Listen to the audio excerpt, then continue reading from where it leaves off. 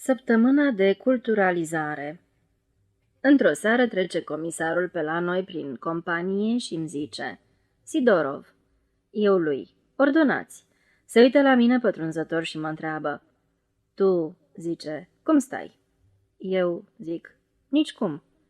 Știi carte? Eu lui: se înțelege. Tovarășul comisar, raportez, nu știu. El se mai uită odată la mine și zice: Bun, dacă nu știi carte, atunci diseară te trimit la Traviata. Stați așa, zic. Da, de ce? Nu suntem noi de vină că eu nu știu carte. Sub vechiul regim nu ne-au școlit. Iar el îmi răspunde: Mă, prostule, de ce te-ai speriat? Asta nu e o pedeapsă, e spre binele tău. O să-ți mai lumineze acolo mintea, vezi și tu un spectacol, garantez că o să-ți placă. Iar eu și cu Panteleev, îl din compania noastră, tocmai ne chitiserăm să mergem în seara aceea la circ. Așa că îi zic: dar nu s-ar putea, tovarășul comisar, să mă învoiți la circ în loc de teatru? El își mijește ochii și întreabă: la circ, de ce mă rog frumos?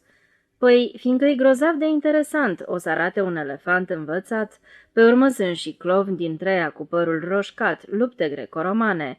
Începu să facă cu degetul: ți-arăt eu ție, elefant, element inconștient ce ești. Auzi la el, clovn cu părul roșcat, uită-te mai bine la tine să vezi ce țărănoi roșcat ești. Elefanții măcar sunt învățați, pe când voi numai belele pe capul meu sunteți. Ce folos ai tu de pe urma circului? Zi. Pe când la teatru o să ți se mai lumineze mintea. E frumos, e bine. Gata, scurt, n-am vreme să mă întind cu tine la discuții. Ia biletul și fuga marș. N-ai ce-i face. Am luat biletul. Panteleev, nici el nu știe carte, și-a primit și el biletul și ne-am dus. Ne cumpărăm 3 pahare de semințe și ajungem la Teatrul Sovietic numărul 1. Zărim noi lângă grilaj, pe unde se dă drumul la oameni înăuntru, o adevărată Babilonie. Se bulucesc grămadă să intre în teatru și printre noi ăștia fără de carte sunt și aia cu carte, mai cu seamă domnișoare. Una se băgase până la controlor, i-a arătat biletul, dar ăla o întreabă. Stați așa, zice, tovarășă, madame, dumneatale, știi carte? A, se supără ca proasta. Ce întrebare? Bineînțeles că știu, eu am făcut gimnaziul. A, zice controlorul, gimnaziul. Îmi pare foarte bine, în cazul ăsta dați-mi voie să vă spun la revedere. Și i-a luat biletul. Cu ce drept, țipă domnișoara? Cum așa? Uite așa, zice foarte simplu, dăm drumul la ăia care nu știu carte, dar și eu doresc să ascult o operă sau un concert. Ei, dacă dumneavoastră, zice, doriți, atunci poftiți, vă rog, la Uniunea Caucaziană. Acolo i-au adunat pe ăia ai voștri cu carte, toți doctorii, felcerii, profesorii. Stau și beau ceai cu melasă, că nu primesc zahăr, iar tovarășul Kulikovski le cântă romanțe. Și uite așa a plecat domnișoara. Ei, pe mine și pe Panteleev ne-au lăsat să trecem fără probleme și ne-au dus direct la parter, de ne-au așezat în rândul al doilea. Stăm. Spectacolul încă nu începea, așa că de plictiseală am mâncat cât un păhăruț de semințe. Am stat noi așa vreun ceas jumătate, până la urmă s-a făcut întuneric în teatru. Mă uit. Vine unul care se bagă într-un țarc mai la vedere. Ăla are căciulă de lutru și palton, mustață, barbișon înspicat și stă încruntat. Vine, se așează și, prima treabă, își pune ochelarii. Eu îl întreb pe Panteleev, o fi el fără carte, dar le știe pe toate. Ăsta cine o mai fi? Iar el îmi răspunde: ăsta e derejorul. E el mai cu moț de aici, domn mare. Bine întreb, dar de ce-l țin așa la vedere în țarc? Păi, fiindcă ăsta e cel mai învățat de la ei din operă, de-aia ni-l și arată să ne fie nouă, de exemplu, cum ar veni. Atunci de ce l-au pus ăstea cu fundul la noi? A, așa e lui mai comos să mâie orchestra. Și dirijorul ăsta își pune în față nu știu ce carte, se uită la ea și dă odată dintr-o nuielușă albă și pe loc de sub podea cineva începe să cânte din viori. Trist, subțirel, ce mai te apuca plânsul. Ei, și într-adevăr, dirijorul ăsta s-a dovedit că în știință nu-i coada cozilor, că făcea 2 lucruri deodată, citea din carte și mai vântura și nu iaua. Iar orchestra începea să bage mare, mai încolo și mai și. După viori vin fluierele, iar după fluiere toba. Începuse să duduie tot teatrul, iar apoi numai ce se aude un răgnet dinspre dreapta. Mă uit în orchestră și strig: Pantelev, păi ăsta să mă trăznească Dumnezeu e Lombard, ăla care-i trecut la noi în porție la regiment. Se uită și el și zice, el e, numai altul care să sufle așa de zdravăn din trombon. Acum eu m-am bucurat și unde încep a striga, bravo, bis, Lombarde! Numai că de unde o fi apărut, nu știu, hopul milițian și una-două la mine.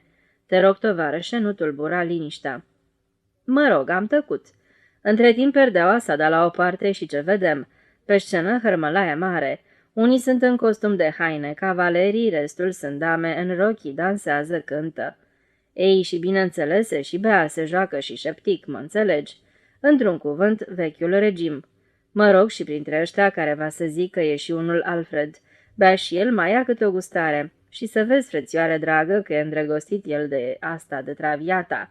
Numai că nu zice cu vorbe, ci tot cântând, tot cântând. Mă rog, și a lui tot așa îi răspunde. Și iese treaba așa fel că nu mai are ce face și trebuie să se însoare cu ea, numai că să vezi. Alfred ăsta are un tată pe nume Liupcenco. Și deodată nu se știe de unde, în actul 2, hop și el pe scenă. De înalt nu știe ce, dar arătos, păr cărunt și voce zdravănă, groasă, bareton. Și niciuna, nici două începe să-i cânte lui Alfred. De ce așa și pe dincolo te-ai înstrăinat de-al Provenței, drag pământ? Mă rog, iar cântat, i-a tot cântat și i-a stricat dracului lui Alfred toată mașinația. Și s-a îmbătat Alfred de necaz în actul 3 și numai cei încinse, fraților, o mamă de scandal. Traviatei ăleia a lui. A înjurat-o de mama focului de față cu toată lumea. Cântă. Ești, zice, așa și pe dincolo și în general, zice, nu mai vreau să am de-a face cu tine. Mă rog, aia se înțelege, dă-i cu lacrimi, gălăgie, scandal. Și unde nu se îmbolnăvește ea odată în actul 4 de oftică. Și-au trimis, bineînțeles, după doctor. Vine doctorul. Ei, și mă uit eu, o fi avut el costum, dar după toate semnele era de-al nostru, proletar. Păr lung și glas dravăn ca din butoi. Se apropie de Traviata și începe să cânte. Poți fi liniștită. Boala matale e periculoasă, o să mor negreșit. Și nici măcar nu i-a mai dat vreo rețetă, i-a zis direct la revedere și a plecat. Ei, vede Traviata că n-are ce face, trebuie să moară. Mă rog, aici au venit și Alfred și Liupcenco. O roagă să nu moară. Liupcenco chiar își dă încuvințarea pentru însurătoare. Dar nu mai este nimic. Scuzați, zise Traviata. Nu pot, trebuie să mor. Și într-adevăr au mai cântat ei o vreme în 3 și a murit Traviata. Iar dirijorul a închis cartea și-a scos ochelarii și a plecat. Și s-au împrăștiat cu toții. Asta a fost tot. Mă rog, mă gândesc eu. Slavă Domnului, ne-am luminat mințile acum, basta, plicticoasă poveste. Și îi zic lui Pantelev. Ei, Pantelev, hai da mâine la circ. Și mă culc. Dar în vis îmi tot apare cum cântă Traviata și cum suflă Lombard în trombonul lui. Ei, și vin și eu a doua zi la comisar și îi zic, tovarășul comisar, învoiți-mă diseară să merg la circ. Iar ăsta nu mai cerăcnește odată. Tot mai ești cu mintea la elefanți? Niciun fel de circ. Nu, băiete, azi mergi la Sovprof, clubul sindicatelor sovietice, la concert. O să vă cânte acolo tovarășul Bloch și orchestra lui Rapsodia a doua. Am rămas ca trăznit gândindu-mă. N-a poftim elefanți. Adică cum, întreb eu, iar o să-i dea foale Lombard cu trombonului? Negreșit. Se vede treaba că, Doamne iartă-mă, unde-s eu, acolo și el cu trombonul lui. Mă mai uit la el odată și zic, ei, da, mâine se poate? Nici mâine nu e voie, mâine vă trimit pe toți la o dramă. Bine, dar poimine iarăși la operă. Și în general zice, vă ajunge cât ați bătut circurile. Suntem în săptămâna de culturalizare. La vorbele astea am început să văd negru în fața ochilor. Stau și mă gândesc, așa pot să și mor naibii, și îl întreb. Adică cum așa o să fie chinuită toată campania noastră? De ce zice toată? Ăia care știu carte nu o să fie. Care știe carte e bun și fără Rapsodia a doua. Asta e numai pentru voi, draci analfabeți ce sunteți. Care știe carte n-are decât să se ducă unde o vedea cu ochii. Plec eu de la el și mă gândesc, văd că treaba e groasă. Dacă nu știi carte, înseamnă că te lipsește orice bucurie. M-am gândit eu, m-am tot gândit, până la urmă mi-a venit o idee. Mă duc la comisar și zic, permiteți să raportez? Raportează. Dați-mi și mie, zic, voie la școală. De data asta, comisarul zâmbește și îmi zice, bravo. și m-am scris la școală. Ei, și am mers eu ce am mers la școală și ce credeți, până la urmă au reușit să mă învețe, iar acum de nimic nu mai pasă, fiindcă știu carte. 1921. O ședință de spiritism. Să nu-l invoci, să nu-l invoci. Recitativul lui Mefistofel. 1. Proasta de Xiușca dădu raportul. O veni bada ăla al tău. Madame Luzina se aprinsă la față. În primul rând, de câte ori ți-am spus să nu mă mai tutuiești, care bade. Și ieși plutind în antreu. În antreu, Xaveri Antonovici Lisinevici își agăța cascheta în coarnele de cerb și zâmbea acru. Auzise raportul Xiușcăi. Madame Luzina se aprinse a doua oară. O, doamne, scuzați, Xaveri Antonovici. Țăranca asta proastă, la toți le zice așa. Bună seara! O, dar nu face nimic, își desfăcu galant brațele Lisinevici. Bună seara, Zinaida Ivanovna! Își strinsă picioarele într-o a treia poziție, înclină din cap și duse mâna madamei Luzina la buze. Dar tocmai pe când se pregătea să arunce spre madame o căutătură prelungă și lipicioasă, în ușa a apărut strecurându-se înăuntru soțul Pavel Petrovici și căutătura se stinse. Da, se porni să tărăgăneze pe dată Pavel Petrovici. Ba da, ha, sălbatici. Sălbatici în toată regula stau și mă gândesc, ce ți-e și cu libertatea asta, comunismul? Să-mi fie cu iertare, dar oare cum te poate duce mintea la comunism când ai în jur asemenea xiuști? Ba da, ha, vă rog să ne scuzați, bade. Da, prost mai e și ăsta, gândi madame Luzina și tăie vorba. Dar de ce stăm în antreu, poftiți în sufragerie? Da, vă rugăm să poftiți în sufragerie, întări și Pavel Petrovici. Aplecându-se, toți trei se strecurară pe sub o țeavă neagră și trecură în sufragerie. Cum spuneam, continuă Pavel Petrovici, cuprinzându-și oaspetele de după talie, comunismul. Fără discuție, Lenin e un om genial, dar da, nu doriți una de la rație, ha, azi le-am primit. Dar comunismul e așa o chestie încât, ca să zic așa, în esență, e ruptă, luați alta, pe aia de la margine. Prin natura sa necesită o anumită dezvoltare. E umedă, ce mai țigări, luați-o pe aceasta. Prin substanța sa, stați un pic că se aprinde, ce chibrituri și astea de la rație. O anumită conștiință. O clipă, Paul. Xaveri Antonovici, ceaiul înainte sau după? Cred că înainte, răspunse Xaveri Antonovici. Xiușca, primusul, acuși vin toți. Toată lumea e îngrozitor de interesantă, îngrozitor. Am invitat-o și pe Sofia Ilinicina. Dar măsuța, am făcut rost. Numai că are cuie, dar sper că n-are nimic. Sigur, nu e bine, dar ne descurcăm noi cumva. Xaveri Antonovici cuprinse cu privirea măsuța cu trei picioare, cu încrustații și degetele îi schițară fără voie o mișcare. Pavel Petrovici începu. Eu trebuie să recunosc, nu cred orice ați spune, dar, deși adevărul e că în natură... ce tot spui, e nebunitor de interesant, dar vă avertizez, mie o să mi se facă frică. Madame Luzina scăpără cu însuflețire din ochi, apoi dădu fuga în antreu, își aranjă în grabă pieptănătura în dreptul oglinzii și pătrunse ușor ca o păsărică în bucătărie. De acolo răzbăteau hruitul primusului și lipăitul tălpilor Xiușcăi. Eu cred, începu Pavel Petrovici, dar nu terminăm. În antreu se auziră ciocănituri. Prima apăru Lenocica, apoi chiriașul. Nu se lăsa așteptată nici Sofia Ilinicina, profesoară de gradul 3. Și imediat după ea apăru și Boborâțchi, cu logodnica sa Ninocica. Sufrageria se umplu de hohote și de fum de țigară. De mult trebuia să organizăm așa ceva. Eu, sincer să fiu... Xaveri Antonovici, dumneavoastră veți fi mediumul, nu-i așa, da? Domnilor, Stefan Dosea, Xaveri Antonovici, păi eu în fond sunt la fel de inițial ca și... deși... nu, la dumneavoastră s-a ridicat măsuța în aer. Eu, să fiu sincer, pe cuvânt, Manea a văzut cu ochii ei o lumină verzuie. Ce îngrozitor, eu nu vreau. Cu lumina aprinsă. Altfel nu sunt de acord, strigă Sofia Ilinicina, o materialistă robustă. Altfel n-am să cred, dar vă rog, ne dăm cuvântul de onoare. Nu, pentru Neric, când ne-a ciocănit Iuliu Cezar. A moarte. Vai, nu pot, să nu întrebați de moarte, strigă lugodnica lui Boborâțchi, în vreme ce Boborâțchi șoptea la înguros. Pentru Neric. Xiușca, cu gura căscată de uimire, aduse ceainicul. Madame Luzina a început să zornăie ceștile. Mai repede, domnilor, să nu mai viertem timpul. Și se așezară să bea ceaiul. Fereastra, la indicația lui Xaveri Antonovici, o acoperiră etanș cu un șal. Stinseră lumina în antreu, iar Xiușcăi îi porunciră să stea la bucătărie și să nu mai lipăie prin casă. Se așezară și se făcu beznă. 2. Xiușca se plictisi și se neliniști în aceeași clipă. Ce drăcie mai era și asta, peste tot întuneric beznă. S-au încuiat.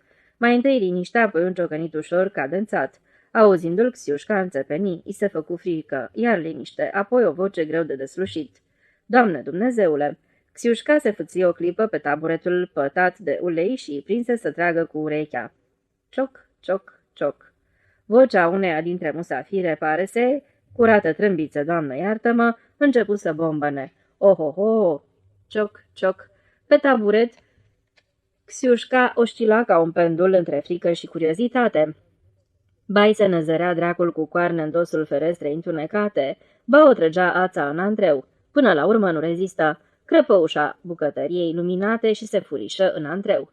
Orbe căini cu mâinile întinse înainte se împiedică de niște cufere. Se strecură mai departe, mai cotrobăi o vreme, desluși ușa și se lipi de gaura cheii.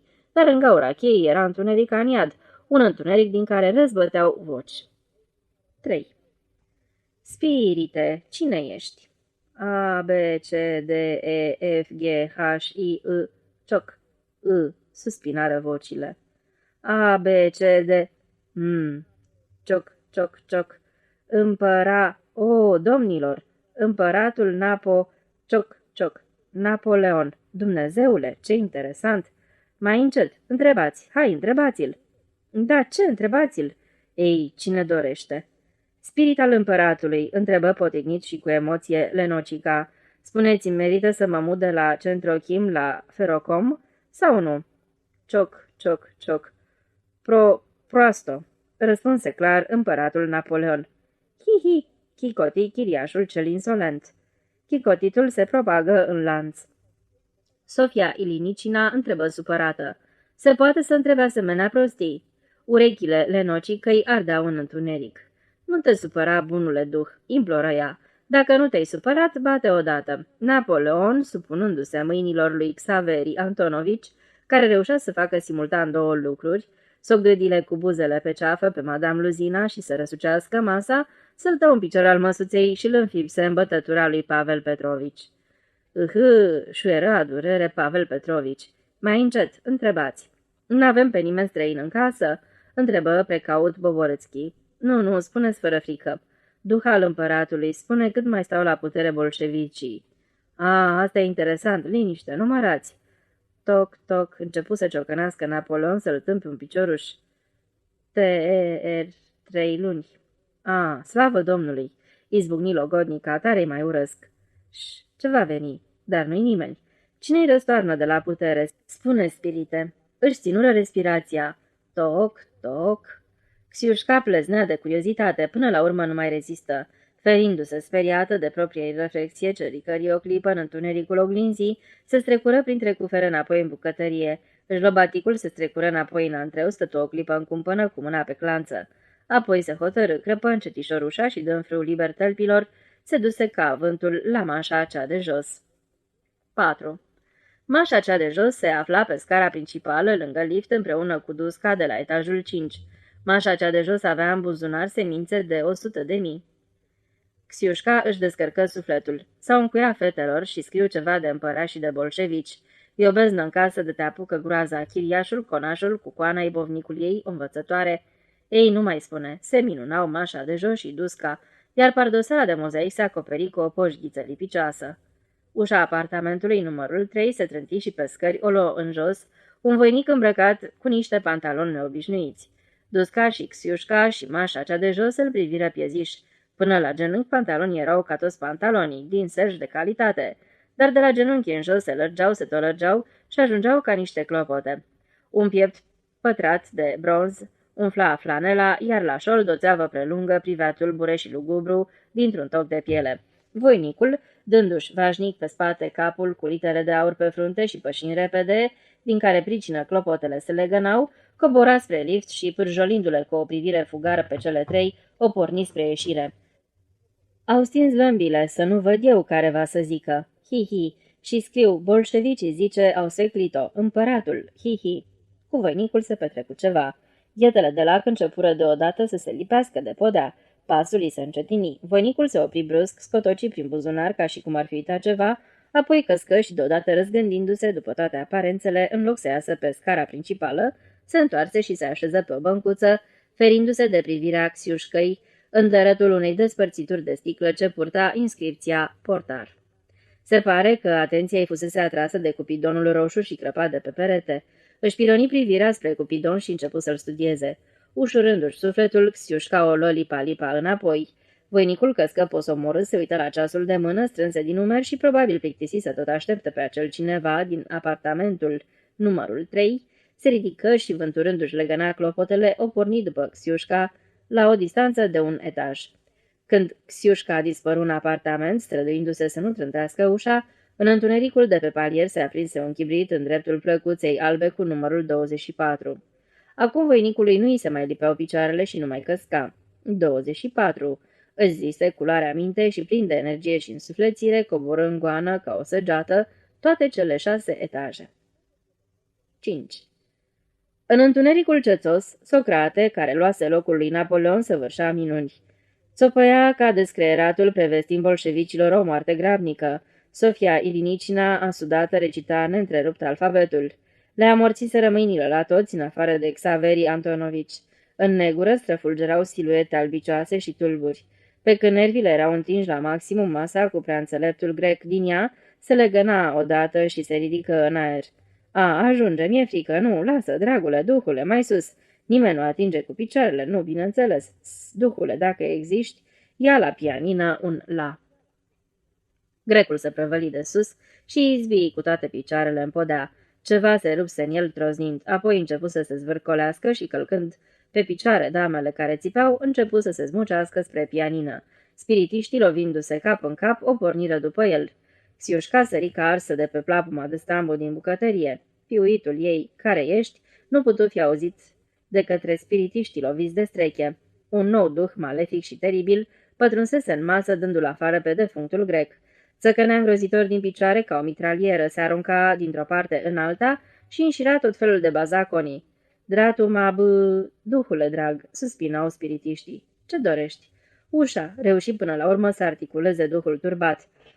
Auziți, ușa, vrea să fugă pe ușă, dați-i drumul. Tăsc, pac, poc. Masa a început să șchiopăteze spre ușă. Stați, strigă deodată Boborâțchi, vedeți doar ce forță are în el. Haideți înainte să plece să mai bată odată în ușă. Duhul le bate. Și spiritul le întrecu așteptările, bubui în ușă din afară, parcă cu 3 pumni deodată. Au, țipară în cameră 3 voci. Duhul era într-adevăr plin de forță, începu să răpăiască în așa hal, încât spiritiștilor li se făcu părul măciucă. Într-o clipă li se opri respirația, se lăsă tăcere. Cu o voce tremurândă, Pavel Petrovici strigă: Duhule, cine ești? De dincolo de ușă, o voce sepulcrală răspunse: Securitatea. Duhul se volatiliză în mod rușinos din masă într-o clipită. Masa căzând într-o rână pe piciorul beteag rămase nemișcată. Spiritiștii împietriră. Apoi Madame Luzina gemu: Doamne! Și se prăbuși încetișor într-un leșin autentic la pieptul lui Xaveri Antonovici, care șuieră: Of, dracu, suia de idee tâmpită.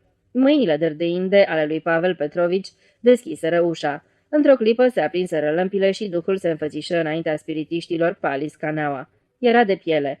De piele pe de-a întregul, începând cu chipiul și terminând cu servieta. Mai mult decât atât, nu era singur. Din antreu se zărea un întreg șirah de duhuri vasale. Licări un piept de bronz, o țeavă prismatică, o manta cenușie, încă o manta. Duhul cuprinse cu privirea haosul din camera de spiritism și, rânjind sinistru, spuse: Actele dumneavoastră, tovarăși. Epilog. Boborâțchi făcu o săptămână, Chiriașul și Xaveri Antonovici 13 zile, iar Pavel Petrovici o lună și jumătate. 1922. Moscova roșie. Zumze. Anușca dângănă, scrâșnește, se leagănă, trece ca în zbor pe splaiul Kremlinului spre biserica lui Hristos. Ce bine-i lângă biserică! Ce tranșă zdravănă de aer plutește deasupra râului Moscova, de la zidurile albe până la cele 4 hidoase coșuri, fără fum, care se ițesc din Zamoskvorecie. În spatele bisericii, acolo unde odinioară trona impunător călare vânjosul Alexandru al III-lea, în cizme cu carâm ca armonica, astăzi afli doar postamentul gol, un scris masiv pe care nu este nimic și, după cât se pare, nici nu se preconizează a fi ceva, iar deasupra postamentului se înalță o coloană de văzduh până în albastrul cerului. Nu mă amuză de fel. Iarna treptele masive care coboară de la monument dispăreau sub omăt, se acopereau cu gheață. Puștimea cea cu iava la bucată se dădea cu seniuța pe dâmbul de zăpadă și arunca cu bulgări în zorita Anușca. Vara înțeles pe zile de lângă biserică, treptele care duc spre postament sunt pustii. Se profilează în depărtare două siluete, coboară spre linia de tramvai. Una poartă pe umeri o cocoașă verde prinsă în curele, în cocoașă rația. Astă iarnă jumătate din Moscova avea cocoașe, trăgeau cocoașele după ei cu sănile. Acum însă gata. Nu mai există rații civile, n-ai decât să câștigi milioane și să dai năvală într-un magazin. Cealaltă siluetă n-are cocoașă. E unuia bine îmbrăcat, cămașă albă scrobită, pantalon la dungă. Iar pe cap, o pălărie cu bord de catifea decolorată în furtună și viscol. Pe bord un însemn aurit, ceva care nu-i nici ciocan și lopată, nici seceră și greblă. În orice caz nu-i seceră și ciocan. E un specialist roșu. Lucrează undeva, fie la direcția economică, fie la cea de aprovizionare. Serviciu bun, trai încăput. Merge zilnic la Taverskaya, la giganticul magazin MPO, în vremuri legendare se chema Eliseev, și ciocăne cu degetul în vitrina în spatele căreia se lăfăie comori. Doi funți, vânzătorul cu șorț alb, înțeles să trăiți. Și-și hârșie cuțitul, dar nu în bucata spre care ciocănise specialistul, care e mai proaspătă, ci în cea de alături, care e mai dubioasă. La casă, vă rog, bonul. Domnișoara privește bagnota în lumină. Fără această operațiune, bagnotele nu circulă nicicum. Oricine ia în mână o bagnotă, mai întâi o privește în soare. Ce-ar trebui găsi pe ea, nimeni n-are habar la Moscova. Casa a pocnit, a prins zorne și a înghițit cele 10 milioane ale specialistului. Restul, 2 hârtii de câte 100. Una e autentică. Are filigran, cealaltă are filigran și e falsă. La MPO, cu geamurile de la Eliseev, strălucind ca oglinda, sosesc într-una noi cumpărători. 3 funți, 5 funți, icre negre slucesc în borcane. Lostrițe afumate, piramidă de mere de portocale. Un individ se autoflagelează. Și-a lipit nasul de geam, se holbează la candelabre, la ciorchini, la portocale. L-a luat cu amețeală. A dormit din 1918 până în 1922. Iar pe alături, pe pavelele de lemn desfundate, biciclist după biciclist, motociclete, mașini. Șuieră croncăne răpăie ca din mitralieră, se circulă pe autoconiac. Îl torni în automobil, pornește și automobilul slobat în urma lui un vârtej necăcios de fum vânăt albăstrui. Trec în zbor mașini jumulite, jupuite, cu echilibrul precar. Pietonii care cu serviete, care cu căști de ostași ai armatei roșii, dar uite că vezi deodată săltând pe pernele de piele o damă cu eșarfă de blană pe umeri, cu pălărie de 100 de milioane de la Kuznetsky. Și alături de ea firește borurile decolorate, un parvenit, un Nepman. Noua politică economică, experiment economic cuprinzând elemente ale economiei de piață, aplicat în primii ani de după Revoluția bolșevică, ulterior abandonat. La răstimpuri licărește cât o mașină silențioasă sclipind ca lacul de lustruită ce e. În ea se lăfăie un gentleman cu aliură de străin, unul din cei de la ARA, American Relief Administration, organizația americană pentru ajutorarea țărilor europene care au avut de suferit în timpul primului război mondial, a activat în perioada 1919-1923. Birjarii circulă fie în convoi, fie pe cont propriu. Suflul furtunii nu i-a atins. Sunt aidoma celor din 1822 și aidoma celor din 2022 dacă la vremea aceea nu vor fi dispărut caii. Obraznici cu cei care se tocmesc, slugarnici cu posesorii de lămâi. Denumire dată între 1920-1923, în timpul devalorizării rublei, pentru desemnarea bagnotei de 1.000.000 de ruble. V-am și dus, domnul. Publicul sovietic obișnuit, o masă pestriță amorfă care pentru taxatoarele moscovite poartă numele generic. Cetățeni, călătorește cu tramvaiele. Dumnezeu știe de unde vine. Cine îl odrăzlește, dar devine mereu mai numeros. Scrâșnesc deja din dinți pe 14 rute din Moscova. Cei mai mulți nu stau nici în picioare, nici așezați, nici culcați. Se întâmplă totuși să fie mai liber. Anușca, de pildă, întoarce la ceasul de lângă porțile Precistenschie. Înăuntru sunt vatmanul, taxatoarea și 3 pasageri. În așteptare, cei 3 pun mai întâi automat de o coadă, brusc, însă coada se destramă. Chipurile sunt cuprinse de îngrijorare, încep să se împungă reciproc cu coatele. Unul se agață de bara din stânga, altul simultan de cea de dreapta. Nu intră, se cațără, iau cu asalt vagonul gol. De ce? Ce înseamnă asta? Este de acum un nărav însușit. Un atavism. Amintirea celor vremuri când nu stăteau, ci spânzurau. Când traistele umblau cu oameni. Încearcă numai să stai acum agățat, încearcă numai să urci în vagon cu o traistă de 5 puduri în gara Iaroslavski. Cetățene, n-ai voie cu bagaje. Ei, asta-i, e o legăturică. Cetățene, nu-i voie. De ce nu pricepi? Sonerie, stop, voi ieșiți din fire. Și, cetățeni, luați bilete, cetățeni, avansați înainte. Cetățenii avansează, cetățenii au. Cetățenii sunt îmbrăcați cu ce se nimerește, bluze, cămăși, tunici, vestoane. Cele mai numeroase sunt tunicile, niște straie respingătoare care prelungesc amintirea războiului. Șepci, chipiuri, scurte de piele, majoritatea poartă niște încălțări rupte îndoielnice cu tocuri scâlciate. Dar zărești deja și cele de lac. Domnișoarele sovietice disponibilizate poartă pantofi albi. O mascaradă pestriță călătorește cu tramvaiul. În stațiile de tramvai, larmă vacarm, voce gușită de alto ca de ventrilogi intonează. Izvestia, pe patriarhul Tihanaeseri, în ajun, din Berlin, taman s-a dat de știre. Tramvaiul trece în goană prin vacarm, larmă șuiere, spre centru. Zboară pe lângă o stradă moscovită, firmă peste firmă, d'un arșin, d'un stânjen. Vopseaua proaspătă zrănește ochii. Și ce nu-i scris pe ele, ce nu e? Totul mai puțin semnul tare și litera. Sub voz, sustran, Moselprom, ghicim gândurile, Mozdrevot-tel, Vinotorg, Birtul Satyro Rkovski. Are învia Birtul, dar nu și-a pierdut semnul tare. Birtul Sport, Teatrul Muncitorilor. Just, cine muncește trebuie să se și odihnească la teatru. Executăm sandăi, probabil sandale, încălțăminte de damă pentru copii și băiețească. Și în puhoiul pestris de cuvinte și litere pe fond negru, o siluetă albă, o mână scheletică se întinde spre cer. Ajutor, foametea. Sub o cunună de spini încadrat de plete, chipul unei fete învăluit de umbrele morții și ochii ei arzând în chinurile foametei.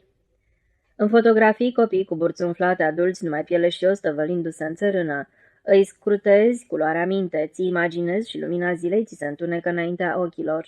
De fapt, cel care a avut întotdeauna ce mânca nu înțelege. Grăbesc parveniții pe alături, un ochi nu-și aruncă. Strada lărmuiește până târziu noapte și băieții, negustorii roșii, fac comerț. Acele ceasornicului rotund învăpăiat lunecă spre ora 2 din noapte și Tverskaya încă mai respiră, se mai agită, mai cheamă.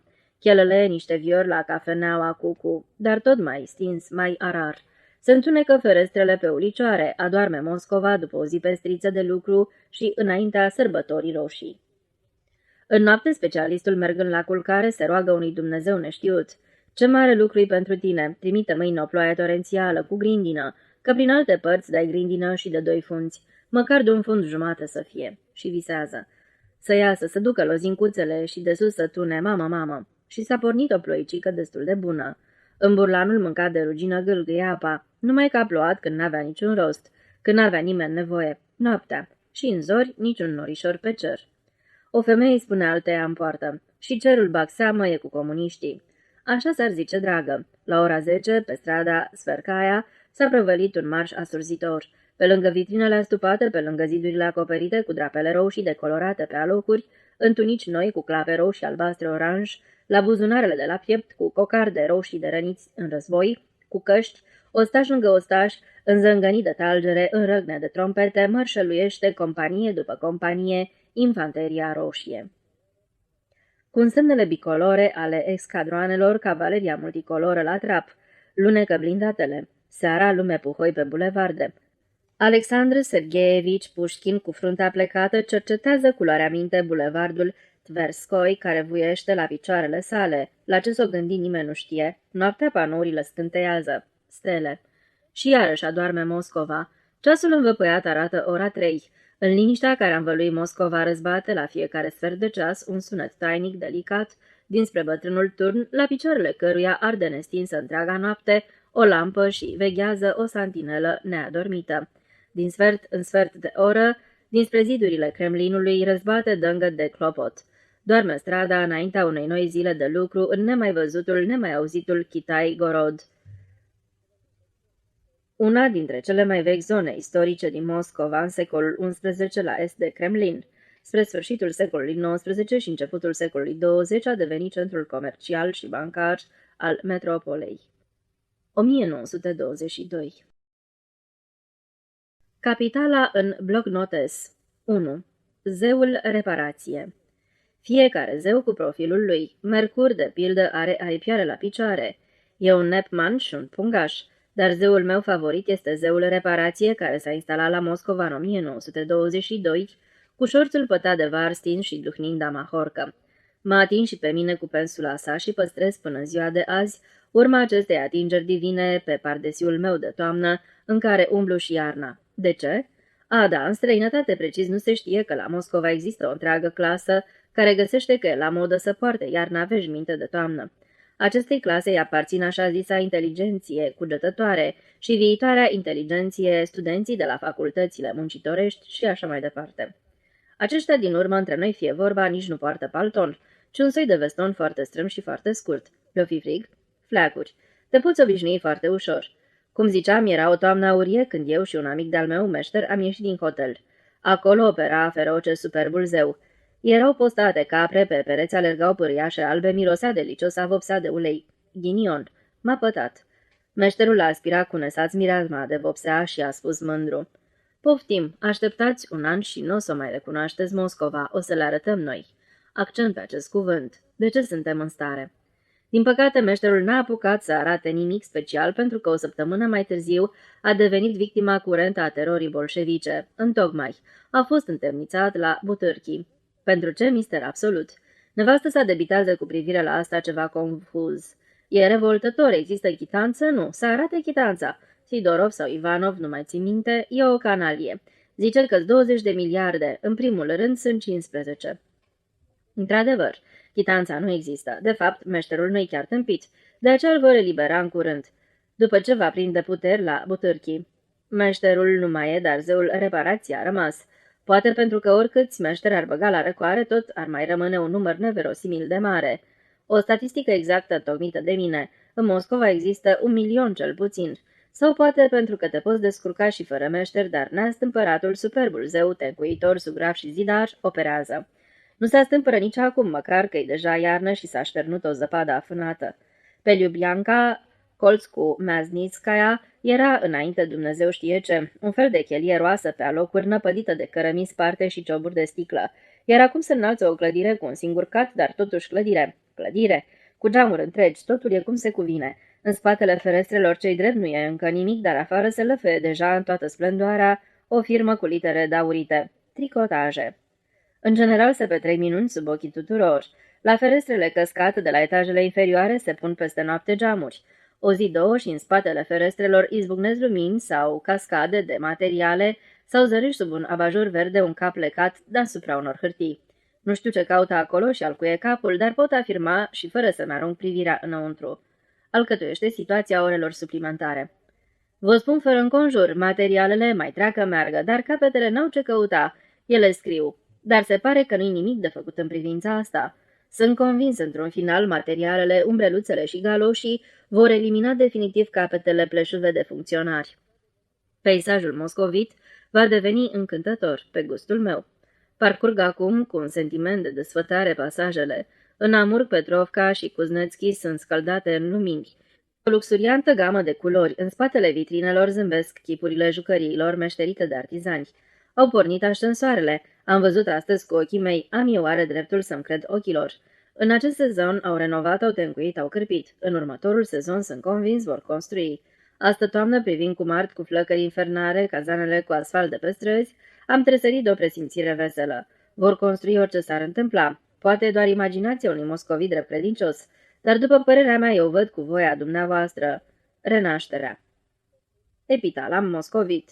Te cânt, o zeu al reparațiilor. 2. Putreda inteligenție. M-am despărțit de el în luna mai. Atunci a venit la mine și a răsucit cleștele de dentist îmbâxit de mahorcă și mi-a spus mohorât: Uite că am terminat și universitatea. Te felicit, doctore, i-am spus cu sentiment. Perspectivele proaspătului medic se prefigurau în felul următor. La sectorul sanitar i s-a spus: Sunteți liber. La căminul studențesc de la medicină i s-a spus: Acum ați absolvit, așa că plecați. La clinici, spitale și alte asemenea așezăminte i s-a spus: Reducere de personal. Rezultatul cea mai deplină beznă. După acest episod, el a dispărut și s-a cufundat în genunea moscovită. Înseamnă că s-a prăpădit. Am dedus eu calm, preocupat de propriile mă afaceri.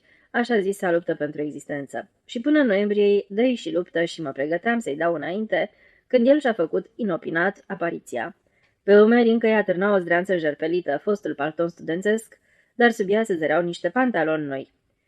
După una din dungi călcată aristocratic, am stabilit fără greș.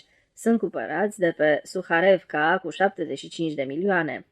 A scos capacul unei serin și m-a servit cu ira la bucată. Copleșit de uimire, așteptam explicații. Acestea au urmat prompt. Lucrez ca hamal într-un artel, un artel simpatic, știi, 6 studenți în anul 5 și cu mine. Și ce cărați? Mobilă de la magazine. Și cât câștigi? Păi săptămâna trecută 275 de lămâi. Am făcut instantaneu mulțirea. 275 înmulțit cu 4 egal 1 miliard și 100 de mii pe lună. Și medicina? Și medicina, bineînțeles. Încărcăm o dată de 2 ori pe săptămână, restul timpului lucrez la o clinică, la radioscopie. Și camera-i? Am și cameră. A fost o întâmplare curioasă, căram odată mobilă la apartamentul unei actrițe. Tipa m-a întrebat cu mirare. Dacă nu te superi, cine ești dumneata de fapt? Ai figură de intelectual. Eu zic, sunt medic. Să fi văzut în ce vrie a intrat, m-a servit cu ceai, m-a luat la întrebări. Unde, zice, locuiești? Păi, i-am răspuns, niciunde. Ce s-a mai zbătut Dumnezeule să-i dea sănătate? Prin ea am făcut rost și de cameră la niște cunoștințe de ale ei, dar cu o condiție, să nu mă însor. Cine? Actrița ți-a pus condiția asta? Ei, actrița, gazda. Pentru o singură persoană dăm camera, pentru 2 în niciun caz. Fascinat de succesele fantastice ale amicului, am spus după ce am meditat un timp. Uite, tot scriu, intelectualitatea e putredă, e putredă. Ba, dacă stăm să ne gândim bine, a și dispărut. După Revoluție s-a format o intelectualitate nouă de fier. Poate încărca și mobilă, poate să taie și lemne, poate să facă și radioscopie. Sunt convins, am urmat eu, dând-o pe lirism, că nu va dispărea, va supraviețui. El m-a aprobat, împrăștiind în jur inele asfixiante de ira la bucată. De ce să dispară? Nu suntem de acord cu dispariția. 3. Un băiat supranatural. Ieri dimineața am văzut pe Tverskaya un băiat. După el se ținea, cu gurile căscate, un grup de cetățeni stupefiați, de sex masculin și feminin și se desfășura o coloană de birje goale ca după mort. Din tramvaiul numărul 6, care venea din sens opus, pasagerii se aplecau în afară și arătau cu degetul spre băiat. Nu pot afirma cu convingere, dar am avut impresia că vânzătoarea de mere de lângă imobilul cu numărul 73 plângea în hohote de fericire, iar un șofer distrat a cotit brusc și mai să se izbească de circa de poliție. Numai după ce m-am frecat la ochi am priceput despre ce e vorba. Băiatul nu avea târnată pe burtă o bucată de tarabă cu caramele din zaharină, nu urla cu glas sălbatic. Pozolskie, Iava, Mursal, la taraba, la băiatul pleaze, tot ce vrei. Băiatul nu smulgea din mâinile altui băiat lămâile boțite și nu-l lovea cu picioarele. Băiatul nu avea o țigară în gură. Băiatul nu înjura cu vorbe spurcate. Băiatul nu urca în tramvai înveșmântat în zrențe pitorești și dând ocol cu privirea chipurilor de speculanți giftuiți nu fonfăia fals. Făceți-vă pomană în numele lui Hristos. Nu, cetățeni. Acest băiat unic pe care eu îl întâlneam pentru prima oară, pășa legănându-se demn și fără grabă, purta pe cap o minune de căciulă căptușită cu urechi, iar pe chipul lui erau înscrise toate virtuțile pe care le poate avea un puș de 11-12 ani. Anul acesta nu era un băiat, era un heruvim sada cu mănuși și șoșoni călduroși, iar în spatele heruvimului purta un ghiozdan din care se ița colțul unei culegeri de probleme jerpelită ca vaidea. Băiatul se ducea la gimnaziu să învețe. 4. Trilionarul. M-am dus în vizită la niște cunoștințe de ale mele nebmani. Mi s-a scris să mă duc pe la scriitori. Boema e frumoasă numai la Murger. Scriitor francez, autorul culegerii de nuvele și schițe, scene din viața boemă, după care s-au alcătuit livretele celor 2 opere cu același titlu, Boema, aparținând compozitorilor Puccini și Leoncavallo. Vin roșu, duduițe. Boema literară rusă este însă deprimantă. Treci pe la câte unul și fie ești poftit să iei loc pe o laviță și din laviță își scot capul niște cuie ruginite. Fie nu e ceai, fie este ceai, dar nu e zahăr, fie gazda fierbe trăscău în camera vecină și într-acolo se furișează niște inși cu fețe buhăite și stai ca pe ace pentru că ți-e teamă că or să vină, ori să-i aresteze pe buhăiți și cu un drum ori să te salte și pe tine. Fie în cel mai rău caz, tinerii poeți ori să înceapă să-ți citească versurile. Întâi unul, apoi altul, apoi al treilea, într-un cuvânt, o atmosferă insuportabilă. La Nepmani a fost excepțional, ceai, limonadă, pișcoturi, jupâneasă, Pretutindeni miroase a parfum, linguriță de argint. Remarcă pentru vreun străin speriat, plăcere platonică. Fiica interpretează la pian ruga fecioarei, canapea doriți cu frișcă, nimeni nu citește versuri și așa mai departe. O singură inconveniență. În reflexele oglinzilor, micuța găurică din pantalonii tăi se metamorfozează într-un găuroi cât o farfurioară pentru cei și te vezi nevoit să-l acoperi cu palma și să-ți amesteci ceaiul cu mâna stângă. Iar gazda îți spune afișând un zâmbet fermecător: sunteți un om foarte drăguț și interesant, dar de ce nu vă cumpărați niște pantaloni noi? Și cu un drum și o pălărie. După acest cundrum m-am înnecat cu ceaiul, iar scrofuloasa ruga a fecioarei mi s-a părut dans macabru. Dar a sunat clopoțelul și m-a salvat. A intrat un oarecine în fața căruia totul a pălit până și lingurițele de argint s-au zgribulit și au devenit asemenea unor tinichele. Pe unul din degetele celui abia intrat se lăfăia ceva ce amintea de crucea de pe Biserica lui Hristos Mântuitorul în asfințit. Are 90 de carate, cum altfel de vreme ce și-a scos-o chiar din coroană. Mi-a șoptit vecinul, un poet care prozvăvea în versurile nestematele, dar care în crunta lui sărăcie habar n-avea ce-i acela un carat. Judecând după piatra care arunca în jur un jet de fascicule luminoase multicoloră, după faptul că umerii consoartei grase a nou-venitului erau acoperiți de o etolă roșcată din plană, după iuțala cu care privirea nou-venitului alerga în toate părțile, am dedus că în fața mea se afla nepmanul tuturor nepmanilor și încă după toate probabilitățile de la un trust. Gazda s-a îmbujorat, a început să zâmbească, dezvelindu-și coronițele de aur, i s-a năpustit în întâmpinare exclamând ceva, iar ruga fecioarei s-a întrerupt la pasajul cel mai interesant. A început apoi ceremonia ceaiului într-o atmosferă însuflețită, nepmanul aflându-se în centrul atenției. Nu știu de ce m-am simțit ofensat. Și ce dacă-i nepman, nu sunt și eu om? Și am decis să intru în vorbă. Ce leaf aveți? L-am întrebat pe posesorul comorii. Instantaneu picioarele mi-au fost atacate sub masă din două direcții. Pe piciorul stâng am simțit cizma poetului, toc stâmp scârciat, pe cel de piciorul gazdei, toc ascuțit franțuzesc. Dar nababul nu s-a supărat. Dimpotrivă, întrebarea mea nu se știe de ce, chiar l-a măgulit. A zăbovit o clipă cu privirea asupra mea și doar acum mi-am dat seama că ochii semănau cu două bagnote de 10 ruble contrafăcute la Odessa. Cum să vă spun? Un fleac. 2-3 miliarde, mi-a răspuns, expedind în direcția mea de pe deget fascicule luminoase. Dar cât costă brii? Am dat să întreb, dar am chelălăit de durere, un bărbierit. Am zbierat în cele din urmă, pierzându-mă cu firea în loc de briliantele de pe inel. Un bărbierit mă costă 20 de lămâi, mi-a răspuns uimit nepmanul, iar gazda a răspuns din priviri: nu-l luați în seamă, e un idiot. Și am fost scos subit din repertoriu. Gazda a început să ciripească, dar grație strălucitei mele inițiative, conversația s-a împotmolit în blaștina lămâilor. În primul rând, poetul și-a pleznit palmele și a emis un geamăt. 20 de lămâi. Ai. El se bărbierise ultima oară în iunie. În al doilea rând, gazda în persoană a scăpat o mică neghiobie privind cifra de afaceri a trustului. Nepmanul a priceput că se află în compania unor agiamin ale finanțelor și a decis să ne pună la punct. A venit la mine la trustul necunoscut, a început și el și ochii negri scânteiau și îmi zice: vă iau marfă de 200 de miliarde. Plătesc cu cambii. Titlul de credit pe termen scurt. Permiteți, îi răspund, dar sunteți persoană particulară. Ce garanție am eu că respectabilele dumneavoastră cambii? Dar vă rog, îmi răspunde tipul. Și-a scos carnetul cu contul lui curent. Și ce credeți? Nepmalul i-a învăluit triumfător cu privirea pe cei așezați la masă. Cât credeți că avea în contul curent? 300 de miliarde? Strigă poetul. Acesta furisit de sărăntoc. N-a ținut în viața lui în mâini mai mult de 50 de lămâi. 800, a plusat gazda.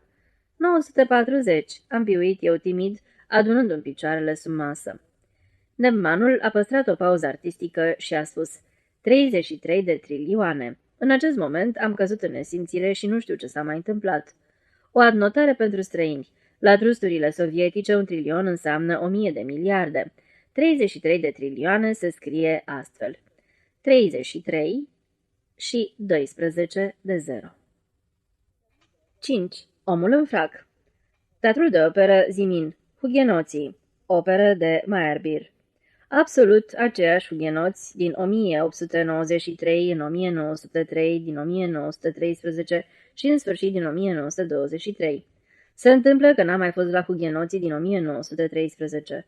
Prima impresie, rămâi buimac. 2 coloane verzi răsucite și un număr nesfârșit de coapse albăstrii în tricouri. Apoi tenorul începe să cânte într-un fel care stârnește instantaneu dorința de a te duce la bufet și... O bere, cetățene Chelner. În Moscova nu mai există oameni. În urechi îmi explodează pif-paful tunător al lui Marcel, iar în minte întrebarea. Trebuie că este într-adevăr minunat de vreme ce Vigerio și ani din urmă nu i-au alungat pe hughenoții din acest teatru zugrăvit în culori de broască rioasă. Ce se alunge? La parter, în loji, la galerie, niciun loc liber.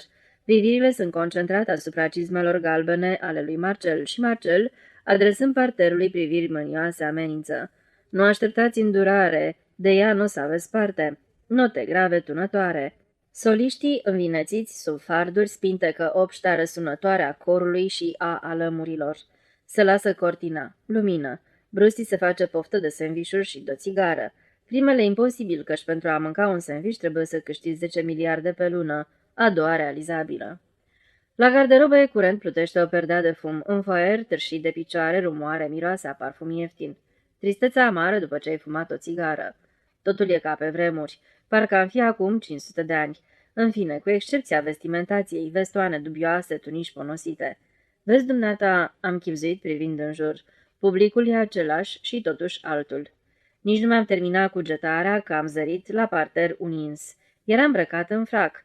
Totul era ca la carte la locul lui. Plastron de un alb orbitor, pantalon călcați admirabil, pantofi de lac și, în sfârșit, fracul însuși. I-ar fi stat bine și la comedia franceză.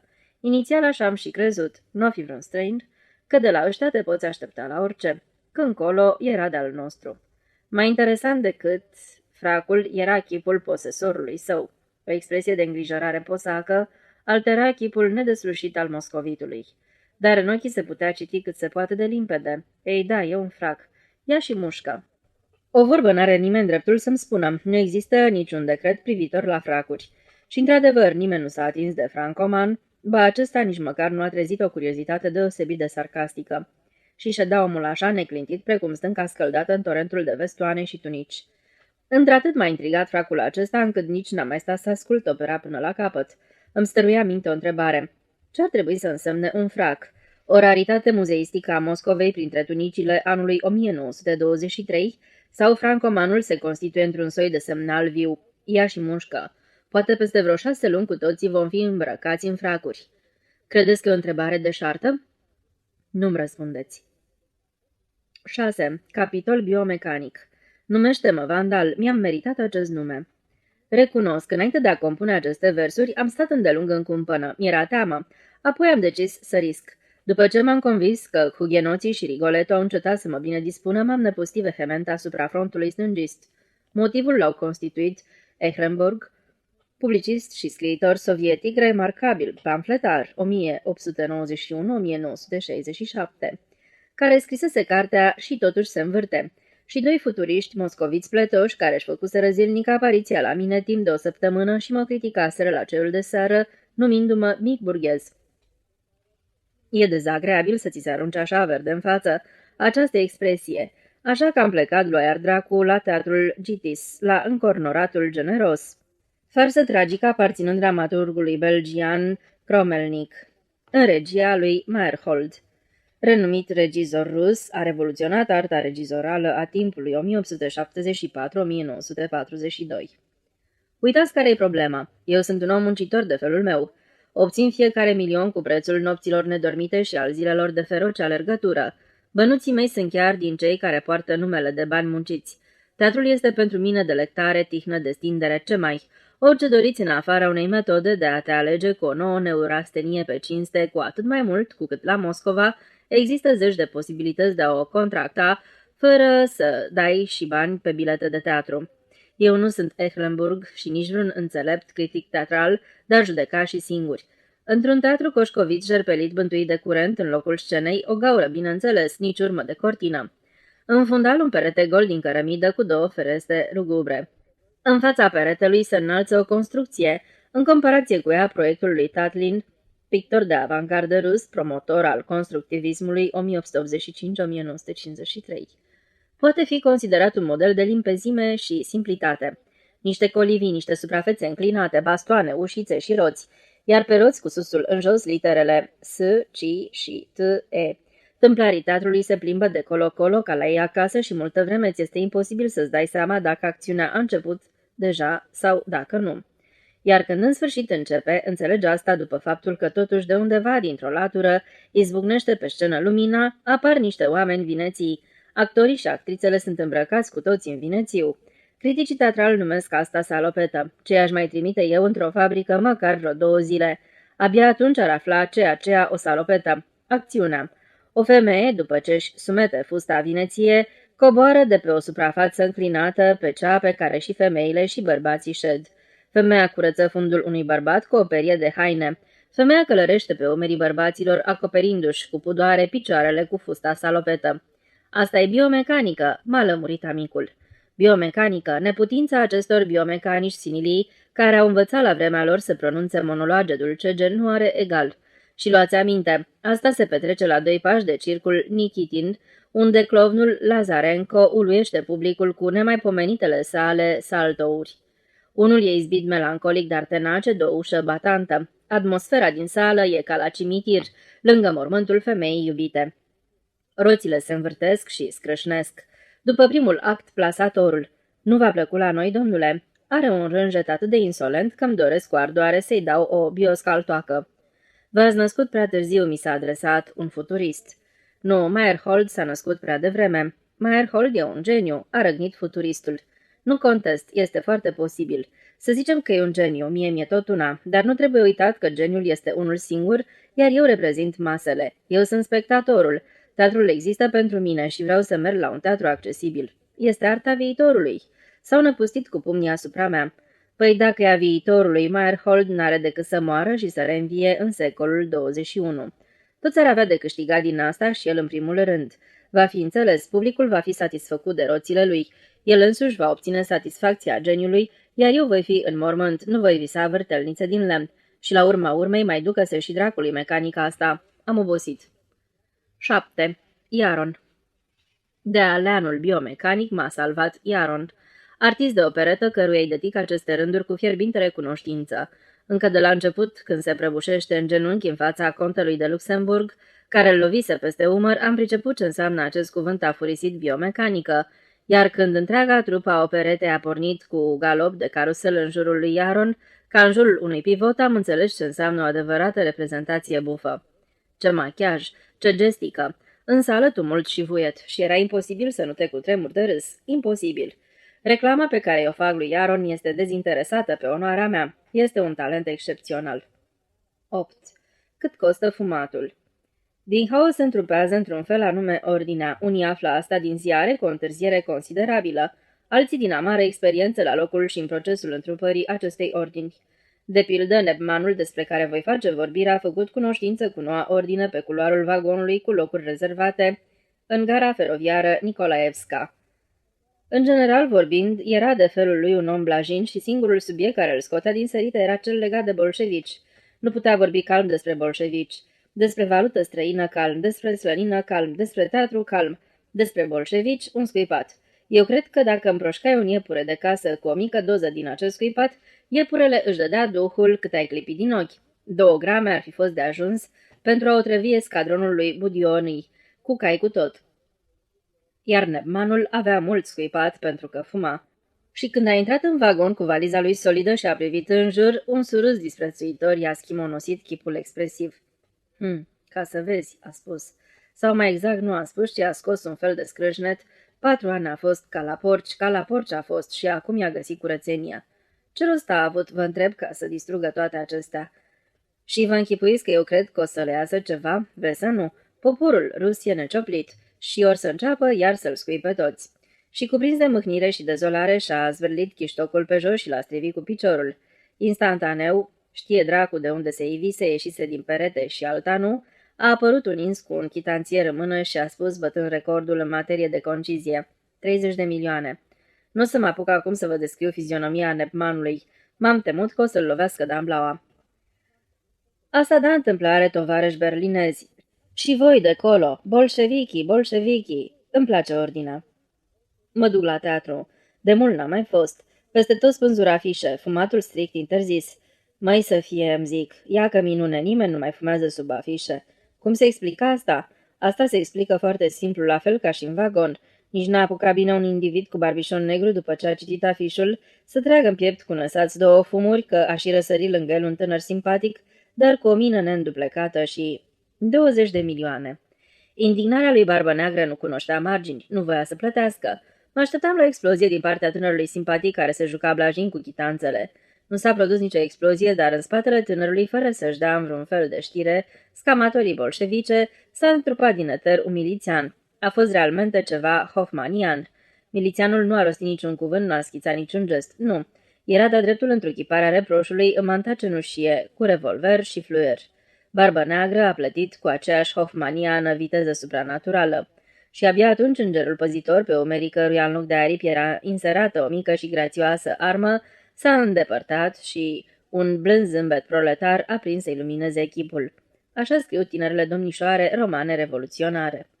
Întâmplarea cu Barbă Neagră a produs asupra sufletului meu și am bănuiala că nu doar asupra sufletului meu, o impresie atât de covârșitoare încât acum oriunde mă duc, înainte de a pune mâna pe porțigaret, cercetez neliniștit pereții, nu cumva să se afle pe ei o asemenea farsă tipărită. Iar dacă există vreun afiș cu strict interzis care îl îmbie pe cetățeanul rus la fumat și scuipat, eu pentru nimic în lume nu voi fuma și nu voi scuipa. 9. Secolul de aur. Eu nu împărtășesc convingerea celor de pe Friedrichstraße că Rusia e terminată. Ba mai mult, pe măsură ce studiez caleidoscopul moscovit, se naște în sufletul meu presimțirea că totul se va termina cu bine și că ne vom putea trăi traiul destul de agreabil. Totuși, departe de mine gândul că secolul de aur a și sosit. Nu știu de ce, dar am impresia că acesta nu va sosi mai înainte ca ordinea, ale cărei simptome au început să transpară atât de limpede în fenomene care alminter par nesemnificative, precum toate aceste evenimente legate de fumat și scuipat, să prindă rădăcini definitive.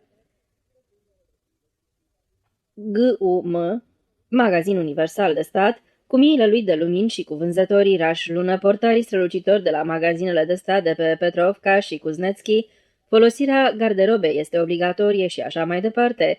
Toate acestea sunt admirabile trepte pe scara care duce spre rai, dar nu sunt încă raiul ca atare.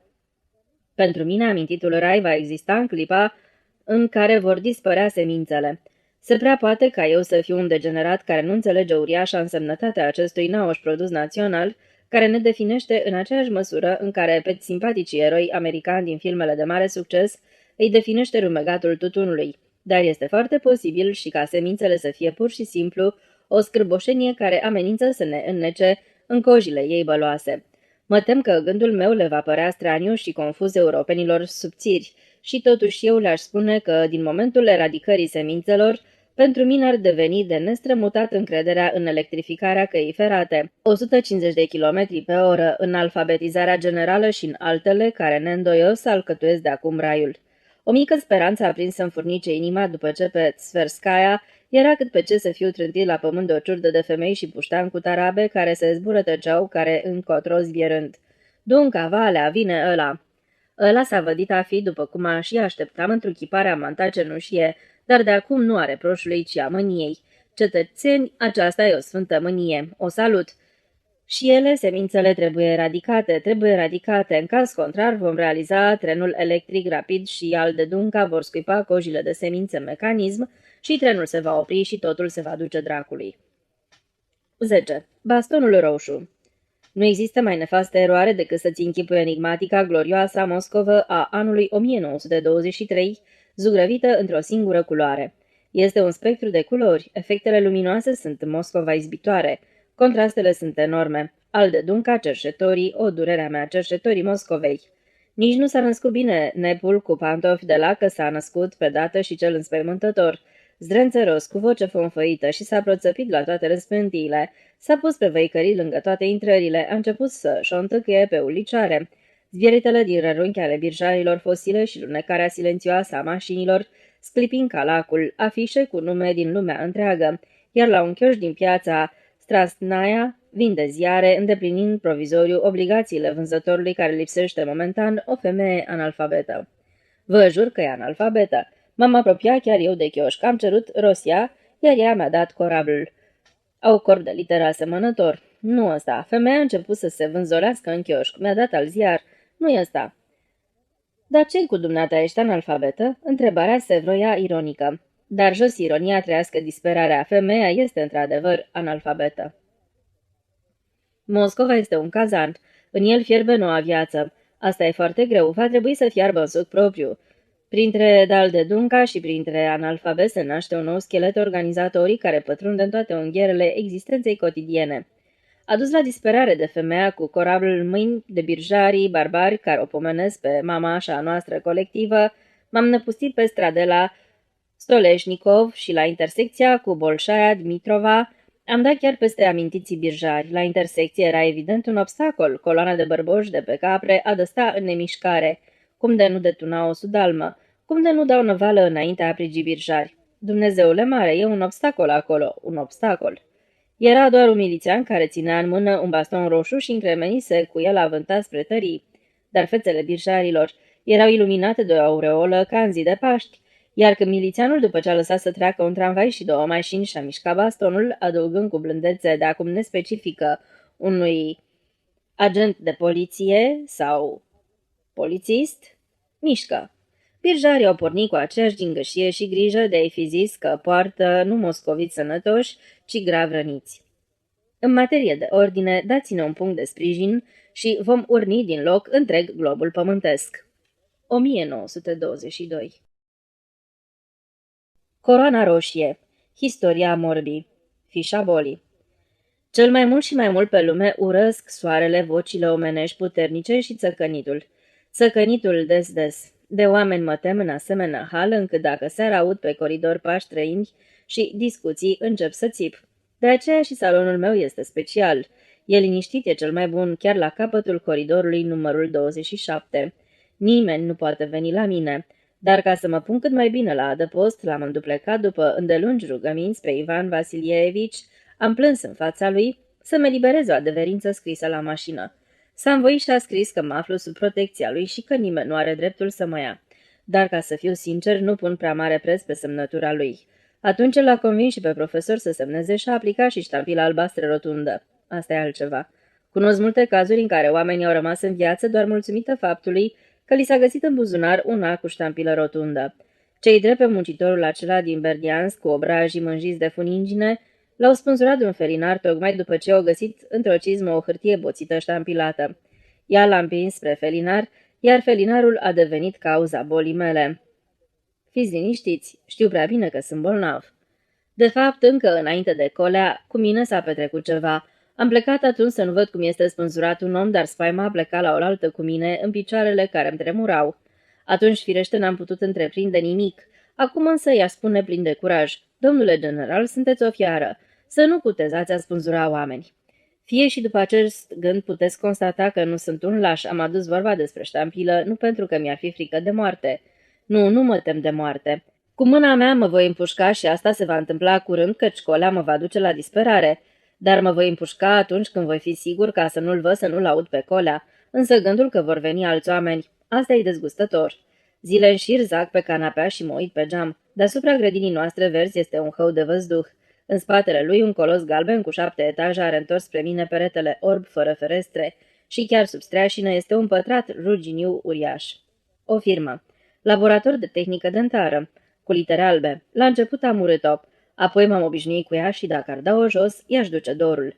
Se deslușește acolo toată ziua, îmi concentrez atenția asupra ei și meditez la multe lucruri importante. Dar iată, coboară înserarea. Bolta se întunecă, dispar din fața ochilor literele albe. Eu devin cenușiu, mă dizolv în obscuritatea compactă, așa cum mi se dizolvă și gândurile. Înserarea este o oră a zilei plină de semnificații, totul se stinge, totul se învălmășește.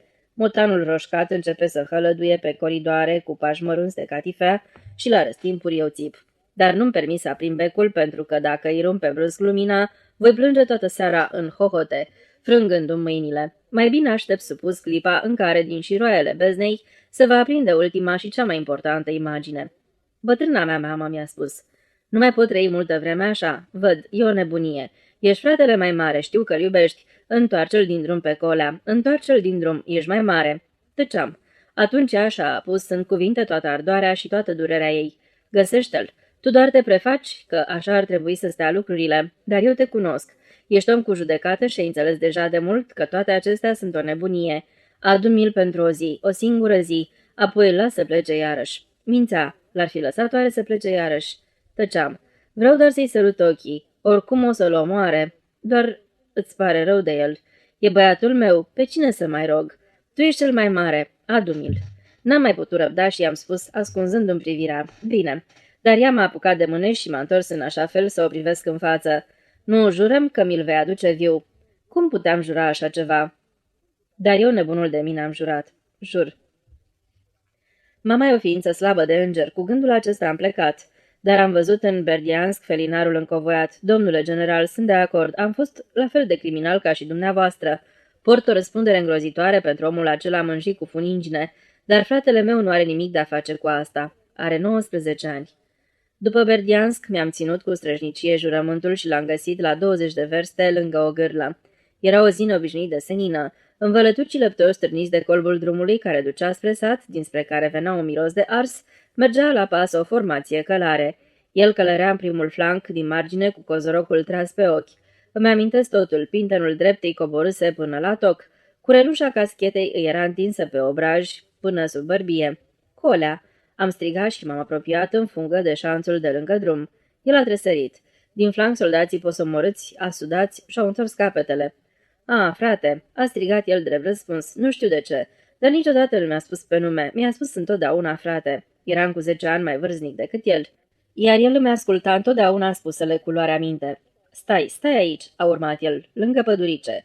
Ajungem imediat. Nu-mi pot părăsi escadronul." Lângă zliziera pădurii, ceva mai departe de escadronul care descălecase, am fumat amândoi cu sete. Eram calm și ferm, totul era o nebunie, mama avea perfectă dreptate. Și i-am șoptit. Imediat ce vă întoarceți din sat, vii cu mine în oraș. Pleci de aici imediat și pentru totdeauna. Ce tot spui, frate? Taci, i-am spus. Știu eu. Escadronul a încălecat. Caiul frămătat ușor, apoi au pornit-o la trap spre rotocoalele negre de fum. Și din depărtare a prins să se audă un țăcănit des. Ce se poate întâmpla într-o singură oră? Se vor întoarce. Și am început să aștept lângă cortul cu cruce roșie. Peste o oră l-am zărit. Se întorcea la fel la trap. Dar escadronul nu mai era, doar doi călăreți cu săbiile săltând de o parte și de alta lui, iar unul din ei, cel din dreapta, s-a plecat spre fratele meu de parcă i-ar fi șoptit ceva. Cu ochii mijiți din pricina soarelui priveam această mascaradă ciudată. Plecase cu o caschetă cenușie și se întorcea cu una roșie. Și ziua s-a sfârșit. S-a oprit, o țeastă neagră pe ea, o cârpă colorată. Nu păr, nu frunte, în locul frunții o cunună roșie cu smocuri solzoase galbene. Călărețul, fratele meu, cu coroana roșie vâlvoi și de-a nemișca pe calul plin de spume. Dacă nu l-ar fi susținut cu grijă cel din dreapta, îți puteai zice, merge la paradă. Călărețul se ținea mândru în șa, dar era orb și mut. Două pete roșii din care porneau dâre erau acolo unde în urmă cu o oră străluciseră doi ochi luminoși. Cavaleristul din stânga a descălecat, a apucat cu mâna stângă dârlogii, iar cu dreapta l-a tras ușurel pe colea de mână. Acesta s-a clătinat. Și o voce a spus, pe ostașul nostru cu stagiu redus, o schijă. Sanitar, cheamă doctorul.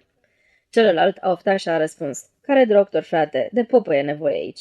Atunci lințoriul negru s-a învârtoșat și a acoperit totul, chiar și cârpa aceea de pe țeastă. M-am obișnuit cu toate, cu clădirea noastră albă, cu înserările, cu motanul roșcat care dârdăie lângă ușă, dar cu aparițiile lui nu mă pot obișnui. Prima dată încă, pe când eram jos, la numărul 63, a ieșit din zid. Cu coroană roșie. În asta nu era nimic înspăimântător, așa-l văd și în vise, dar știu prea bine, dacă e cu coroană înseamnă că e mort. Dar el mi-a vorbit și a mișcat buzele încleiate de sânge și l-a descleiat și-a alăturat picioarele și-a dus mâna la coroană și a spus, frate, nu-mi pot părăsi escadronul. Și de atunci mereu unul și același lucru. Sosește în tunică militară cu centurile petrecute peste umăr, cu o sabie curbă și cu pinteni muți și spune unul și același lucru. Salut! Apoi, frate, nu-mi pot părăsi escadronul. Ce-am pățit din cauza lui prima dată? A speriat toată clinica, iar cu mine se sfârșise. Judecata mea e rațională, dacă are coroană e mort, iar dacă un mort vine și vorbește, se cheamă că mi-am ieșit din minți. Da, iată și amurgul. Solemnul ceas al ispășirii, dar s-a întâmplat odată să adorm și să visez salonul cu mobilă veche tapisată cu pluș roșu, fotoliul comod cu piciorușul care scârție, pe perete într-o ramă prăfuită neagră un portret. Flori pe consolă, pianul e deschis pe el, e partitura lui Faust. În ușă, el în picioare și o bucurie năvalnică mi-a incendiat inima. Nu era călare. Era cel de dinaintea acelor zile blestemate, înveșmântat în tunică neagră cu coartele murdare de cretă. Ochii plini de viață îi râdeau șiret și un ciuf îi atârna pe frunte. Mi-a făcut semn cu capul. Frate, hai cu mine în cameră să vezi ce o să-ți arăt. Salonul era luminat de mănunchiul de raze care îi se răspândeau din nou și simțeam topindu-se în mine povara remușcării. Nu existase niciodată ziua aceea fatală în care le expediasem spunându-i, du-te. Nu existase rățăcănitul și mirosul de ars. El nu plecase niciodată și nu fusese cavalerist. Cânta la pian, clapele albe sunau, el împroșca fără încetare un mănunchi de aur. Vocea era plină de viață. Râdea. Apoi m-am trezit. Și nu era nimic, nici lumina, nici ochii. N-am mai avut niciodată un asemenea vis. În schimb, în aceeași noapte, spre a-mi spori tortura infernală, a venit totuși intrând neauzit călărețul în echipament militar și mi-a spus cum a hotărât el să-mi vorbească veșnic. Am decis să pun capăt acestei situații. I-am spus cu tărie, de ce faci asta, eternul meu călău? De ce vii? Recunosc totul, e o vină asupra mea pentru că eu te-am trimis la moarte și povara celui care a fost spânzurat o iau asupra-mi. Și de vreme ce spun asta, mă iartă și mă lasă în pace. Domnule general, el s-a cufundat în tăcere și n-a plecat. Atunci m-am îndrăjit de atâta suferință și mi-am dorit din răsputeri ca măcar odată să veni la dumneavoastră și să-și ducă mâna la coroană. Vă asigur că ați fi fost un om terminat, așa cum sunt eu acum, în 2 timp și 3 mișcări. De fapt, poate că nici dumneavoastră nu sunteți singuri la ceas de noapte. Cine știe, poate că vine pe la dumneavoastră omul acela murdar, plin de funingine, de pe felinarul din Berdiansk? Dacă e așa, pătimim pe drept. Vi l-am trimis pe Colea să vă ajute la spânzurat și l-ați spânzurat, conform unui ordin verbal fără număr. Așadar, el nu a plecat. Atunci l-am speriat cu un țipăt, s-au trezit toți. A venit în fugă felcerița, l-au trezit pe Ivan Vasilievici.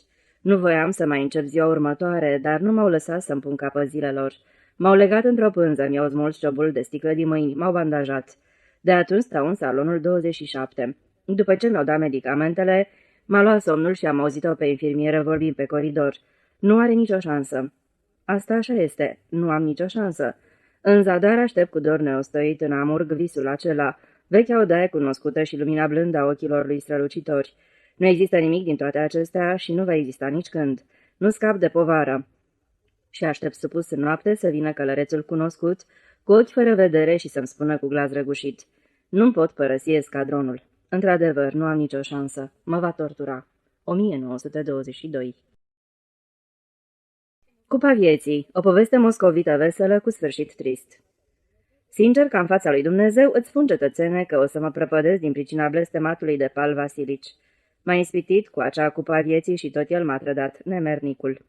Treaba a fost așa. Stau eu, știi, cu mințel la mine acasă și îmi văd de calculat.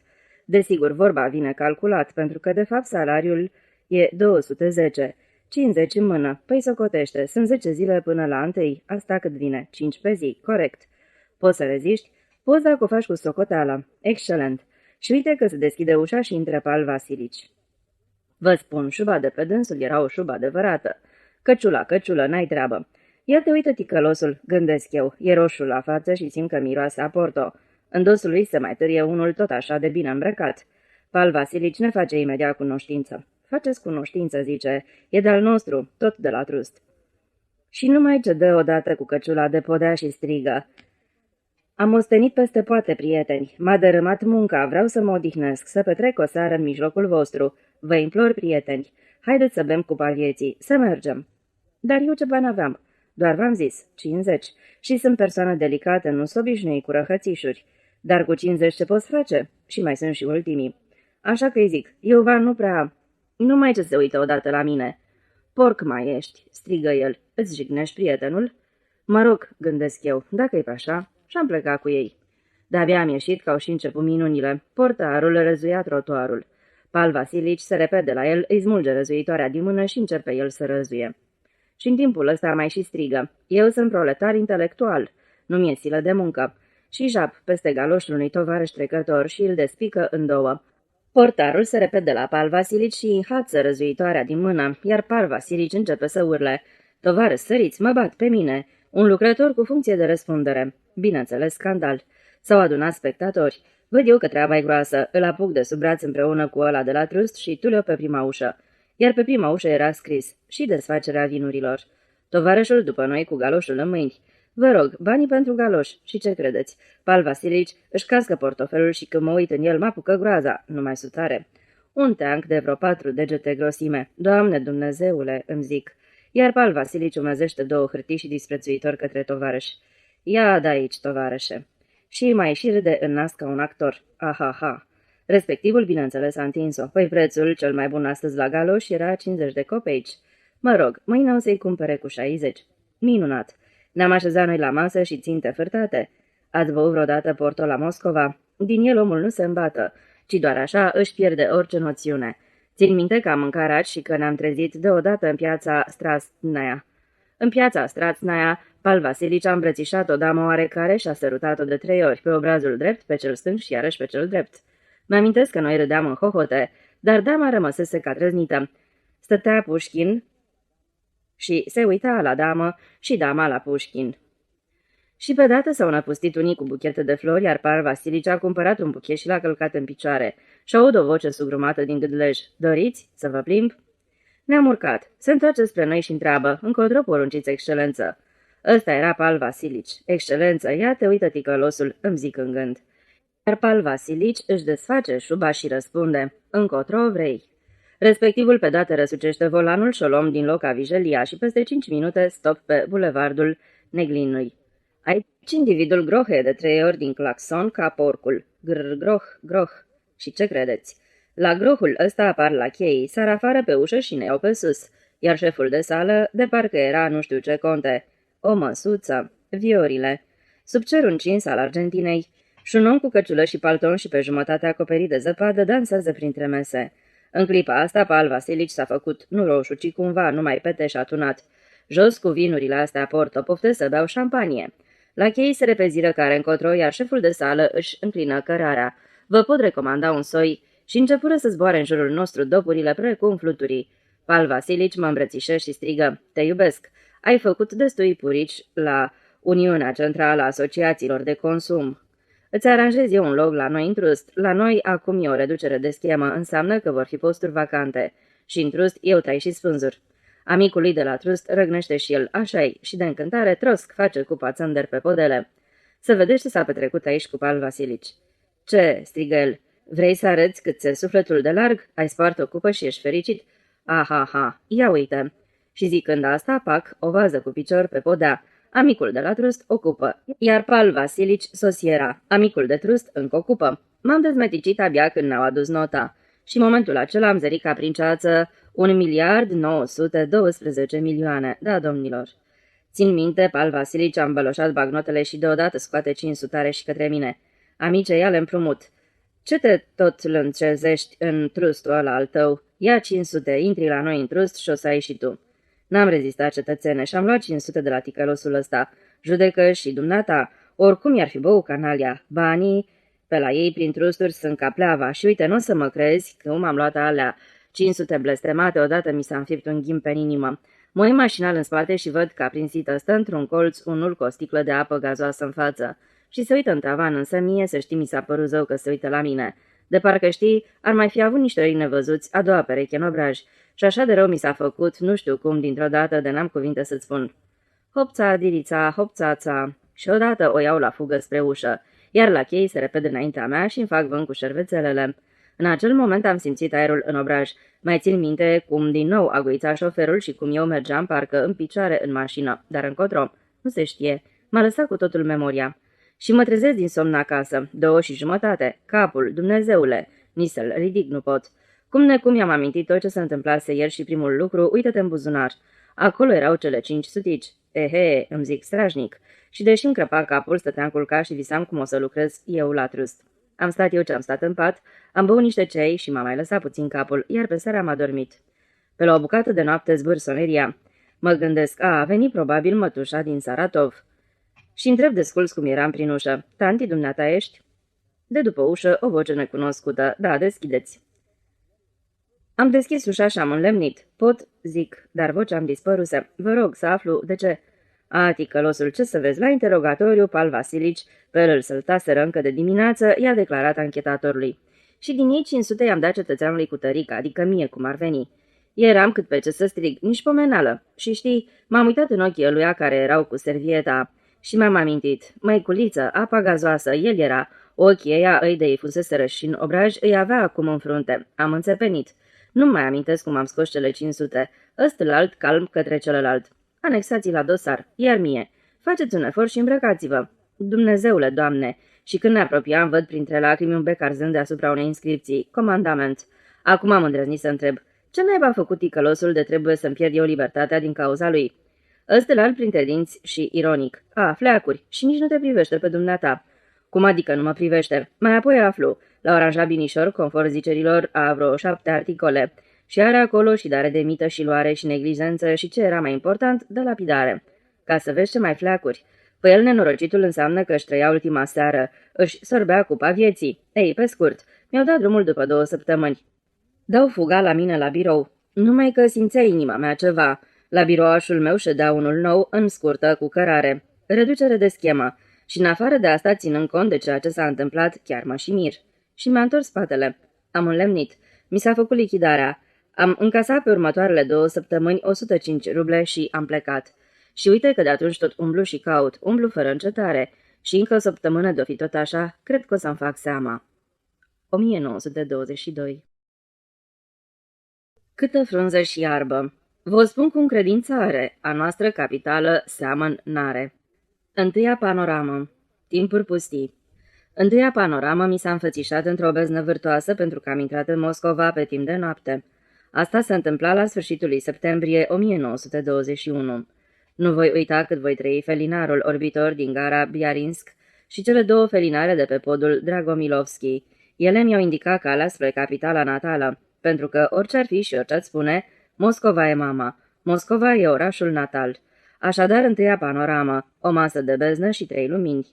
Apoi Moscova mi s-a înfățișat la lumina zilei, la început, în pâcla lăcrămoasă a toamnei în zilele următoare, sub un ger praznic. Zile albe și palton gros din drap, drap, o dinie blestemată. Degeram și alergam și degeram. Acum, după ce toți s-au îmbuivat cu grăsim și cu fosfor, poeții s-au apucat să scrie că acelea au fost timpuri eroice. Vă informez expres că eu nu sunt un erou, nu-mi stă în fire. Sunt un om obișnuit, născut să mă târăsc. Și tot rându-mă eu prin Moscova, mai să mor de foame, nimeni nu dorea să mă hrănească. Toți burjuii își puseseră lănțugurile la uși și vârau prin crăpătura lor adeverințe și certificate false. Înfășurați în adeverințe ca în cearșafuri, ei îndurau de minune foamea, frigul, invazia cintezoilor. Poreclă dată persoanelor care încercau să obțină spațiu locativ pe căi ilicite, documente false, excrocare, șantaj. Impozitele împovărătoare și alte asemenea belele.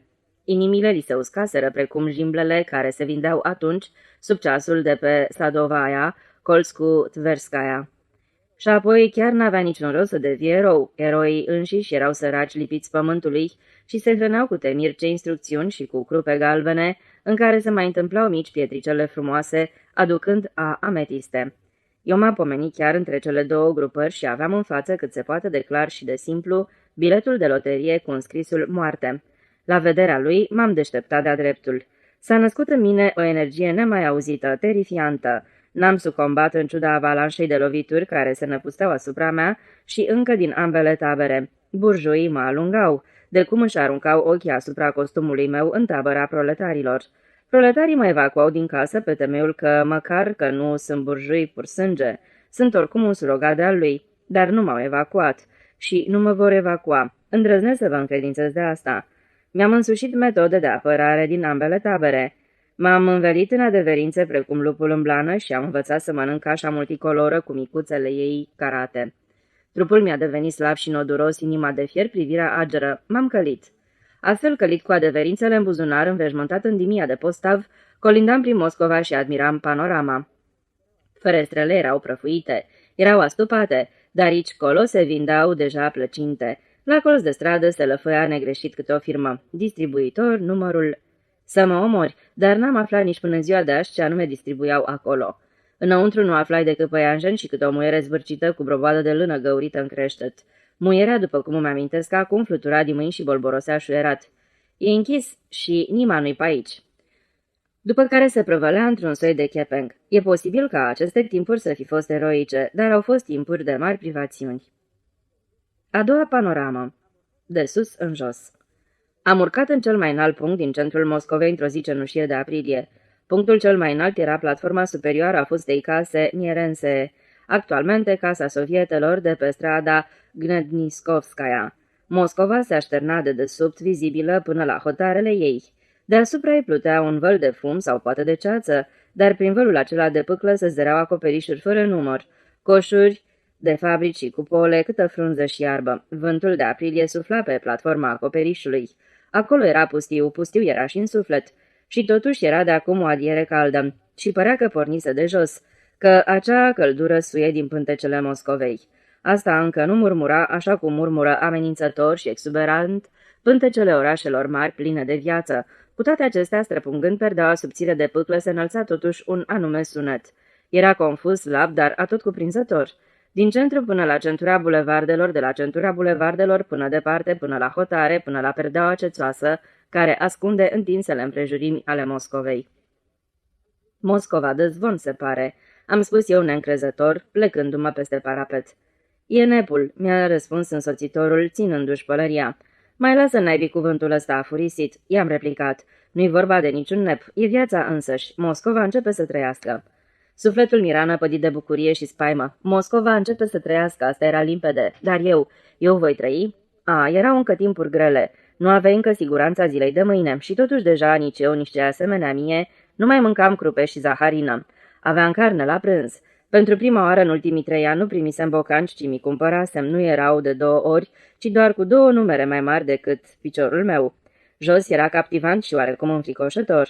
Nepmanii o porniseră deja cu birjele, își etalau mitocănia prin toată Moscova. Le priveam înspăimântat siluetele și mă străbăteau un fior rece la gândul că vor împărânzi întreaga Moscovă ca un buzunare monedă de aur de 10 ruble, că or să mă zvârle cât colo din camera mea, că sunt puternici, colțoși, răi și au inimi de piatră. Și după ce am coborât din cel mai înalt punct, în inima mulțimii, am început din nou să trăiesc. Nu m-au zvârlit cât colo și nici nu mă vor zvârli, îndrăznesc să vă asigur. Jos mă aștepta o bucurie, căci nu există nep fără bine. Muierile cu găuri în broboadă au fost mătrășite toate până la una. Păienjenișul s-a făcut nevăzut la ferestre, erau aprinse pe alocuri beculețe electrice și bretele le atârnau ca niște ghirlande. Era luna aprilie a anului 1922. A treia panoramă. Împlina vânt. Într-o seară năbușitoare de iulie am urcat din nou pe acoperișul aceleași case nierense cu 9 etaje. Centura bulevardelor era luminată de ghirlande de becuri și razele lor strălucitoare se împrăștiau peste hotarele Moscovei. Praful nu ajungea până aici, dar sunetele răzbăteau. De data asta erau sunete deslușite. Moscova murmura, voia dinăuntru. Luminile păreau că pâlpâie lumini, când galbene, când albe, în azurul întunecat al nopții. Răzbătea până sus, scrâșne de tramvaie zruind acolo jos și dinspre bulevar răzbăteau în surdină care mai de care sunetele orchestrelor. Într-un foișor a pâlpâit o lumină, a zbârnit un aparat și pe ecran a apărut un conac boieresc cu coloane albe. Iar pe platforma de jos, care o încercuia pe cea de sus în adierea vântului care răbufnea la răstimpuri, foșneau pe mese șervețele albe și la chei în fracuri goneau purtând platouri strălucitoare. Nemanii se cocoțaseră și pe acoperiș. De desubtul meu erau 4 capete turtite cu frunți teșite și fălci zdravene. 4 fețe sulemenite de femei se ițau printre capetele nebmanilor și masa era încărcată cu flori. Trandafiri albi, roșii, albaștri acopereau masa. Pe ea se mai aflau doar 5 mici parcele libere și acestea erau ocupate de sticle. Pe stradă, un individ în rubașcă roșie, având ca parteneră o fătucă în sarafan, îi zicea la ceastușchi. Cuplete populare specifice folclorului rus. Editură pentru note are în Moscova Cicerin. Diplomat sovietic, semnatar al multor acorduri și note diplomatice 1872-1936. Pianul s-a dezvănțuit în cascade. Bravo! Strigau nebmanii în clinchet de pahare. Bis! O fată turtită, care privită de sus părea lipsită de picioare, s-a repezit cu pași mărunți spre masă cu un pocal plin de flori. Bis! Striga unul din nebmani, bătea din picioare, cu mâna stângă a îmbrățișat o damă pe după talie, iar cu dreapta i-a cumpărat o floricică. Nemai fiind loc în cupele de pe masă, i-am plantat-o damei fix în locul unde i se sfârșea corsajul și pornea trupul ei galben. Dama chicotită tresălta și l-a opărit pe Nepman cu o cheadă care l-a făcut pe acesta să o privească multă vreme tulbure ca printr-o pânză. Un lacheu a crescut din asfalt și s-a încovoiat. Nepmanul n-a stat pe gânduri mai mult de un minut cu privirea la meniu și a făcut comanda. Lacheul și-a fluturat șervetul, s-a înglobat într-un orificiu de sticlă și a slobozit răspicat. De 8 ori măsline, de 2 ori biftec picant, de 2 ori biftec. Pe stradă porniră să cânte și să tropăie un dans marinăresc vesel. Se perindau rapid picioare în pantofi de lac și pantaloni evazați. Am coborât de pe platforma de sus pe cea de jos, apoi, după ce am ieșit pe o ușă de sticlă, am străbătut nesfârșitele trepte largi ale casei Nierense. Am descins în stradă. Tverskaya m-a întâmpinat cu lumini, cu ochii automobilelor, cu hârșii de picioare. Lângă mănăstirea patimilor, mulțimea negrea locul, automobilele semnalizau ocolind-o. Deasupra mulțimii spânzura un ecran. Pe pânza albă tremurând, fărămițându-se în puncte negre, tulburându-se, adunându-se și iarăși izbucnind, pluteau imagini. Un tren blindat cu platforme deschise gonea legănându-se. Pe platforme, agitându-și mâinile cu iuțeala fulgerului, artileriști zdrențăroși cu funde pe piept îndesau un proiectil în tun. O mișcare a mâinii tunul tresărea și slobozea un orișor de fum. Pe Tverskaya vuiau tramvaiele, iar pe caldarâm fusese ejectat un morman de cubulețe. Ardeau sobițe cu mangal, cârpeau Moscova zi și noapte. Aceasta a fost înăbușitoarea lună iulie a anului 1922. A patra panoramă. În prezent. Uneori am impresia că în Moscova există două balșoi teatră. Unul arată astfel. Pe înserate, pe el izbucnește un însemn de foc. Din console se avântă drapele roșii. Pălește pe fronton cicatricea lăsată de pajura smulsă. Gvadriga verde se întunecă, iar contururile ei se disipează în lumina de crepuscul a amurgului. Devine mohorâtă. Scoarul se golește. Se înșiruie siluete neclintite, cu șube îmbrăcate peste mantale, cu căști, cu puști, cu baionete la arme. La intersecții înfipți în șei călăreți cu căști negre, ferestrele se luminează. La Balșoi are loc un congres. Celălalt arată astfel. La ora mult dragă muzei teatrului 7:30 nu există stea de foc, nu există drapele, nu există șirul lung de santinele lângă scoar. Balșoi tronează ca un mastodont așa cum a făcut-o 10 de ani. Printre coloane se zăresc pete de lumină de un galben pal, luminile prietenoase ale teatrului. Siluete negre se preling spre coloane. Peste 2 ore, în sala cufundată în penumbră, în galerii, va fi o mare de capete. În loși, pe fondul întunecat, se vor ivi șiruri de triunghiuri și romburi luminoase în spatele draperiilor date în lături. Pe stofa lor se reflectă talazuri de lumină și tot aidoma unui talaz se rostogolește înbubuit de alămuri și în tunetul corului triumful lui Radames. În antract, sala roșie freamătă. În lojile de la parter, capete de femei pieptănate la coafor. Civilii stau picior peste picior și își privesc ca hipnotizați vârfurile pantofilor de lac. Și eu mi-am cumpărat de lac. Atmosfera cuvincioasă a îndeletnicirilor din antract este tulburată doar de o nepmană. Plecată peste parapetul unei loji de la balconul 1, zbiară agitată peste întregul parter cu palmele făcute pâlnie. Dora Vinoncoa, Mitea și Sonia la noi în lojă. Ziua, Balșoi teatru se înalță galben masiv coșcovit, ponosit, tramvaiele ocolesc teatrul mic și o iau către el. Mary Liz, de cum coboară seara, expune în vitrinele ei uriașe și raguri de lumini galbene. Pe acoperișul lui a crescut un panou rotund pe care se înscrise cuvintele Magazinul Universal de Stat.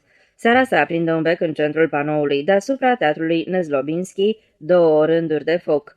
Astăzi, bagnotele 251. Se sting și se aprind intermitent. La Stoleșnicov, pe un ecran, niște rânduri strâmbe. De ce vă sfătuim să cumpărați pantofi de la...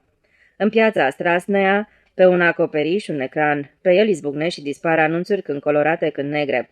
Tot acolo, dar la un alt colț, o turlă ia foc, apoi se stinge, iar ia foc, iar se stinge. Reclamă. Sunt mereu mai multe și mai multe asemenea lumini colorate, animate, pe Tverskaya, pe Measniskaya, pe Arbat, pe Petrovka. Moscova este pe zi ce trece tot mai năvalnic inundată de lumini. Cât e noaptea de lungă, în vitrinele magazinelor nu se sting luminile de gardă, iar unele, dintr-o pricină neștiută, sunt luminate a giorno. Magazinele gastronomice ale MPO, Uniunea Asociațiilor de Consum din Moscova, sunt deschise până la miezul nopții. Acum Moscova doarme și noaptea, fără a-și închide toți ochii de lumină. Cum se crapă de ziua, Dă liber claxoanelor, sunetelor sloboade pe trotuare, valuri de pietoni. Autocamioanele, șontăcăind și zornăindu-și lanțurile, lunecă pe zăpada cenușie frământată și înmuiată. În zilele senine își iau zborul de pe Hodânca, îmbubuit de bas aeroplane.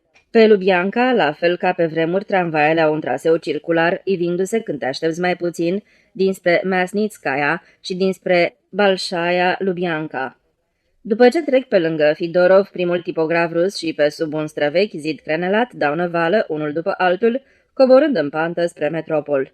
Geamurile tulburi de la primul cat al metropolului s-au luminat, parcă li s-ar fi luat albeața de pe ochi, și și-au etalat șirurile de scoarțe colorate de cărți. Noaptea scântează deasupra intrării ca o piatră prețioasă un glob. Cinematograful de stat 2. Vis-a-vis, pe partea cealaltă a scoarului, a reînviat inopinat Testov și și-a instalat afară lângă intrare un meniu, ciorbă țărănească. Pe Othoni Rad, firmele sunt atât de mari încât copleșesc dughenele mărunte. Dar biserica Sfânta Parascheva, Piatnița, privește trist și cu alean. Se spune că or să o demoleze. Păcat. De atâtea ori am admirat gangul acesta îngust dintre vitrinele cu carne tranșată de vită, cu tarabele anticarilor și cu zidul lateral alb al bisericii care se înalță chiar la jumătatea străzii. Capela, care era mica piață acolo unde Tverskaya se intersectează cu Ohodni și cu Mohovaia, a fost deja demolată. Șiruri de tarabe din Piața Roșie, care reprezentaseră câțiva ani o pildă uimitoare de paragină mizeră, sunt acum înlocuite cu magazine. În centru, lângă fântână, lărmuie și se vânzolesc o mulțime de indivizi care fac trafic cu valută. Chipurile lor simpatice au un singur cusur, ușoara nuanță de neîncredere din priviri, iar asta, în opinia mea, e lucru de înțeles. GUM are doar 3 ieșiri, astfel stau lucrurile la porțile italiene, scoar, spațiu, perspectivă vizuală. Sporesc cu violență epidemică și își recapătă vigoarea birturile. Pe bulevardul Țvednoi explodează în fum și păcănituri sunetele zornăitoare ale unei polci naturale. Haidem, înger scump, polca să o dansez cu tine, să ascult sunete cerești de polcă. Acum birjarii se răsucesc pe capră, intră în vorbă, se plâng de vremurile grele, că ei sunt mulți și publicul ține morții să ia tramvaiul. Vântul vălurește reclamele de cinema de pe pânzele întinse de-a curmezișul străzii. Gardurile au dispărut sub milioanele de afișe multicolore. Te îmbie să vizionezi noile filme străine, te informează procesul prostituatei Zaborova, care infecta cu sifilis un ostaș al Armatei Roșii. Zeci de dispute, seminarii, concerte. Este judecat Sanin.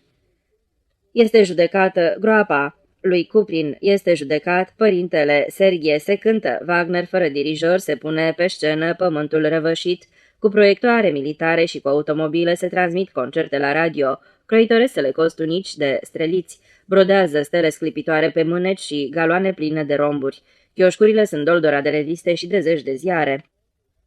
Și iată că a țâșnit soarele de martie, a topit zăpada. Bașii autocamioanelor au bubuit mai vârtos, mai furios și mai vesel. Tras deja o linie secundară de cale ferată spre colinele Vorobiov. Acolo e un adevărat furnicar, sunt transportate scânduri, scrâșnesc roabe, se pregătește expoziția Panslavă.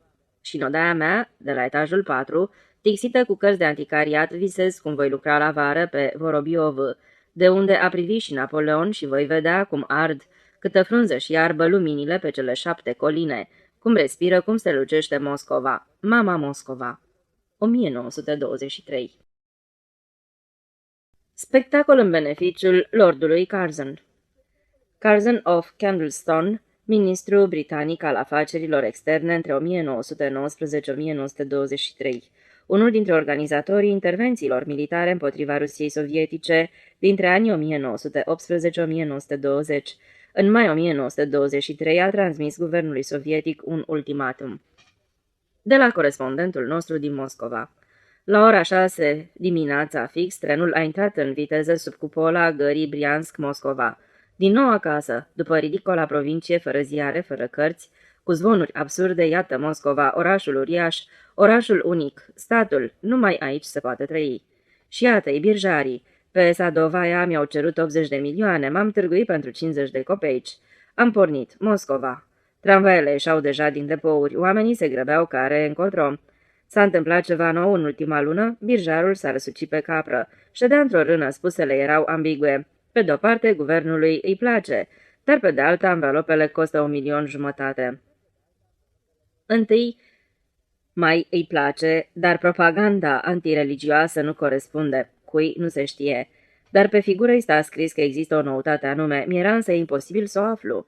Din cer turna o ploaie binefăcătoare de primăvară. M-am pitit sub coviltir și bijarul, tot dând bice, povestea vrute și nevrute și, în plus, trilioanelor le spunea triliarde și bătea câmpii pe seama patriarhului Tihon, de unde am dedus un singur lucru, și anume că el, birjarul, îi încurcă pe Țepleac, pe Tihon și pe arhiepiscopul de Canterbury.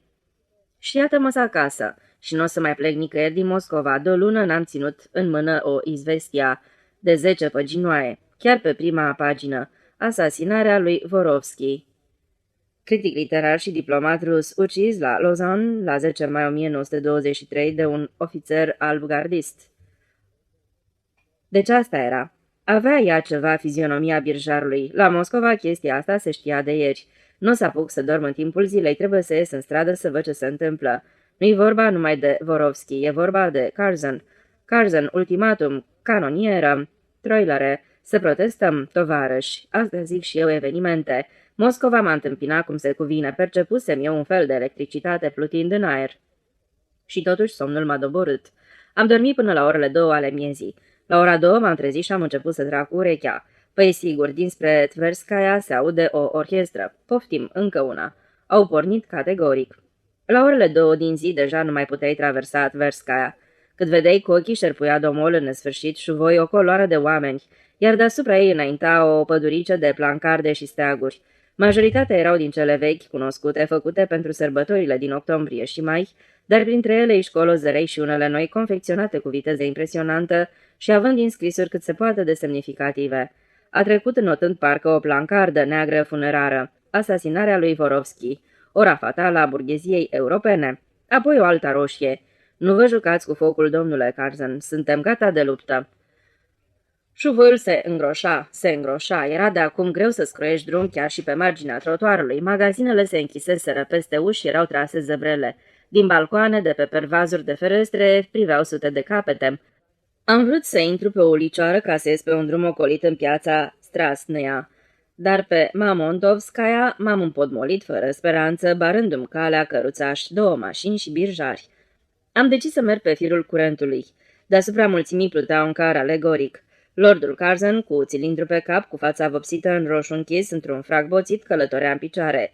Ținea în mâini niște hățuri din funii petrecute peste grumazul oamenilor din răsărit, în halate pestrițe pe care îi mâna cu un knut. Mulțimea a fost redelită de un șuier strident. Comsomoliștii cântau în cor. Iată răspunsul Curzon la tot ce scritul, hârtia rabdă, noi însă nu. Spre piața Strasnea venea din sens opus un alt șuvoi. Erau militari ai armatei roșii neînarmați. Comsomoliștii l-au strigat pe silabe, trăiască armata roșie.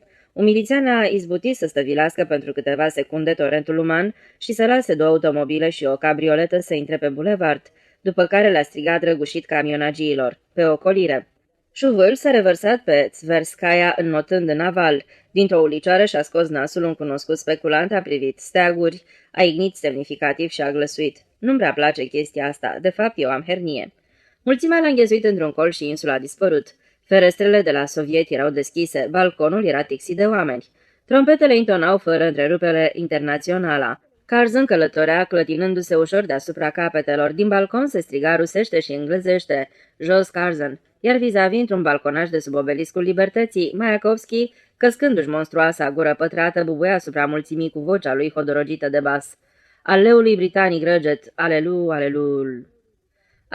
aleluia, i-a răspuns mulțimea. Dinspre Stoleșnicovo se rostogolea un nou puhoi acotit-o spre obelisc. Mulțimea îl chema pe Mayakovski. El a răsărit iarăși în balconaș și a tunat.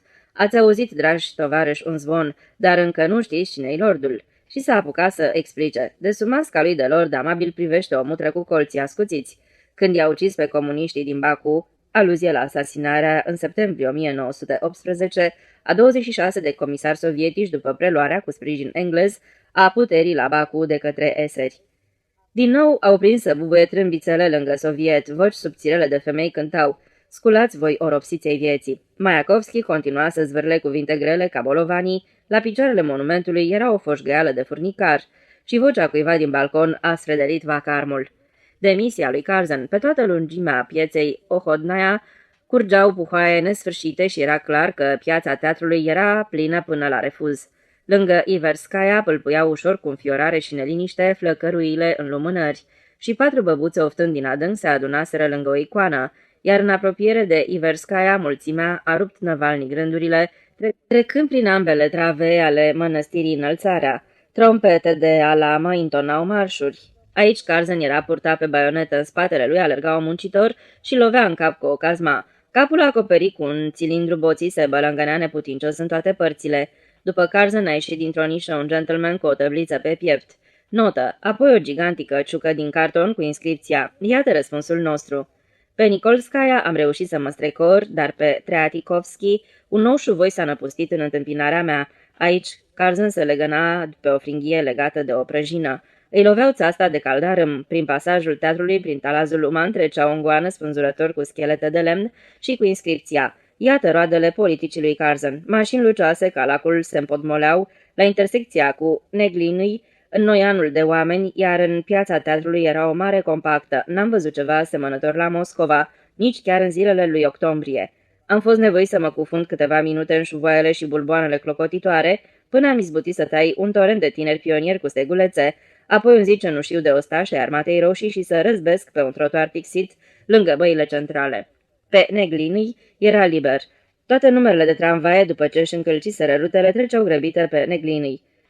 Până la Kuznetski era liber, dar pe Kuznetski au prins iar să scape repete roșii și să se reverse șuvoaie. Am luat-o pe ulicioara Rahmanovski până pe Petrovka. De acolo pe bulevardul de centură pe care treceau unul după altul tramvaele. Lângă bulevardul Strastnoi, alt Puhoi, trecea un car alegoric închipuind o cușcă. În cușcă, Piłsudski, mareșal și om politic polonez, șef al statului între 1918-1922, a promovat apropierea de Germania și a organizat în 1922 acțiuni militare împotriva Rusiei sovietice. Curzon și Mussolini. Pe un car, un băiețel sufla într-o uriașă trompetă de carton. Mulțimea de pe trotuare își ridicase privirea spre cer. Deasupra Moscovei zbura agale spre răsărit un balon galben. Pe el se vedea deslușit un fragment din cunoscuta lozincă. Toate țările uniți. Din nacele erau aruncați fluturași și aceștia, legănându-se și întunecând firmamentul de azur al cerului, se cernau molcom peste Moscova. 1923. Gândac. Cât de minunat poate fi orașul Moscova, oraș vestit. Și cizmele sunt aici vestite. Cizmele astea vestite se aflau la subsoara lui Vasili Rogov. Iar Vasili Rogov însuși se afla la începutul bulevardului Novinski, la ieșirea din târgul Smolenski. Ziua era cenușie cu un aer ca o obială și chiar burnița foarte ușor, dar niciun fel de mohoreală n-ar putea opri duminica din Smolenski. Între Arbat și Novinski se așezase o șatră cu corturi. Vasili Rogov lăsase în urmă 8 armonici și fiecare dintre aceste armonici cânta altceva, otrăvind sufletele cu o nostalgie veselă. Din Arbat până la primii copaci piperniciți, lumea stătea claie peste grămadă, vânzând și cumpărând cu toptanul vrute și nevrute. Pe Lev Tolstoi, descul și chel, cremă de ghete, mere, pantaloni îndungi, kvax, apărarea Sevastopolului, coacăze negre și covoare. Care are bani, se simte în târgul Smolenski ca peștele în apă. Se scaldă ce se scaldă Vasili Rogov în oceanul acela și ieși la suprafață cu niște cizme și cu un cuțit finlandez. Că ieșise cu cizme se înțelege. Cizme trebuia să-și cumpere de mult, dar la ce bun cuțitul finlandez? S-a cumpărat singur, nu se știe cum. Pe când Rogov, într-un cor terminat de numărat 20 de ruble pentru cizme, răsărica din pământ un individ cu un oiecșui și, nu știu de ce, înmantat de general, se opri și remarcă fumf. Cizme ți-ai cumpărat, a ta e cizmea întâia, dar așa-l cuțit ai mai văzut? Și individul fulgeră prin fața lui Rogov oțelul ucigător. Nu-mi trebuie, spuse Rogov, îndesându-și cizmele la subsoară. Cuțitul costă 6 ruble, mai spuse omul, dar eu îl dau cu 4 și asta numai pentru că îmi lichidez prăvălia. N-ai tu nicio prăvălie? Eu întoarse cu dispreț Rogov gândind apoi. Câți pungași de ăștia sunt în Smolenski? A, Doamne! Cu un cuțit ca ăsta, dacă îi tragi unuia sub coaste, începu să-l învăluie cu vorba individul, încercând cu degetul mărșava lamă, apoi dai gata pe oricare. Ia vezi, mai sunt și milițieni pe aici, răspunse Rogov, strecurându-se prin desișul de spinări. Ia cuțitul taică cu 3 ruble jumate, fonfă individul și răsuflarea sa atinse ceafa zdravănă a lui Vasili Rogov, care se alesese la brutărie, nu se știe de ce, cu porecla jignitoare de gândac. Zi tu, prețul tataie, în târgul Smolenski n-ai voie să taci din gură. În vremea asta o armonică începu un marș și umplu întreaga piață de o nostalgie tumultoasă. O rublă, spuse hlizindu-se gândac vesel nevoie mare din pricina cizmelor. Ial, strigă omulețul și strecură cuțitul în căputa cizmelor noi ale lui gândac. Și fără să știe nici el cum, gândac își extrase portofelul din sân, strânse tare între degetele mâinii stângi, cei 5 cervoneți, se întâmplă atâtea în târgul Smolenski, iar cu dreapta desprinse o rublă galbenă. Așa se procopsi gânda cu un cuțit finlandez. Se vede treaba că îl păștea beleaua pe brutar. Numai că tare îl mai indispuse această cumpărătură inutilă. Ce naiba zău să mă apuc să spinte cu oameni cu el? Plin de năduf se hotărâ să intre într-o berărie. După ce bău 2 sticle de bere, începu să simtă că brișca n-ar fi un lucru chiar fără rost. Un cuțit finlandez e o sculă ca lumea, gândi brutarul ieșind pe bulevardul Novinski. Ce forfătă putea fi aici? Pe fondul unui ecran, înfățișând Kremlinul și râul Moscova cu unda vâscoasă și sinilie, un fotograf făcea poze unei codane cu un trandafir în păr. Un ins cu trahomă fredona un cântec nostalgic și înfiorător. Un chinez învârtea o pârâitoare, iar lumea forfotea încoace și încolo. Și în acel moment auzi gândac o voce neobișnuită ce anunța tuturor tare și clar. Am parale cu căruța, mi-au venit cadou din Franța. Apoi vocea mai spuse așa. Nu-l sucez, nu-l învârtesc, ci doar banii vi plătesc.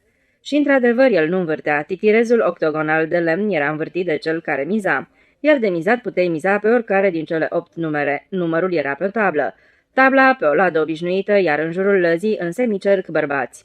E un joc fără șmecherii și cu șanse, atrase atenția vocea. Oricine poate să câștige la nevastă de o păscuță, pentru el de o vodculiță, pentru pruncușor de un lăptișor. Vocea suna exact ca unui frate drag, ca acasă. Un personaj tânăr și asudat cu șapcă punea într-una 3 copeici pe numărul 8, care tot nu pica. Când însă mai apoi pică, vocea dădu șepcii o monedă de 15. Șapca puse cu mâna asudată o monedă de 5 și, hlop, 8. 25 de copeici. El, 10 copeici, șapca, 8. Minunăție mare la rând, jumătate de rublă. Vocii nici că îi păsa, nici nu tremura, măcar tot plătea într-una. Șapca pune iar 10 pe 8, numai că acum nu-i mai pică, nu se poate mereu. Mai puse cineva 3 copeici pe numărul 2, dar pe titirez e și 3. Alături trebuia, spuse cineva, parcă poți ghici. Gândac era acum chiar lângă la adămută cuțitul din carâmbul cizmei în sân lângă portofel pentru mai multă siguranță, ce nu se poate întâmpla pe bulevardul Novinski. Șapca puse o monedă de 10 pe 7, pică 7, iar jumătate de rublă. Pentru 10 dau 50, pentru 20 o rublă, îi informă indiferentă vocea pe toți. Gânda grânji vașnic vioi din pricina berii și, ca să se amuze, puse pe numărul 3 copeici, dar e și 5. Cu cât joci, cu atât e jocul mai vesel, spuse vocea. Gândac puse 5 copeici în monede mărunte pe numărul 4 și nimerii. Vocea-i dădu lui Gândac un sfert de rublă. Ia te uită, șopti cineva din semicerc. Gândac fu întrucâtva uimit, se pierdu cu firea și aruncă 10 copeici pe 8. Acum inima îi se opri în loc, în vreme ce titirezul învârtindu-se desena curbe pe tablă și căzu aiurea. În loc de 8 pică 1. Începu să-i pară oarecum rău după cele 10 copeici. Nu trebuia să le pun jos. Mai bine luam sfertul și plecam. Acum n-ai decât suferă. După un sfert de oră, semicercul se îndesi, se îngroșă de 2 ori și toți stăteau deoparte, într-atât îi copleșise Gândac cu jocul lui. Acum Gândac nu mai vedea nimic în jur. În loc de fețe, doar niște lipii fără ochi. Dar fața vocii o vedea perfect, pe fața unsă parcă cu un de lemn bărbierită și cu un coș pe un pomete, se vedeau niște ochi de agat reci ca gheața. Vocea era calmă, un sloi. Pe Gândac îl luase apa. Nici mama lui bună nu l-ar fi recunoscut. Îmbătrânise, colțurile gurii căzuseră, pielea fieței îi devenise cenușie și murdară, iar ochii apuși căutau în slăvi. Gândac își juca cel de-al 5-lea ultim cervoneț. Un cervoneț gri ținut de multă vreme în sân. Gândac îl scoase la iveală și stăpânul lăzii îl schimbă astfel. O rublă ruginită, o rublă nouă, o hârtie verde de 3 și o bagnotă de 5, trecută prin multe, subțiată precum foaia de țigară. Gândac puse jos o rublă, apoi încă o rublă, nu luă nimic. Ce-i fi jucând așa, cât o rublă, cât o rublă? Gândi deodată și simți cum cade în hău. Nici hârtia de 3 nu ajută. Atunci Gândac trânti hârtia de 5 și totul în jur începu să o ia la vale pe bulevardul Novinski, când laba vocii, ca o gheară de cioroi, săltă bagnota de pe tablă. Nu se clinti nimeni în jur. Totul pe lumea asta era indiferent la cruda soarta lui Gândac. Cât despre stăpânul Lezii, acesta ridică tabla, o puse sub un braț, lada sub celălalt și pe aici drumul. Stai așa!" Îngăimă răgușit Gândac și apucă vocea de mânecă. Stai un pic!" Ce să mai stau?" răspunse vocea. S-a terminat, gata, trebuie să plec acasă." Vreau să mai joc un pic," zise parcă cu vocea altuia Gândac. Apucă cizmele și pe dată găsi în ceață un mușteriu. Cumpărăm cizmele," zise el și se dumeri că-și vinde cizmele șepcii care începuse prima jocul. Șapca își strâmbă disprețuitor buza, moment în care Gândac fu uimit să constate că Șapca avea aceeași față uleioasă ca și vocea. Cât?"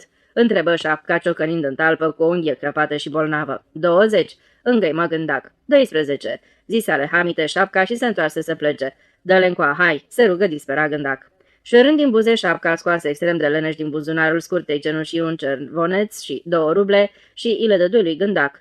Lada se întoarse la loc și Gândac începu să se simtă mai bine. Pierdu de 5 ori la rând câte o rublă. Puse o rublă pe norocosul număr 3 și căpătă 5. În acel moment teama a început să-i roade inima ca un vierme. Când mai apuc să câștig? Gândi el și puse 5 pe 6. S-a încins flăcăul, observă de departe cineva. Peste un minut în fața lui Gândac era curat. Lada se topise, tabla se topise, oamenii se împrăștiaseră și ei. Bulevardul își trăia viața indiferent față de Gândac. Chinezul turuia din pârâitoare, iar în depărtare se contopeau niște fluierături. Era timpul să se spargă târgul. Gândac cuprinse bulevardul cu ochii lui inflamați și, adus de spate, ca un lup, ajunse din urmă șepcuța care se îndepărta cu cizmele lui. Începu să meargă pe lângă ea Șapca, se uită pieziș și vrut să o cotească din bulevard.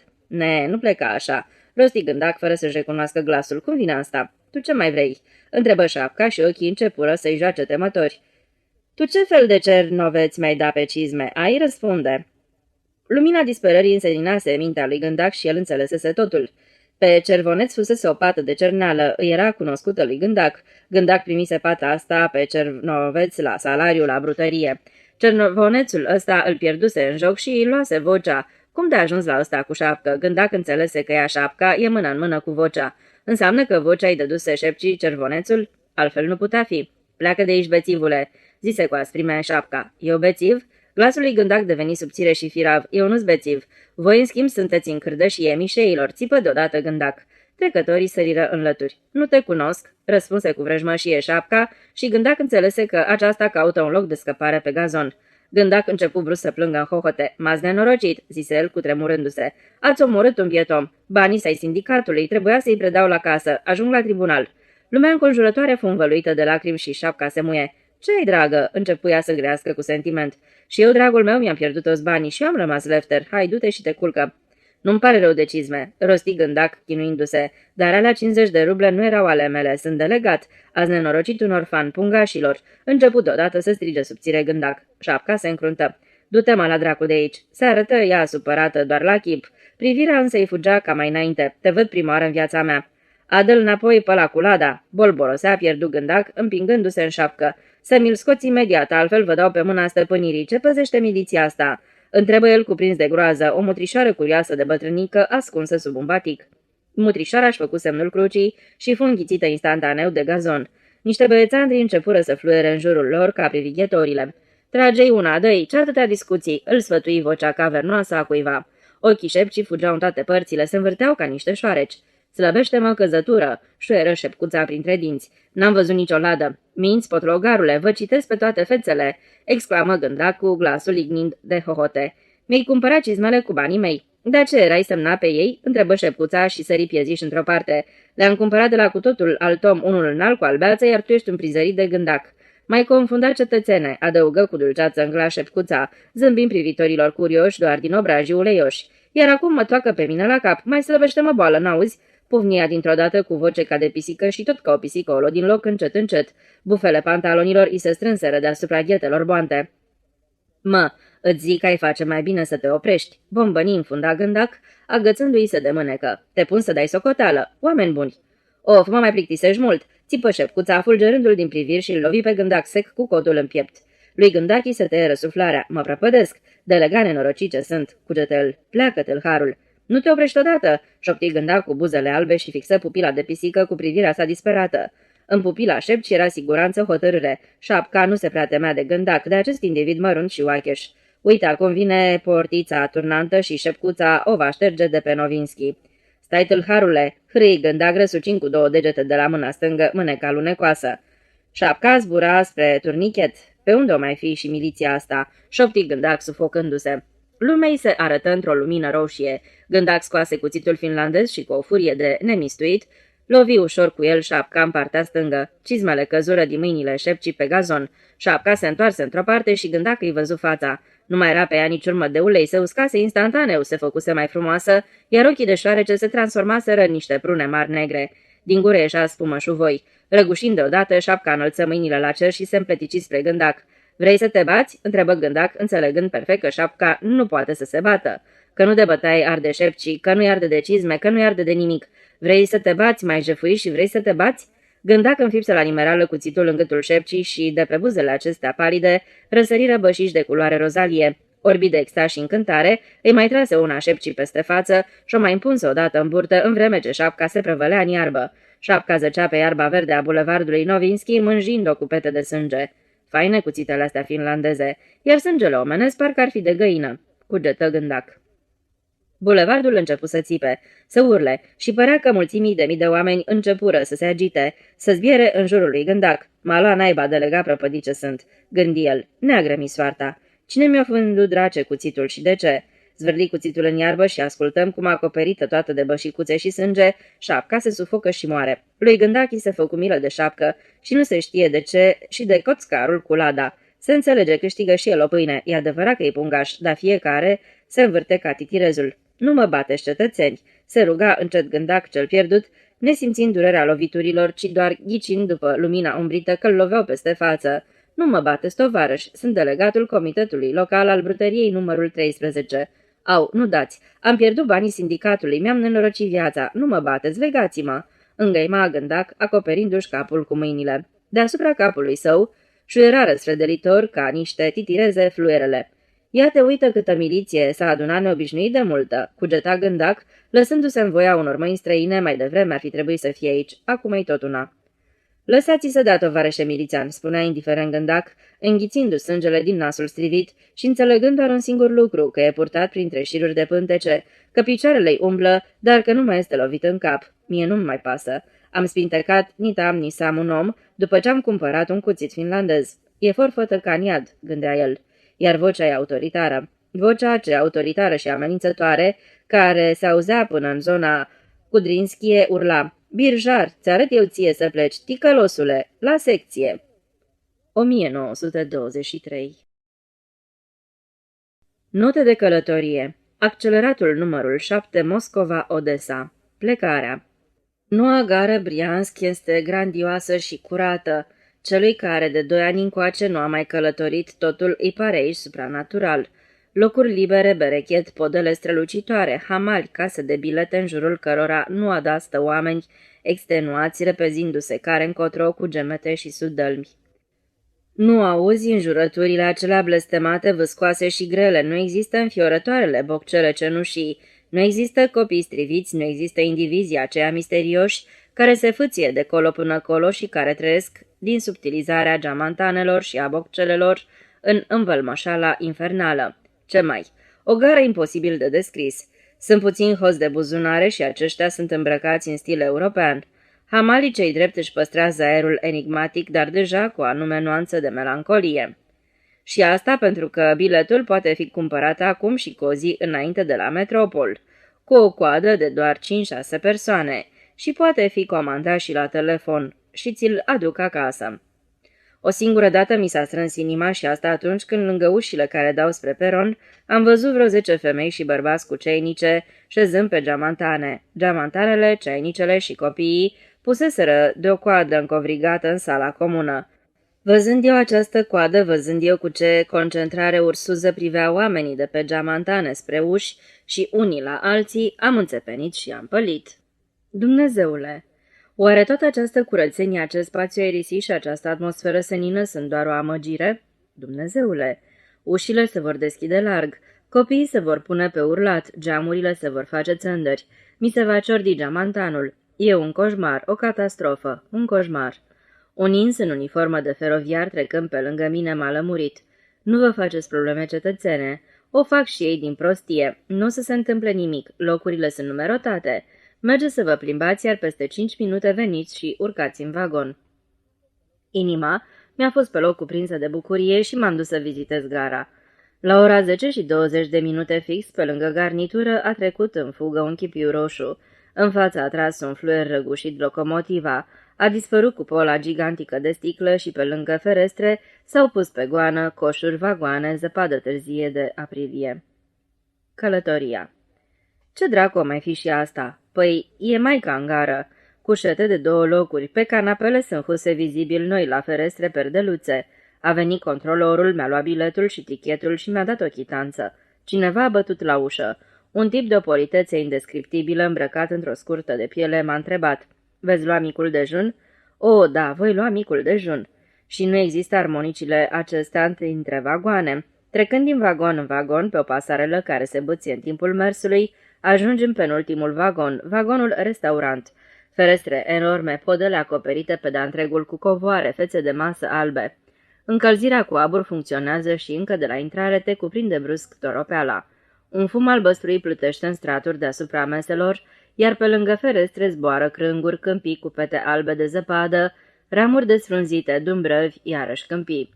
Și iată-mă din nou acasă în vagonul meu, după ce am trecut prin vagoanele tari, foste vagoane de clasa a 3-a. În cușeta aceeași toropeală, țevile de sub geam iradiază căldură. Conductorul a făcut focul. Seara, după o a doua deplasare la restaurant, când m-am întors, începuse a se întuneca. Parcă-i mai puțină zăpadă pe câmpii, în becurile din cușetă, filamentele ajung la incandescență. De pe culoar se aud voci, răzbat cuvintele, bagnotă și nerușinat. Și când licăresc pagini pestrițe de ziare, iar conductorul trece cu mătura, adună chiștoacele. Spre restaurant o pornești gentlemani în paltoane elegante, în pantofi cu vârf ascuțit cu mănuși. Gările aleargă în lumina crepusculară, trenul nu staționează mult, doar câteva minute doar. Și iarăși vagoanele se leagănă, căldura din țevi se întețește. Noaptea vagonul capitonat amuțește, în cușete lumea se dezbracă, nu mai răzbate murmurul somnoros despre bagnote, valută, calcule și așa în căldură și somn trec sute de versete. Briansk, Konotop, Bahmaci. În zor se vede limpede, aici nu este zăpadă și aici este cald. La Nejina, ițindu-se de sub roțile vagonului, țâșnește fără vește un puști cu chip misterios și agitat. La subsor are 2 halerci cu castraveciori murați. 15 lămăi, chițcheie puștul. Adă-le încoace, strigă voioși pasagerii, fluturându-și banii. Dar puștului se întâmplă ceva cumplit. Fața îi se schimonosește, iar el dispare de parcă l-ar fi înghițit pământul. E zmintit. Rămân perplexi moscoviții. În urma băiatului țâșnește o muiere și dispare și ea în convulsii. Enigma se dezleagă cât ai clipi. Pe lângă vagoane trece un gardian neînduplecat, îmmantat de cavalerie până la genunchi și mormă iritat. Ale dracului muieri. Apoi li se adresează pasagerilor. Cetățeni, nu încălcați regulamentele, nu cumpărați de lângă vagon, uitați prăvălia. Pasagerii se repede să-și cumpere castraveciori de Nejina și își cumpără fără încălcarea regulamentelor și cu tulburarea celor dispăruți în grabă. Pe la ceasurile 1 ale amiezii, cu o întârziere de 2 ore, de după pădurile Darnitski, se arată Niprul. Trenul intră pe un pod de cale ferată reparat după explozii. Șerpuiește sus deasupra valurilor tulburi, iar pe malul celălalt se desfășoară pe înălțimi nepădit de verdeață cel mai frumos oraș al Rusiei, Kievul. Pe bovârnișuri fug care încotro și nemâncate de rugină. Încep să se întindă melițate de război, garnituri nesfârșite de pasageri și de marfă. Licărește fugar inscripția ștearsă confuză de pe locomotivă, proletar. Trece în goană pe alături o clădire, pe ea firma Kiev 2. În original, numele orașului este scris în limba ucrainiană. 1923. Cazul Komarov. Pe la începutul anului 1922, Moscova a început să dispară fără urmă oamenii. Și asta li se întâmpla fără să știe de ce geambașilor moscoviți sau țăranilor din împrejurimile Moscovei veniți să cumpere cai. Într-un final, omul nu cumpăra niciun cal, ba dispărea și el pe deasupra. În același timp, în unele nopți s-au făcut niște descoperiri bizare și dezagreabile. Pe maidanele din Zamosk-Vorecie, printre ruinele caselor la băile publice de la Șabolovca, a căror construcție fusese abandonată, au apărut niște saci cenușii care duhneau grețos. În ei se aflau cadavre goale de bărbați. După câteva asemenea descoperiri, la miliția judiciară din Moscova s-a dat alarma de gradul 0. Chestiunea era că toți sacii cu asasinați purtau pe cetea aceleași mâini, aceeași lucrătură. Capetele erau zdrobite, pare-se, de unul și același obiect bond, felul în care erau legate cadavrele era același, întotdeauna cu pricepere gospodărește, mâinile și picioarele erau adunate pe pântece. Erau legate trainic și conștiincios. Poliția judiciară a început să lucreze tenace la ciudatul caz, dar n-a trecut mult și peste 30 de oameni și-au găsit liniștea de veci în saci, printre mormanele de cărămizi din Zamosk-Vorecie. Ancheta se derula a nevoie, dar temeinic. Sacii erau legați într-un fel anume, așa fac legăturile oamenii obișnuiți cu înhămatul cailor. La fundul câtorva saci s-au găsit urme de ovăz, deci cel mai probabil era vorba de un birjar. Se găsiseră deja 22 de cadavre, dar fuseseră identificate doar 7 dintre ele. Au izbutit să afle că toți cei uciși fuseseră la Moscova cu afaceri legate de cai. Un birjar, fără doar și poate. Dar nu era niciun alt indiciu, nu exista absolut niciun fir care să ducă de la momentul în care omul vrusese să-și cumpere cal până la momentul în care era găsit mort.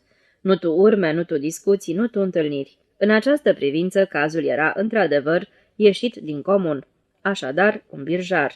Cadavre în Zamosk-Vorecie, iarăși Zamosk-Vorecie și iarăși. Criminalul este birjar și locuiește în Zamosk-Vorecie. Un laț întreg de agenți a împresurat oboarele de cai, ceinăriile, stațiile de birje, cârciumile. Umblau pe urmele birjarului din Zamosk-Vorecie. Dar iată că au găsit încă un cadavru și acesta avea înfășurat un scutec nou în jurul capului zdrobit. Lațul s-a strâns brusc, căuta un familist căruia i s-a născut nu de mult un copil. Și printre miile de birjar l-au găsit. Ivan Ivanovici Komarov, birjar, locuia pe Sabolovka la numărul 26. Practica meseria de birjar într-un mod ciudat. Nu se tocmea aproape niciodată, dar frecventa oborul de cai. Avea întotdeauna bani. Bea prea mult. Pe 18 mai, noaptea, în casa de pe Șabolovka, au descins agenți cu ordin de la miliția districtuală pentru acuzația chipurile de fabricare clandestină de basamac.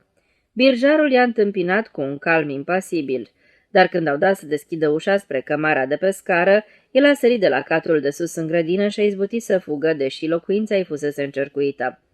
Dar era vânamul prea temeinic și, în aceeași noapte, l-au prins în Niskolskoe, lângă Moscova, la o cunoștință de-a lui Komarov, lăptăreasă.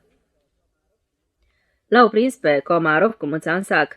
El s-a așezat și a scris în spatele declarației privind identitatea mărturia despre crimele comise și cine știe de ce în această mărturie i-a băgat de-a valma și a ponegri și pe vecini. La Moscova, pe Șabolovka, agenții examinau în acest timp ultimul cadavru găsit în cămară. Când au deschis cămara, cel ucis nu se răcise încă. În răstimpul cât s-a desfășurat ancheta, Moscova voia de expresia Komarov birjarul. Femeile relatau despre fețe de pernă doldora de bani și cum că acest Komarov și-ar fi hrănit porcii cu măruntaie de om și așa mai departe. Toate acestea erau prostii firește. Însă adevărul crud pe care l-a relevat ancheta era de așa natură, încât mai bine ar fi avut grămezi de bani în fețe de pernă și chiar mai bine și-ar fi nutrit în chip infam porcii. Sau ar fi comis cine știe ce alte bestialități sau perversiuni. Ar fi fost oricum mai simplu dacă faptele ar fi fost mai încălcite și mai înfricoșătoare, pentru că în acest caz ar fi fost de înțeles ceea ce era cel mai cumplit în acest dosar, și anume personajul însuși, Komarov. Un detaliu nesemnificativ, el firește nu este Komarov Vasili Ivanovici, ci Petrov Vasili Terentievici. Numele fals de familie este deci fără îndoială amprenta unui trecut întunecat de delicvent. Dar asta, repet, este irelevant. Nu am nici cea mai mică dorință să scriu un foileton pe teme criminale. Îl asigur pe cititor, dar îmi este imposibil să mă ocup de orice altceva, pentru că astăzi toată ziua nu mi-a dat pace ideea de a-l înțelege totuși pe Komarov. S-a aflat că avea niște rogojini speciale și lăsa sângele victimelor să se scurgă pe aceste rogojini ca să nu murdărească sacii și sănile. Când i-au permis mijloacele, a cumpărat în același scop o albie zincată. Ucidea mediculos și cu deosebit simț gospodăresc. Întotdeauna prin una și aceeași metodă, un ciocan în moalele capului, fără zgomot și fără grabă, în timpul unei discuții tihnite. Cei uciși erau cu toți oameni interesați de cai. El le propunea în obor calului și invita pentru discuții la el în apartament între 4 ochi, fără niciun fel de martori, își trimitea de acasă nevasta și copiii. În acest mod sunt ucise animalele, fără milă, dar și fără pic de ură. Îi ieșea ceva câștig, dar nu peste măsură. În buzunarul cumpărătorului era o sumă relativ corespunzătoare valorii calului. Nu s-au găsit niciun fel de bogății în pernele lui, dar bea și mânca pe banii aceștia și își întreținea familia. Alminteri era om rău, obișnuit, din care sunt cu milioanele. Își bătea nevasta și copiii și era bețiv, dar de sărbători chema pop la el acasă. Și aceștia săvârșeau slujbe și el îi ospăta cu vin. Era îndeopște un om bigot cu fire dificilă. Reporterii, foiletoniștii, filistinii au vehiculat timp de 2 săptămâni expresia omfiară, o expresie deprimantă lipsită de conținut care nu explică nimic. Era atât de evidentă meticuliozitatea gospodărească de măcelar, cu care erau înfăptuite crimele, încât pentru mine personal această idee a desfința pe loc toate acele bestialități inexistente și am consacrat în sinea mea o altă formulă. Nu este nici fiară, însă în niciun caz nu este om. Este absolut imposibil să-l numești om pe Komarov, așa cum este imposibil să numești ceas o mașinărie din care a fost scos mecanismul. Procesul mi-a confirmat formula. În fața jurului se înfățișa doar învelișul unui om, înveliș care nu prezenta în sine niciun însemn al bestialității. De fapt, poate chiar există unele trăsături caracteristice accesibile specialistului psihiatru, dar la o privire normală părea un adult obișnuit cu o figură dezagreabilă, dar nu bestială, și fără niciun simptom de degenerescență. Dar când această creatură a luat cuvântul în fața completului și mai ales când a aprins să emită niște chicote șuierătoare, am înțeles, chiar dacă nu pe deplin, oricum într-o măsură considerabilă, nu știu cum li s-a părut altora, că asta înseamnă nu este om. Când prima nevastă i s-a otrăvit, el, această creatură, a spus: și mai ducă-se dracului. Când creatura s-a însurat a doua oară, n-a interesat-o nici măcar de unde era de fel nevasta, ce hram poartă. Păi ce, să-mi toarne copii, să-i botez. Un chicotit. Odată, da bine, la întrebarea cum a ucis. Chicotit. Da, ghiuju, măsii. La multe întrebări răspundea cu zicerea asta idiotă. Chicotit. Nu ți-ai hrănit purceii cu carne de om? Nu. Hihi. Păi dacă le dădeam carne de om, îmi luam mai mulți purcei. Hihi. În continuare, din ce în ce mai rău, totul în viață se rezumă la acest ghiuj, insolent, infam, însoțit de chicoteli. S-a vădit că în jurul lui nu existau oameni, erau suciți și buni de jug. Îi disprețuia. Unde-i ferocitatea aici? Dacă ar fi urât feroce și ar fi ucis cu furie, nu i-ar fi jignit într-atât pe cei din jur pe cât a făcut-o prin acest surprinzător dispreț. Și pe un câine care-i doar un dobitoc l-ai putea tortura cu această desconsiderare ieșită din comun, cu care Komarov îi gratula pe oamenii din jur. Nevastă sa, o pani romano-catolică, hihi, mâncă mult. Nici răutate, nici calicie. N-are decât să mănânce lângă mine o treapă asta romano-catolică. Fără răutate. Dar i-a mai dat și cât o scaltoacă. Pe copiii bătea, să le fie de învățătură. De ce i-ai ucis? Aici existau 2 motive deodată. Dar totul e de înțeles. În primul rând pentru bani. În al doilea rând, uite așa, nu-mi place de oameni. Există și animale de pe urma cărora, dacă le ucizi, ai un dublu folos. Și profiți și conștiința că scap de contemplarea unei neplăcute creaturi a Domnului, a unei omii, să zicem, sau a unui șarpe, căci asta reprezenta oamenii pentru Komarov. Într-un cuvânt, creatura era o nălucă în înveliș de birjar, o lipsă cronică rece a dorinței de a lua în considerare că pe lume există oameni. Era în afara oamenilor. Lugubra aureolă de om fiară a dispărut. Nu era înspăimântător, dar era din calea afară de respingător. A ucide. S-a temut? Nu. El e o creatură puternică, nu lașă. După părerea mea, chiar își bătea puțin joc de reporter, de anchetă și de completul de judecată. Uneori îndruga verzi și uscate, dar cu insolență, cu un zâmbet ironic. Vă interesează? Dați-mi voie. Aș fi vrut să omor o țigancă sau un popă. De ce? Ia ca așa. Și simți că nu vrusese deloc să omoare vreo țigancă, cum nici vreun popă, dar ce vreți, tăbărâseră suciții pe el cu întrebările și el spunea primul lucru care îi trecea prin cap. Un reporter l-a întrebat ce crede despre ceea ce l-așteaptă. Toți dăm ortul popii. Indiferent puternic, nu lași și foarte prost ca om. Vorbele de duh nu erau nici rurale, nici urbane, gândurile erau sărace, stupide. Și pe această prostie omenească era grefat strălucitul, mărețul amalgam al acelei puturoase mojicii specifice cu care sunt îmbibați mulți, foarte mulți mic burghezi din Zamoskvorecie. Suma neotrăvită de marile orașe. În ce privește puterea? Într-una din nopți, nu mai știu după care anume din crime, ducea cadavrul ambalat și golit de sânge spre râul Moscova. L-a oprit un milițian. Ce care acolo? Nărod mai ești. I-a răspuns moale Komarov. Pipăie. Milițianul era într-adevăr nărod. A atins sacul și l-a lăsat pe Komarov să plece mai departe. Apoi Komarov a început să meargă cu nevastă sa. Din cauza acestor călătorii pe bancă alături de Komarov și-a făcut apariția Sofia Komarova, o figură de asemenea cunoscută. Pe Suharevka, pe Domikovka, pe Smolenski mi-a fost dat adesea să zăresc asemenea fețe posace prelungi, chipurile gălbejite, tirvite de basmale ale femeilor. Komarov era scos din sală când Sofia depunea mărturie.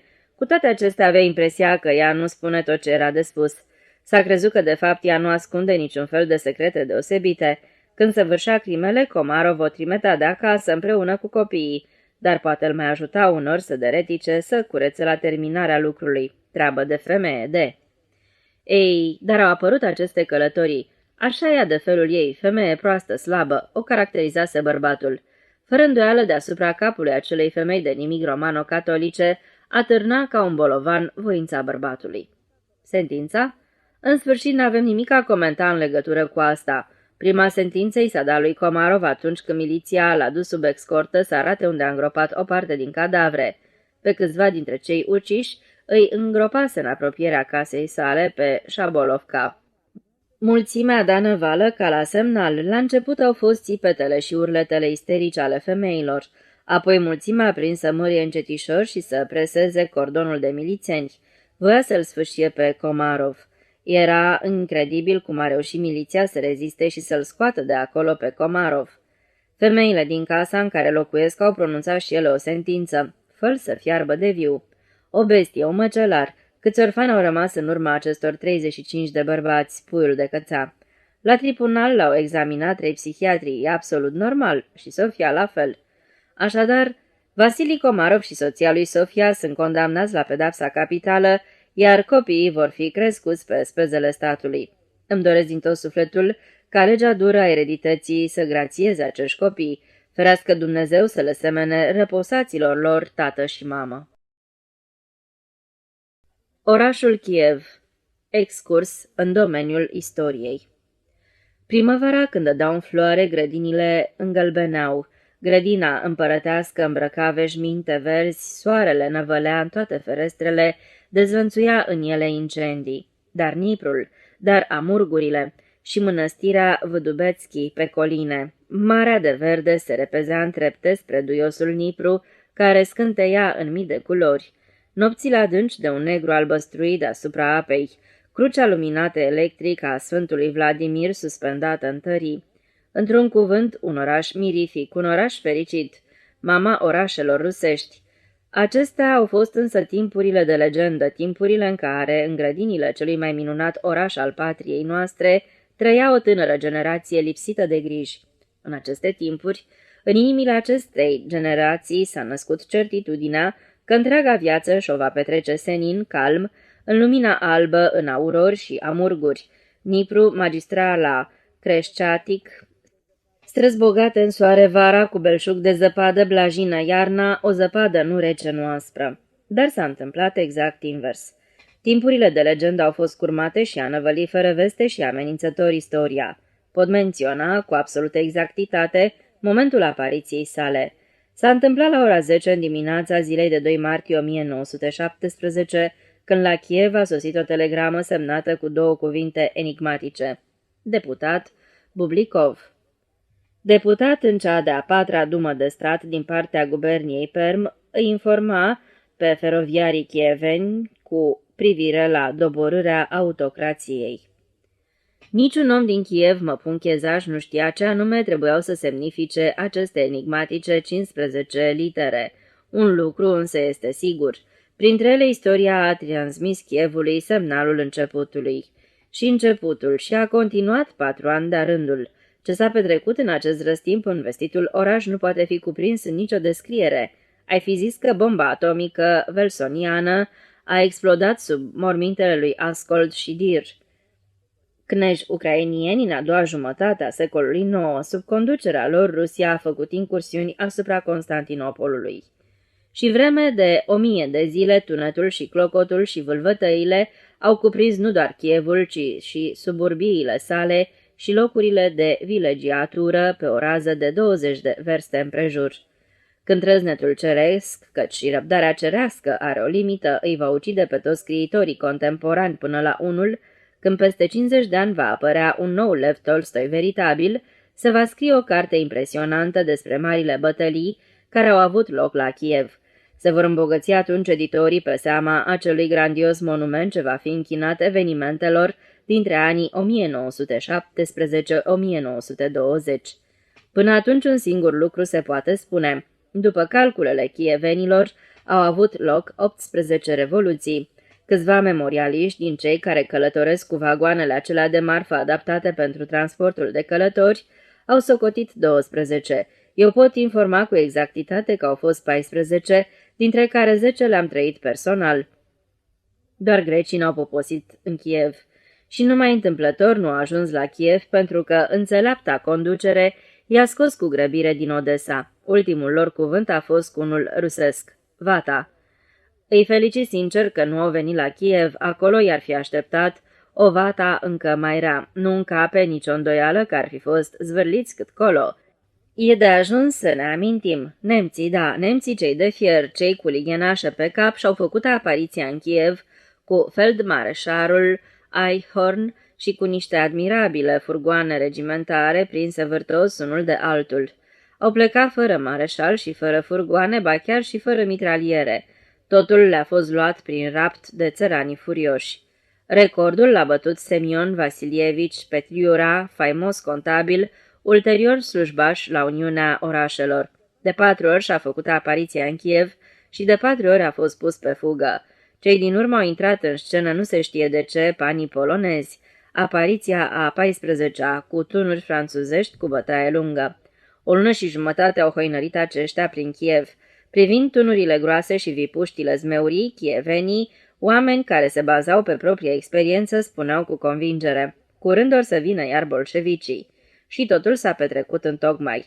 Nu trecuseră nici 2 luni și dintr-un cer absolut senin a picat fără fasoane și a la Budolni cavaleria sovietică taman acolo unde nu trebuia, iar panii în decurs de câteva ore au părăsit orașul vrăjit. Aici însă se cuvine adăugată o mică observație. Toți cei care vizitaseră până atunci Kievul îl părăsiseră cuvincios, limitându-se la niște tiruri relativ inofensive de calibrul 6 țoli, trase asupra Kievului de pe pozițiile din Sviatoșino. În timp ce verișorilor noștri europenizați li s-a năzărit să facă paradă de materialele lor explozive, și-au distrus 3 poduri de peste Nipru și în această ordine de idei au făcut sânder podul Țevnoi. Până în zilele noastre, în locul mărețului edificiu, vezi răsărind din apă doar niște piloni cenușii posomorâți. Ei, voi, polonezilor, ai, ai, ai! Din suflet vă va mulțumi poporul rus, nu vă pierdeți curajul, dragi cetățeni ai Chievului. Cândva polonezii nu vor mai fi supărați pe noi și ne vor construi un pod nou, mai bun chiar decât cel dinainte și încă pe spezele lor. Fiți siguri de asta, răbdare numai. Starea actuală. A spune nu mai există Pacersk ar fi totuși o exagerare. Pacersk există, dar pe majoritatea străzilor din Pacersk nu mai există case. Se înalță doar niște ruine roase și aici colo zărești la ferestre plasă de sârmă ruginită, încălcită. Dacă treci în amurg pe străzile largi, pustii, pe care sună ecoul, te năpădesc amintirile. Umbre parcă foșnesc par a veni un șopot din pământ. Îți pare că zărești sclipăr, frugar, de lanțuri, că țăcă nemărunt închizătoare de puști, că acuș va prinde ființă din asfalt o siluetă cenușie mătăhăloasă și va zbiera șuierător. Stai! Ți se năzar sclipă fulgerător de lan și epoleți de aur lucin stins, țopăie în trap, neauzit cercetași purtând haine scurte și cujme cu cozi zmeurii. Trec în zbor ba un locotenent cu monoclu, ba un ofițer polonez pilcuit, ba umbre de marinari ruși înjurând cumplit de mamă și pribegind de colo-colo fără rost. E, tu, Kiev, neprețuit juver, zbuciumat liman ești. Dar astea, de fapt, sunt doar fantezii, amurguri, amintiri. Ziua sub strălucirea soarelui, în grădinile încântătoare de pe povârnișuri, domnește o mare liniște. Coroanele castanilor încep să înverzească, paznicii ard mormane de frunze de mai an, pe aleile pustii miroase a fum. Siluete rare hoinăresc prin grădina Marinski, citesc aplecându-se inscripțiile de pe panglicile decolorate ale coroanelor. Aici sunt mii de morminte militare înverzite și un panou împrejmuit cu plante veștede. Pe panou, țevi deformate fragmente ale unor instrumente de măsură, o elice frântă, ceea ce înseamnă că din înălțimi a căzut în luptă un aviator și își doarme somnul cel de veci într-un mormânt din grădina Marinski. În grădin domnește o mare pace, peste grădina împărătească s-a așternut o liniște senină. O stârnesc la viață doar chemările păsărilor și la răstimpuri răzbate din oraș clinchetul tramvaiului municipal. Dar bănci nu există niciun parc, nici măcar urme de bănci. Mai mult, podul suspendat repezit ca o săgeată între cele două povârnișuri ale grădinii împărătești a fost cu totul văduvit de componentele sale din lemn. Chievenii au cărat tablierul până la ultima șchiuță, folosindu-l ca lemn de foc. A rămas doar scheletul din fier pe care, riscându-și prețioasa viață, puștimea își croiește drum târâș și agățându-se. Și în orașul ca atare există găuri considerabile. Astfel, lângă fosta piață Țarskaya, de unde începe Creșceatic, în locul clădirii uriașe cu 6 etaje, se înalță acum un schelet carbonizat. Interesant, edificiul a supraviețuit celor mai vijelioase timpuri și s-a prăpădit la vremea Hozrașciotului. Autogestiunea. Conform mărturiilor exacte ale populației autohtone, evenimentul s-a petrecut în felul următor. În această clădire ființa o întreprindere de gospodărie aprovizionare și avea cum se cuvine un șef. Și cum se cuvine, șeful atâta s-a șefit încât nu-i rămăsese decât ori el să se ducă de râpă, ori să ia foc biroul. Și într-o noapte a luat foc biroul. Ca vulturi au sosit în zbor pompierii aflați în plină autogestiune. Șeful a ieșit și a început să se învârtă printre căștile de aramă și pur și simplu a vrăjit furtunul de incendiu. Apa curgea și roaie, sudălmile bubuiau, pompierii se cățărau pe scări, dar n-au făcut nicio ispravă, n-au izbutit să salveze biroul. Dar focul blestemat, care nu e la dispoziția autogestiunii și nu se supune vrăjitoriei, s-a cățărat mai departe și mai sus, iar clădirea a ars ca un stoc de paie. Chievenii sunt un popor sincer de felul lui și-au relatat în unanimitate această poveste așa cum v-am spus-o. Dar chiar dacă n-ar fi fost așa, esențialul există. Clădirea a ars. Asta însă nu contează. Gospodăria comunală din Kiev a început să descopere indicii ale unei energii vijelioase. Cu timpul, dacă de Domnul toate vor fi la locul lor, totul va fi reconstruit. De pe acum, în apartamentele Kievului ard becuri, din robinete curge apa, se fac reparații. Străzile sunt curate și pe ele circulă acest tramvai municipal. Obiective turistice. E vorba de firmele din Kiev. Ce nu e scris pe ele, îți stă mintea în loc, nu alta. Să ne înțelegem odată pentru totdeauna. Respect toate limbile și dialectele, totuși firmele din Kiev trebuie neapărat rescrise. Doar nu se poate la urma urmei să înlături din cuvântul gomeopatiscecaia vocabul aia și să crezi că, grație acestui fapt, farmacia se va transforma din una rusească în una ucrainiană. Trebuie în sfârșit să convenim cum se va numi acel loc în care cetățenii se tund și se rad. Golearnea, perucarnea, țirulnea sau pur și simplu parigmaherskaya. Mie mi se pare că dintre cele 4 cuvinte, moloșna, molocina, molocearnea, și Moloșnaia, cel mai potrivit ar fi al cincilea, Molocinaia, pentru lăptărie. Și chiar dacă mă înșel în cazul prezentat, în esență am totuși dreptate. Se poate adopta un stil unitar. Dacă e să fie în ucraineană să fie, dar să fie corect și peste tot la fel. Ce vrea să fie de pildă S-M-R-I-H-L? Am crezut că-i un nume de familie, dar pe fondul azuriu se distingeau cât se poate de clar punctele puse după fiecare din primele 3 litere. Deci sunt litere inițiale ale unor cuvinte, dar care? La întrebarea mea, un pieton chievan mi-a răspuns: dacă trăiam ca ăștia, știam. Ce aceea Caracic? E limpede, înseamnă croitorul Carașic.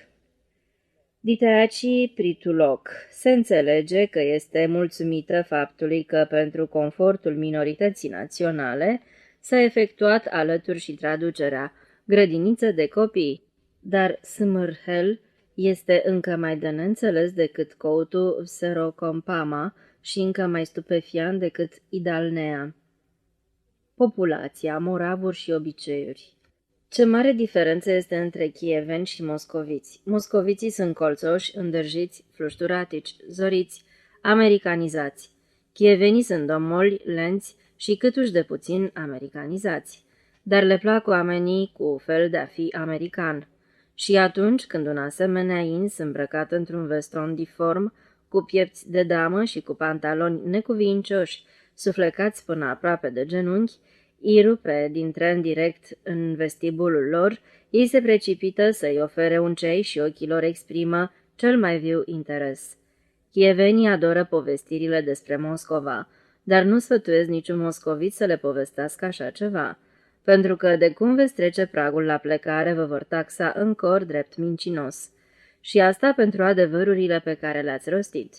Eu nici n-am apucat bine să deschid gura și să încep o povestire senină, că în privirile ascultătorilor mei s-au ivit niște luminițe atât de vesele, încât m-am supărat pe dată și m-am închis în mine. Încercați numai să le explicați ceea ce la un cazinou, sau despre corurile țigănești de la Ermitaj, sau despre berăriile moscovite, unde se sorb oceane de bere, iar corurile acompaniate de armonici îi zic cântecul acela despre brigandul cu deiar. Să ne rugăm Domnului Dumnezeului nostru.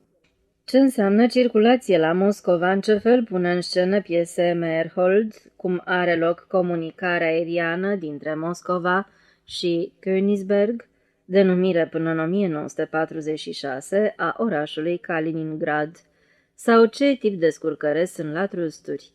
Chievul este acum un mic golf atât de liniștit, ritmul vieții lui seamănă atât de puțin cu cel moscovit, încât toate acestea sunt de neînțeles pentru locuitorii lui. Chievul se liniștește spre miezul nopții. În zorii zilei următoare, funcționarii merg la serviciu la Vzerokompom, Comitetul Panrus pentru ajutorarea soldaților armatei roșii răniți și a invalizilor de război. Nevestele își de deces copiii, iar cumnatele, printr-o minune rămase neabreviate, după ce își pudrează nasurile, se îndreaptă spre serviciu la Ara. Ara este soarele în jurul căruia, ca și pământul, gravitează Chievul. Populația Chievului se împarte în indivizi fericiți care beau cacao și lucrează la Ara, oameni de rangul 1, fericiți care primesc din America pantalon și făină, rangul 2, și gloata care nu are nimic de a face cu Ara.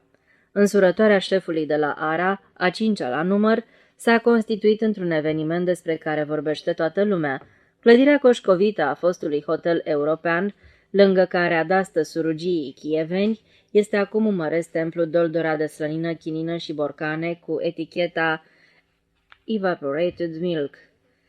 Iată însă că toate acestea i-au sfârșit. Ara se închide, șeful însurățel pleacă în iunie cu vaporul spre America lui, iar între cumnate se instalează scrâșnet de dinți. Și chiar acesta este adevărul, nu se știe ce va mai fi. Autogestiunea se infiltrează în golful liniștit prin toate crăpăturile. Administratorul casei amenință că va repara încălzirea cu aburi și aleargă de colo până colo cu o listă pe care scrie deviz calculat în valută. De unde atâta valută la chieveni? Sunt infinit mai săraci decât moscoviții. Și după ce va fi și ea disponibilizată, ce se va face domnișorimea din Kiev? Câmpul de operațiuni este restrâns și nu sunt atâtea comitete panruse ca să le cuprindă pe toate. Ascetism. La periferie nepul alunecă alene cu mare întârziere. La Kiev se petrece acum ceea ce la Moscova se petrecea la sfârșitul anului 1921. Kievul încă nu a depășit perioada de ascetism. La Kiev, de pildă, este încă interzisă opereta. În magazinele din Kiev se face comerț, de fapt se vând niște nimicuri, dar nu se etalează cu neobrăzare ermitajele, nu se joacă loto la fiecare colț de stradă și nu se circulă haihui pe pneuri până în zori, după o beție cu șampanie. Zvonurile. În schimb, chievenii se recompensează cu zvonuri. Trebuie spus că în Kiev există un puhoi de femei bătrâne și de cucoane vârstnice rămase de izbeliște. Viforoșii ani ai războiului au pustit familiile ca niciunde altundeva. Fii bărbați, nepoți, fie au fost dați dispăruți, fie au murit de tifos, fie au nimerit în ospitaliera străinătate, de unde nu mai știu cum să răzbească îndărât, fie au fost victimele reducerii de personal. Niciun comitet de ajutorare n-are nevoie de băbuțe. Instituțiile de prevederi sociale nu le pot hrăni, pentru că nu există instituții de prevederi sociale care să aibă și bani. Bătrânelor le este într-adevăr peste măsură de greu și de aceea trăiesc într-o stare ciudată. Li se pare că tot ceea ce se întâmplă este un vis. În vis ele au un alt vis, realitatea dorită, și mintea lor zămislește imagini.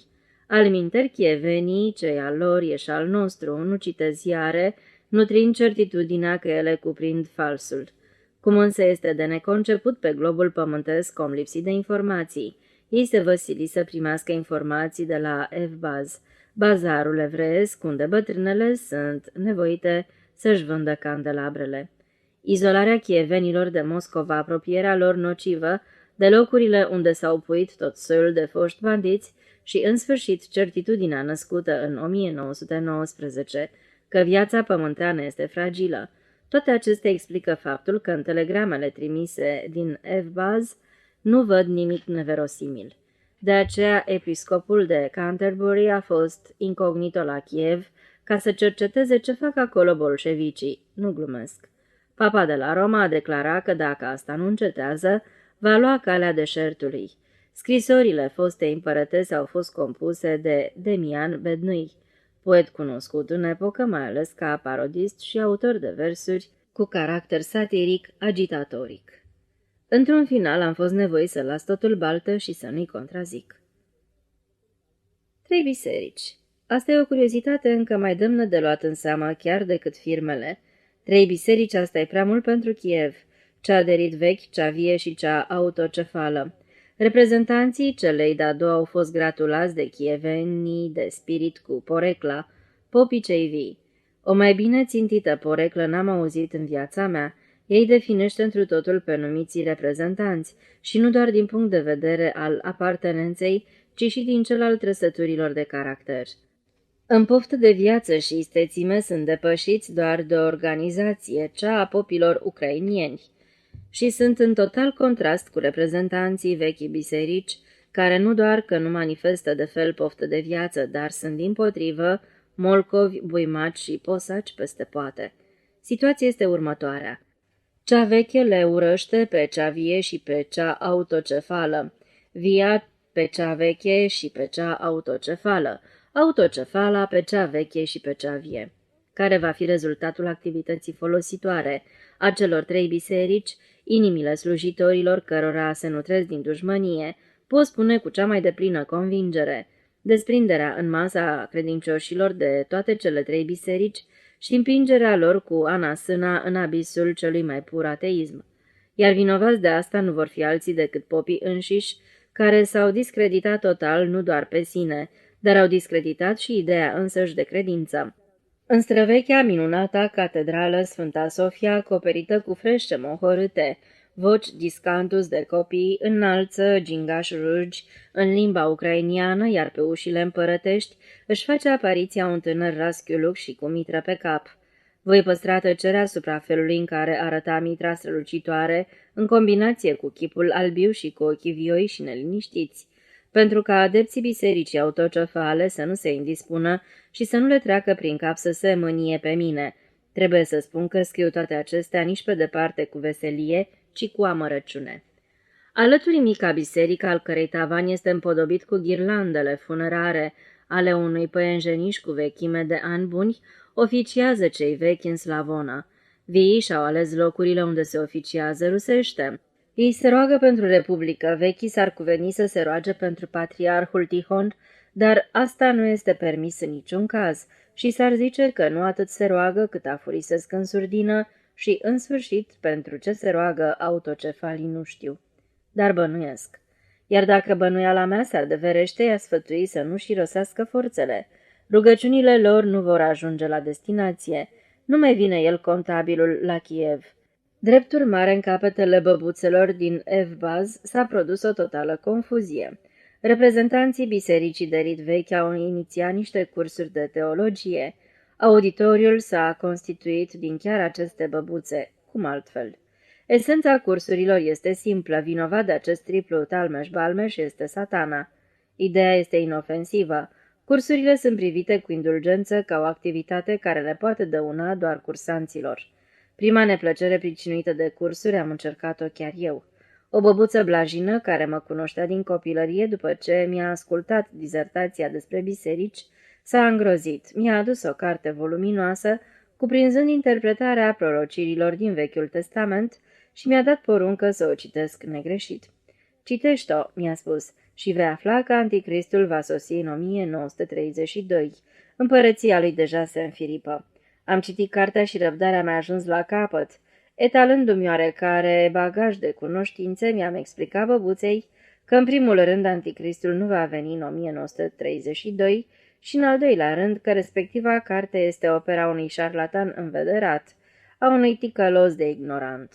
După aceasta, băbuța s-a dus la conferențiarul de la cursuri. I-a expus întreaga istorie și l-a rugat cu lacrimi în ochi să mă aducă pe calea cea dreaptă. Conferențiarul a ținut un curs special dedicat mie personal în care a ajuns la concluzia că, așa cum 2 ori 2 fac 4, așa și eu nu sunt decât unul din slujitorii și premergătorii Anticristului, compromițându-mă astfel în ochii tuturor cunoscuților mei din Kiev. Ulterior, m-am jurat să nu mă mai amestec în chestiuni teologice, oricare ar fi acestea, vechi, vii sau autocefale. Știința, literatura și arta. Nu găsesc cuvinte pentru a descrie bustul negru al lui Karl Marx, proțăpit în fața dumei și încadrat de o arcadă albă. Nu știu care artist l-a conceput, dar este inadmisibil. Refuz cu obstinație să cred că modelarea chipului vestitului învățat german poate fi încredințată cui n-are altă treabă. Nepoțica mea de 3 anișori, arătând spre monument, mi-a spus cu gingășie: Nena Marx, neglu. Final. Oraș mirific, oraș fericit, deasupra Niprului revărsat, invadat de verdele castanilor împodobit cu arabescuri solare. Acum peste ora s-a așternut o imensă oboseală după cumpliția ani de vuiet. E liniște, dar aud freamătul vieții noi. Va fi reconstruit, străzile vor da iarăși în clocot și se va înălța din nou deasupra râului pe care l-a iubit Gogol, maestuos orașul, iar amintirea lui Petliura va pieri. 1923. Lacul de Rachiu. În seara dinaintea duminicii Paștelui, pe la ora 10, coridorul nostru cel blestemat amuții. În liniștea binecuvântată minte mi-a părut ideea arzătoare că mi s-a împlinit visul și baba Pavlovna, care vinde țigări, a murit. Mi-am zis că așa trebuie să fie, fiindcă din camera Pavlovnei nu se mai auzeau strigătele fiului ei, Șurca, veșnic torturat de aceasta. Am zâmbit voluptos, m-am așezat în fotoliul meu jerpelit și am deschis un volumaj de Mark Twain. O clipă fericită, luminoasă oră. Iar pe la 10 și un sfert seara, în coridor cântă de 3 ori un cocoș. Un cocoș? Nimic deosebit. Nu stătuse jumătate de an un purcel la Pavlovna în cameră și, în general, Moscova nu e Berlinul, asta odată, iar în al doilea rând, pe unul care a trăit 1 an și jumătate în coridorul numărul 50, nu-l mai uimești cu nimic. Nu faptul apariției neașteptate a cocoșului m-a speriat, ci împrejurarea că acel cocoș cânta la 10 seara. Cocoșul nu-i privighetoare, iar înainte de război cânta în zori. Nu cumva ticăloșii ăștia au îmbătat cocoșul?" am întrebat-o eu, luându-mi ochii din toain pe nefericita mea soție. Dar aceasta nu mai apucă să-mi răspundă. După fanfara lui cocoșească introductivă, cocoșul se porni să scoată un țipăt continuu. Apoi început să urle o voce de bărbat și încă cum. Era un urlet continuu de bas în do diez, un urlet de durere sufletească și de disperare, urletul greu de dinaintea morții. Se trântiră toate ușile, răsunară pași, l-am aruncat pe Twain și m-am repezit pe coridor. În coridor sub bec, în cercul strâmt al nedumeriților locatari din coridorul nostru cel vestit, stătea un cetățean necunoscut mie. Stătea cu picioarele rășchirate, se clătina și, fără să deschidă gura, scotea acel urlet frenetic care mă speriase. În coridor am deslușit cum nota lungă continuă, fermato, s-a transformat într-un recitativ. Uite așa, se neca și urla răgușit cetățeanul necunoscut, vărsând lacrimi uriașe. Hristos a înviat, foarte bine faceți, barem să n-aibă parte nimeni de tine. Și spunând acestea, smulgea smocuri de pene din coada cocoșului care se zbătea mâinile lui. Era de ajuns o privire ca să-ți dai seama că cocoșul nu-i câtuși de puțin bat. Dar pe chipul cocoșului era zugrăvit un chin neomenesc. Ochii ieșeau din orbite, bătea din aripi și încerca să se smulgă din mâinile puternice ale necunoscutului. Pavlovna, Șurca, șoferul, Anușca, Mișa al Anușcăi, bărbatul Duscăi și amândouă dușcele stăteau de jur împrejur, într-o tăcere perfectă și nemișcați, ca țintuiți de podea. De data asta, nu le mai găsesc nicio vină, până și ei rămăseseră fără darul vorbirii. Scena jumulirii unui cocoș viu o vedeau ca și mine pentru prima oară.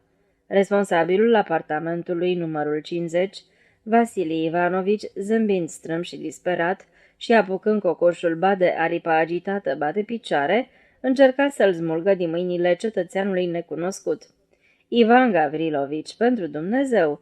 striga la răstimpuri acesta, trezindu-se sub ochii mei din beție. Nu ți-a nimeni cocoșul, arzelar focul, nu chinui pasărea în ajunul învierii lui Hristos." Ivan Gavrilovici, vinoți în fire. Eu m-am dezmeticit primul și am reușit printr-o voltă inspirată să smulg cocoșul din mâinile cetățeanului.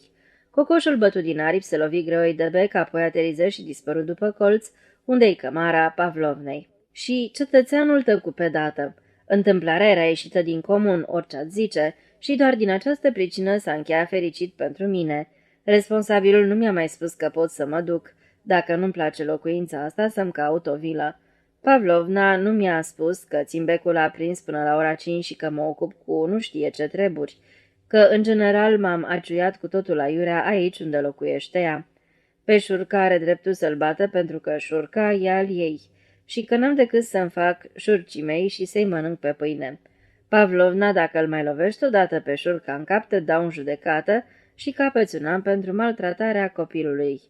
Spusă asta ajuta prea puțin. Pavlovna amenința că dă un anunț la administrație să mă scoată din spațiu. Care nu-i place n-are decât să se ducă unde să ia școliți. Într-un cuvânt, de data asta nu s-a întâmplat nimic. Locatarii celui mai faimos apartament din Moscova se împrăștiară într-o liniște mormântală. Responsabilul și Caterina Ivanovna l-au înhățat pe cetățeanul necunoscut de sub sori și l-au scos afară pe scări. Necunoscutul a plecat stacojiu la față, tremurând și clătinându-se și rotindu-și în toate părțile ochii bovini și aproape stinși. Semăna cu cineva otrăvit cu mătrăgună. Atropa Beladonna. Cocoșul vlăguit fu cuprins de Pavlovna și de Șurca sub un ciubăr și dus și el. Caterina Ivanovna, după ce se întoarse, început să povestească. A plecat javraia mea, citește responsabilul, soțul Caterinei Ivanovna, bine mersi la cumpărături. N-a rezistat și și-a cumpărat o litră de la Sidorovna. L-a chemat și pe Gavrilici să mergem, zice, să o încercăm. Mai beau oamenii, dar ăștia s-au umflat de băutură până să înceapă, Doamne, iartă-mă, popa slujba. Habar n-am ce s-a întâmplat cu Gavrilici. După ce au băut, al meu zice, ce te duci, mă, Gavrilici, cu cocoșul la closet? Dă-l mai bine să ți-l țin eu. Ăstelal numai ce se înfurie odată. Aha, zice, care va să zic că vrei să pui laba pe cocoșul meu? Și a început să urle. Ce-i s-o fi năzărit Dumnezeu să-l înțeleagă? Pe la ora 2 noaptea, responsabilul, înfierbântându-se, a spart toate geamurile și a bătut nevasta, motivând că respectiva i-a mâncat zilele. Eu în vremea asta eram cu soția la înviere, așa că scandalul s-a desfășurat fără participarea mea. Populația apartamentului a avut un moment de slăbiciune și l-a chemat pe președintele de bloc. Președintele de bloc a apărut imediat, roșu precum steagul și cu ochii scăpărători, a aruncat o privire spre Caterina Ivanovna, care era învinețită toată, și a zis: "Mă mir de tine, Vasile Ivanici. Cap de familie și nu ești în stare să-ți ții muierea în frâu." A fost prima dată în viața președintelui nostru când acesta nu s-a bucurat să-și audă propriile cuvinte. El personal, împreună cu șoferul și bărbatul Duscăi, au fost nevoiți să-l dezarmeze pe Vasile Ivanici, care, colac peste pupăză, s-a mai și tăiat la mână. Vasile Ivanici, după cele spuse de președinte, s-a înarmat cu un cuțit de bucătărie ca să o taie pe Caterina Ivanovna. "Păi stai așa că îi arăt eu ei." Președintele, după ce a încuiat-o pe Caterina Ivanovna în cămara Pavlovnei, s-a apucat să-l convingă pe Ivanici că nevastă s-a fugit, astfel că Vasile Ivanici a adormit spunând: "Bine, o tai eu mâine, nu scapă ea din mâinile mele." Președintele a plecat zicând: "Mamă, dar ce rachiu mai are și Sidorovna asta, monstru, nu alta." Pe la 3 noaptea a apărut Ivan Sidorici. Declară mă public, dacă aș fi fost bărbat și nu o cârpă, l-aș fi azvârlit afară pe Ivan Sidorici din camera mea, dar mi-e frică de el. E persoana cea mai tare din comitet după președinte. Poate că n-ar reuși să mă mute, sau poate ar reuși, dracu știe, dar să mă trevească existența asta în stare 100%. Iar pentru mine ăsta e lucrul cel mai rău. Dacă mi se otrăvește existența, nu mai pot scrie foiletoane, iar dacă nu scriu foiletoane, se produce crahul financiar." "Ziua ce țănezierist," a spus Ivan Sidorici, clătinându-se ca un fir de iarbă bătut de vânt. "Am o treabă cu dumneata. Îmi pare bine. În legătură cu Esperanto. Să-mi scrii o notă, un articol, vreau să fac o societate, așa să și scrii. Ivan Sidorici, esperantist, dorește careva să zică." Și deodată Sidorici a început să vorbească în esperanto. Apropo, uimitor de respingătoare limbă. Nu știu ce a citit esperantistul în ochii mei, că deodată s-a făcut mic. Straniul șuvoi de cuvinte ciuntite, semănând de amestec de cuvinte latino-rusești, a început să se potignească și Ivan Sidorici a revenit la o limbă inteligibilă. "De fapt, zați viu mâine." "Vă rog să poftiți," am răspuns cu blândețe, conducându-l spre ușă. Voia, nu se știe de ce, să iasă prin zid. "Ăsta nu poate fi dat afară?" m-a întrebat după aceea nevastă mea. "Nu, puiule, nu se poate." Dimineața pe la 9 sărbătoarea a început cu un matelote interpretat la armonică de Vasili Ivanovici. Caterina Ivanovna dansa și cu discursul adresat mie de Mișa al Anușcăi bat pulbere. Mișa, în numele său și al unor cetățeni pe care nu-i cunosc, și-a exprimat respectul față de mine. Pe la 10 a venit ajutorul omului de serviciu, ușor afumat. La 10:20 șeful lui bat mort, la 10:25 fochistul, într-o stare înfiorătoare. Tăcea și tot așa a și plecat. Cele 5 milioane date de mine le-a pierdut pe dată în hol. La prânz Sidorovna a umplut fără pic de rușine, cu 3 degete mai puțin, litra lui Vasili Ivanovici, la care acesta, luând litra goală, s-a dus acolo unde trebuie și a declarat: "Pe la noi se vinde rachiu, doresc să fie arestați." "Nu cumva le încurci?" l-a întrebat morocănos ăla de acolo de unde trebuie.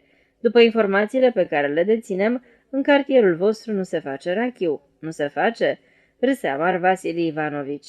"Foarte interesant ce spuneți dumneavoastră. Uite că nu se face." "Păi dacă se face, cum de ești treaz? Du-te tu mai bine și te culcă, vii mâine și dă o declarație care să ia de fac rachiu." "Așa, am priceput," spuse Vasili Ivanovici, zâmbind perplex. "Va să zică să-și facă de cap cum vor, să stoarne dumnealor cât li voia, iar în ce privește cât sunt eu treaz, ia mirosiți litra asta." Litra se dovedea avea un evident iz de uleiuri de basamac. "Dune," îi spuseră atunci lui Vasili Ivanovici, și el îi duse. Când s-a trezit, Vasili Ivanovici a spus Caterinei Ivanovna: "Dă o fugă până la Sidorovna după o litră." "Trezește-te, blestematule," i-a răspuns Caterina Ivanovna. Pe Sidorovna au închis-o. "Cum așa? Cum de-o mirosit-o?" s-a mirat Vasili Ivanovici. Eu jubilam, dar n-a durat multă vreme. Peste o jumătate de ceas, Caterina Ivanovna a apărut cu o litră plină. Se pare că se ivise un izvoraș proaspăt la Macheici. la 3 case de Sidorovna. Seara pe la 7 a smuls-o pe Natasha din mâinile soțului ei, brutarul Volodea. Să nu îndrăznesc să dai în ea, e nevasta mea. Pe la 8 seara, când s-a pornit un matelot îndrăcit și Anușca a început să danseze, soția mea s-a ridicat de pe divan și a zis: "Eu una nu mai suport, fă ce știi, dar trebuie să plecăm de aici." "Puișor," i-am răspuns cu disperare în glas. "Ce pot să fac? N-am cum să fac rost de o cameră. Costă 20 de milioane, iar eu capăt 4. Până nu scriu romanul, n-avem nicio speranță. Hai, mai rabdă." "Nu-i vorba de mine," mi-a răspuns nevastă mea. "N-ai să termin niciodată romanul, niciodată. Viața-i zadarnică, o să încep să iau morfină." La asemenea vorbe am început să simt cum devin de fier. I-am spus cu o voce metalică: "Morfină n-ai să iei, fiindcă n-am să-ți dau eu voie, iar romanul am să-l termin și îndrăznesc să te încredințez că o să iasă așa fel, de o să rămână lumea cu gura căscată." Apoi am ajutat-o pe nevastă mea să se îmbrace, am încuiat ușa cu iala și cu lacătul, am rugat-o pe Dusia 1, nu bea nimic altceva decât porto, să aibă grijă să nu-mi spargă nimeni lacătul și am dus-o pe nevastă mea pentru cele 3 zile de sărbătoare în strada Nikitskaya la soră sa. Încheiere. Am un proiect. Mă angajez cam de curs de 2 luni să realizez desecarea Moscovei, dacă nu în întregime, cel puțin în proporție de 90%. Condiții. Conducerea o preiau eu. Lista de asistenți o voi alcătui eu însumi din studenți. Trebuie să li se stabilească un salariu foarte mare, cam 400 de ruble aur, perfect justificate. Efectivul, 100 de oameni. Mie un apartament de 3 camere și bucătărie și 1000 de ruble aur o singură dată. O pensie pentru soție în caz că voi fi omorât. Prerogative nelimitate, să pot emite mandat de arestare imediată. Cercetarea judiciară să se facă în 24 de ore și fără nicio comutare în amendă.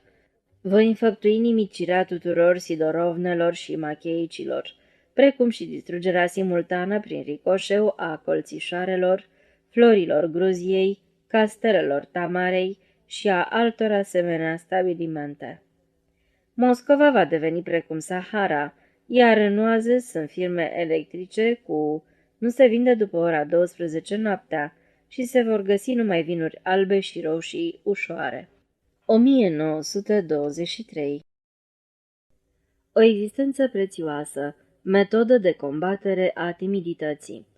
Am primit personal această notă trimisă la redacția unui ziar moscovit dintr-o provincie uitată de lume. Tovarășe redactor, vă rog să dați drumul la articolul meu sau, ca să mă exprim mai simplu, la o notă care să-l țintuiască la stâlpul infamiei pe maestrul nostru Iacov, patronimicul și numele de familie. Susmenționatul Iacov, patronimicul și numele de familie, a întunericit sărbătoarea noastră internațională a femeilor muncitoare 8 martie, urcând beat criță pe stradă în calitate de coraportor. Din pricina acestei stări, fără să dea citire la coraport și doar aninându-se de lozinci și rupând 2 dintre ele, dumnealui n-a făcut altă ceva decât să rânjească la auditoriul fără număr al femeilor noastre muncitoare, care cu toatele ca una umpluse clubul.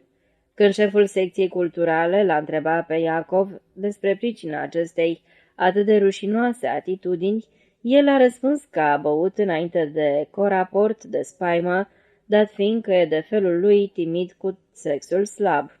Rușine lui Iacov, patronimicul și numele de familie. N-avem trebuință de așa timizi în sindicatul nostru profesional.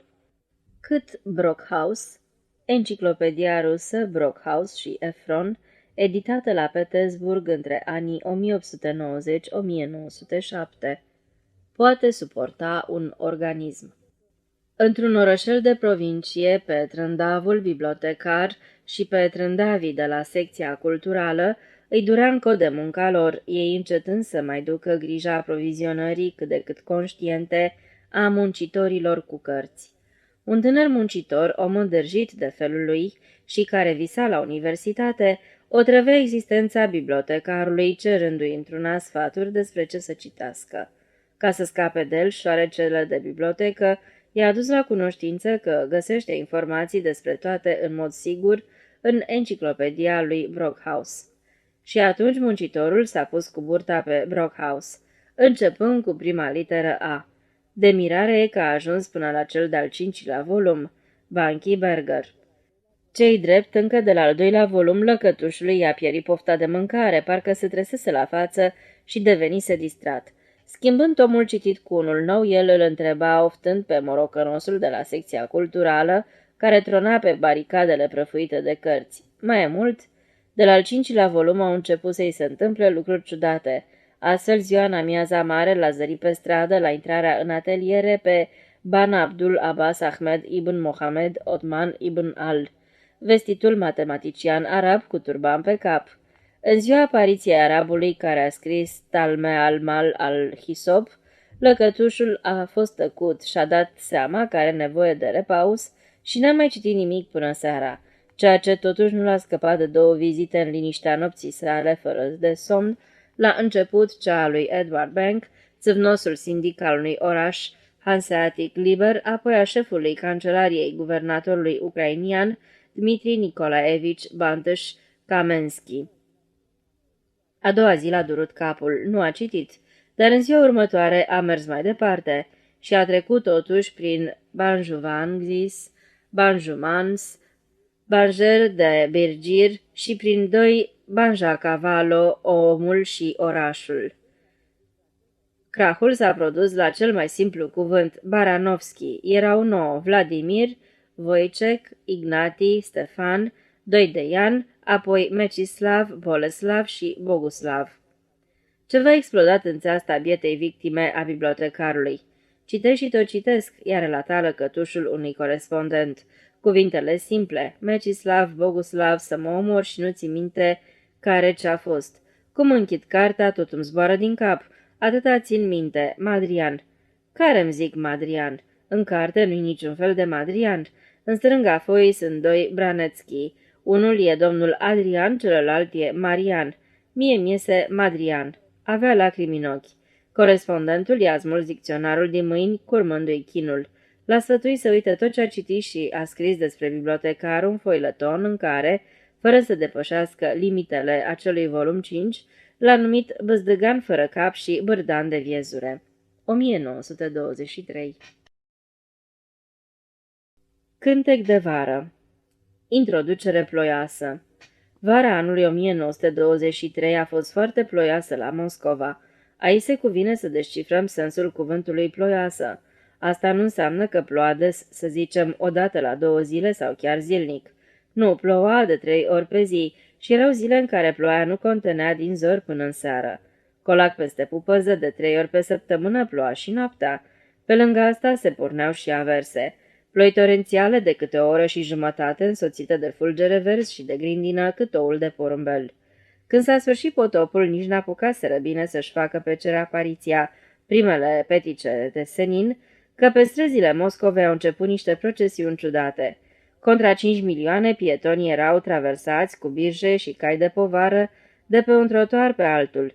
Ba mai mult, puteau fi văzuți bărbați călare pe alți bărbați și femei care umblau cu picioarele dezgolite până la limita admisă și chiar deasupra acesteia. În rarele antracte, când cerul de deasupra Moscovei arăta ca frișca bătută, moscoviții spuneau: "Ei, slavă Domnului, vremea se stabilizează, n-a plouat de jumătate de oră." Pe Tverskaya și în piața teatrului și-au făcut apariția niște bolovace de un albastru spălăcit, trase de un cal condus de un ins în haine de protecție, haină din foaie de cort și cască tot din foaie de cort. Din orificiile dese ale unei țevi orizontale, dispusă în spatele unui boloboc, picura cam câte o lingură de apă, lăsând în urma altui boloboc aflat cu un pas în urma ei o cărăruie jilavă lată de vreo 2 arșini. Așezat la fereastra unui tramvai, am făcut cu un capăt de creion în blocnotes următorul calcul. Pentru a deseca piața teatrului ar fi nevoie de 90 de asemenea boloboace care să funcționeze simultan, cu condiția să fie trase în galop. La batjocul acestor boloboace de desecare, cerul a răspuns printr-o canonadă de tunete înfricoșătoare, mitraliind o grindină care a făcut să îndărgi geamurile și revărsând puhoaie de apă care au inundat subsolurile. Pe Neglinii s-a unecat 2 femei pentru că Neglinca a spart o conductă în pământ și a aruncat caldarâmul în aer. Echipele de pompieri lucrau evacuând apa din cafeneaua Ariș, mărțoagele birjarilor turbau sub grindina ștricuitoare. Asta s-a petrecut în iunie și iulie. Apoi convoiul cenușiu a dispărut și ploaia a îmbrăcat aspecte normale. Dar dacă va apărea din nou convoiul în piața teatrului, într-o întărâtare a cerului, lui va reveni răspunderea pentru pieirea Moscovei. Ciupercile multicolore. Ploile au generat la Moscova apariția unei interesante culturi de ciuperci. Primele răsădite în toate intersecțiile au fost cele din soiul cap roșu. Erau milițienii în noile lor uniforme. Purtau caschete cu bordură roșie, cu fund negru și paspoal verde. Verzi erau și petlițele, tot verzi le erau și tunica și pantalonii de călărie. Fluierele, cocardele și bastoanele le confereau un aer atât de brav că își desfătau privirea. Iar conducerea miliției era de-a dreptul strălucitoare. Mașinile în număr de 3500, care gonesc prin Moscova urlând, răgnind, măcăind, ocolesc toate intersecțiile cu europeană cochetărie, statuetele sculptate cu capete roșii pe piciorușe verzi. Tramvaiele din Moscova arată cuvincios, nici pe scări, nici pe arcuri nu spânzură călători și nimeni, niciun om din Moscova, nu coboară și nu urcă din mers. Acest ideal tramvaistic a fost atins de Consiliul Moscovei vreme de vreo 5-6 zile prin geniala și simpla aplicare a unei amenzi de 50 de ruble la locul faptei. Dar pe parcursul acestor 6 zile, lângă și în tramvai a domnit un haos desăvârșit. Capetele roșii înarmate cu chitanțiere răsăreau ca din pământ și amendau politicos pe rușii înmărmuriți. Cei mai îndărătnici plăteau nu 50, ci 500 și de acum nu la locul faptei, ci la miliție. Permiteți un foc, vă rog. Amenziile din stațiile de tramvai au avut urmări de-a dreptul surprinzătoare. Exact o săptămână în urmă, pe Ljubljanka, într-o stație de tramvai m-am apropiat de un cetățean și am cerut un foc. În loc să-mi întindă țigara, cetățeanul a zbugit-o de lângă mine. După ce am conchis că omul nu-i în toate mințile, am pornit-o mai departe spre pasajul teatrului și am fost refuzat de încă 3 ori. La cuvintele "permiteți un foc, vă rog", cetățenii păleau și șpitau țigările la spate. Am primit un foc în spatele unei coloane în pasajul Alexandrovski, lângă magazinul Mur, însă cel care mi l-a oferit s-a uitat mai întâi împrejur ca un lup. De la el am aflat că a ieșit dispoziție să se dea amendă celor care oferă foc pe stradă. Temeiul, gură cască îi rețin pe muncitorii sovietici care se grăbesc spre muncă. Recunosc cu mâna pe inimă că mă număr printre cei care au verificat asta. Totul a luat sfârșit peste câteva zile, odată cu nota apărută în Izvestia, în care locuitorii Moscovei erau numiți suflete. Dar tonul melancolic al notiței demonstra limpede că însuși acel autor, animat de cetățenească bărbăție, nu primise un foc. După capetele roșii au răsărit niște ciuperci nemai văzute, capetele negre. Erau tineri de sex, masculin și feminin, purtând pe cap niște chipiei doma celor pe care le poartă băieții de hotel din filmele străine. Capetele negre aveau pe brațe niște bransarde, iar pe pântece mici tarabe cu țigări. Pe chipie era scris cu litere aurite: Moselprom, Uniunea Întreprinderilor din Moscova de prelucrare și comercializare la prețuri accesibile a produselor agroalimentare. Moselprom pornise, care va să zică, bătălia finală și decisivă la comerțul ilegal stradal. Ideea era de toată isprava, cu atât mai mult cu cât amintitele capete negre erau ale unor studenți șomeri. Chestiunea care se pune însă este aceea că studenților le place să citească, astfel încât foarte adesea pe pândece era agățată mica tarabă, iar pe tarabă materialismul istoric al lui Buharin, om politic rus, teoretician al comunismului, autor printre altele și al studiului propagandistic abecedarul comunismului în dese rândul ridiculizat de Bulgakov. Materialismul istoric de Buharin este incontestabil o carte interesantă, dar comerțul își are capriciile și legile lui. El impune ca preopinentul să se vânzolească, să răgnească, să insiste, să-și facă simțită prezența. Publicul privește cu bunăvoință capetele negre, dar uneori se teme să-i ceară marfă unui om cu o carte în față, căci a plictisi un tânăr o preocupat de citit, cerându-i chibrituri, este o mitocănia. Dacă se pregătește pentru un examen, eu nu l-aș fi scris pe tarabele acestea, e timpul cărților și ora comerțului.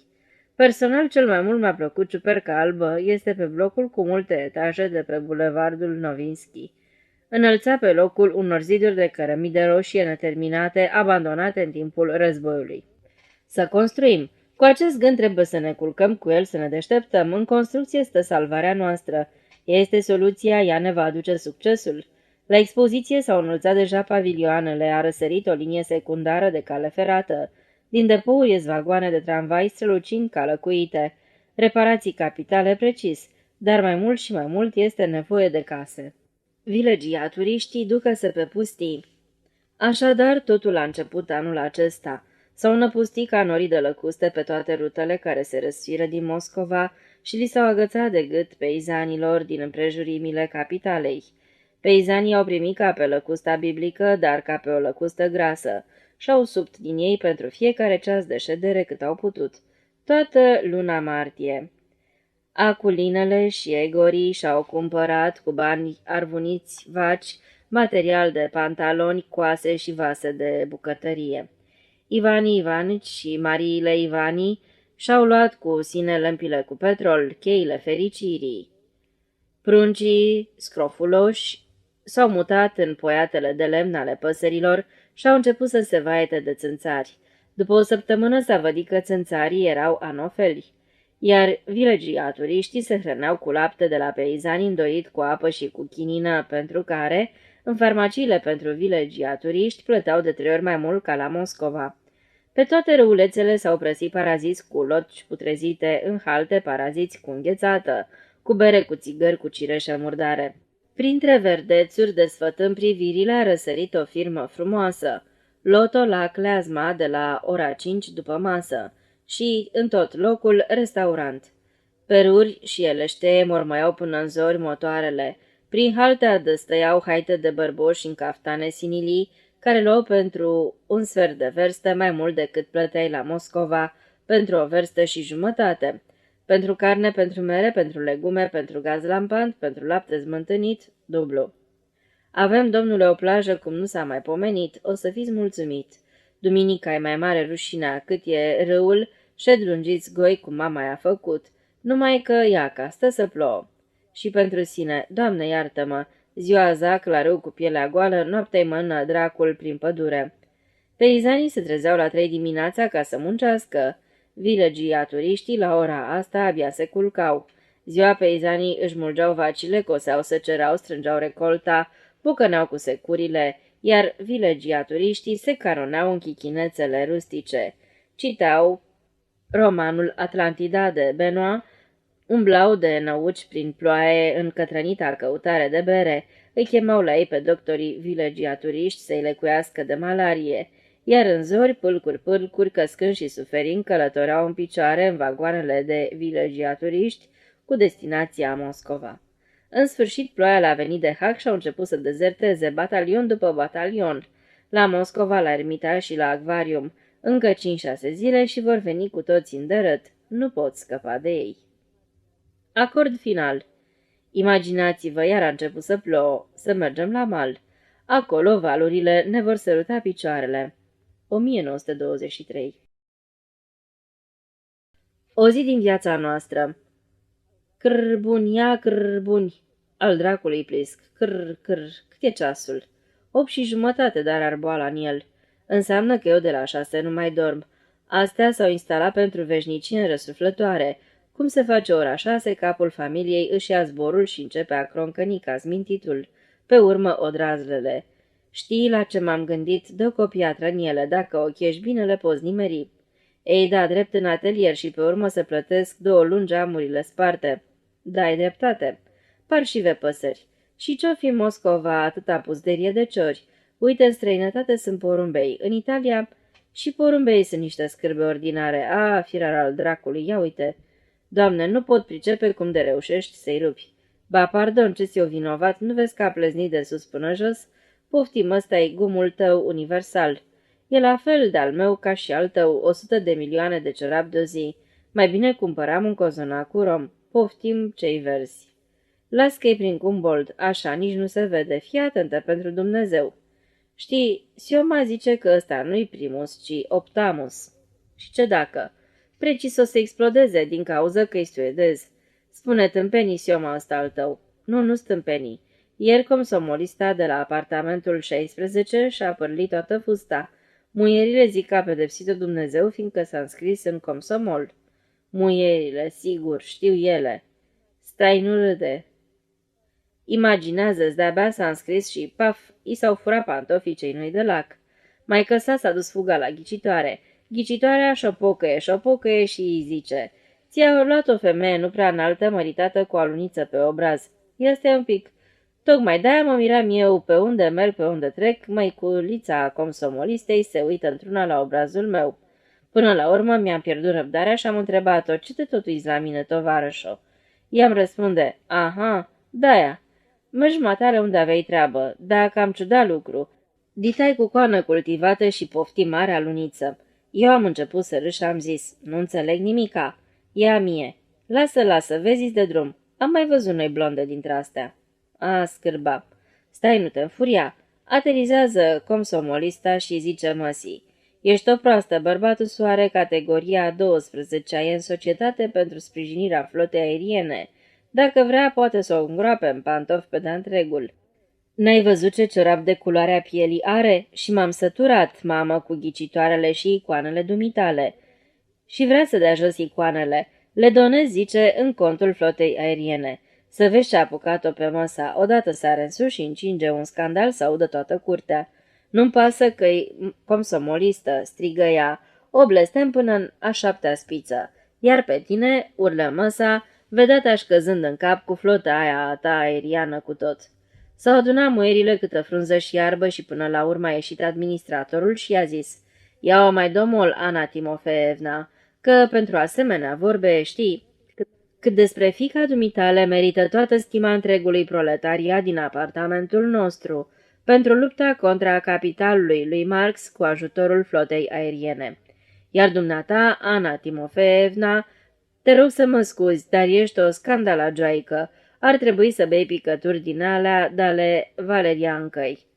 Astălaltă s-a făcut foc și pară și a trântit administratorului: ba tu să bei, dacă de basamac ți s-a urât. Ei, acu s-a înfuriat administratorul: o să te dau afară din casă, muierea furisită, în 24 de ore, de o să te duci la toți dracii cu aeroplanul. Și începe să bată din picioare. Bate-l ce bate și deodată vine manca fuga și strigă: Ana Timofeevna! S-au găsit pantofii. Ca să vezi, nici vorbă de blondă. Dumnealui, Săsoici, amantul mămichii, îi dusese la aia de vin de basamac, iar manca... Da, intră, ce doriți, tovarășe? Banii pentru energie electrică, vă rog, 35 de lămâi. Ca să vezi, domnule, 50. Asta încă nu-i nimic. În avizul viitor o să fie 100. Moghes, Uniunea Centralelor Electrice din Moscova, te taxează cu o bagnotă. Bagnota e în creștere și energia comunală după ea. Vă salut, scuzați. Faceți cumva parte din cinul duhovnicesc? Dar de unde? Probabil, vedeți, pantalonii. Aha. Asta pentru a pune ordine. Oficiul nostru face o anchetă pentru niște liste, așa că am să scriu în dreptul dumneavoastră element muncitor. Exact, am onoarea. S-au scuturat de mult crizantemele în grădină. Ascuții, farfeci, cuțite... Dar iubirea-i vie încă în inima îmbolnavă. Aruncă-i 5 lămâi să tacă odată. Și în spate răștirie flașneta. Gata, am decolat, întârzi. Mă întorc la 5 sau la 8. Nu doriți niște lăptic? Frații mei, surioare, dragi, miluiți în schilo din firm. Avem căpșuni, un Nobel excelent, franzeluțe proaspete cu lapte vindem, țigări steaua roșie, chibrituri. Uitați-vă puțin la infirmitatea mea. Birjar, liber? Poftiți, o rubliță jumătate, minunăția ta. O rubliță, domnule. Rubla nouă pusă în circulație ca urmare a reformei monetare din anii 1922-1924. Domnule, pe cine n-am plimbat eu? Hai cu 70 de copeici, eu cheltuiesc. Pentru iuțeală înălțimea ta, unde mergem? Jumătate de rublă. Un sfert. 30 de copeici. Că, vai, luminăția ta, o văzui scump. Unde te bagi? Ți-arăt eu ție să tai colțul. Poftim excelență, viață de birjar. Hei, ține-l așa, apoi, să nu mai sar din mers. Un hoț, nu să trăiți. S-a aruncat în tramvai din mers, îl amendează cu 50 de lămâi. Aici, oprește birjar. Bună ziua, Alexei Alexeevici. De Parascuhin ai auzit? A tocat alaltăieri 25 de cervoneți. Bagnotă de 10 ruble aflată în uz în URSS în perioada 1922-1947. Îi pică secția pe cap, el semnează și bineînțeles tulă. Apare ieri la director cuvântul în buzunare, ăla zice, ai termen 6 ore, îi pui la loc. Păi sigur, de unde atât a pus la loc? Doar să-i tipărească. Acum umblă după el să-l prindă. Dar stați așa, tocmai l-am văzut în tramvai. Căra nu știu ce pachetele și sticle. Și ce? Se ducea la vilă la nevastă sa la odihnă, nu vă faceți griji. Îl prind ei și la vilă, nu trece o lună și l-au prins. Alo, da, eu. Încă nu e gata, bine. În legătură cu adresa dumneavoastră, numărul 21.580, cu privire la organizarea pe lângă secția gubernială a unui fond de întrajutorare, vă comunic. Având în vedere că oficiul de plăți al guberniei, dactilografele sunt libere, la ședința Comitetului Gubernial s-a adus la cunoștința Comitetului Central al Sindicatelor din Învățământ faptul că dispoziția circulară emisă de MUNO, secția de învățământ public din Moscova, virgulă, ați scris? Trimisă, virgulă, înainte de trimisă, nu după, către Rono, Uono și Gubono, abrevieri pentru secțiile de învățământ public raionale, județene, guberniale, confirmată și de subsecția gubernială a educației sociale. Alo, nu, lăsați receptorul. Am trimis la dumneavoastră un proiect din provincie. Da, mare porcărie din partea dumneavoastră. Dumneata, tovarășe, dați-mi voie să mă uit un pic. Chiar dacă lumea toată o să mă ponegrească, voi exclama râzând. Vezi, dumneata, tovarășe, versurile sunt bune, dar revista noastră e pur școlară. Vizează învățământul public. Sincer vorbind, nu vă pot da niciun sfat. Sunt multe reviste. Încercați. Am obosit peste poate, iar bani nu-s. Ce avans ziceți că primesc? Vai. Hai să o rotunjim, mai dați încă 500. 300? Bine și așa. Plec acum cu o treabă. Transmiteți, vă rog, secretarului manuscrisele. Birjar, ia 10 copeici. Miluiește, boierule, niște orfani. Oprește, bună ziua, Semion Nicolaevici. N-am la caserie nicio copeică. Dați-mi voie, de ce așa dintr-o dată? Nici nu apucasem să fac vreun apropo. Păi sunteți al 5-lea pe ziua de azi. Primul a fost capitanul, după capitan Iuri Samoilovici. După Iuri Samoilovici, știu, dar patriarhul, cu el cum stă treaba? A plecat capitanul să-l intervieveze. Asta e interesant. Apropo de patriarh, eu ce avans primesc? 200? Nu, 300. Birjar, ia 20 de copeici. Oprește. Nu, cetățeni, zău, nu stau decât un minut, am o problemă. Și diseară am o treabă urgentă. Mă rog, doar un minut. Dumnealor au adunare generală. Păi sigur, așteptăm și luăm și pe ei. Oprește, Birjar. Spre Franța privegeau 2 generali, la ruși fuseseră prizonieri. Oho, păi apropiem imediat 2 mese. Înțeles, am primit raci, niște raci nemaipomeniți. Cetățeni, ce-ați zice de niște raci? Ei, câte jumătate de duzină și bere, trioh, gorni, jumătate de duzină, sau mai bine să nu umblie atâta, o duzină de la început. Doar n-am înțeles, un minut. Alta le era grija din suflet. Dați-mi voie, ce cântă ăsta? Căci prins e comandantul, prins... altă treabă, sănătate. Fraților scriitori, de 7 ori, solianca, mâncare din varză călită și pește sau carne. A la Moscova. Și-ți va ieși înainte, comandante, oștanul credincios chiar din mormânt. Ce-i tot de ăsta cu comandantul? Marea Revoluție franceză. Păi, racii, prima oară când văd bis. Ce de lume, dați-mi voie, ce mai fi și ăsta? Păi, ăsta e Prashukin. Unde? Uite-l acolo în colț, e cu o damă, mare minune. Înseamnă că nu l-au prins încă. Cetățene, încă o jumătate de duzină. În jos, pe micuța Volgă. A, ce plăcută armonie, mă duc pe Volga. M-am surmenat. Fac rost de undeva de un bilet pe gratis și nici că mă mai vedeți, căci am obosit. Prin stepa nemărginită, măiculiță, îl scos sub escortă pe unul. Cetățeni, vă rog, fără expresii indecente. Cetățeni, ce-ar fi să ne mai aducă niște naparauli roșu? Cum? Am plecat, un minut. Ai, stop, de 7 ori șașlâc, frigărui din carne de berbec. Era un suflet mare, a fost răpus de răni. Păi mergem cu tramvaiul, dar jumătate de oră, dă-o încolo, o scrii mâine. Un spectacol fascinant, lupta dintre campionul mondial și un urs draven. Bis, ce dracu, pe ăsta nu-l poate prinde nimeni. Uite-l, Stă în lojă. Măiculiță, e 12:30. Birjar, 3 rublici. Foarte bine, foarte. Scumpișor, pe cuvântul meu, am avut adunare generală, înțelegi, nu? Adunare generală și punct. Nu mai puteam. Văd eu, nici acum nu te poți ține pe picioare. Puișor, zău, oare ce voiam eu să spun? Da, de Parashuchin ăsta, nu-i așa, înțelegi, 25 de cervoneți și mă înțelegi, stă în lojă. Păi contabilul, brunetul, mai bine culcă-te, vorbim mâine. Asta așa e. Ce voiam eu oare să fac? Da, să mă culc, just, mă culc. Numai că te rog mult să mă trezești. Să mă trezești neapărat. Naiba să mă ia la 4:10, nu, la 10:04. Încep o viață nouă, mâine. Știm noi, dormi. 1923. Psalm. La început ți se pare că zgreapțănă un șobolan la ușă, dar se aude o voce omenească foarte politicoasă. Poți să intru? Poți, poftește. Cântă balamalele ușii. Vino și stai pe canapea. Din ușă. Da, cum plec pe palchet. Mergi și tu încetișor și nu te da pe gheață. Ei, ce mai e nou? Nimica, ce să fie. Stai puțin. Dar cine urla azi dimineață în coridor? Pauză încurcată. Eu urlam. De ce? M-a tras mămica o palmă. Pentru ce? Pauză încordată. L-a mușcat pe șulca de uleche. Ei, poftim. Mămica zice că șulca e un golan. Mă necăjește, mi-a luat copeicile. Totuși, nu există așa o lege ca din pricina banilor să muști oamenii de ureche.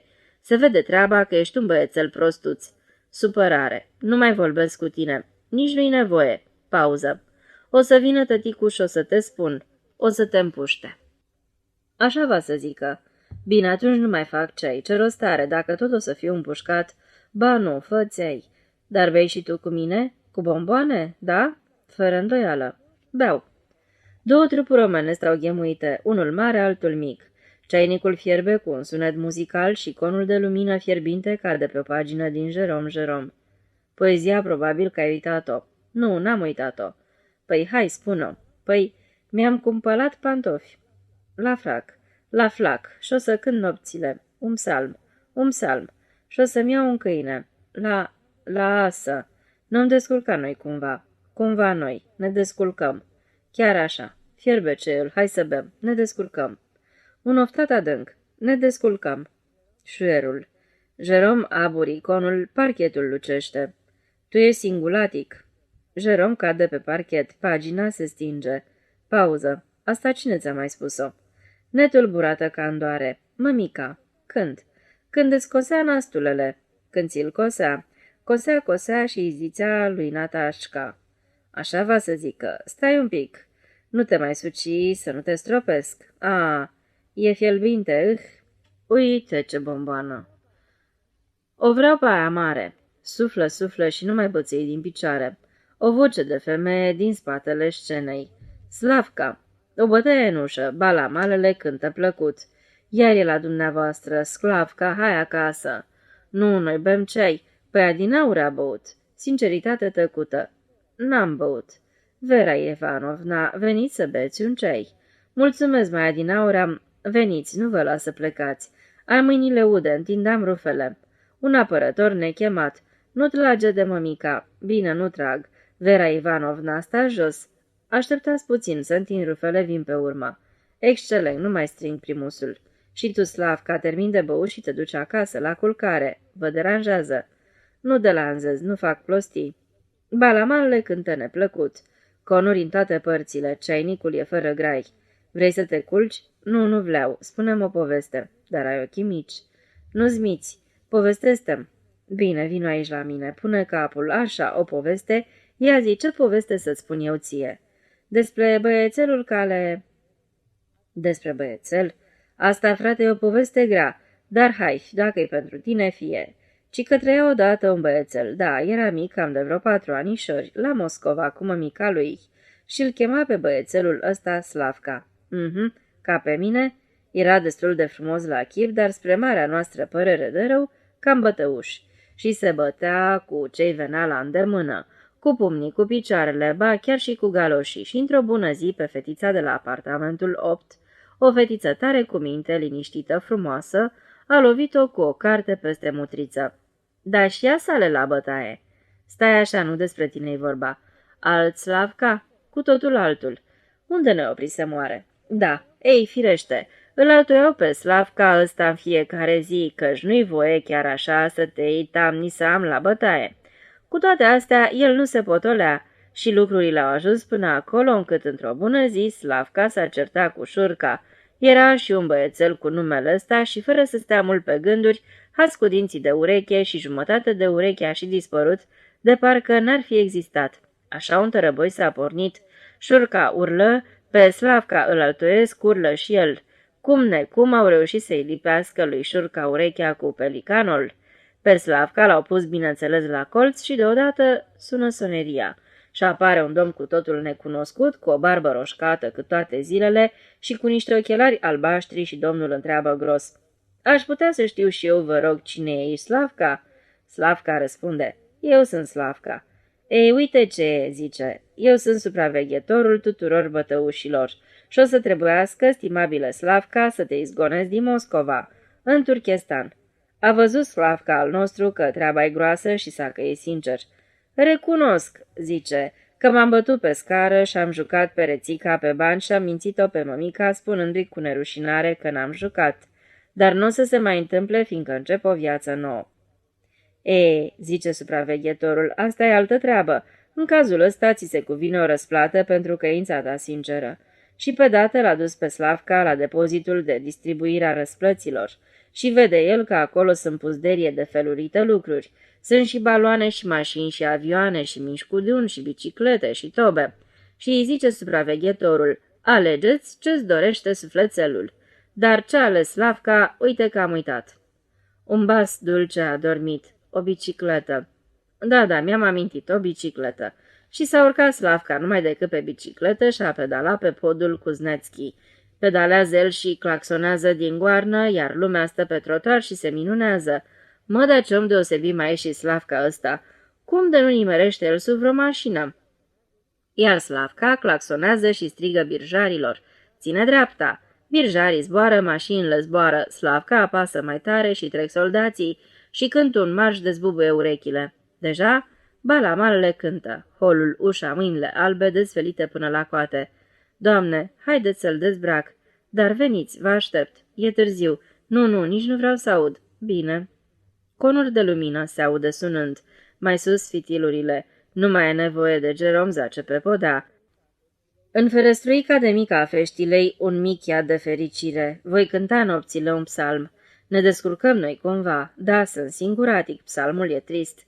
Nu mă pricep să trăiesc, lucrul cel mai chinuitor în viață în asturii. Ca de parcă ar putrezi pe mine. Ieri mi s-a desprins unul de la vestă, azi unul de la haină și unul de la pantalon de la buzunarul din spate. Nu mă pricep să trăiesc cu nasturii, dar văd tot și înțeleg tot. El nu o să mai vină, nu o să mă mai împuște. Ea i-a spus atunci pe coridor Natașcăi, în curând se întoarce soțul meu și plecăm la Petersburg. Ba, nu o să se mai întoarcă, nu o să se mai întoarcă, ascultați-mă pe mine. Lipsește de 7 luni și de 3 ori am văzut-o din întâmplare cum plânge. Iar lacrimile, știți dumneavoastră, nu le poți ascunde. Numai că mult a mai pierdut părăsi mâinile astea albe și calde, treaba lui, dar nu pot înțelege cum de-a fost în stare să-l uite pe Slavka. Ce fericit au cântat balamalele, conurile au dispărut. În ferestruica de mică e întuneric beznă, ceainicul a amuțită mult. Lumina lămpii se vede în mii de ochiuri minuscule prin satinetul rar.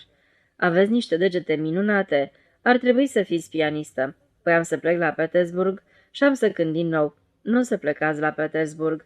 Slavka are pe ceafă aceleași vârtejuri ca și dumneavoastră. Iar mie mi-e tare urât, vedeți dumneavoastră. Mă plictisesc așa, nu știu cum, peste poate. Nu se mai poate trăi. În tot locul nasturi. Nu mă sărutați, nu mă săr... Trebuie să plec, e târziu, nu o să plecați. Dincolo o să începeți să plângeți, aveți obiceiul ăsta. Nu e adevărat, nu plâng, cine v-a spus? Știu eu și singur, văd și singur. Dumneavoastră o să plângeți, iar mie mi-e urât. Ce fac eu? Ce faceți dumneavoastră? Conurile au dispărut. Lampa nu mai luminează prin satinetul rar. Beznă. Năsturii au dispărut. O să-i cumpăr lui Slavka o bicicletă. Nu mai cumpăr pantofi la frac. Nu o să mai cânt noaptea psalmul. Nu-i nimic. Ne descurcăm noi cumva. 1923.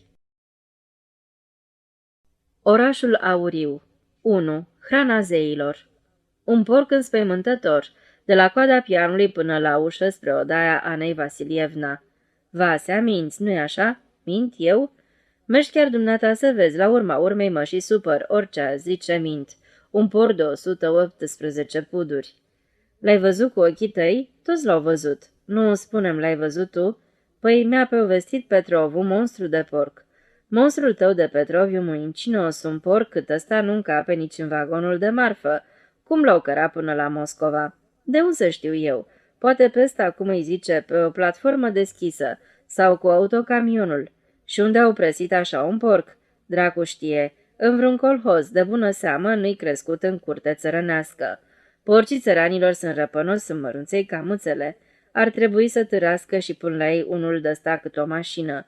S-ar zgâi la el cât s-ar zgâi, pe urmă ar prăsi și ei dintre ăștia. A, nu, Vasea. Ce mai figură ești și tu, ce figură? Naiba să te ia atunci, nu-ți mai povestesc nimic. 2. Perul, Moscova. Seara de august iesenina, prin pâcla prăfoasă de pe linia de centură, Sodovaia gonesc cutiile zuruitoare ale tramvaiului B cu un afiș roșu pe el. Spre expoziție. E plin ochi. Îl depășesc autocamioane și automobile ridicând în urma lor un nor de praf și fum de benzină. Pe Smolenski este și mai aglomerat. Printre pălărioare și pălării răsare cât un turban alb, printre spinările tunicilor, spinarea vărgată a câte unui halat de Buhara și câteva fețe de culoarea șofranului cu pomenți proeminenți și ochi șașii. Podul de piatră de peste strada de fileu își face apariția prin petele roșii ascuțite ale steagurilor. Pe pod, pe pasarelele pentru pietoni, curge un torent de oameni și în întâmpinarea lor lunecă un autobuz coșcovit. De pe pod se desfășoară privirilor un orășel. La prima vedere, în lumina soarelui care se prevale în asfinții spre malul râului Moscova, el pare ușor diafan, avântat și auriu. Călătorii se resfiră din tramvai ca dintr-un sac. Pe suprafețele presărate cu nisip din fața gurilor de acces, forfotește un furnicar de oameni. Vânzători cu mici tarabe agățate pe piept strigă: Duceți, duceți dulce! Mașinile zbiară, se târăsc, răzbind a nevoie prin mulțime. În stație o mare de oameni ia cu asalt tramvaiele B în sens invers, iar la casele de bilete sunt cozi. Mai departe, pretutindeni lemn verde geluit, tăiat cu fierăstrăul mahon, alcătuind turnuri bizare, pavilioane, statui foișare. Solzii râului Moscova despar două lumi. Pe malul acela, căsuțe joase cu un cat, cenușii roșii, ambianța și modul de viață de zi cu zi. Pe celălalt orașul pavilion răsfirat cu acoperișul suguiate, cu creste suguiate, ghimpos. Din tramvai coboară suflând greu o siluetă bine îmbrăcată, cu haine mulate, cu un las de aur pe pântece. Cuprinde cu privirea mulțimea zgomotoasă și mormăie. Dracu să ia zău așa. 5 ani îți lua să construiești ceva în mlaștina asta și ăștia au construit în 5 luni. Manecica, trebuie să aflăm unde-i pe aici un restaurant. Grăsuna Manea, zornei și sclipind toată de inele brățări, lănțișoare și camee, se lipește de veston și perechea o ia cu pas grăbit spre casa de bilete. Portițele turnante scârție. Vânzători și vânzătoare de insigne ale flotei aeriene năvălesc din toate părțile. O insignă cetățene, o insignă. Ziarul Zmăcica. Alianța, ziarul primei expoziții agricole din URSS, 10 august 1923. Cu planul expoziției. 10 ruble, cu planul amănunțit. Nisipul scârție sub picioare. În dreapta se înalță un pavilion multicolor alcătuit din bucățele, precum cubulețele pentru copii. 3. Industria meșteșugărească. Se aude din depărtare un marș intonat de alămuri. La intrare în uniformă verde, cu o cască verde căptușită, pompierul de serviciu. Strict interzis a se face focul și a se fuma. O atenționare, în caz de incendiu și așa mai departe. La o masă sunt verificate poșetele de damă și servietele. Pavilionul tricolor cu 3 caturi este inundat de petele exponatelor colorate pe fondul auriu al lemnului, iar în spatele ferestrelor se zărește învinețându-se oglinda ca de oțel a râului Moscova. Sibkustprom, industria meșteșugărească siberiană, obiecte din os de mamut, un mic bust al lui Trotsky, piese de șah cizelate, sute de flecuștețe și bibelouri. Pe blana de oaie sunt scrise cu blană de hermină literele albe, NKVT, Comisariatul Poporului pentru Comerțul Interior, și panouri, iar pe panouri blănuri. Vulpi argintii, blănuri rare de lup negru, felurite vulpi polare, brun cenușii, albastre, albe, samur, jderi bruni. Într-o fereastră, lumina dulce de muselina însărării și un dormitor din lemn de mahon, o sufragerie și în tot locul Trotsky, Trotsky, Trotsky, negru din bronz, alb din ipsos, din os, din temirce, jucăriile, bucuria copiilor și Uniunea meșteșugărească a lansat pe piață o gamă luceasă de jucării auriu, roș-albastre și un carusel. Fabrica Malțev, fabricile din Kuznetsk produc, iar Prodisicalat a înșirat pe rafturi sticle colorate, porțelanuri, faianță, argilă, ceainice, cești și veselă, împodobite cu picturi, export pentru Est, pentru Buhara. Comisia care administrează locurile de detenție expune lucrările deținuților, încălțăminte, bibelouri. De sus, portretul lui Karl Marx veghează. Gosprit. De la diluanți ușor pentru uleiuri, de la alcooluri metilice și spirit rectificat, la voci de 20 de grade în diferite culori, la rachiul de scorușe Smirnov, în sticle în formă de turn și cu etichete pestrițe. Vizitatorii se scurg pe alături și suspinele lor unduie în jurul vitrinei care dezmiardă privirile. Păhărelele îi așteaptă aliniate în flanc pe cei aleși, specialiști în degustare, nestemate din urali, matostat, malahit, cristale fumurii de munte. Pe o masă gigantică tronează macheta fabricii de galoși și iarăși blănuri, țesături, broderii piei. Într-un spațiu vast, spre care urcă niște scări prin țară, văd trăsuri și briști meșterite de-un atelier model în tâmplărie. Din tavan de pe pereți izbucnesc becuri. O lumină caldă inundă pavilionul, râul Moscova se stinge în spatele ferestrelor. 4. Grădina de flori. Lenin. Nisipul scrâșnește. Peste Moscova s-a așternut umbra, ard globuri albe, întării, o arcă s-a înveșmântat în lumini. Chioșcul cu bere a fost luat cu asalt, zăduf. Clădirea centrală este o combinație extravagantă de lemn și sticlă. În penumbră, o grădină interioară de flori. La intrare, gigantice torsuri din lemn sculptat, iar în imensa suprafață se pierde afundată în puhoiul miilor de oameni o tribună. Cuvintele nu se aud, dar se zărește silueta unei femei.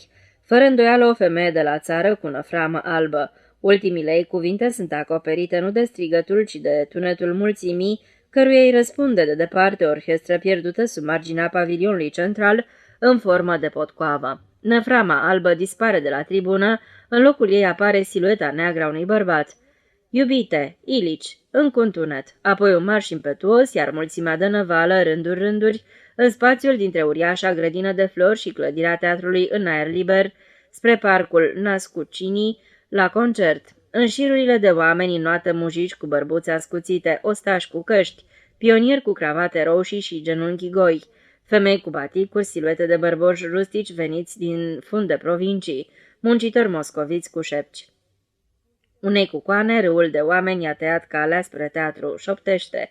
Asta nu expoziție, dracu știe ce, n-ai loc de atâta proletariat, nu mai suport. Un veston îi dă replica în șoaptă șuierătoare. Da, e cam greu. Și înghite bulboana. Spre centrul grădinii de flori se îndreaptă în neostoit pelerinaj siluete diverse. Acolo se înalță portretul realizat din flori, faimos în întreaga Moscovă, al lui Lenin. O construcție verticală alcătuită din două panouri ușor înclinate, presărate cu pământ, iar pe unul din panouri a răsărit cu uimitoare fidelitate, din felurite flori și ierburi, un Lenin uriaș până la brâu. Pe panoul opus un fragment dintr-o cuvântare de-a sa. 3 sori electrici se prefiră printre stelajele ușoare, printre grilajele și pilonii teatrului în aer liber. Totul e din lemn, totul e diafan, transparent, spațios. De pe scena imensă o orchestră de alămuri revarsă un vals, iar băncile sunt înțesate de spectatori. 5. Seara. Uzbecii. Umbra învăluie orașul și râul Moscova. Fabuloasa grădină expoziției este cufundată în semiobscuritate, iar Lenin, cel din flori, pare pictat pe uriașă pânză. Pavilioanele care se înșiruie de-a lungul râului, către Nescucini, Încep să se lumineze, izbucnesc orbitoare luminile unui pavilion cu torsuri viguroase din ipsos, pe care se sprijină furtunuri cenușii de incendiu. Pe frontispiciu, pe perete, inscripții: incendiile lasate, lupta cu focul, pavilionul e luminat cât cuprinde, dar înăuntru mai vezi aici și colo ceva cherestea. Nu este încă terminat. Fiți pe pace, mâine or să-l deschidă. Așa am pățit și eu, vii dimineața, vezi că se lucrează și seara nu mai recunoști locul. Au isprăvit. Și iarăși, lumină, după ea penumbră.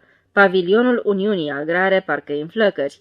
În vitrine pepeni galbeni pere, alături un bloc neguros.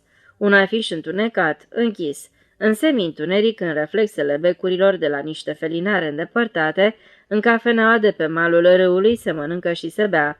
Aici, pe malul râului, încă nu a fost conectată lumina electrică. Pe râul Moscova alergă luminițele lotcilor. În depărtare duduie un motor și, lipit chiar de mal, tronează un hidroplan. Ostași cu căști pe cap stau ciorchine pe gardul despărțitor. Admiră acea pasăre de apă din aluminiu. Tot în penumbră sunt pătratele și pătrățelele ca tabla de șah ale unor loturi experimentale, irigate. Neguroase și neclare sunt și contururile grădinilor de flori care bordează pavilioanele cu straturi albe de ochiul boului. Îți răspândesc mireazma, cum o fac ele pe înserate, florile reginei nopții. Pe alei mulțimea se îndreaptă grupuri spre pavilionul Turchestanului. Intră acolo mulțime de norod. Înăuntru strălucește o ciudată gravură, în lemn luminile se revarsă în valuri. În exterior, pavilionul are o zugrăveală pestriță, luminoasă, insolită. Într-o clipită, lângă pavilion se răspândește prietenos aroma de șașlâc. Acolo unde chiar la mal se află foișorul amintind de Caterina Pavel Alexandr, cei din veacul care s-a dus și s-a stins, chiar acolo unde ca o mare verde înaintează parcul Nascucinii, iluminat de becuri stridente noi, clocotesc de-a lungul malului samovare uriașe, hălăduie, tiubeteici, turbane.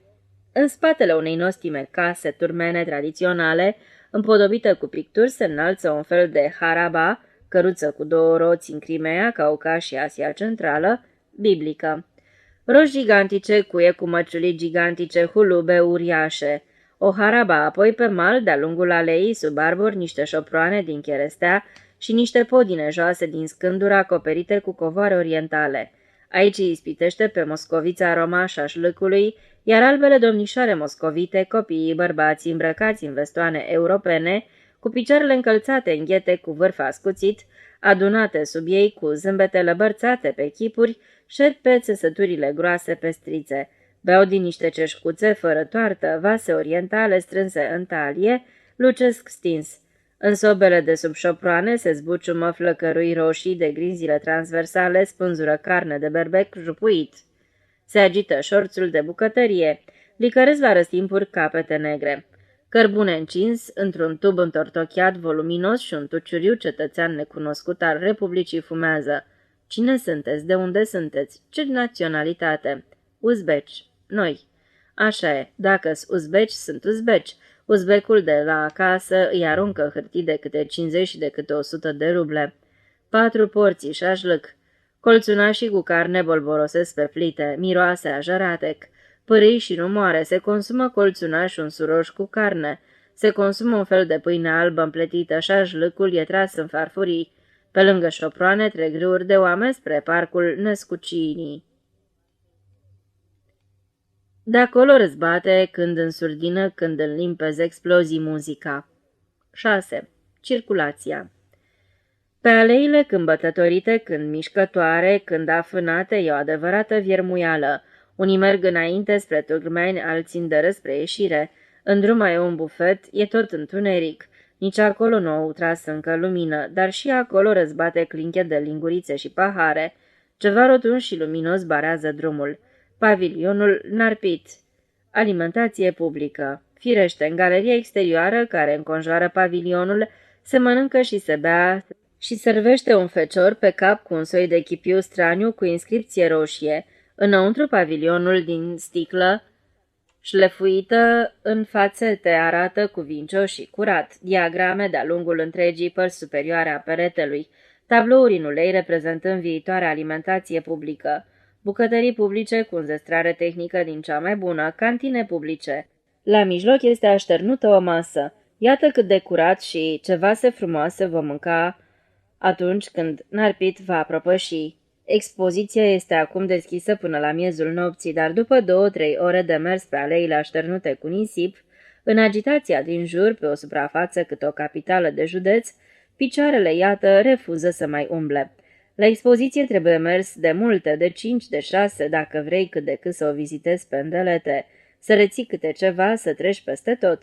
Spre ieșire, acasă. Numai că la ieșire e o distracție lungă, anostă și anevoioasă. De aici spre oraș tramvaiul pleacă plin până la refuz. Așteaptă o mare de oameni. Când s-a pus să intri în vreunul? Iată, a licărit o speranță. Adastă colo un autobuz cu bănci lungi. Luați pasageri? Nu, este mașina băncii orășenești. Dar iată și cutia salvatoare roșie, greoaie ca un elefant coșcovită, molăie masivă. Până la Straznoi, 75 de ruble. Să te așezi cât mai repede, locurile se ocupă cât ai clipit din ochi. O, Doamne, or să-mi iasă mațele. Ultimul sare din mers unins cu servietă, are un aer atât de preocupat, servieta este cât de impunătoare, privirile cât de concentrate, încât îți dai seama pe loc, nu e muritor de rând, e unul cu funcție la expoziție. Și chiar așa și este. Eu mă ocup de organizarea circulației autobuzelor cu mașini bune. Bine ar fi, că în asta aveți dumneata, ne dăm duhul, cred și eu. Asta nici nu-i mașină, asta-i... Însă organizatorul n-a apucat să spună ce anume este. A fost surducat în așa hal că limba a țâșnit afară printre dinți. Așa-i și trebuie. Organizează-o naibii mai repede. Și a început să claxoneze și să se clatine și să se rostogolească de-a lungul cheiului spre Biserica lui Hristos. Măcar de-am ajunge vii. 7. După 2 săptămâni. Vreme de 2 săptămâni n-a mai trecut pe la expoziție și în răstimpul acestor 2 săptămâni, orașul din Lemn s-a schimbat considerabil. S-a gătit să acoperi cu pete multicolore, apoi au dispărut și ultimile scânduri de lângă pavilioane, a dispărut gunoiul. Sub soarele de septembrie, terenul s-a uscat, s-a bătătorit, acum mersul este mai lăznicios. Apoi orașul a început să radieze căldură și a prins să zvâgnească și s-a pus pe cântat. Vizitatorii s-au mulțit, iar în zilele de sărbătoare începe îmbulzeala. Ai senzația că pe toți cei care trec de turnicheții cuprinde o voioasă excitare. Strigătele vânzătorilor de ziare, sunetele orchestrelor, aglomerația, culorile, toate acestea strânesc buna dispoziție. Au răsărit ca ciupercile chioșcuri cu bere, cu țigări, cu vin, cu fructe, cu produse lactate și trebuie să mărturisesc că acestea înleznesc considerabil vizitarea și umbletul. După câteva ore de preumblare sub soarele arzător, ți se face sete. 8. Nădăința în îl de sus și telegraful pompierilor. Un răsunător signal izvodit de goarna pompierilor, un pavilion alb împestrițat cu lozinci, sectorul central al pompierilor.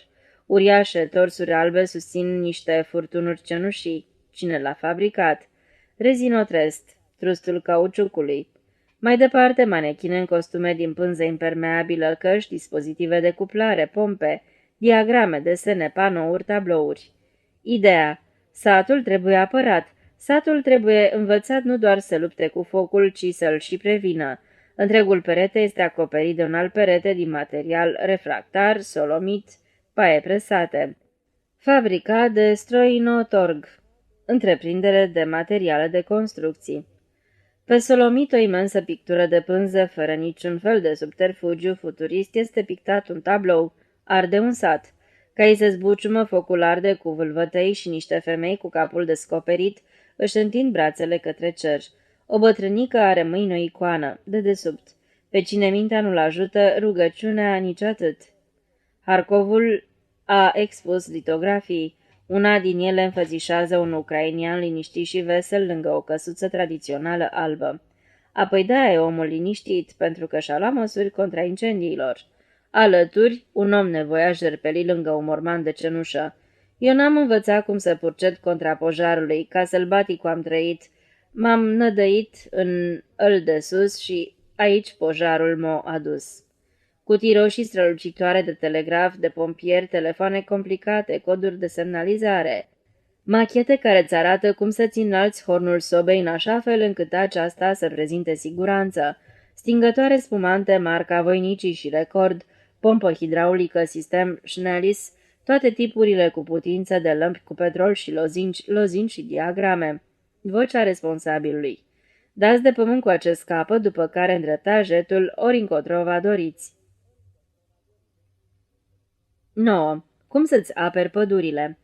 Casa țăranului, o clădire spațioasă cu 2 caturi, a atras mulțime de vizitatori. O femeie cu o brasardă roșie pe mânecă merge în față și explică. Acum, tovarăș, veți vizita împreună cu mine casa țăranului, unde, înainte de toate, veți vedea colțul închinat lui Vladimir Ilici al nostru. În case asemenea forfătă încât nu știi la ce să te uiți mai întâi și îți rămân confuz în amintire doar portretele lui Lenin, Kalinin și alte câteva tablouașe. Oamenii se ciocnesc unii de alții, se preumblă încoace și încolo. Deodată o ușă și se vedește că în spatele ei e un teatru. Scena e fără cortină. Lângă o colibă o muiere cu bazma pe cap, un întreg conclav de mujici înțelepți cu bărbuțe ascuțite, cu șept și în cizme și încă unul prost, prăpădit, cârn și încălțat în opinci. Acesta din urmă, binevoi și vedeți, a tăiat fără nicio noimă un întreg pachet de pădure. Tovarăși, este cu putință una ca asta. Ei, exclamă unul dintre înțelepții gătiți cu șapcă, adresându-se publicului. A făcut el bine sau nu? Dacă n-a făcut bine, ridicați mâna. Publicul îl contemplă cu plăcere pe prostănacul care a tăiat pachetul de pădure, dar nefiind încă de dat la acțiuni sobornicești, nu ridică mâna. Se cheamă așadar că a făcut bine? Îl lăsăm să o taie, e bine așa? Se agită șapca pe scenă. Tovarăș, cine este pentru ceea ce nu a făcut bine, rog să ridice mâna. S-au ridicat mâinile tuturor. Just, se exprimă satisfacția posesorului șepcii civilizate. Să-l osindim să poarte numele de prost. Și prostul pleacă acoperit de rușine, dar înțelepții încep să cânte cuplete în cor. Izbucnește armonica. Trebuie să învățăm pădurea să apărăm, altfel ne trezim cu toții, fără izbe, fără roți. Intră, ies, despachetează de zor nu știu ce vărăraie, probabil pentru birtul în stil rustic. Și iarăși de năvală mulțimea și iarăși un glas de femeie. Și veți vedea colțul închinat lui Vladimir. 10. Caramel, tabac și bere. De la casa țăranului de-a lungul malului, mai departe, în afund, în vegetația verde, spre parcul Nesucinui. Locul este nerecunoscut, ca și înainte, arbor secular și umbre, oglinda iazului, dar în verdeață se înalță bizare clădiri albe și colorate. Și din aproape toate răzbat pufăit, săcănit, huruit de mașini. Iată-l, Moselprom, ai doma unei ciuperci sub pălărie, firma restaurant. Chiar la intrare te învăluie subit aroma de caramel, bonete albe, halate caneaua. Masa de malț e presată, o mașină taie cornuri de caramel. Pe plită, lighiene cu umplutură. Domnișoare vizitatoare stau agățate de grilajul despărțitor. Interesant pavilion. Fabrica de stat numărul 2 de bomboane, Babeev. Fosta renumită fabrică Abrikosov Fii. Pe pereți diagrame ale fabricii de drojdie numărul 1, aparținând de Moselprom. În borcane și alambicuri, drojdii separate, must, malț și orz și ovăz, culturi de drojdie, diagrame reflectând capacitatea de producție a fabricii de stat de macaroane numărul 1, fabrică ținând de același omniprezent Moselprom. În ianuarie 1923 au fost produse 7042 de puduri de macaroane, în mai 10.870 de puduri. În următorul sector, mirosul de tabac îl ucide pe cel de caramel. Lucrătoarele au halate albastre, scrie și în limbă străină, ducat. Mașinile taie îndeasă lipesc foițele de țigară, expoziție de pachete multicolore și printre ele a și apărut marca Salutări de la expoziție. În continuare, și-a găsit adăpost fosta renumită fabrică Kalinkin, actualmente fabrica numărul 1 de sucuri de fructe. Într-un carbonator sub o presiune de 5 atmosfere, bioxidul de carbon se combină cu apa. Filtre marca Chamberland. Tragerea berii în sticle. O mașinărie în proașcă spală sticlele, mâinile lucrătoarelor în mănuși butucănoase se agită cu imitoare sprinteneală. Se învârte un tambur și berea sfumoasă aurie produsă de Moselprom curge în sticle. În spatele unei teșghiele, vizitatorii o cumpără pe loc și o beau din halbe. O expoziție demonstrativă de sticle ce produce acum fosta Kalinkin. De toate. Ca și pe vremuri, sifoane și ca pe vremuri, siropuri de tot felul. Și sunt plăcut etichetate, cu zahăr natural. 11. Din nou tabac, apoi mătăsuri și pe urmă oboseala. Aici cei? Tobacco Trust, trustul tutunului. Aici expune fosta fabrică Asmolov, actualmente fabrica de stat Don, din Rostov-pe-Don. Și aici mașinile toacă tutunul, răsucesc țigările. Aici se vând în cutii speciale pictate cu margini tăioase, cartușe de câte 100 de țigări abia fabricate. Sunt cultivate tutunuri cu frunze palmate din soiurile tâculc, tubec, tutun. Se înalță machete de șoproane uscătorii cu încălzire. Sunt agățate săpăligi, șnurul țepe. Lozincile împestrițează locul. La timp de prășești, recoltați o mulțești. Copileții de-i stârpești, bună frunză o să culegi. Vine responsabilul și relatează despre cât s-a redus suprafața plantațiilor în Rusia și câte eforturi se depun pentru a încuraja cultura tutunului în Cuban, Crimea, Caucaz. Pe piață este puțină foiță specială pentru țigări, iar acum în Rusia nu se prepară tutun, ci doar țigări. În apropierea pavilionului în care funcționează Asmolov se află un pavilion cu o firmă gigantică, Mahorca. Firma zbiară la țăran, cultivă mahorcă, e mai cu folos, destul cu tutunul. Mai departe. Iată și pavilionul VSNH, Sovietul Suprem al Economiei Naționale. Aici este minunat, în primul rând e frumos pe din afară. 2 corpuri de clădire legate printr-o pasarelă aeriană cu balustradă delicat cizelată. Verdeața a încercuit împărăția textilelor. Înăuntru o gamă nesfârșită, cât țin cele 2 caturi de culori, valuri nesfârșite de mătăsuri, pânzeturi, șeviot, stâmburi, stofe. Începe cu trustul de stat de produse din cânepă, The Petrograd State Hemp Trust, care expune odgoane și saci și frânghii și diagrame și, în continuare, într-un șir neîntrerupt de saloane îmbrăcate în draperii, urmează fabrici de țesături din In și iarăși trusturi ale cânepei. Manufactura Gavrio Iamskaya, cu țesături pentru lenjerie și cearșafuri și zeci de trusturi, trustul mătăsii, trustul bumbacului, trustul textil Ivanovo-Voznezeschi, de lână pieptănată, Mostrib-Cob. Institutul Moscovit de Cercetări în domeniul textil cu viermii lui de mătase, care chiar la fața locului rod fără încetare maldere de frunze verzi. După vizitarea trustului textil, picioarele nu mă mai ascultă, îndărât spre râul Moscova, spre băncuțe să mă odihnesc, să fumez o țigară, să văd, nu să vizionez. Într-o singură vizită nu poți vedea nici măcar o zecime din toate câte sunt. Așa că înapoi. Instalații frigorifere pentru abatoare, congelatoare rapide de la Narcomtrud, Comisariatul Poporului pentru Muncă, apoi pavilionul NKPS, Comisariatul Poporului pentru Căile de Comunicație, apoi o locomotivă sclipitoare se târăște direct spre grădina de flori, Mospopoligraf, Asociația Întreprinderilor Poligrafice din Moscova și apoi Premal să văd asfințitul. 12. Cooperația, japonezul ghinionist. Și el asfințitul este superb. Se sting în zare cupolele de aur ale Bisericii lui Hristos Mântuitorul, pe râul Moscova se aștern fâșii statornice, iar în orașul Pavilion încep de acum să se aprindă luminile palide ale globurilor electrice. O mare mulțime se bulucește în fața balconului de la pavilionul Uniunii Centrale a Societăților de Consum, orientat spre mal. Pe balcon sunt instalate niște paravane pestriți colorate, iar sub ele 3 marionete. Agitatorul cooperatist Petrușca.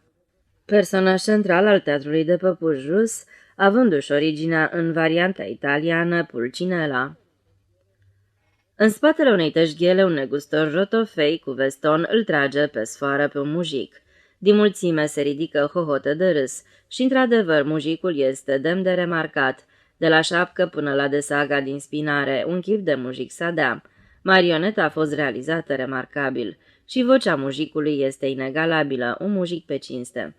Firma noastră există de 2000 de ani, nu mai prididește negustorul cu vorba. Măiculiță, mamă, se minunează mujicul. El își agită brațele de lemn și își scutură bărbuța și îl cheamă pe Domnul Dumnezeu și primește pentru 1.000.000 de la pungașul de negustor o legăturică minusculă cu marfă. Iată însă că apare cu nasul lui lung cooperatorul Petrușca cu o desagă verde și de mască, un-doi, potlogăriile bogătanului și ticluiește pe loc o prăvălie cooperatistă și-l inundă pe mujic cu mărfuri. Negustorul înfrâns se prăvălește într-o rână, iar Petrușca dansează cu mujicul un dans vesel năstrușnic și trag amândoi cu vocile lor tremurătoare ca de capră o cântare triumfală. Cooperație, cooperație, tu dai profit la nație. Tovarăși, răgnește mujicul, adresându-se mulțimii, să încheiem o alianță și să intrăm cu toții în Uniunea Centrală. La cheiul Asociației pentru sprijinirea flotei independente sunt sute de spectatori. O pasăre din aluminiu, un hidroplan RRD cu niște gigantici galoși negri tronează la mal, un zbor deasupra expoziției, un cervoneț de căciulă. În mulțime se iscă discuții redate deja de neuitatul Ivan Feodorovici Gorbunov. Scriitor și actor rus, maestru al povestirilor orale, autor al scenelor din viața populară, 1831-1895. Junkerul e mai rapid ca Fockerul. Vă înșelați, madame, Fokker e mai rapid. Mă întreb de unde știți toate astea. Fiți liniștită, cunoaștem foarte bine asta pentru că locuim în parcul Petrovski. Dar dumneata nu zbori? N-am de ce. Urc în numărul 6 și ajung în oraș. Ți-e frică? Îmi pare rău de cervoneț. Vin, privește, vin niște japonezi, or să zboare. 3 japonezi mărunței, gravi și uscățivi, bine îmbrăcați, purtând ochelari cu ramă de baga.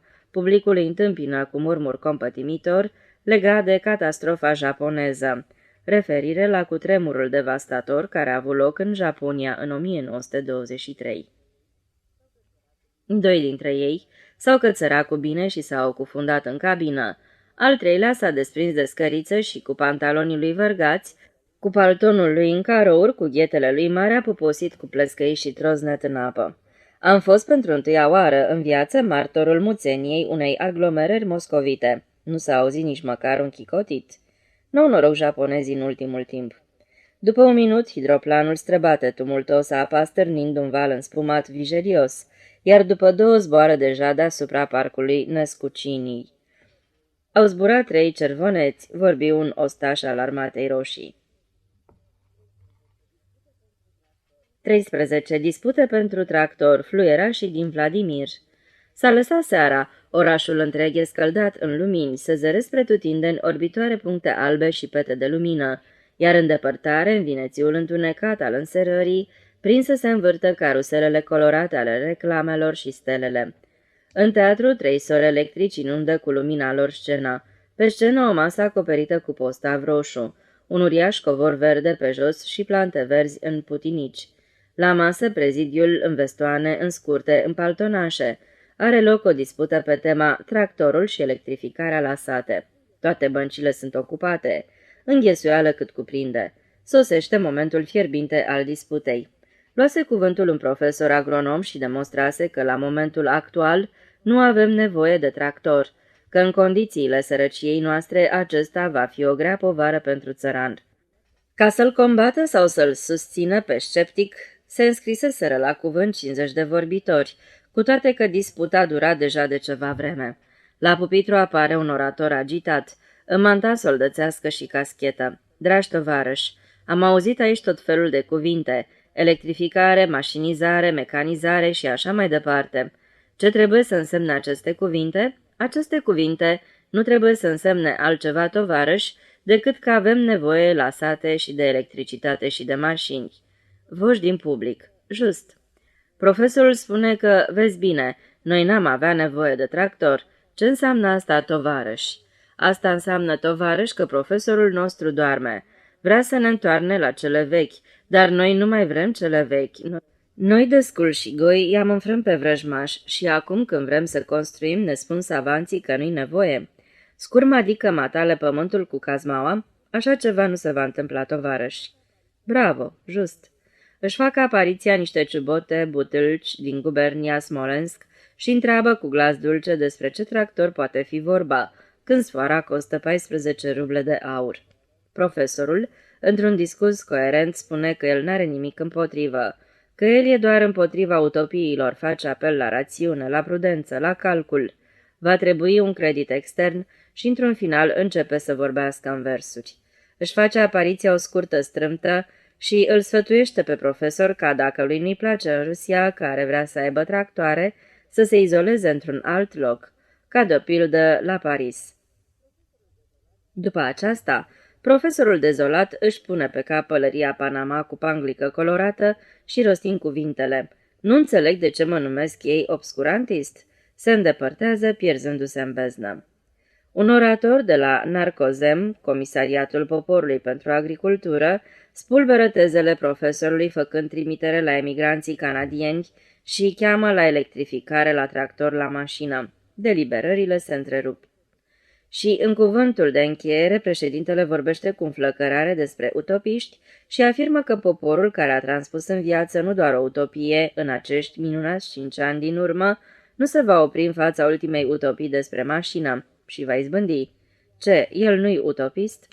Și arată involuntar cu brațul spre locul unde, în grădina de flori impresurată de crepuscul, se înalță pe panou uriașul Lenin. Disputa s-a încheiat. Mulțimea se scurge tot mai compactă spre teatru. Pe scenă, dispuși în semicerc, 10 fluierași din Vladimir, cu bărbuțe ascuțite, cântă dintr-un soi de fluiere lungi din lemn, artizanale, vechi cântece rusești. Și fluierele cângem când izbucnesc în hohote și-ți răsar fără voie înaintea ochilor câmpii învăluite în ceață, izbe cu surcele, lacuri liniștite, codrii aspri de pin. Și în sufleții se strecoară un simțământ pendulând între aleanul acestor fluiere și o speranță nedeslușită. Tac fluierele, se curmă visul și duduie distinct pentru ultima oară hidroplanul, așezându-se pe râu și luminile arciorchind mănunchiuri și reclamele își flutură aripile. Dinspre nescucinii răzbate marșul alămurilor. 1923. Focul hanului. La vremea când soarele asfința, coborând dincolo de coroanele pinilor din Oșnevo, iar Apollo cel trist din fața intrării în palat dispăru pe de-a întregul în umbră, dinspre Atenansa administratorei Tatiana Mihailovna, veni în fugă femeia de serviciu, Dunca, strigând: "Iona Vasilievici, hei, Iona Vasilievici, haideți, că vă cheamă Tatiana Mihailovna. Să vă spună de excursii, că-i beteagă, uite așa i s-a umflat falca." Dunca cea rumenă ridică fusta ca un clopot și, dezvelindu-și pentru o clipă pulpele, fugi înapoi. Iona, fostul valet bătrân și hodorogit, a zvârlit mătura și porni cu pași târșiți spre locuința administratoarei, lăsând în urmă ruinele carbonizate ale grajdurilor năpădite acum de buruieni. Obloanele clădirii fusese retrase, iar din antreu răzbătea un miros puternic de iod și ulei de camfor. Iona bâșbâi un timp în întuneric, apoi intra auzind un geamăt înfundat. În întuneric zări în pat o mâță, era Mumca, iar alături zăcea o arătare ciudată ca un iepure cu urechi albe enorme și un ochi suferind, strălucind la mijloc. Auzi un geamăt ușor. "Vă dor măselele?" mormăi plin de compasiune Iona. "Măselele!" oftă din greu arătarea cea albă. "Ia te uită ce necaz!" spuse Iona compătimitor. "Mare necaz." "Vezi, mata, de-aia urlă Cezar."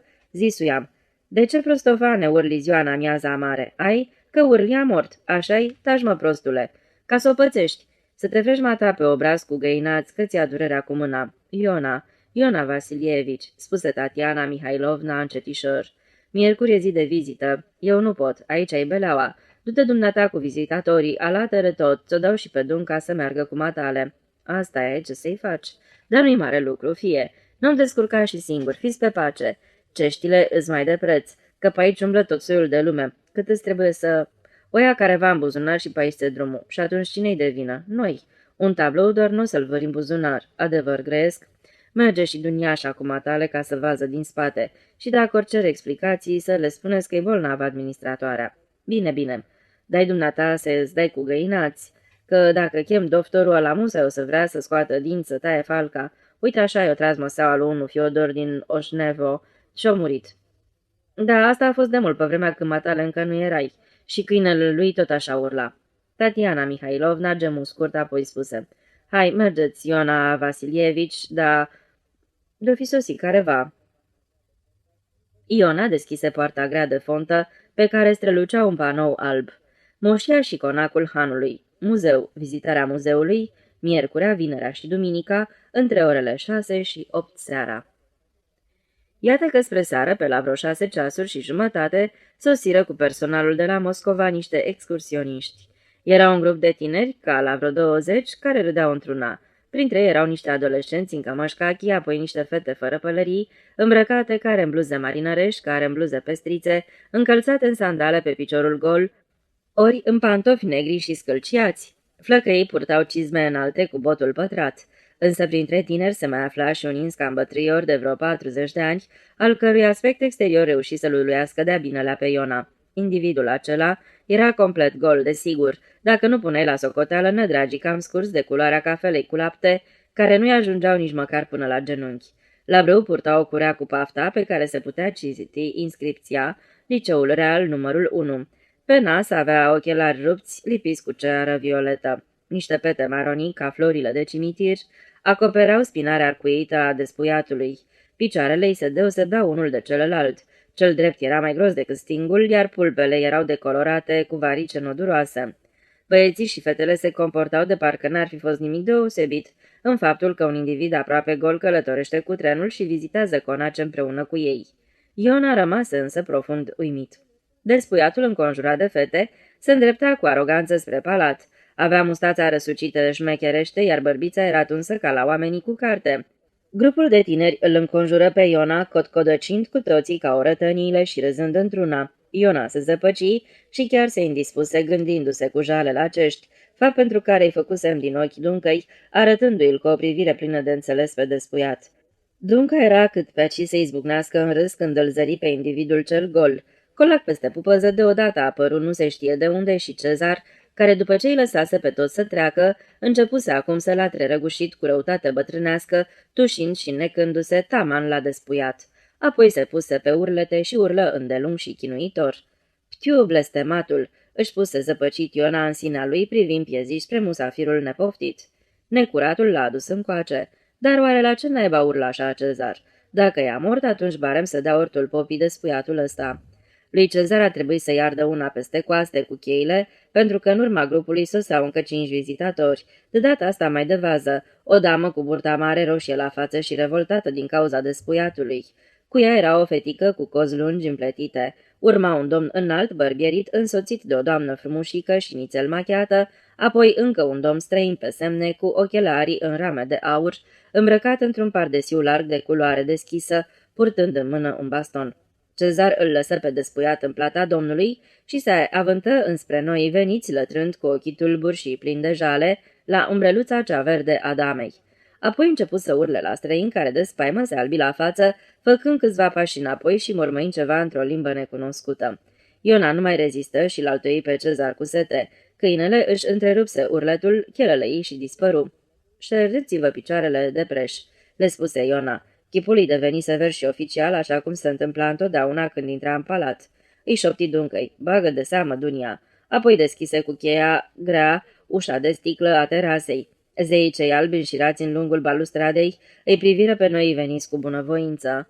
Vizitatorii începură să urce scările acoperite de un covor roșu, fixat cu vergele aurii de fiecare treaptă. Despuiatul era în frunte alături de Iona, călcând mândru cu tălpile goale plușul de sub picioare. Lumina înserării, îndulcită de perdelele albe subțiri, se strecura prin geamurile mari din spatele colonadei. La etaj, vizitatorii se opriră pe palier și priviră în urmă spre casa scărilor, spre balustrada încărcată de statui albe, spre pânzele negrite ale tablourilor atârnate pe pereți între ferestre. Candelabrul sculptat părea a se desprinde din clipă în clipă de frânghia subțire de care fusese atârnat, amenințând să se prevale în abisul casei scărilor.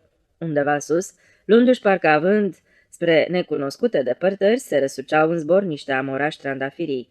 "Privește, Verocica," șopti mama cea grasă. "Vezi cum trăiau principii pe vremea când totul era normal?" Iona stătea deoparte, obrazul lui bărbierit și stafidist strălucea de o mândrie tăcută și ceremonioasă.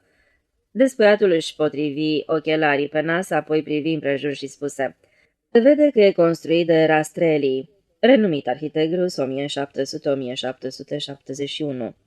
Incontestabil, secolul XVIII. Care Rastrelli?" întrebă Iona tușindu-și urel. "L-a construit principele Anton Ioanovici, odihnească-se în împărăția cerurilor, acum 150 de ani. Ia ca așa, oftă el, stră bunicul princepelui de acum. Cu toții se întoarseră spre Iona. Se pare că nu m-ați înțeles, răspunse despuiatul. E drept, în vremea lui Anton Ioanovici, dar arhitectul era Rastreli, nu-i așa? Și în al doilea rând nu există nicio împărăție a cerurilor, așa cum de altfel nu mai există, slavă Domnului, nici principele de acum. Dar în definitiv nu înțeleg unde e administratoarea. Administratoarea, începu Iona forneind pe nări de ură, zace la pat cu măsălele, trage să moară, până dimineața se sfârșește. Cât despre împărăția cerurilor aveți dreptate, pentru unii nu există. În împărăția cerurilor îmbrăcat necuvincios, fără nedreaj, nu poți intra. Adevăr gresc? Tinerii zbucniră în râs cu toții deodată, iscând zarbă. Despuiatul clipi de câteva ori din ochi, apoi își depărtă buzele. Totuși trebuie să vă spun, simpatiile dumneavoastră pentru împărăția cerească și pentru principi sunt destul de ciudate pentru vremurile de astăzi și mi se pare... Las o baltă, tovarăș Antonov. Se auzi un glas împăciuitor de fată. Semion Ivanovici, lasă-l să vorbească. Răsună o voce spartă de bariton. Își continuară vizita. Lumina sfințitului se revărsa prin plasa de iederă ce acoperise ușa de sticlă dinspre terasă. 6 coloane albe cu frunze sculptate pe capiteluri sprijinau balconul interior în care străluciseră odată pe vremuri alămurile muzicanților. Coloanele se înălțau vesele și neprihănite. În lungul pereților erau așezate scaune ușoare și sobre din lemn poleit cu aur. Ciorchinii întunecați ai candelabrelor adăposteau în cămucuri de lumânări, de parcă ar fi fost stinse abia ieri. Niște amorași se răsuceau și se împleteau în ghirlande. Undeva în ceruri, pe tavan, dansa o femeie nudă, înconjurată de norișori delicați. Parchetul alunecos de sub picioare, asemenea unei table de șah, îți fura privirile și ți le risipea pe întinderea întregii pardosele a încăperii. Stranie părea această mulțime vie călcând parchetul mozaicat, iar străinul cu ochelari auriți desprins din grup devenise greoi și sumbru. Se oprise lângă una dintre coloane privind fermecat, departe în zare, prin împletitura delicată a tulpinilor de iederă. Dintre vocile amestecate se auzi deodată vocea despuiatului. Plimbându-și tălpile goale peste parchetul lucios, îl întrebă pe Iona. Da, parchetul cine l-a făcut?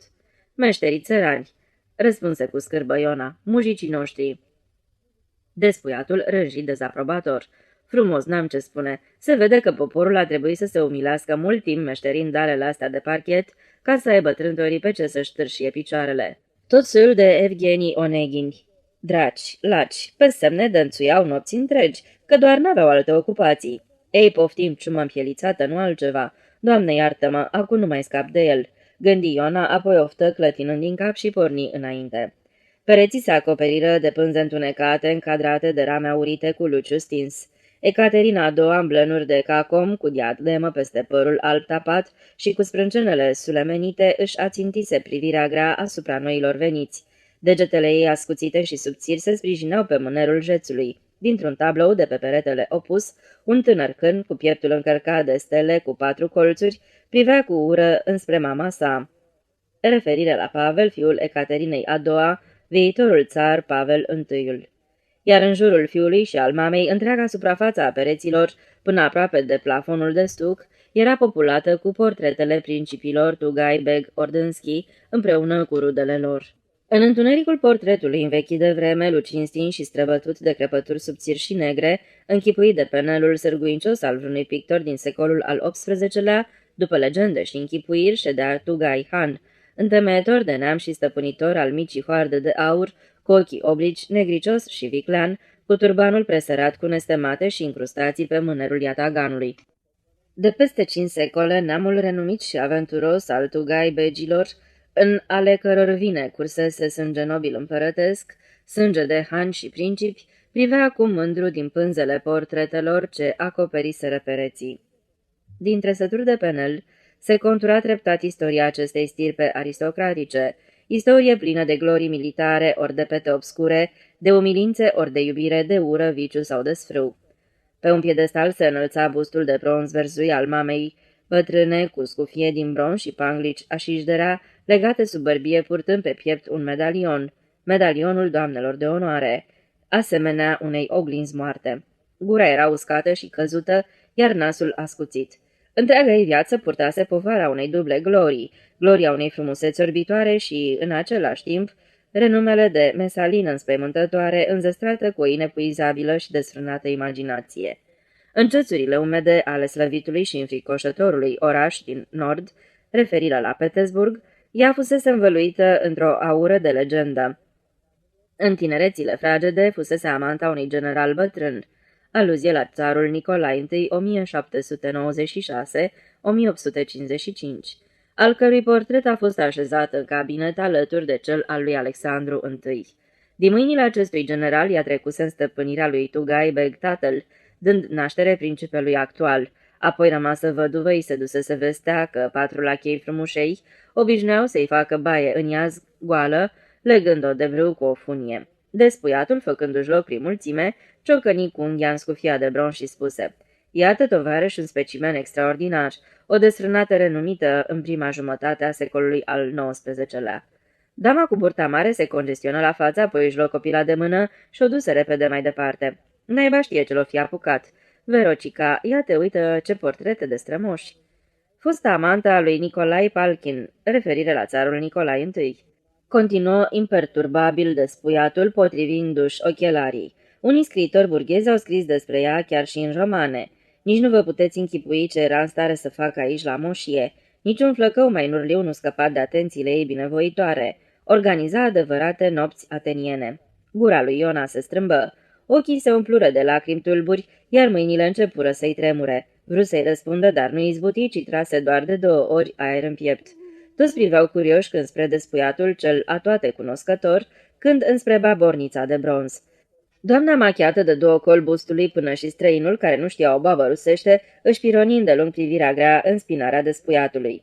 Trecură apoi prin cabinetul principelui, adăpostit panoplit cu pistoale, paloșe, atagane curbate și decorat cu armuri de conducători de oști ai țarilor, cu coifuri de cavaleri ai gărzii imperiale, cu portretele ultimilor împărați. Alături de archebuze, muschete și spade se aflau dagherotipuri și fotografii îngălbenite de vreme, reprezentând regimentul gărzii imperiale, sub standardele căruia slujiseră cei vârstnici dintre Tugai Begi, ori imagini înfățișând regimentul de cavaleri unde activaseră cei tineri. Apoi poze de cai de rasă din grajdurile familiei princiare și dulapuri pline de cărți groase și vechi. În continuare traversară fumoarele cu pereți acoperiți de covoare de techin, cu narghilelele, divane și colecții de pipe înșirate pe suporți. Trecură prin sufrageriile intime, decorate cu goblenuri de un verde palid și de lămpi vechi de birou. După vizitarea serelor, unde ramurile palmierului nu apucaseră încă să se ofilească, pătrunseră în încăperea destinată jocurilor de societate, în vitrinele căreia străluceau în aur și albastru de cobalt, faianța și porțelanurile de Saxa. Iona aruncă de câteva ori priviri piezișe și speriate înspre Dunca. Din pânza pictată a tabloului se detașa portretul unui ofițer singuratic, sclipitor, în uniformă albă sprijinit în mânerul spadei. Dama cu burtă privi la coiful cu stea în 6 colțuri, la mănușile albe și la mustățile negre răsucite drept în sus, ca niște săgeți, apoi îl întrebă pe Iona: "Ăsta cine mai e?" "Ultimul principe," răspunse Iona oftând. "Anton Ioanovici în uniformă de cavaler." "Cu toții au fost în garda împărătească. Și acum unde i-a murit?" întrebă respectos dama. "De ce să moară? Acum în străinătate. De la bun început au plecat în străinătate." Iona se împiedică la vorbă, simțind că îl cuprinde ura la gândul că despuiatul ar fi putut să se amestece din nou în discuție și să mai trântească ceva. Și într-adevăr despuiatul făcu și căscă gura larg, gata să intervină, dar o voce din grupul de tineri îl opri. "Lasă-l naibii, Semion, e bătrân și el." Despuiatul se opri brusc. "Cum așa trăiește?" își exprimă uluirea dama cea grasă. "Este minunat, de-a dreptul minunat. Da, copii are?" "N-are," răspunse Iona trist. "Nu l-a binecuvântat Dumnezeu, asta e. Fratele mai mic al domniei sale, Pavel Ioanovici, s-a prăpădit în război, uite așa. El cu nemții a luptat. Era la ăștia, cum le zice, la grenadierii călare. Nu era din partea locului. Avea moșii altundeva, în gubernia Samara."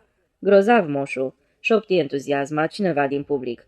"Pe el să le expună la muzeu," mormăi nemulțumit despuiatul.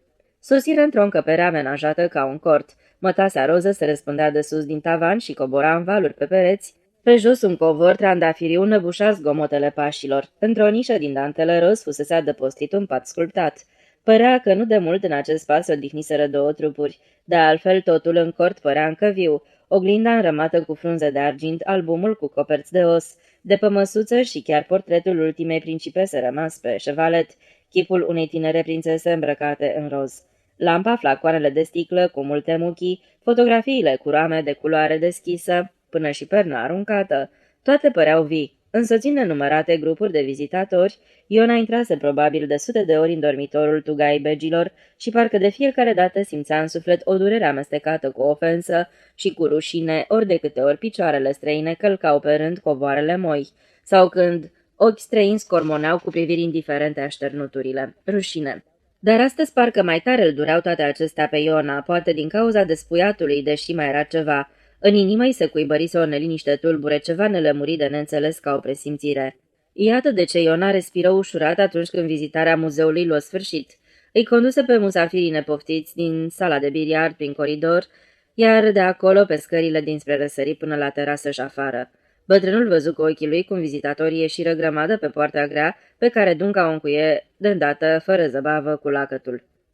Se înserase și odată cu înserarea se treziră și primele zgomote ale serii. Undeva dincolo de Oreșnevo, păstorii începuseră să cânte din fluiere. Dinspre malurile iazului se auziră zângănind niște clopoței, cu clinchet subțire vestind întoarcerea vitelor la staul. În depărtare se auzi un bubui scurt de câteva ori la rând, în taberele de pregătire militară se desfășurau exerciții de tragere. Iona pășea a nevoie peste pietrișul aleii care ducea la palat. La brui zângănea o legătură mare de chei. De fiecare dată, după plecarea vizitatorilor, bătrânul se întorcea cu regularitate la palat.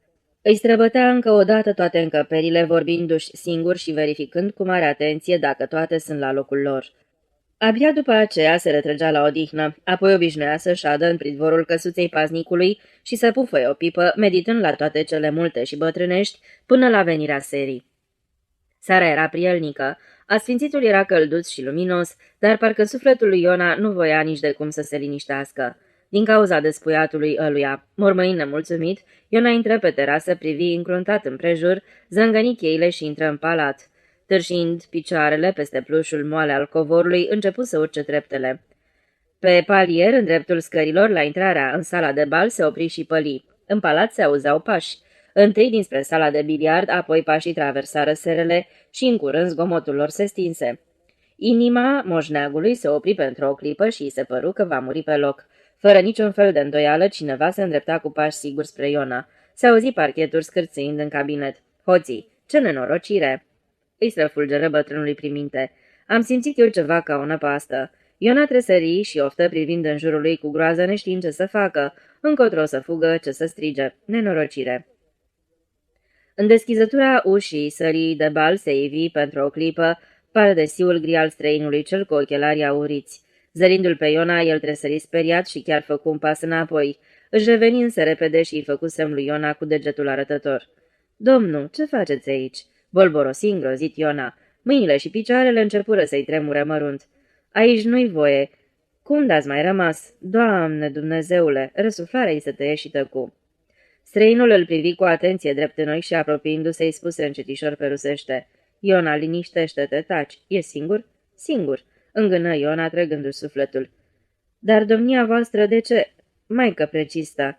Străinul privi neliniștit împrejur, apoi peste capul lui Iona înspre vestibul și după ce se convinse că nu mai există nimeni, în afară de Iona, scoase mâna dreaptă din buzunarul de la piept și rosti de asta dată cu voce tare și graseiat. Iona, nu mai recunoscut? E rău că nu mă mai cunoști. Dacă nici tu nu mă mai cunoști, atunci e rău de tot. Sunetul vocii străinului îl cutremură pe Iona. Genunchii se muiară, iar mâinile devenite reci scăpară legătura de chei care se prăbuși cu zgomot pe podea. Sfinte Iisuse, luminăția voastră, jupâne, Anton Ioanovici, ce-i asta? Ce s-a întâmplat? Lacrimile înnecară imaginea sălii într-o ceață tulbure prin care se puteau ghici cu greu ramele aurite ale ochelarilor, ochii cei obli și strălucitori atât de cunoscuți. Iona se înnecă izbucnind în plâns și, apropiindu-și capul tremurător de barba aspră a principelui, îi stropi cu lacrimi din belșug mănușile și cravata. Liniștește-te, Iona, hai, liniștește-te, pentru Dumnezeu, mormăi principele cu chipul schimonosit de milă și neliniște, dacă ne aude cineva. Jupâne, șopti ca scuturat de friguri Iona, ce s-a întâmplat, cum de-a sosit, cum? Nu, nu-i nimeni, numai eu. Foarte bine, Iona, ia cheile și hai să mergem în cabinet. Principele se întoarse și traversă cu pași hotărâți galeria, îndreptându-se în direcția cabinetului. Buimăcit, Iona ridică tremurând cheile de pe podea și porni după el. Principele se întoarse, privi în jur, apoi scoase pălăria cenușie de feltru, o aruncă pe masă și spuse: Iona, ia loc în fotoliu. Apoi, strâmbându-se de efort, smulse de pe spătarul celuilalt fotoliu, dotat cu suport pentru citit, o tăbliță cu inscripția "Nu vă așezați" și se așeză în fața lui Iona. Lampa de pe masa rotundă tresării și zângăni trist când corpul greu se lăsă peste tapiseria din marochin. În capul lui Iona totul deveni tulbure, gândurile îi alergau în zigzag, asemenea unor iepuri scăpați dintr-un sac. Vai, ce-ai mai îmbătrânit, Iona! Dumnezeule, ce bătrân ești!" spuse principele tulburat. Dar să știi că sunt fericit pentru că te-am aflat încă în viață. Și ca să fiu sincer, am crezut că nu o să te mai văd niciodată. Credeam că te-au omorât ăștia." La auzul răsfățului și grijii princiare, Iona se simți profund mișcat și început să plângă încetișor, ștergându-și ochii. Hai, ajunge, încetează." Cum de-ai sosis, jupâne?" întrebă Iona zmiorcăindu-se. Cum de nu v-am recunoscut, nenorocitul de mine? Vederea mi-a slăbit. Ochelarii, asta era, și barba. Dar cum de-ați intrat fără să vă văd?" Tugai vechi scoase din buzunarul jiletcii o cheie și o arătă lui Iona. Prin terasa acoperită pe ușa dinspre parc amice. M-am întors abia după ce a plecat toată adunătura aia. Iar ochelarii, principele și scoase de pe nas. Ochelarii am îmbrăcat abia aici la graniță. N-au lentile, sunt doar niște sticle." Da, principesa, Dumnezeule, principesa e și dânsa cu dumneavoastră?" Chipul principelui îmbătrâni brusc. S-a prăpădit principesa, a murit acum un an. Răspunse el cu buzele crispate. A murit la Paris. Se îmbolnăvise de pneumonie și uite așa n-a mai apucat săraca să-și revadă cuibul, deși îl pomenea într-una. Da, îl pomenea într-una și mi-a poruncit cu străjnicie să te sărut, dacă te-i mai vedea vreodată. Ea era foarte convinsă că ne vom revedea, s-a rugat Domnului și, precum vezi, Dumnezeu m-a ajutat. Principele se ridică, îl îmbrățișă pe Iona și îl sărută pe obraz. Iona, cu lacrimile curgându-i râu, își făcu semnul crucii și binecuvântă bibliotecile cu cărți, portretul lui Alexandru I și fereastra în care se topeau ultimile sclipiri ale asfințitului. O sfântă împărăție a cerurilor, bolborosi el cu vocea tremurândă. O să-i fac parastas în Oreșnevo. Principele privi alarmat în jur, îi se păru că auzise undeva scârțind parchetul. Precis nu-i nimeni? Nimeni, nu vă speria, jupâne. Numai noi suntem. N-are cine să mai fie, cine să vină aici în afară de mine. Ascultă, Iona, uite cum stau lucrurile. Eu n-am vreme, hai să trecem la treabă. Mintea lui Iona a început să fiarbă. Păi cum să nu, chiar așa, ia cătăl viu și nevătămat. A sosit. Și aici mujicii nu mai sunt și pământurile unde-s? Chiar așa, luminăția voastră, spuse el implorându-l din priviri pe principe. Ce-i de făcut? Palatul. Oare o să vi-l dea înapoi? La auzul acestor cuvinte, principele rânji. Înapoi? Ce spui tu, dragule? Principele scoase un porțigaret galben și greu, își aprinse o țigară și continuă. Nu, scumpule Iona, nu o să mai dea ăștia nimic înapoi, să vede treaba că ai uitat ce-a fost, dar oricum n-are ce face. Să știi că am venit numai pentru scurt timp și mare taină, tu să n-ai motive de neliniște, nimeni nu o să știe nimic. N-are rost să te tulburi. Am sosit. Principele privi lumina dulce care inundase crângurile. Mai întâi să văd ce se mai petrece pe aici. Ceva informații am avut, primesc scrisori de la Moscova, știu că palatul întreg, că-i păstra ca bun al întregului popor, Principele rânji din nou. Dacă e al poporului, atunci al poporului să fie, luai ar dracu să ia. E tot una. Numai să rămână întreg. Poate e chiar mai bine așa, dar uite care-i treaba. Mi-au rămas niște hârtii importante pe aici. Am nevoie de ele ca de aer, cu privire la moșiile din guberniile Samara și Penza și la moșiile lui Pavel Ioanovici de asemenea. Spune, în cabinetul meu de lucru a rămas întreg? Principele privi alarmat spre ușă. În mintea lui Iona începură să scârție niște roți ruginite. În fața ochilor i-a apărut imaginea lui Alexandr Ertrus, om învățat cu ochelari asemenea celor pe care îi purta și principele. Ertrus era sever și își dădea prea multă importanță, el sosea în fiecare duminică dimineață cu trenul de la Moscova. Se preumbla cu pași scârțeiți prin palat, împărțind dispoziții și porunci într-o păstrarea cu grijă a întregului inventar al palatului. Apoi se cufunda în fostul cabinet de lucru preț de câteva ceasuri, îngropa până în gât în cărți, manuscrise și scrisori. Iona îi aducea acolo în cabinet un ceai tulbure. Ertrus mânca sandvișuri cu șuncă și scârția cu penița pe colile de hârtie. Unor se întâmpla de-l întreba câte ceva pe Iona despre vremurile de demult și își nota totul zâmbind. Cabinetul e întreg, jupâne, mormăi Iona, dar ce nenorocie luminăția voastră, l-au sigilat. E sigilată ușa. Cine l-a sigilat? Ertrus, Alexandru Abramovici de la comitet. Ertrus, grase întrebător Tugaibeg. Și de ce mă rog Ertrus și nu altcineva? E de la comitet jupâne, spuse vinovat Iona, de la Moscova. I-a tras sarcină chipurile să cerceteze. Jos o să fie bibliotecă, luminăția voastră, de o să învețe acolo pe țărani. El asta face, aranjează biblioteca. Care va să zică așa, biblioteca ai? Principele rânjii, fie cu plăcere. Nădăjduiesc că lor ajunge cărțile mele. Vai ce păcat, dacă știam, le mai trimiteam de la Paris. Le ajung cărțile, nu-i așa? Ajung luminăția voastră, răspunse speriat și răgușit Iona, că doar aveți atâtea. Privind chipul principelui, Iona simți niște fiori reșpe și raspinării. Tugaibeg se ghemui în fotoliu să scărpină în bărbie, apoi strânse barbișonul în pumn și, deveni deodată, lei cel cu turban cu ochi obliși din tabloul din perete. Ochii se acoperiră de negură. Le ajung, minunat. Ertrus ăsta al tău, după cum se vede, e un om învățat și talentat. Organizează biblioteci, șade în cabinetul meu. Ei, da, domnule. Dar știi tu, oare, Iona, ce va să se întâmple când Ertrus ăla o să termine de aranja biblioteca? Iona făcu ochii mari. Pe Ertrus ăsta o să-l spânzuri de teiul de colo, vezi? Principele întinse mâna spre fereastră, teiul de lângă poartă. Iona privind spăimântat și supus în direcția indicată de mână. Ba nu, mai bine pe partea dreaptă, lângă grilajul porții. O zi să atârne cu fața înspre drum să-l poată vedea clăca și toți pe organizatorul ăsta de biblioteci, iar în a doua zi cu fața încoace să poată să-și vadă și el biblioteca. Ți-o jur, Iona, așa voi face cu orice preț, fi sigur. Poate chiar cât de curând. Am destule relații ca să pun mâna pe Ertrus, fii pe pace. Iona oftă tulburat, iar alături, continuă Tugai cu voce sadică, știi pe cine o să-i-l aducem să-i țină de urât? Pe despuiatul acela, Antonov, Semion Antonov. Tugai își ridică ochii spre tavan, memorând numele. Pe onoarea mea că o să-l dibuiesc și în gaură de șarpe pe tovarășul Antonov. Că nu cumva o să crape până atunci, ori poate, dacă nu cumva o să fie spânzurat împreună cu alții în Piața Roșie.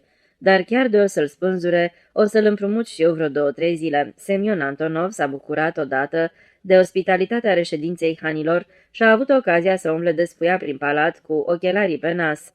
Tugai înghiți saliva din care, cauză pomeții lui tătărăști, se umflară ca niște cucuie. De, ce să-i faci? O să-l mai primesc încă o dată tot despuiat. A, dacă îmi cade viu în mâini, Iona, nu l-aș felicita deloc pe Semion Antonov. O să atârne în laț, nu numai despuiat, dar și jupuit. Iona. Auzit aici ce fusese în stare să spună despre principesa mamă? Ai auzit? Iona oftă cu amar și-și întoarse privirile. Tu ești un servitor credincios și cât voi trăi nu voi uita cum ai știut să-i vorbești atunci de spuiatului. Cum de nu l-am ucis în clipa aceea? Îți dai seama? Doar mă cunoști, Iona, de mulți ani de zile, nu-i așa?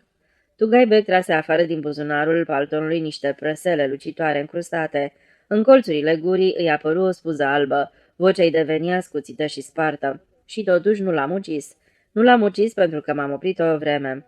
Dar ce-am îndurat Iona ca să mă pot înfrâna, numai eu știu. Nu puteam să-l omor. Ar fi fost un gest jalnic și nefericit. Pe mine m-ar fi prins și probabil n-aș mai fi izbutit să-mi împlinesc țelul pentru care m-am întors.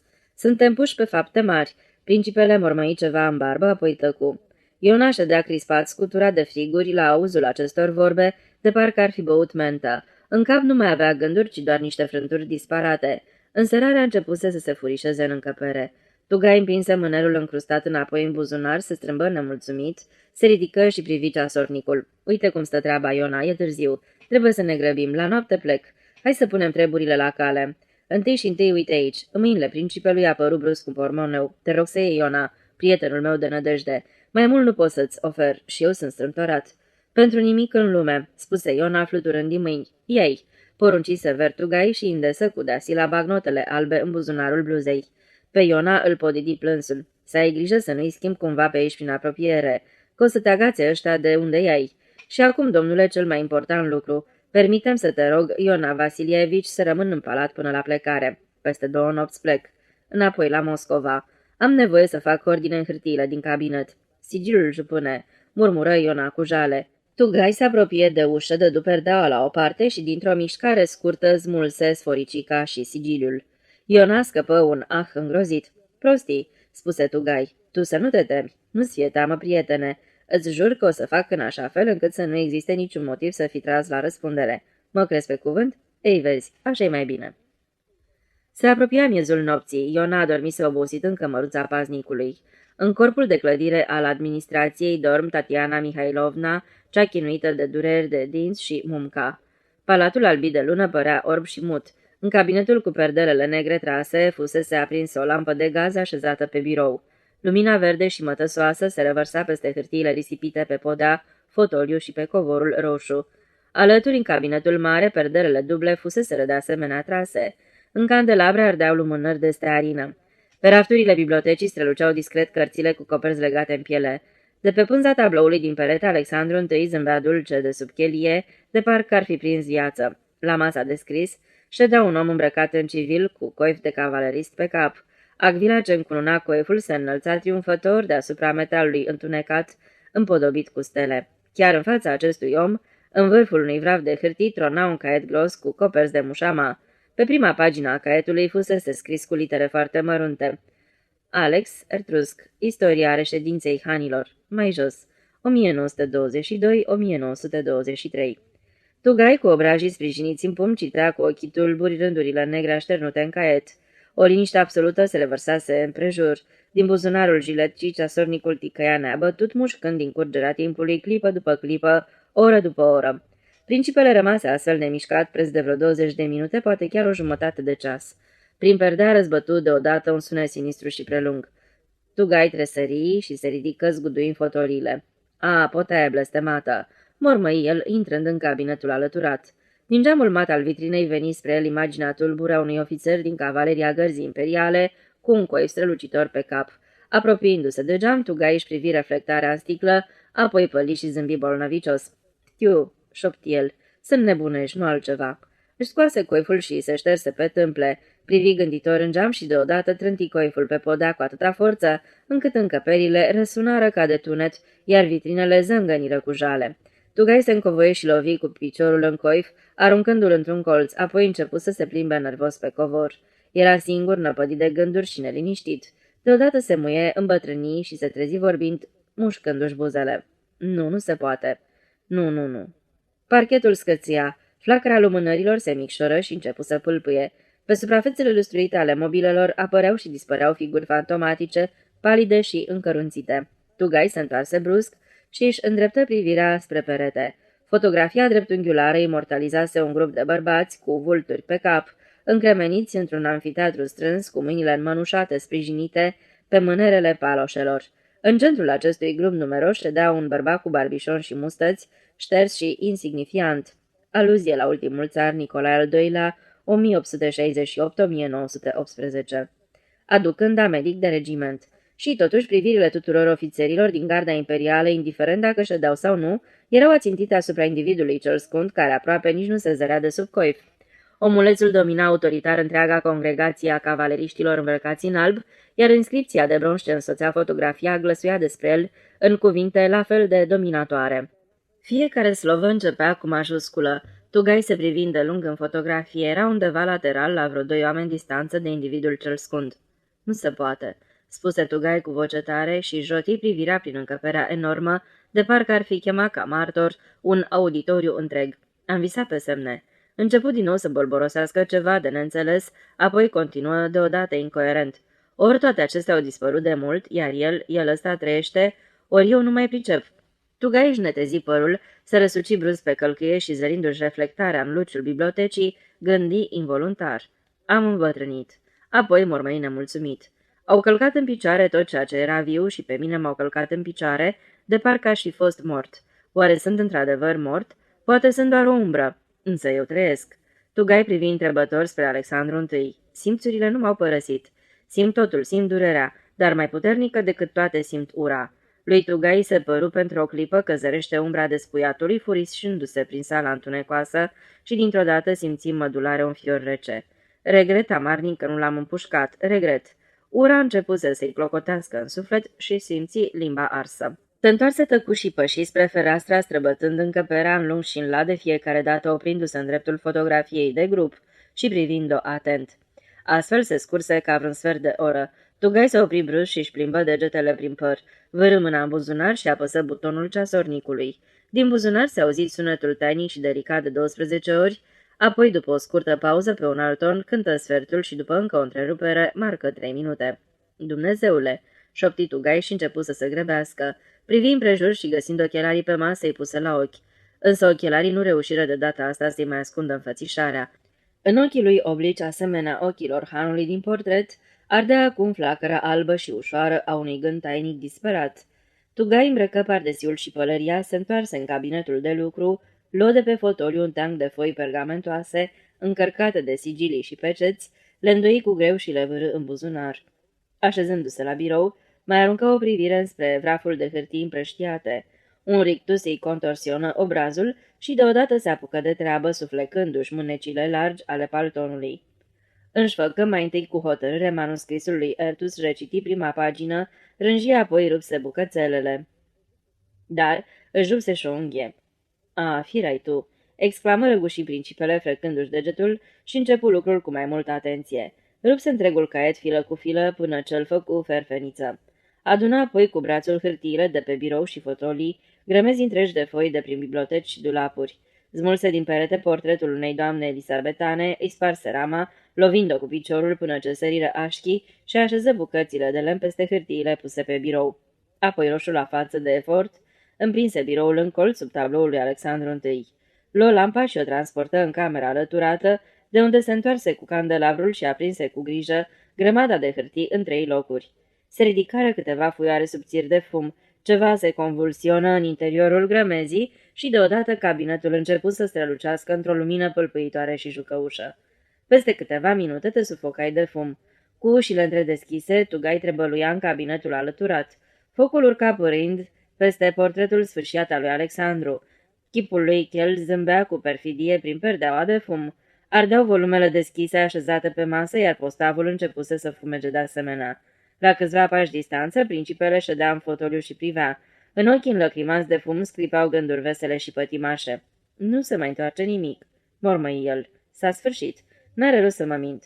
Să le luăm așadar toate acestea cu noi, dragul meu Ertus." Principele se retrăgea încetul cu încetul dintr-o încăpere în cealaltă. Fumul cenușiu începuse să se bulucească în urmărirea lui.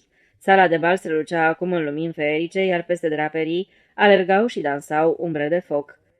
În cortul cel roz, principele deșurubă arzătorul, lămpi și vărsă gazul peste așternut. Pata se întinse și începu să picure pe covor. Tugai aruncă arzătorul peste așternut. La început nu se întâmplă nimic. Flăcăruia se ghemui și dispăru, dar apoi deodată săltă, izbucnind într-o vâlvătaie cu răsuflare docoritoare. Tugai abia a avut timp să se îndepărteze. Baldachinul se aprinse într-o clipită, iluminând triumfător până la ultimul firicel de praf interiorul încăperii. "Acum e sigur," spuse Tugai grăbind pasul. Traversă serele, apoi sala de biliard, trecu prin coridorul cel negru și coborâ cu zgomot treptele scării răsucite care îl aduse până în întunecimea parterului. Ieși ca o umbră pe ușa care se deschidea în terasa dinspre răsărit, poleit acum de lumina lunii și ajunse în parc. Își afundă capul între umeri ca să nu audă primul răgnet al lui Iona, din ghereta paznicului și nici urletul lui Cezar, apoi strecurându-se pe cărări tainice pe care nu le uitase, dispăru în întuneric. 1924. Insula Purpurie. Roman de tovarășul Jules Verne. Traducere din limba franceză în limba esopică de Mihail Bulgakov. Partea 1. Erupția muntelui care varsă foc. Capitolul 1. Istorie cu geografie. Într-un ocean numit din vechime datorită furtunilor și valurilor sale Pacific, sub paralela de 45 de grade, se afla o insulă enormă nelocuită, populată de niște triburi glorioase și înrudite. Etiopii roșii, harapii albi și harapii de culoare nedefinită, care căpătaseră din partea navigatorilor porecla ciudată de înrăiți. Speranța, vasul renumitului Lord Glenarvan, apropiindu-se întâia oară de insulă, descoperi aici niște obiceiuri originale, deși etiopii roșii erau de 10 ori mai numeroși decât harapii albi și cei înrăiți. La oaltă insula era guvernată de harapi în exclusivitate. Pe tron, la umbra unui palmier, ședea împodobit cu ase de pești și conserve de sardele, stăpânitorul Sizibuzi, iar alături preotul suprem, precum și conducătorul de oși, Rikiki-Tavi. Etiopii roșii erau ocupați cu cultivarea ogoarelor cu porumb, cu pescuitul și cu adunatul ouălor de broască țestoasă. Lordul Glenarvan începu cu ceea ce îi plăcea lui să facă peste tot unde apărea, înfipse într-un vârf de munte un steag și spuse pe englezește: "Insula aceasta o să fie nițela mea." A avut loc o neînțelegere. Etiopii care nu pricepeau de fel vreo altă limbă decât a lor își făcură din steag nedragi. Atunci lordul se puse cu biciul pe ei și după ce îi biciui pe toți, început tratativele cu Sizi Buzi, aflând de la acesta că insula este a lui Sizi Buzi, iar steag nu trebuie. Se dovedi că insula fusese deja descoperită de 2 ori, întâi de nemți, apoi încă de unii care haleau broaște. Drept dovadă, Sizi făcu referiri la conservele de sardele și sugeră discret că apa de foc gustos, foarte, da. Au găbjit-o ticăloșii, mormăi lordul pe englezește și bătându-l prietenește pe Sizi pe umăr, îi acordă cu generozitate favoarea de a se considera în continuare că insula e a lui. Apoi a avut loc un troc. Marinarii au debarcat la țărm de la bordul Speranței mărgele de sticlă, sardele împuțite, zaharină și apă de foc. Bucurându-se zgomotos, etiopii aduseră cu ei la țărm piei de castor, fildeș, pește, ouă și perle. Sizi Buzi își lua apa de foc pentru el, sardelele așișderea, la fel și mărgelele, iar zaharina le făcu cadou etiopilor. S-au stabilit astfel relații corecte și normale. Vasele intrau în golf, descărcau prețioasele mărfuri englezești și încărcau la bord nimicurile etiopice. Pe insulă se instală și un corespondent al lui Times, new-yorkez, în pantaloni albi și cu pipă, care se îmbolnăvi de îndată de paludism tropical. Insula fu numită manualele de geografie Insula Etiopilor. Capitolul 2. Sizi bea apă de foc. După asta, insula atinse un grad de înflorire nemai văzut. Preotul suprem, conducătorul de oști și chiar Sizi Buzi însuși pluteau literalmente în apă de foc. Chipul lui Sizi deveni în final strălucitor de parcă ar fi fost lăcuit și rotund fără riduri. Armata harapilor albi, decorați cu mărgele, se adunase ca o pădure de lăncii scânteind în jurul focului de tabără. Corăbile care treceau prin apropierea insulei auzeau deseori strigăte victorioase: "Trăiască Sizi Buzi, stăpânitorul nostru, precum și preotul suprem, ura!" Așa strigau harapii, îndeoseb cei înrăiți. Dinspre etiopi se auzea o tăcere zgomotoasă, neprimindu-și rația de apă de foc și muncind până la epuizarea picioarelor, numiții etiopi se aflau într-o stare de nemulțumire melancolică și aproape surdă. Iar pentru că între etiopi, ca de altfel printre toți oamenii, există intriganți, se întâmpla câteodată ca etiopilor să le vină în cap diverse gânduri absurde. Păi cum, măi, fraților, nu-i drept? Vodka le de lor, harapilor, mărgelele tot lor, iar nouă, tiflă cu zaharină, iar de muncit tot noi? Toate acestea luară sfârșit prin niște mari neplăceri și tot pentru etiopi.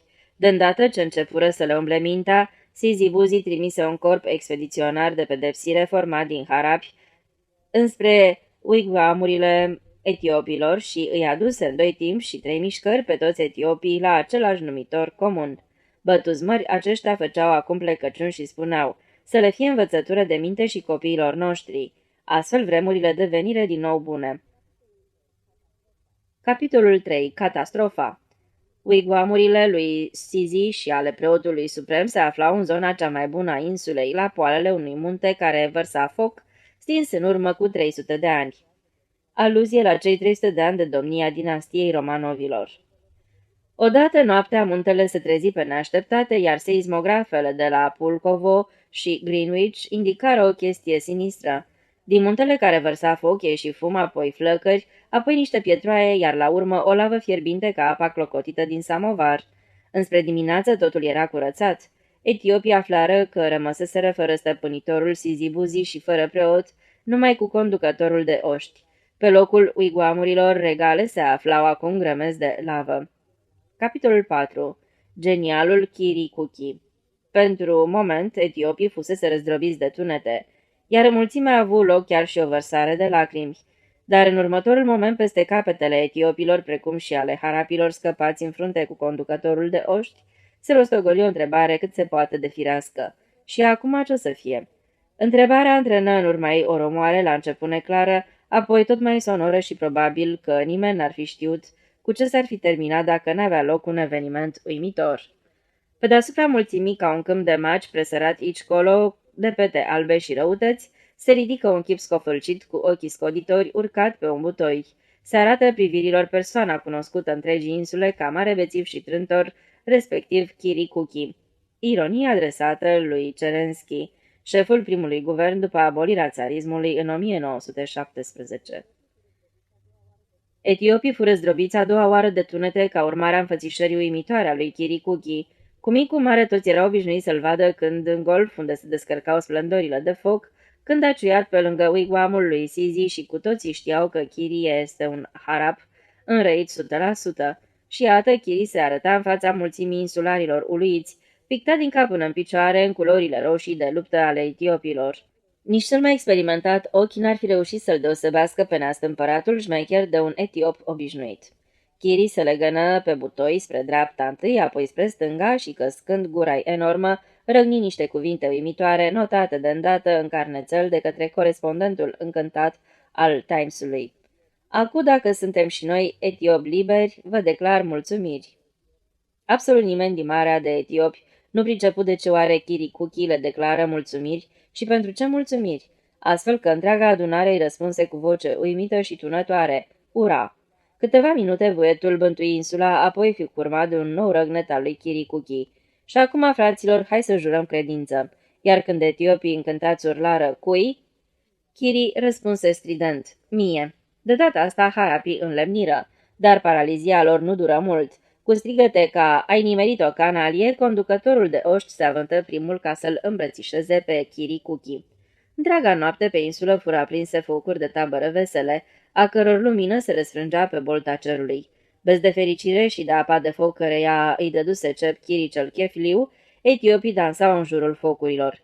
Vasele care treceau prin preajmă brăzdau îngrijorate văzduhul cu radiofulgere ca să deschidă tir asupra insulei și să facă astfel ordine, dar curând întreaga lume civilizată fu liniștită de telegrama corespondentului de la Times. La proștii ăștia pe insule e sărbătoare națională, Bairam Stop, excrocul e genial. Capitolul 5. Razmerița. Apoi evenimentele începură să se rostogolească cu o viteză supranaturală. În prima zi, pentru a fi pe placul etiopilor, Kiri numi insula Purpurie, în cinstea culorii de bază a etiopilor. Cum însă etiopii erau indiferenți la glorie, el nu reuși să-i câștige de partea lui, iar pe harapi îi înverșună. A doua zi, pentru a-i mulțumi pe harapi, îl confirmă în funcția de comandant de oști pe Rikitiki, dar nu reuși nici de asta dată să-i satisfacă pe harapi, căci fiecare dintre ei voia să devină comandant. În schimb, îi înverșună pe etiopi. În cea de-a treia zi, pentru a se mulțumi pe sine, își meșteșugi dintr-o cutie de sardele un acoperământ de cablățos care amintea foarte mult de coroana răposatului Sizi. Cu acesta îi nemulțumi și îi înverșună pe toți, căci harapii considerau că oricare dintre ei era demn de cutie, iar etiopii, viciați de apa de foc, erau oricum împotriva cutiei care le amintea deosebit de arzător de aducerea la același numitor comun. Ulterior, măsura lui Kirikuki se adresă și apei de foc și prin aceasta Kirikuki reușind să se compromită în totalitate. Kiri declară că apa de foc va fi împărțită în mod egal tuturor și, bineînțeles, nu se ținu de cuvânt. De ce? Foarte simplu. Dacă dai tuturor, atunci e nevoie de mai multă apă de foc, dar de unde să o iei? În loc de apă de foc, Kiri puse la distilare colta de porumb. Prea multă apă nu obținu el, dar în schimb reuși să-i strice la stomac atât pe etiopi cât și pe harapi, ceea ce generă noi nemulțumiri. Într-o bună și călduroasă zi, când Kiri, conform obiceiului, zăcea într-o stare neutilizabilă, în uigamul propriu, la șeful Rikitiki, sosi un anume etiop, pe chipul căruia stăteau scrise toate înclinațiile lui intrigante. În momentul sosirii, Riki tocmai sorbea apă de foc în acompaniamentul unui purceluș fript crocant. Ce vrei tu, mă, japiță de etiop?" întrebă sec comandantul cel sumbru. Etiopul scăpă complimentele pe lângă urechi și trecu la treabă. Nu se mai poa," gemu el. Cum așa, pentru domnia voastră și vodcă și purcel, va să zică iar vechile rânduieli?" A, pasă-mi te-ai vrea și tu purcel?" întrebă abia stăpânindu-se oșteanul. Cum să nu? Dar ce, etiopii nu ieși ei oameni?" răspunse cu nerușinare vizitatorul și își depărtă picioarele. Richi apucă purcelușul d'un picior și, răsucindu-l ca pe o elice, îl plezni pe etiop peste dinți de sări o sânza din purcel, iar din gura etiopului sânge, iar din ochi lacrimi amestecate cu stele verzi. Afară, încheie Richi întrevederea. Nu se cunoaște exact ce făcu etiopul când se întoarse acasă, dar se știe că spre sfârșitul zilei insula voia ca un stup, iar noaptea fregata tenselor, trecând prin preajma insulei și zărind două focuri mari, aprinse în golful liniștii, tulbură de îndată întreaga lume cu următoarea telegramă. insulă, focuri toate aparențele bolii de etiop, iar sărbătoare Hateras. Dar respectabilul capitan se înșela. De fapt erau niște focuri, dar nu era nimic sărbătoresc în ele. Pur și simplu un golf ardeau uigamurile etiopilor incendiate de expediția de pedepsire trimisă de Rikitiki. Spre dimineață, negurile de foc se transformară în coloane de fum și nu mai erau 2, ci 9. Spre noapte fumurile se transformară din nou în focuri, 16 bucăți la număr. Lumea fu tulburată de unicul titlu apărut în toate ziarele din Paris, Londra, Roma, New York, Berlin și alte orașe. Ce se petrece? Și iată că sosi telegrama corespondentului de la Times, care consternă de-a dreptul lumea. 6-a zi ard uigamuri harapilor. Puzderie de etiopi, indescifrabil. Kiri excroc fugi, indescifrabil. Iar peste încă o zi altă telegramă trimisă de astă dată, nu de pe insulă, ci dintr-un port european. Etiop pornit Razmerița grandios. Insula arde Molima Ciuma. Monți cadavre. Trimiteți avans 500. Corespondent. Partea a doua. Insula în flăcări. Capitolul 6. Misterioasele pirogi. Către ziua, santinelele de pe țărmul european strigară, corăbii la orizont. Lordul Glenarvan ieși cu o lunetă și studie îndelung punctele negre. Nu înțelege la mine," zise gentlemanul. Se pare pirogile sălbaticilor?" Tunete și fulgere," exclamă Michael Arden, zvârlind cât colo țaisul. Pariez pe $1 de Washington contra unei lămâi găurite pusă în circulație în 1923 că ăștia sunt harapi."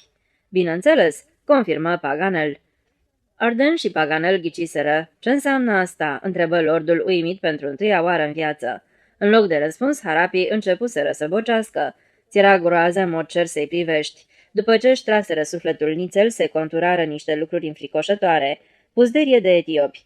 Ticăloșii de intriganți au instigat. Cerere. Harapii ducă-se dracului. Richi a trimis expediție și aceasta a fost măcelărită. Ticălosul de Chiricuchi a tulit-o primul cu piroga. Resturile expediției de pedepsire în frunte cu Rikitiki, iată-le în pirogi. Abia au reușit să ajungă până la lord.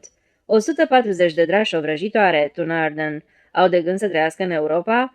Înțelegeți? Și cine o să-i hrănească? Se sperie lordul. Nu, voi înapoi insulă plecați. Acu luminăția voastră nu putem nici măcar să scoatem nasul afară pe insulă. Plângeau harapii. Etiopii or să ne curețe pe tăți. Și al doilea, uigamurile noastre a ars la naiba tăte. Numai dară dacă ați trimite o forță în armată să-i supună pe ticăloșii ăia. Mulțumesc, răspunse ironic lordul, arătând înspre telegramă corespondentului. La voi acolo, ciumă, al meu nu nebunit încă. Un marinar al meu mai presus decât tot insula vostru. Așa. Prea bine, excelența voastră, se învoiră harapii. Știm că noi nu facem doi bani, iar de ciumă corespondentul adevărat grește. Uite așa, cosăște, uite așa și încă foamete. Da, spuse gânditor lordul. Fie, al meu o să vadă ce-i de făcut. Și comandă. La carantină cu ei. Capitolul 7. Chinurile harapilor. Ce-au mai îndurat harapii musafirii lordului, nici n-am cuvinte să vă spun. I-au spălat întâi cu fenol și îi țineau după aia după gard ca pe măgari. De mâncare le dădeau cu regularitate atât cât să nu moară harapii de foame. Și cum stabilirea unei rații exacte printr-o astfel de metodă nu se poate, un sfert dintre ei dădură ortul popii. În sfârșit, după ce îi mură în carantină, lordul îi trimise pe harap la muncă în Ocna. Acolo erau niște supraveghetori, iar supraveghetorii aveau bice din vână de bou. Capitolul 8. Insula moartă. Vasele primiră ordin să ocolească insula la o bătaie de tun, așa și făceau. Noaptea se zerau câteodată focuri aproape stinse, iar ziua insula era învăluită în fum negru. La acesta se adăugă și un miros sufocant de cadavre. Peste valurile mării se împrăștie o duhoare de hoit. S-a terminat cu insula, spuneau marinarii privind prin binoclu la linia perfidă și verde a țărmului. Harapii deveniți pe cheltuiala lordului niște umbre palide, abia-și mai târau picioarele prin ognă și se bucurau de răul altuia. Așa le trebuie ticăloșilor, să crape dracului toți. După ce-or crăpa cu toții, o să ne întoarcem și o să cucerim insula. Iar lupramatia aia, Chiricuchi, o să-i împrăștie mațele manual, de o să punem mălaba pe el. Lordul păstra o tăcere calmă. Capitolul 9. Sticla cu dopul smolit. O aruncaseră valurile într-o bună zi la țărmul european, fu deschisă și cu măsuri de precauție, cu fenol, în prezența lordului, găsindu-se în interior niște caractere indescifrabile, scrise de mâna etiopilor. Translatorul le desluși și îi prezentă lordului următorul document. Pierim de foame, fârtaților, ne mor pruncii, ciuma bântuie la fel. Oare noi nu suntem oameni? Trimiteți pâinică. Ai voștri etiopi iubitori. Richi-tichi se albăstri la față și răgni. Luminăția voastră pentru nimic în lume să crape. După răzmerița aia să-i mai și hrănești? Nici nu vreau, răspunse lordul și arse una cu cravașa peste urechi, ca să nu se mai bage altă dată să dea sfaturi. De fapt, asta e o porcărie, mormăi printre dinți Arden.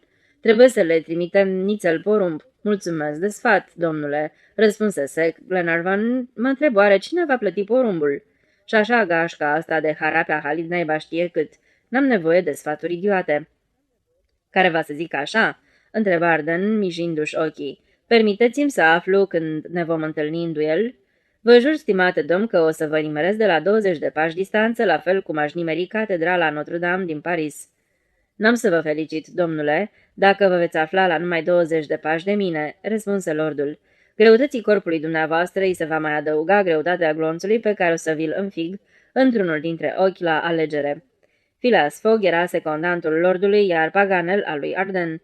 Greutatea corpului lui Arden rămăsese aceeași, iar Arden, la rândul său, nu-l nimeri pe lord. Îl nimeri însă pe unul dintre harapii care se ascunseseră din curiozitate în dosul unor tufe. Glonțul îi făcu harapului o gaură între ochi și ieși prin ceafă. Harapul muri în momentul când glonțul era la jumătatea drumului în mijlocul creierului. Arden și Glenarvan își strânsă mâinile cu căldură și se despărțiră.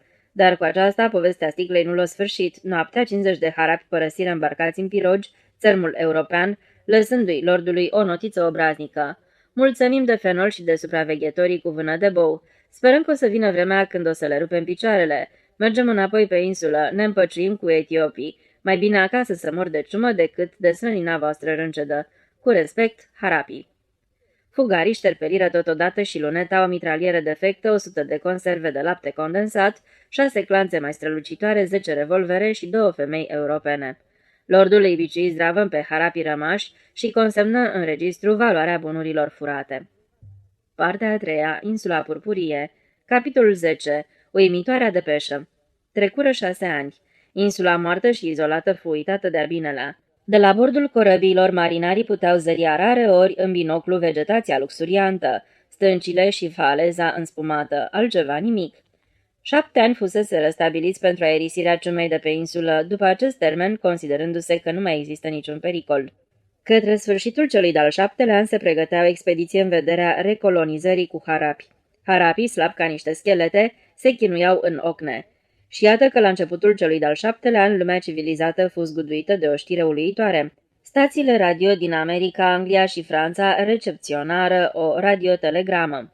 Ciuma s-a sfârșit, slavă Domnului, suntem bine sănătoși, ceea ce vă dorim și dumneavoastră. Ai dumneavoastră, respectabili etiopi.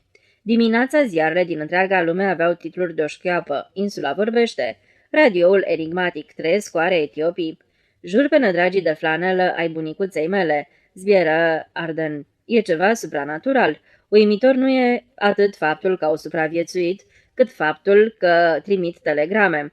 Cine oare să le fi construit stația de emise? Că doar nu necuratul. Lordul Glenarvan primi știrea într-o liniște meditativă. Harapii însă erau cu totul dărâmați. Richi-tichi Tavi bocea și-l ruga pe lord. Acu sfinția voastră una va mai rămas. Să-i nimiciți. Trimiteți-le o expediție. Da, se poate așa ceva? Insula e a noastră, e moștenire. Cât o să mai suferim aici? La mine uita ce-i de făcut, răspunse lordul. Capitolul 11. Capitanul Hatteras și enigmatica șalupă.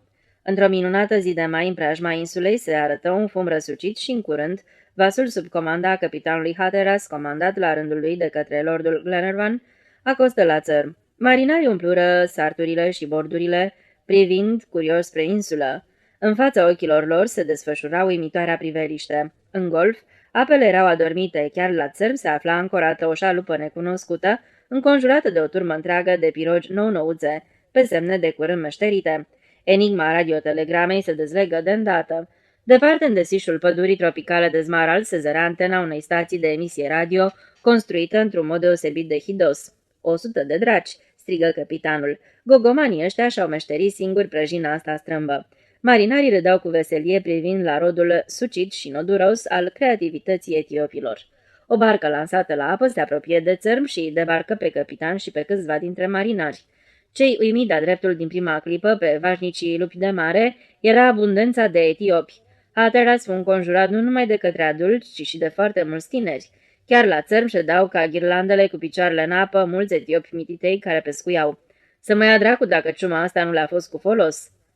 Au niște mutre de parcă ar fi mâncat numai Hercules, marcă de fulgi de ovăz, de-al nostru. Hai să vedem mai departe.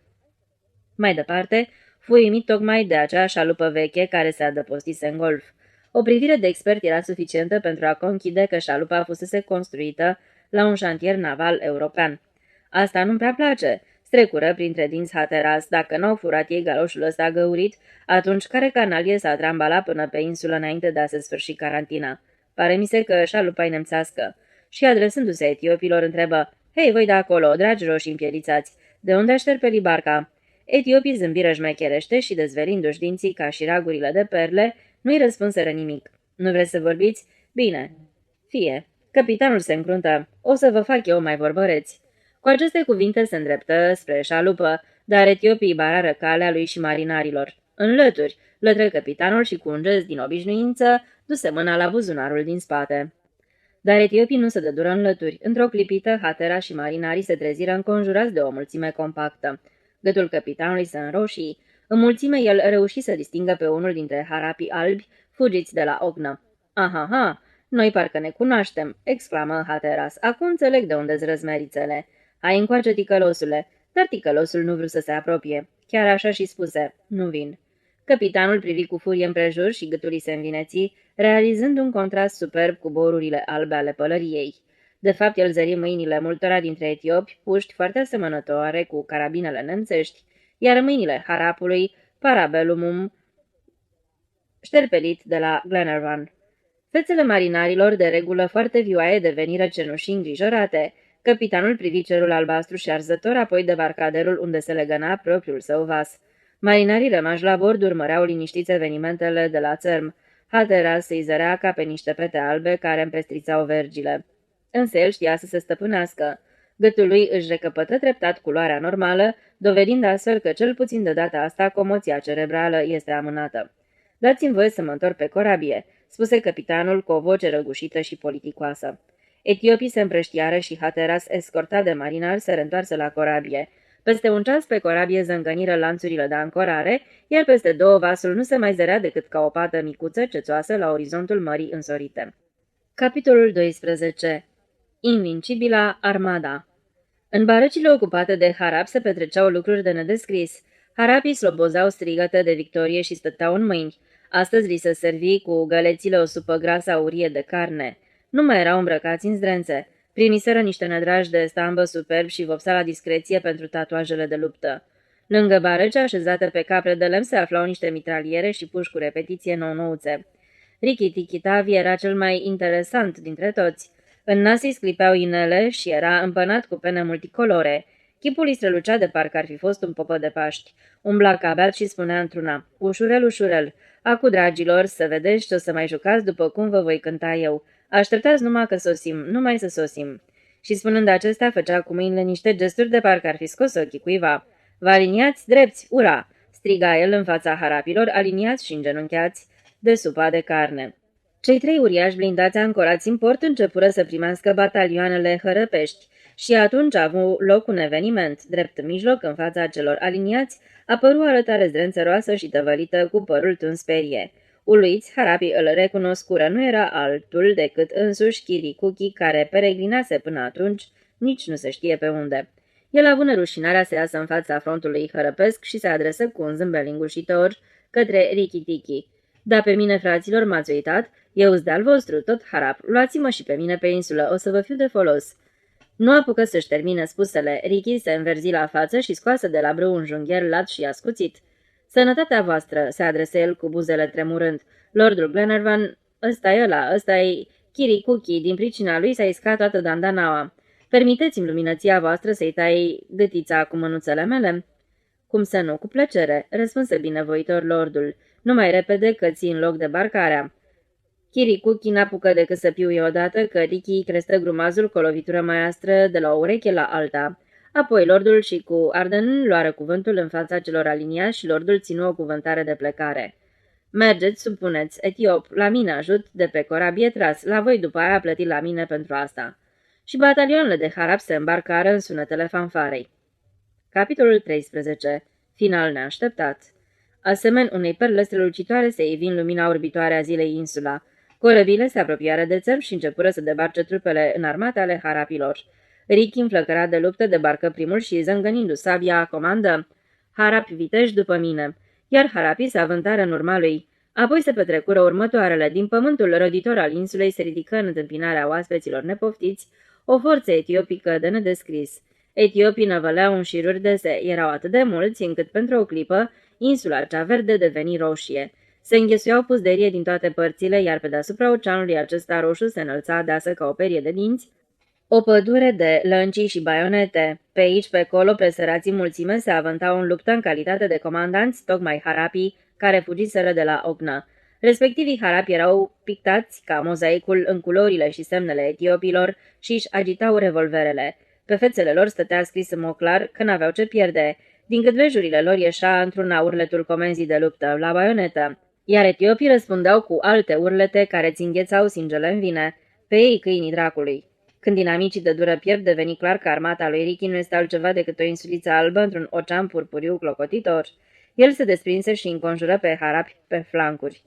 "Jur pe coarnele diavolului!" exclamă la bordul navei amiral Arden. "N-am mai văzut așa ceva. Sprijiniți-i cu foc!" ordonă lordul, dezlipindu-se de lunetă. Capitanul Hatteras îi sprijini, bubuit tunul de calibru 14 țoli, iar obuzul plezni exact la contactul dintre harapi și etiopi. 25 de etiopi și 40 de harapi fură făcuți bucățele. Al doilea proiectil a avut un succes mai mare, 50 de etiopi și 130 de harapi. Cel de-al treilea nu mai futras, căci lordul Glenarvan, care urmărea rezultatul tirului prin lunetă, îl înfășcă pe capitanul Hatteras de gât și îl târâ de la tunuri strigând: "Încetați odată, luavar dracu să vă ia, că-i plezniți numai pe harapi." În rândurile harapilor, după primele două cadouri trimise de Hatteras, se produse panică și se auziră regnete și strigăte de nedescris. Harapii se cutremurară. Urlă chiar și Rikki-Tikki, în jurul căruia se dezvănțui un adevărat vârtej. Din vârtej se ivi deodată chipul schimonosit al unui harap de rând.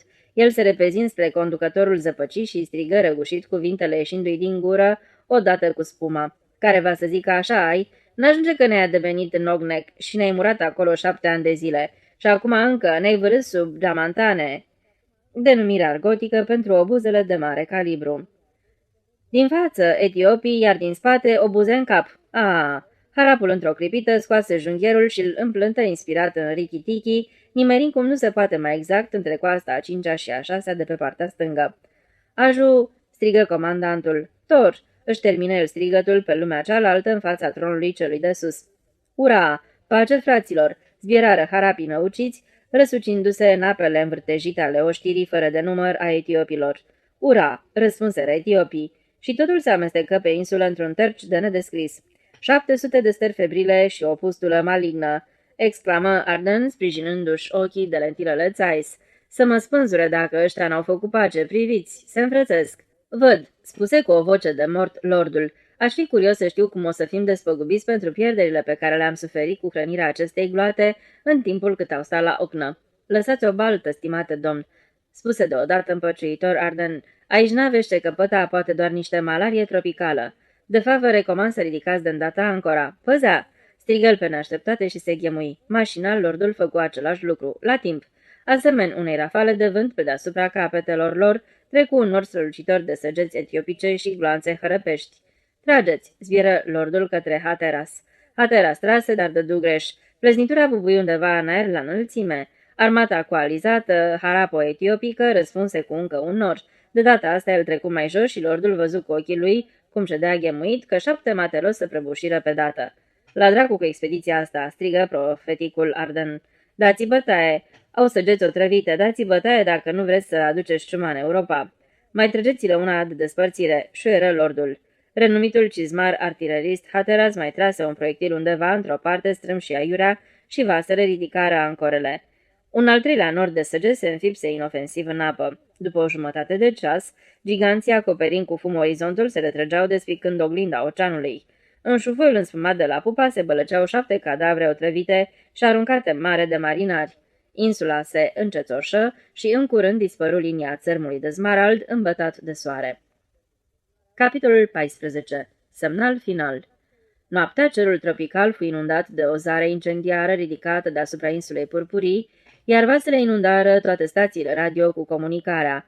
Insula Bairam de dimensiuni neobișnuite. Stop! Împielițații beau vodcă de cocos. După aceasta, turnul Eiffel recepționă niște fulgere verzi care se recombinară în aparate într-o telegramă de o nerușinare nemaipomenită. Lui Glenarvan și Arden, la sărbătoarea comună vă trimitem la indeșifrabil. Mamav indeșifrabil. Cu respect, Etiopii și Harapi. Închideți receptoarele, urlă Arden. Turnul se stinse de îndată, se stinseră și fulgerele, iar ceea ce s-a petrecut mai departe nimeni nu știe. 1924. Spațiu locativ pe roți. Jurnalul genialului cetățean Polo Suhin. 21 noiembrie. Măi, cețe și cu orașul Moscova, vă spun fără înconjur, nu există locuințe. Nu există, vai de steaua mea. I-am telegrafiat nevestimii să mai zăbovească, să nu vină. 3 nopți am dormit la Karabuev în vană. A fost bine numai că picura. În 2 nopți la Șuevski. Pe plita de gaz. La noi, la Ela Buga, ziceau, e o mașină bună, ce dracu, că e din ea nu știu ce șurubele și bucătăreasa nemulțumită. 23 noiembrie. Nu mai am pic de putere. Am schimbat banii mărunțiși pentru amenzi și m-am urcat în A. 6 ture am făcut, taxatoarea se tot ținea de capul meu. Unde mergeți, cetățene? La mama dracului merg, zic. Chiar așa, unde merg? Niciunde. La 12:30 ne-am dus în parc. În parc am și înnoptat. Friguț. 24 noiembrie. Am luat la mine niște sandvișuri și am urcat în tramvai. În tramvai e cald, am nădușit. Am luat o gustare cu taxatorii în stația Arbat. Măcăi n-au. 27 noiembrie. S-a ținut de mine ca râia de oaie. Ce caut, vezi dumneata, cu primusul în tramvai? Pentru asta nu există paragraf, zic. Există paragraf ca să nu cânți și eu nu cânt. L-am ospătat cu un ceai și mi-a dat pace. 2 decembrie. Suntem 5 care înnoptăm aici. Băieți simpatici. Am așternut cuverturi. E ca la clasa 1. 7 decembrie. Purțman s-a instalat cu familia. Am tras o perdea la jumătate a femeilor pentru nefumători. Am chituit toate geamurile. Electrica e gratis. Dimineața am făcut așa. Cum a venit taxatoarea, i-am cumpărat tot carnetul de bilete. La început s-a zăpăcit de spaimă, după aia toate bune. Și o pornim. Când ajunge în stație, taxatoarea strigă, nu mai sunt locuri. S-a urcat un controlor, l-a apucat groaza. Să ne fie cu iertare, îi zic, dar nu e nicio încălcare. Am plătit și călătorim. A luat gustărica dimineață cu noi, lângă Biserica Mântuitorului, cafeaua am băut-o la Arbat. Pe urmă am pornit-o spre mănăstirea Patimilor. 8 decembrie. Mi-au sosit nevasta și copilașii. Purțman s-a separat, e în numărul 27. Îmi zice că ruta asta îi place mai mult, s-a instalat pe picior mare. Și-a așternut covoare și-a agățat tablouri de pictori renumiți. Nu-i mai simplu. I-am pus un godin vadmanului, s-a nimerit să fie un flăcău simpatic, parcă-i de-al casei. Îl învață pe Petea să conducă. Altă sobiță am făcut în vagon și a treia pentru taxatoare, femeie simpatică, omul nostru. Am instalat și plită. Și călătorim de domnul tuturor asemenea apartamente. 11 decembrie. Fraților, cețe și cu putere exemplului. Ajunsesem în stația Pușkin, ies afară pe platformă să mă spăl, mă uit. În numărul 6, dinspre Tverskaya, cotește Șuevski. Am aflat că au mărit numărul de locatari la el în apartament, așa că a țipat la ăia că puțin îi pasă și s-a mutat. Lui convine numărul 6, lucrează pe Measnitskaya. 12 decembrie. Este de neînchipuit ce se petrece Moscova. În stațiile de tramvai urlete. Astăzi, cum călătoream noi așa spre Cistâie Prudii, am citit dintr-un ziar despre mine, mă numeau genial. Ne-am făcut și umblătoare, e simplă, dar-i bună. Am dat o gaură în dușul mea, dar merge și fără umblătoare. Îți vine, cobor la Arbat, îți vine, cobor la stația patimilor. 20 decembrie. O să ne facem brad. Am ajuns cam înghesuiți. Am de gând să mă mut în numărul 4 dublu. Da, nu există locuințe. Poza mea a fost publicată în ziarele americane. 21 decembrie. Totul s-a dus dracului. Iacă-ți bradul. A venit o comisie locativă centrală. S-au minunat. Și noi, zic ei, care am răscolit toată Moscova în căutare de spațiu. Și spațiul era aici. Ne evacuează pe toți. Se mută instituții. Ne-au dat termen 3 zile. În vagonul meu a instalat o secție de miliție. La Purzman, gimnaziul Lunacerski. 23 decembrie. Plec în dărât la Elabuga. 1924. Tratat despre locuință. 1. Să nu credeți că am studiat Moscova anilor 1921-1924 de la o superbă distanță. O, nu. Am trăit în ea. Am bătut-o în lung și în lat. Am urcat la aproape toate etajele 6 ale clădirilor, acolo unde se instalaseră instituțiile. Și cum nu există absolut niciun etaj 6 la care să nu fie o instituție, toate aceste etaje mi erau hotărât lucru cunoscute. O iei de pildă cu birja pe strada Zlatupeschi. În vizită la Iuri Nicolaevici și-ți amintești. Iată, uită ce dita-i căsoiul. Dar dați-mi voie, eu am fost în casa asta, am fost pe onoarea mea. Ba, țin minte și când, era în februarie 1922. Ce dracu am căutat aici? Ei, poftim. S-a întâmplat pe când lucram la un ziar particular de probleme de comerț industrial și am cerut redactorului șef un avans. Avans redactorul nu mi-a dat, dar mi-a spus: du-te pe stradă la Zalutupenski, la etajul 6, camera numărul. Dați-mi voie, 242 sau poate 180. Am uitat, nu contează, ce mai. Du-te și ia aprobare de la Glavhim, instituție centrală cu atribuție în domeniul chimiei. Sau Centrochim. Am uitat, mă rog, nu contează. Primești aprobarea, îți dau 25%. Dacă mi-ar spune cineva acum, du-te și ia aprobare, aș răspunde: nu mă duc. Nu vreau să umblu după aprobări. Nu-mi place să umblu după aprobări, nu e specialitatea mea. Dar atunci, atunci era altceva. Mi-am pus Mary șapca, am luat carnetul acela stupid cu formulare pentru aprobări și am plecat ca un lunatic. Era un ger de-a dreptul incredibil, cum chiar nu mai fusese vreodată. M-am târât până la etajul 6, am găsit camera asta, numărul 200. În cameră am găsit un chel roșcovan care, după ce m-a ascultat, nu mi-a dat aprobarea, că veni vorba de etajele 6. Dați-mi voie, după cât se pare, în clădirea aceasta există lifturi? Există. Dar atunci, în 1922, cu lifturile puteau urca doar persoanele cu adeverință că suferă de insuficiență cardiacă. Asta în primul rând, iar în al doilea, lifturile nu funcționau, așa încât și persoanele cu insuficiență și persoanele suficiente, între care și eu, urcau la fel pe jos la etajul 6. Acum e altceva. Acum e cu totul altceva. Am fost foarte recent în vizită la niște cunoștințe din Patriarșie Prudii. Pe când urcam cu voie bună pe propriile picioare spre etajul 6, situat cam la vreo 100 de picioare deasupra nivelului mării, am văzut în casa zăbrelită a liftului atârnând pe deplin luminat și nemișcat ascensorul. Din el răzbăteau plânsul unei femei și toba unui bas masculin. Ar trebui împușcați ticăloșii. Pe scări era postat un bărbat cu înfățișare de portar. Alături de el, în pantaloni pătați de ulei, mecanicul, probabil și câteva murieri cuioase de la apartamentul 16. Extraordinar, zâmbea stupefiat mecanicul. Noaptea când mi-am încheiat vizita, liftul sfânzura tot acolo, dar era întuneric și din el nu răzbătea nicio voce. Fără doar și poate, cei doi nefericiți, după ce au stat așa suspendați vreme de 2 săptămâni, au murit de foame. Dumnezeu știe dacă mai există acest centru sau Glavhim.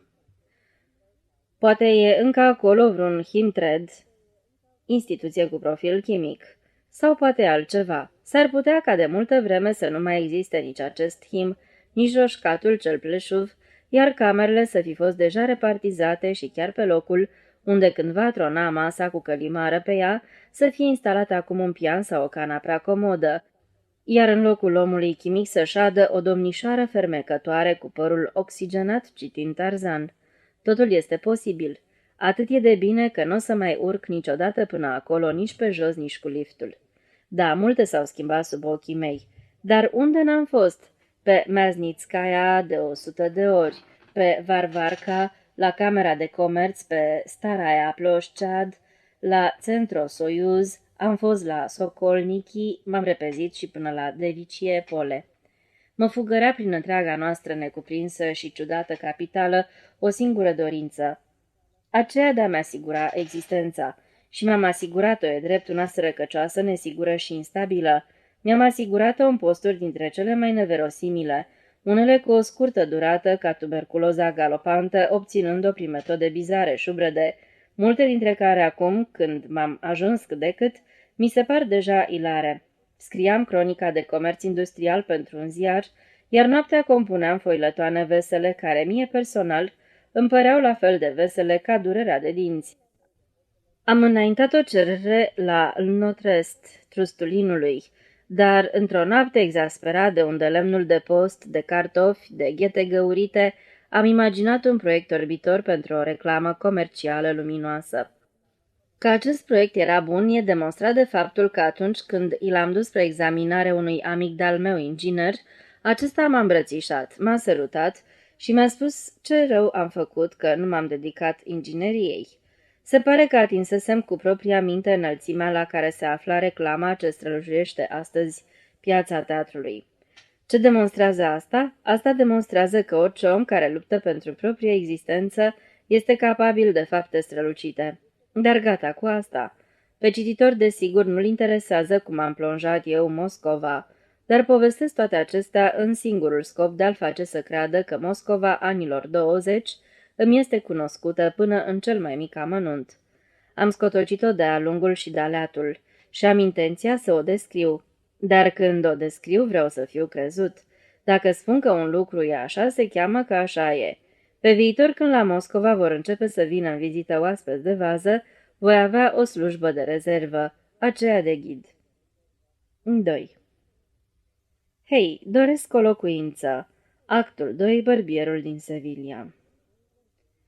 Să ne înțelegem odată pentru totdeauna, locuința este piatra de temelie a existenței umane. Să considerăm axioma, fără locuință omul nu poate exista.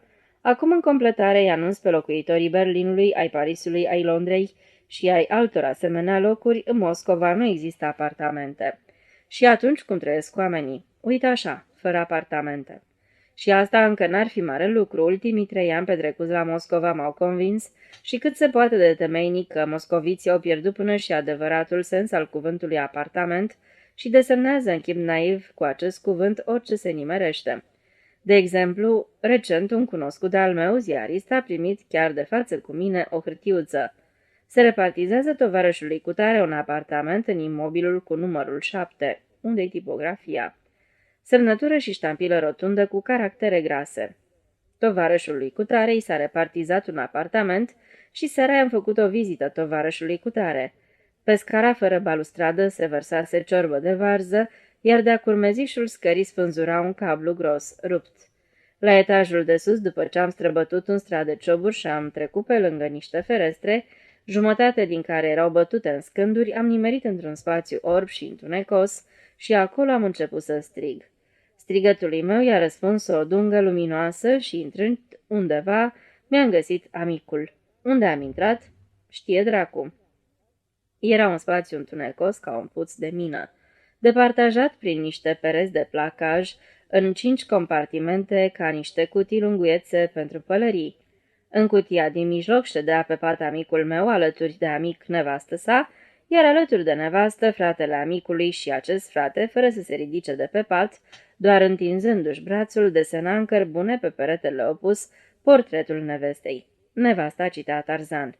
Cei 3 locuiau într-un receptor de telefon. Imaginați-vă voi, cei trăitori în Berlin, cum v-ați simți instalați în receptorul unui telefon. Orice șoaptă și zgomotul unui chibrit scăpat pe podea răzbătea în toate cutiile, iar cea de față era situată chiar la mijloc. Manea, din cutia din margine. Cei, din marginea opusă. Ai niște zahăr? Din cea din margine. La Lustgarten, în centrul Berlinului, câteva mii de muncitori au demonstrat cu steaguri roșii, din cea vecină din dreapta. Am bomboane, din marginea opusă. Ești un porc, din cea vecină stânga. La 7:30 mergem împreună. Șterge-i tu nasul, te rog. După 10 minute a început coșmarul. Am încetat să realizez ceea ce spun eu și ceea ce nu spun eu, și auzul meu prindea idei colaterale. Chinezii specialiști între ale torturii sunt de-a dreptul mici copii. O viață nu l-ar ajunge ca să descopere o asemenea metodă. Cum ai nimerit aici? Ho, ho, ho! Delegația sovietică însoțită de cetățeni din colonia sovietică s-a îndreptat spre mormântul lui Karl Marx. Ce-i? Ți arăt eu ce. Vă mulțumesc. Am băut. Cu bomboane? Păi dracu să ia. Porcule, aruncă-l afară. Și dumneavoastră unde? La Kyoto și Yokohama. Nu minți, porcule, te văd eu. Cum n-are closet? Dumnezeule!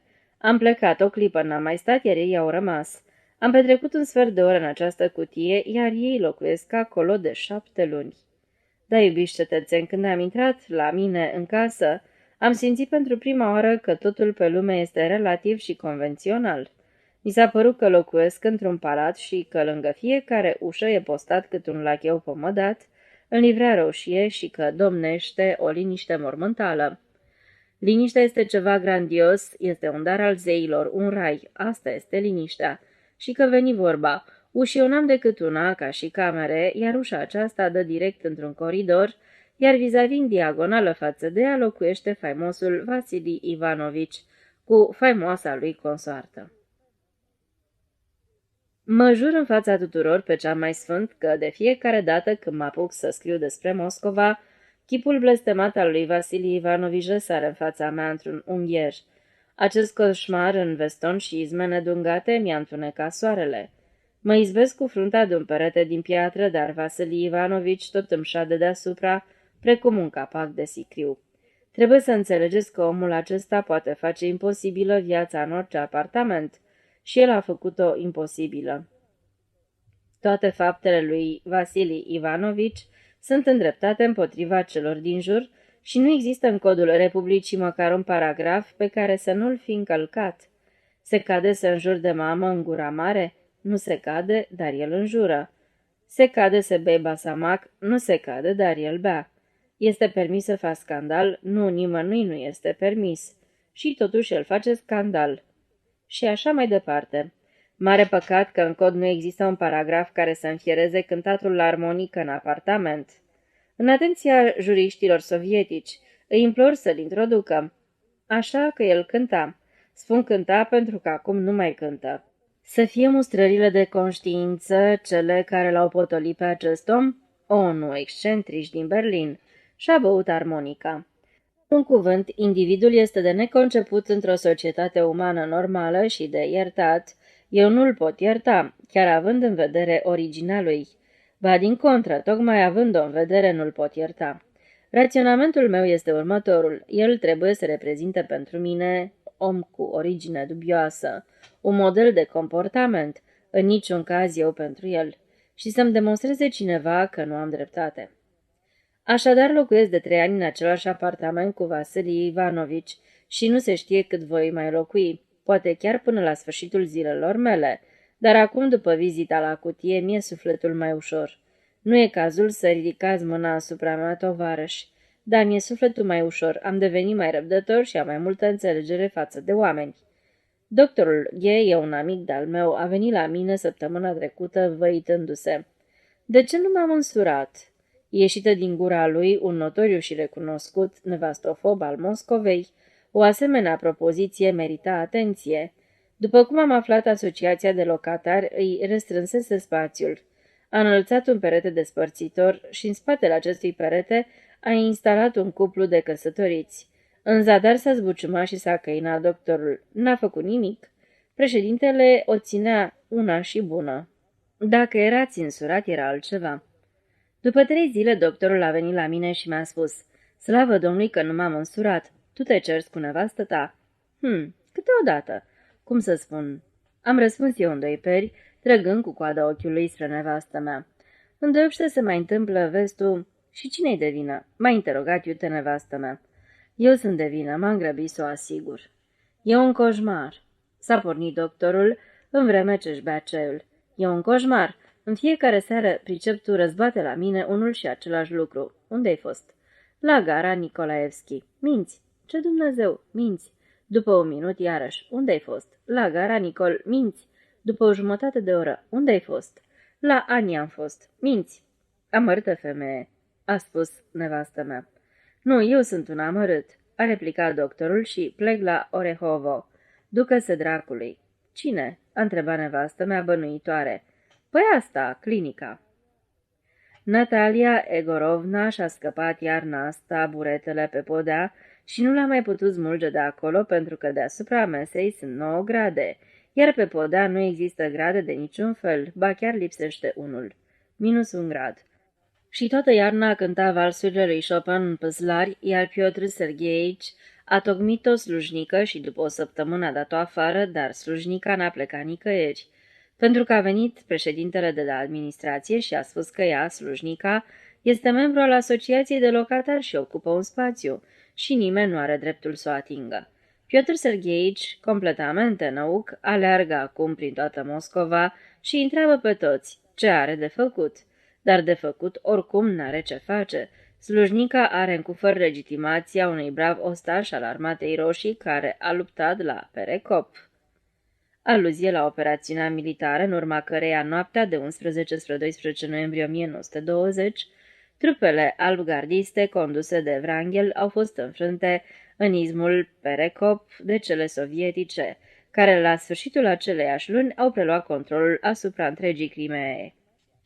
Și legitimația asociației de locatari, s-a zis cu Piotr Sergeici.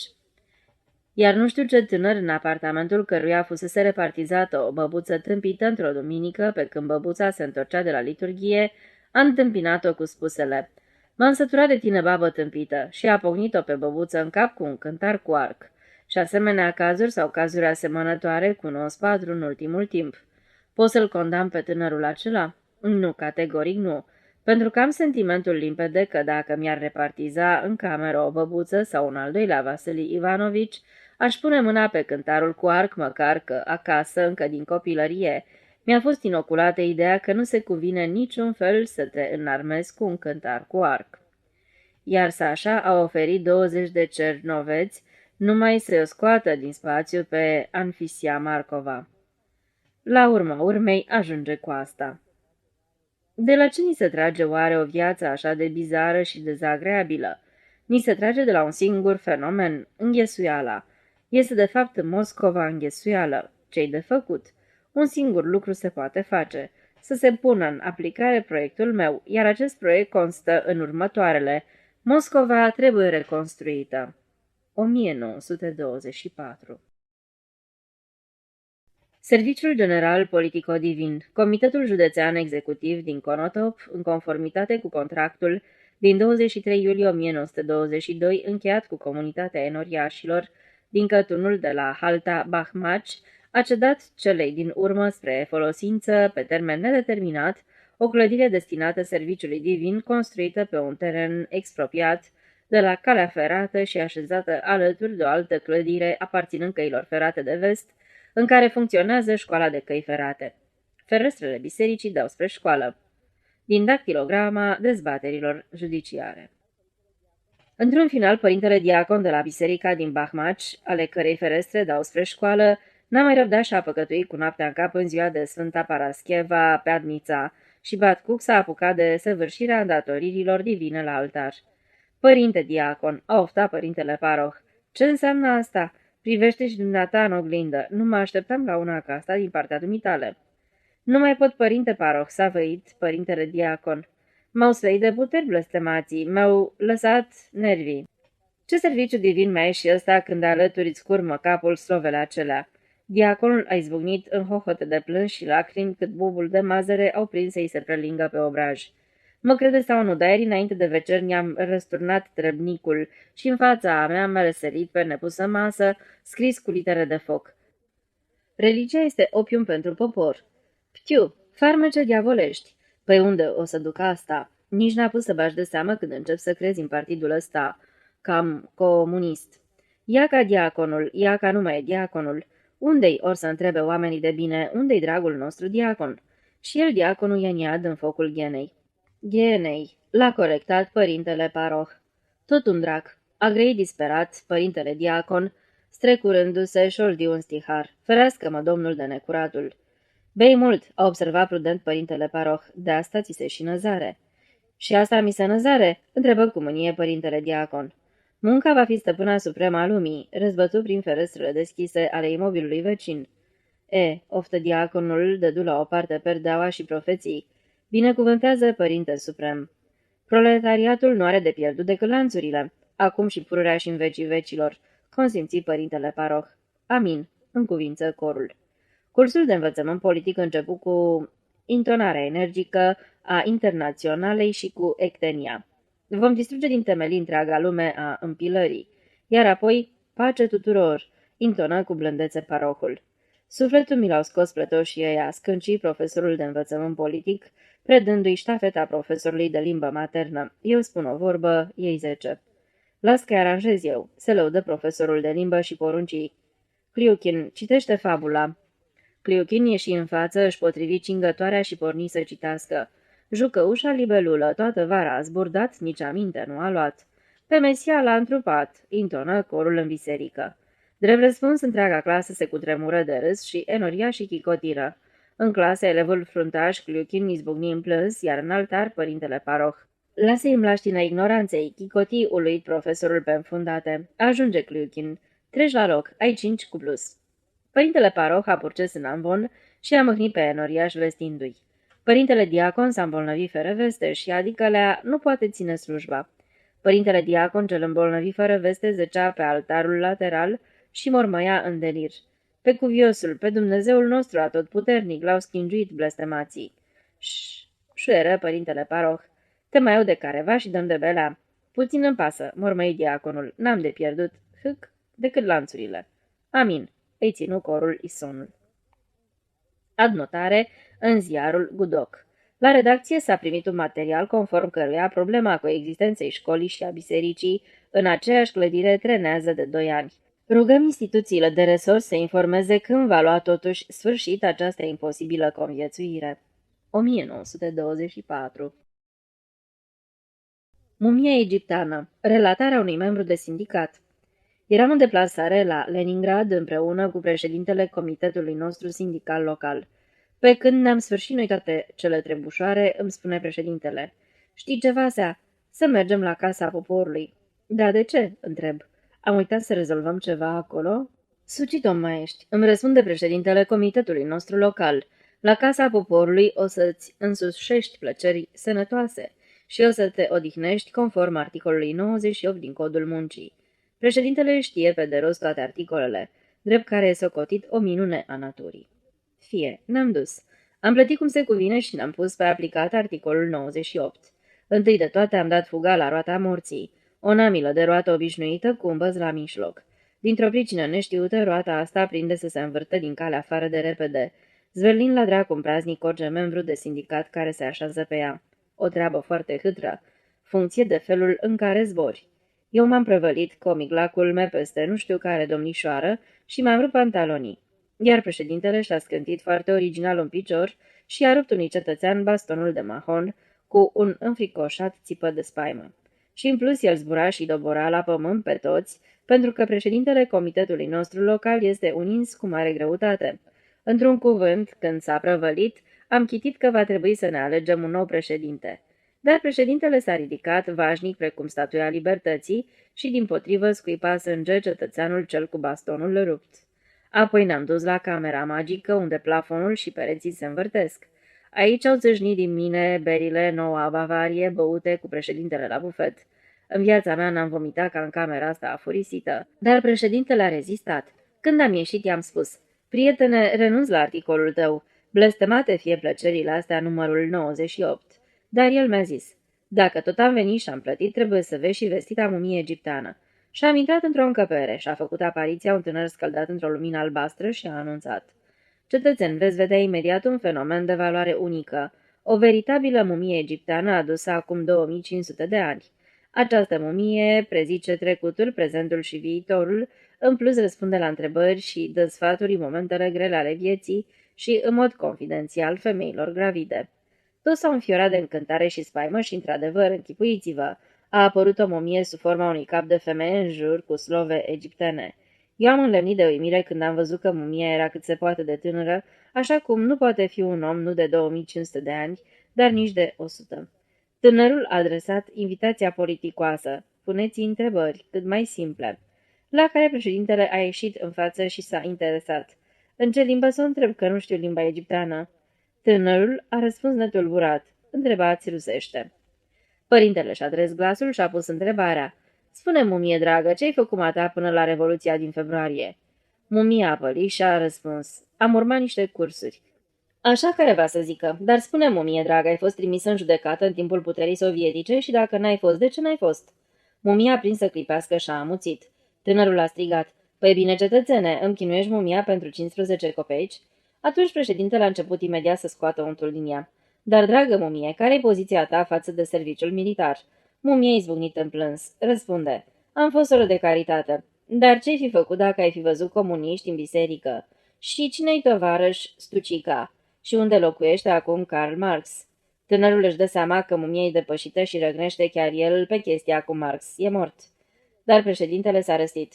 Nu, el trăiește în inimile proletariatului. În acel moment lumina s-a stins și plângând în hohote, mumia a dispărut în infern, iar publicul l-a ovaționat pe președinte. Ura! Vă mulțumim pentru demascarea falsei mumii. Și a vrut să-l salte pe brațe, dar președintele a refuzat săltatul de onoare și am plecat din casa poporului, iar în urma noastră venea ovaționând puhoi de proletari. Bibliofetierul. Într-o stație de cale ferată, bibliotecarul din vagonul sală de lectură este în același timp și bufetier. Din scrisoarea unui muncitor corespondent. Poftiți, uitați o măsuță liberă, o acopăr la moment. Doriți o berică sau o cărticică? Vasea. Ne întreabă bibliofetierul cel om. O cărticică sau o berică? Mie un căiețel și un sandwich. Caiete nu ținem. O, dumneata, votre maman, hodorong-trong. Vă rog să nu vă exprimați necuvincios. Protestez. Adună, drăguțule, bere, jumătate de duzină. Abecedarul, opera tovarășului Buharin aveți? Foarte proaspăt, chiar acum a venit.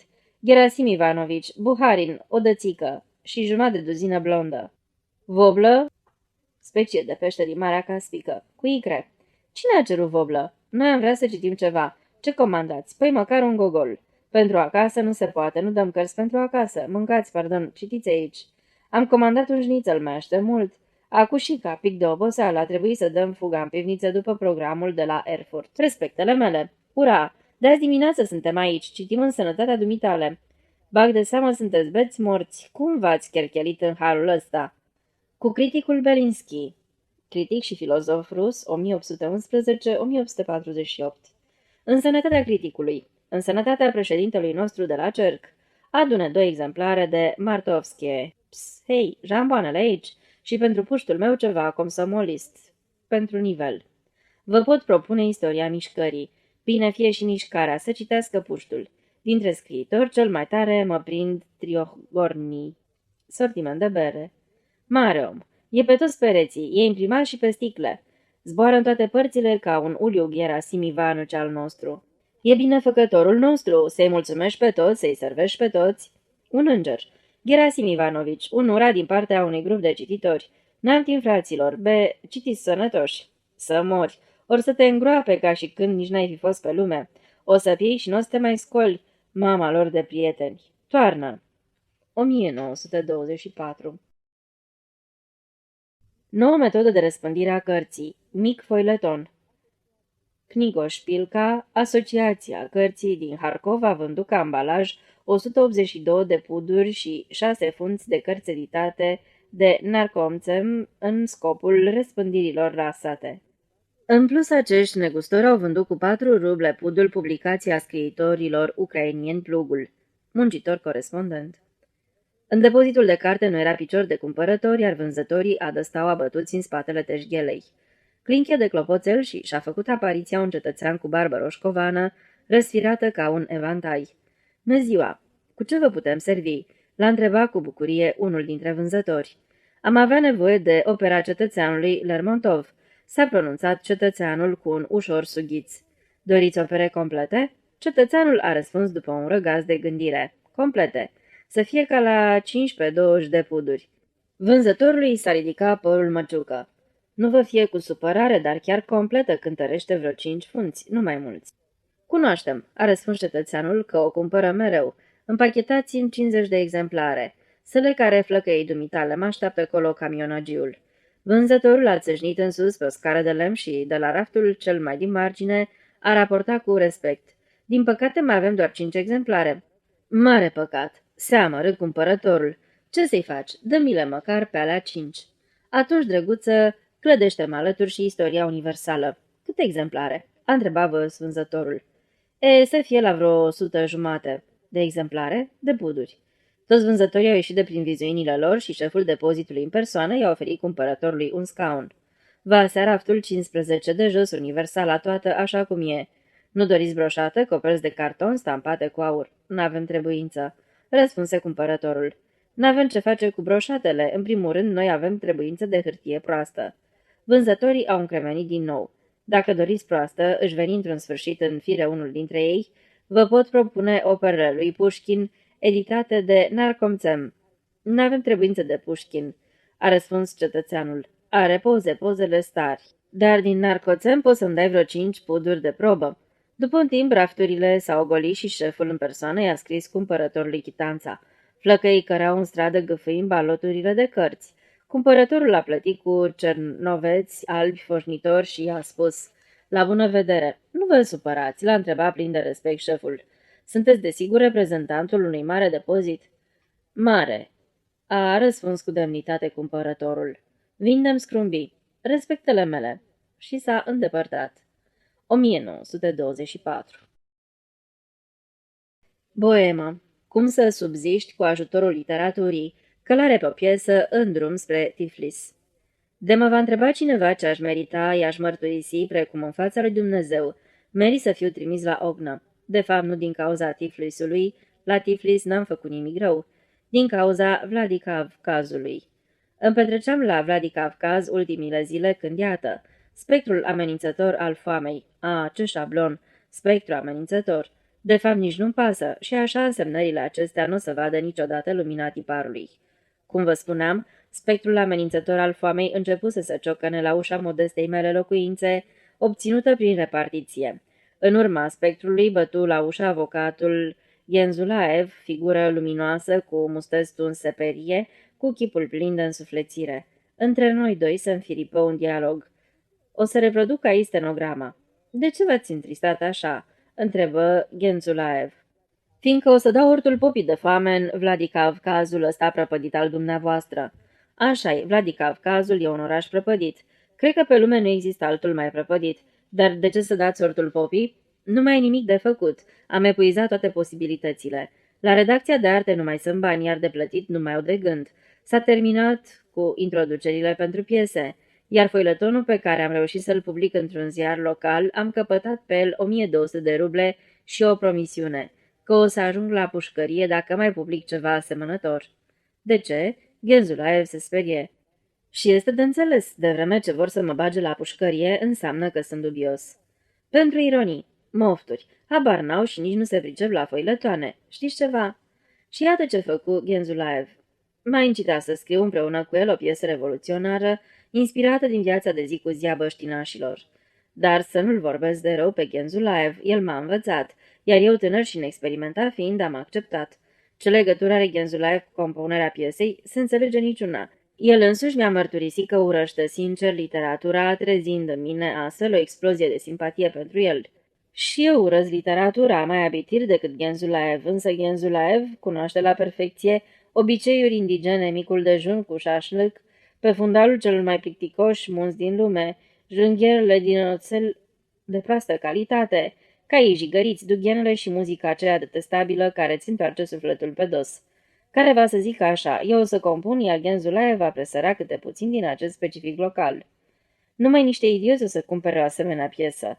Noi suntem idioți dacă nu reușim să vindem această piesă.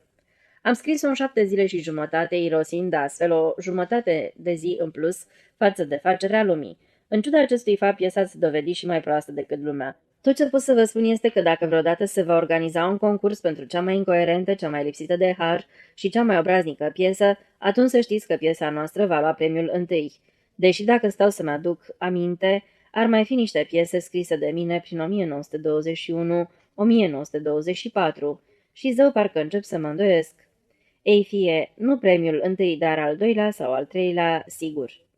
Într-un cuvânt, după terminarea acestei piese, mă simt stigmatizat și singura mea nădejde ar fi ca piesa asta să fi putrezit de mult în măruntaiele secției locale de cultură. Chitanța dă-o dracului. N-are decât să rămână. Am semnat pentru 200.000 de ruble. 100.000, 100 pentru Genzulaev. Piesa s-a jucat de 3 ori, record, iar autorii au fost chiar chemați la rampă. A ieșit Genzulaev și a făcut plecăciuni ducându-și mâna dreaptă spre clavicula stângă. Mai ieșeam și eu și mă strâmbam făcând grimase de frică să nu fiu recunoscut în fotografii.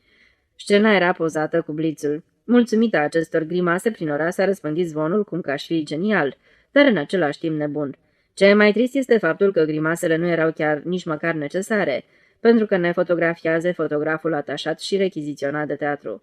De aceea în poză nu s-a văzut nimic în afară de o pușcă, inscripția Trăias și niște dungi țețoase. 7.000 am păpat în primele 2 zile, iar cu restul de 93 am decis să părăsesc Vladikavkazul. De ce oare? De ce la Tiflis? Dacă mă trai, nu înțeleg de ce. Deși parcă mi-amintesc, mi se spusese că 1. La Tiflis sunt deschise toate magazinele. 2. La Tiflis se găsește vin. 3. La Tiflis este foarte cald și fructele sunt ieftine. 4. La Tiflis sunt multe ziare, etc., etc. M-am decis să plec, așa că înainte de toate mi-am adunat lucrurile. Mi-am luat toată averea, plapuma, niște lenjerie și lampa de gaz. În 1924 era altfel decât în 1921. Nu aveam voie niciun caz să plec așa pe fugă cum vroiam eu. Mi-a venit să plec și am plecat naiba știe unde.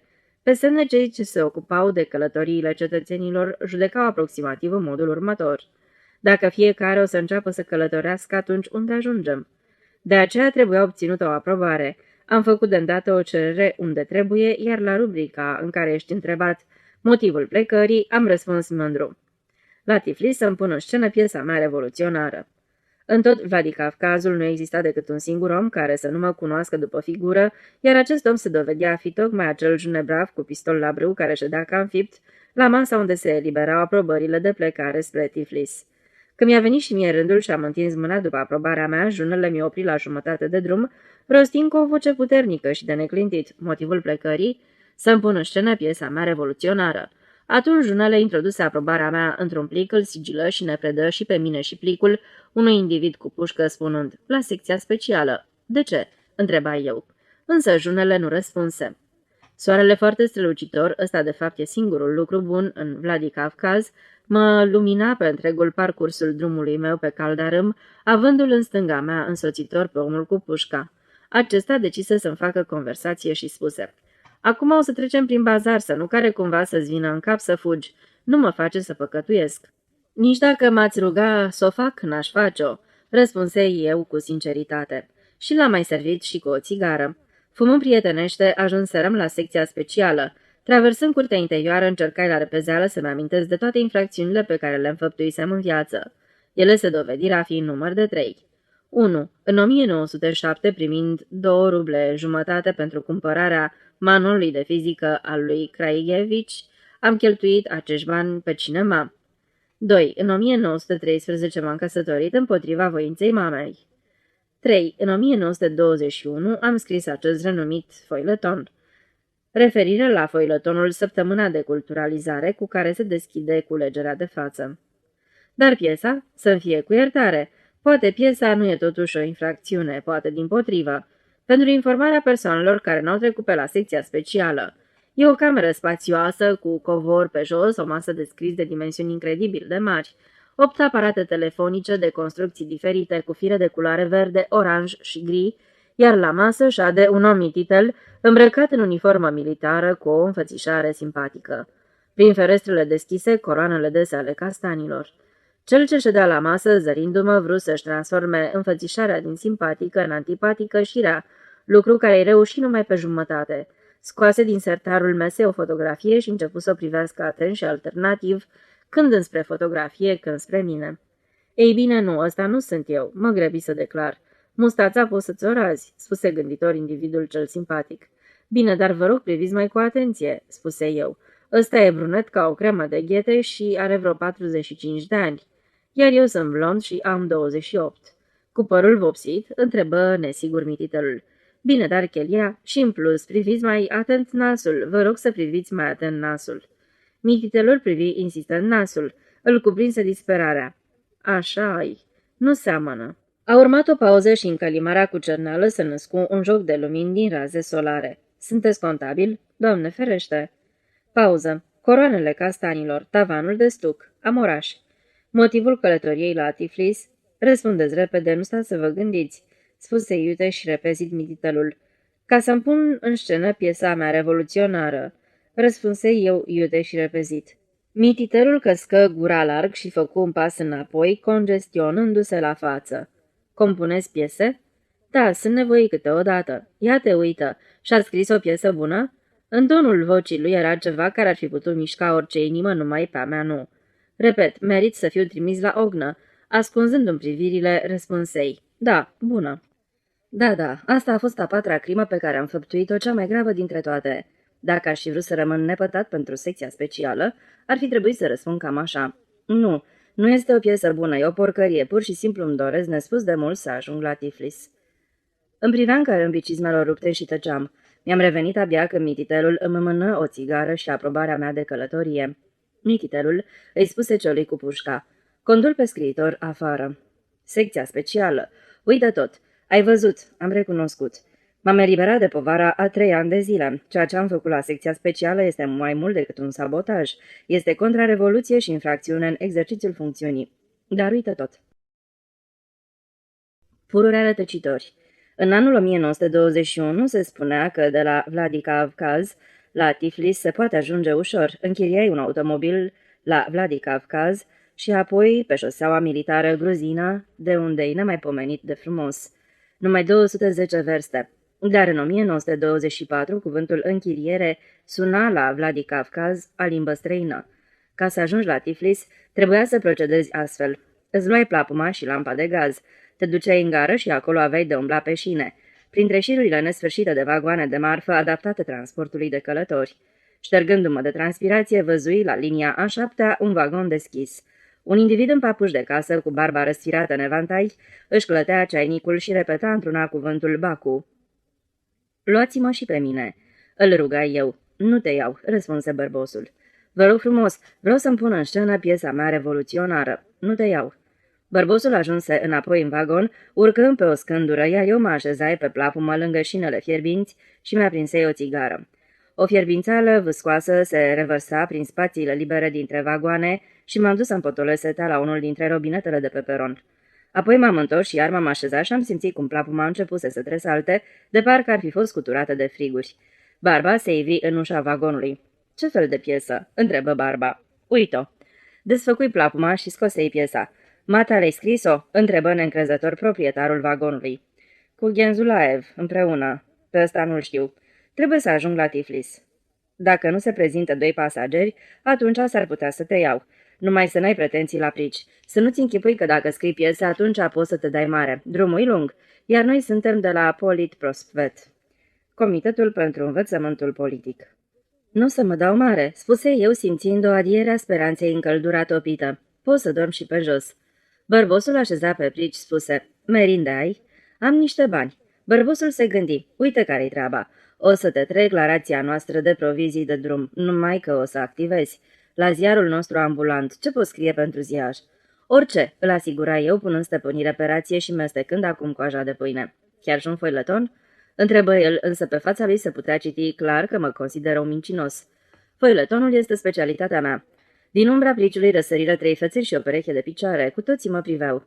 Fiodor, aici este un loc liber la prici, ticălosul ăla de Stepanov nu o să vie. Glăsuire cu voce baritonală picioarele și o să-i fac loc tovarășului foiletonist. Bine, fă-i loc, spuse descumpănit bărbosul Fiodor. Dar ce foileton ai să scrii? Pururea rătăcitori. Și cum începe? Întrebă priciul. Haideți și vă cocoțați aici la noi să beți niște cei. Sună bine, pururea rătăcitori, spuse Fiodor scoțându-și cizmele. Să fi spus de la început că scrii foile toane în loc să șezi pe șine 2 ceasuri. Angajează-te la noi. O însărare minunată și atostăpânitoare lua locul zilei fierbinți la Vladikavkaz. Marginile însărării sunt munții cei vineții. Dinspre ei se ridică cețurile serii. Ca fundul unei cupe e șesul. De-a curmezișul șesului au pornit zângănind roțile. Pururea rătăcitori. Adio pentru vecie, Ghențulaev. Adio, Vladikavkaz. 1925. Zălogul iubirii, o poveste de amor. 1. Umbrele lunii. S-au stins zgomotele la stație, până și gălăgioasa locomotivă de manevră și-a încetat șuierul și a adormit pe cale. Zâmbind voios, luna a răsărit deasupra dumbrăvii și a inundat totul în vrăjita lumină verzuie. Și peste toate au prins să-și răspândească mireazma salcâmii, Tetrăzneanu alta, și se pusese pe fluierat o privighetoare fără treabă. 2 umbre ședeau ghemuite în umbra filigranată a tufișurilor și în lumina lunii scăpărau la răstimpuri nasturii conductorului de vagon. Minți iar minți, Mișelule, șopti o voce de femeie. Te veselești un pic cu mine și mă lași. Marusia, acum de nu ți-e rușine, șopti o voce șuierătoare, fremătând de obidă. Îți închipui că sunt eu în stare de asemenea mărșăvie. Mana, mai curând îmi trag un glonț în frunte decât să înșel o femeie. Îți tragi tu un glonț, vezi să nu, îngăimă tulburată vocea femeii. Fugi de aici. Îți faci plăcerea, pe urmă te urci în accelerat și pe aciță drumul. Mai bine dă-te mai încolo de lângă mine. Se pupă ai dracului, gândea cu alean în balcon șeful de gară, om burlac. Pe așa o lună te-ai pupa și cu un semafor. Las că știm noi, șopti o umbră, împingând cealaltă umbră. Am văzut noi de-al de dăștia. Îi dai cu vraja și la urmă eu o să bocesc cu un prunc în brațe să-i șterg lacrimile. Nu te las să te bocești, Maniușca. Și dacă o fi să avem un prunc, o să-i șterg chiar eu lacrimile. Nici nu o să scâncească. Lasă-mă să-ți sărut gâtișorul. O să-i dau țâncului 4 cervoneți. Sau 3. Ptiu, mare minunăție. Mormăi șeful de gară și plecă din balcon. Ce mai? Du-te. Dă-mi gurița. Nați-o. Și dă-te mai încolo. Te lipi de mine ca diavolul. Neînduplecată, muiere, gândea umbra, scânteindu-și nasturii. Las că ți-o fac eu. Drace, mi-a venit o idee. Măi, am un cap de milioane. Marusia, uite ce-ți spun. Dacă nu mă crezi pe cuvânt, îți las un zălog. Fugi de aici cu zălogul tău, nu mă mai chinui. Nu, Marusia, stai puțin. Ce crezi că-ți las? Umbra tot șoptea și șopotea, începuse să-și descheie nasturii. Și ce zălog, fără el, frățioare, nici să exist nu pot. Oricum o să mă întorc la tine. Arată-mi-l. Umbrele au șopotit încă multă vreme, ascundeau ceva, apoi s-a așternut liniștea. Luna i-a iscodit brusc printre pini, apoi s-a învelit rușinoasă în nori ca o turcoaică înferegea. Și beznă. 2. Zălogul e în cufăr. Ploua. Marusia ședea lângă fereastră și chipzuia. Unde-o fi dispărut Mișelul? O, îmi spunea ea, inima mea, dar nu-i nimic, petreci tu ce petreci, dar tot la mine o să vii. Fără zălog departe n-ajungi. Norocul mi-e încuiat în cufăr. Și totuși, curios lucru. Unde-o fi el, seducătorul vieții mele? 3. Un plan mișelesc. Seducătorul se afla în această vreme la secția de miliție. În ce problemă, cetățene? L-a întrebat șeful de la miliție. Seducătorul a tușit și a prins a grăi. Să vedeți care-i treaba. Mi s-a întâmplat o nenorocire. Care-i aia? Ceva de neînchipuit. Mi-am pierdut cartea de muncă. Ba-i ceva de închipuit. Li se întâmplă celor dezordonați. În ce împrejurare s-a petrecut? Într-o împrejurare obișnuită, binevoit să vedeți gaura din buzunar. Am ieșit să mă plimb puțin, luna strălucea, i-am spus și ei. Care ei? Tiu, m-a luat gura pe dinainte, mă iertați. Nu-i spun nimic, dar mă uit, neiculiță, o gaură în buzunar și cartea de muncă ioc. Dați un anunț la ziar, apoi tăiați anunțul din ziar și veniți cu el la secție. O să vă eliberăm una nouă. Țările să trăiți. 4. Scrisoarea fatală. După un timp, în ziarul Gudoc, Sirena, a apărut următorul anunț. Pierdut carte de muncă numărul cutare pe numele cutare. S-a anunțat la secția de miliție cutare la 8 mai 1923. Iar după încă un timp, la Gudoc a sosit o scrisoare care a izbit ca un trăznent redacția. Mult stimate tovarășe redactor, totul e o minciună. Cartea de muncă nu s-a pierdut, cutare minte. Mi-a dat-o mie ca zălog al iubirii și acum el dă anunț la gazetă. 5. Epilog. Cutare smulgea părul din cap și răgnea. Ce mă fac eu acum după asemenea o cară? În fața lui se afla un amic și acesta i-a spus. Nu știu ce-ți fac să-ți dau. Ai făptuit o nelegiuire față de o femeie. Acum n-ai decât să te căiești. 1925. Mademoiselle Jana. La noi, la clubul de la numărul 3, a avut loc serata clarvăzătoarei și hipnotizatoarei Jana. A ghicit gândurile altora și a câștigat 150 de ruble pentru o seară, muncitor corespondent. Sala a amuțit.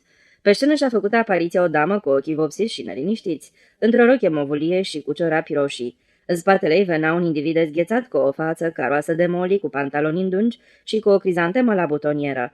Individul și-a rotocolit ochii la dreapta și la stânga, s-a încovoiat și a șoptit damei la ureche. În rândul întâi, chelul ăla cu guler de hârtie, e al doilea adjunct al șefului de gară. A cerut-o de ună zi pe una de nevastă, l-a refuzat. Niurocica. Publicului cu voce tare. Prea respecta public. Am onoarea să vă prezint pe vestita clarvăzătoare și prezicătoare și medium Mademoiselle Jana din Paris și Sicilia. Ghicește trecutul, prezentul și viitorul, dar și secrete intime de familie. Sala încremenit. Janei. Ia-ți o mutră misterioasă, proastă. Publicului.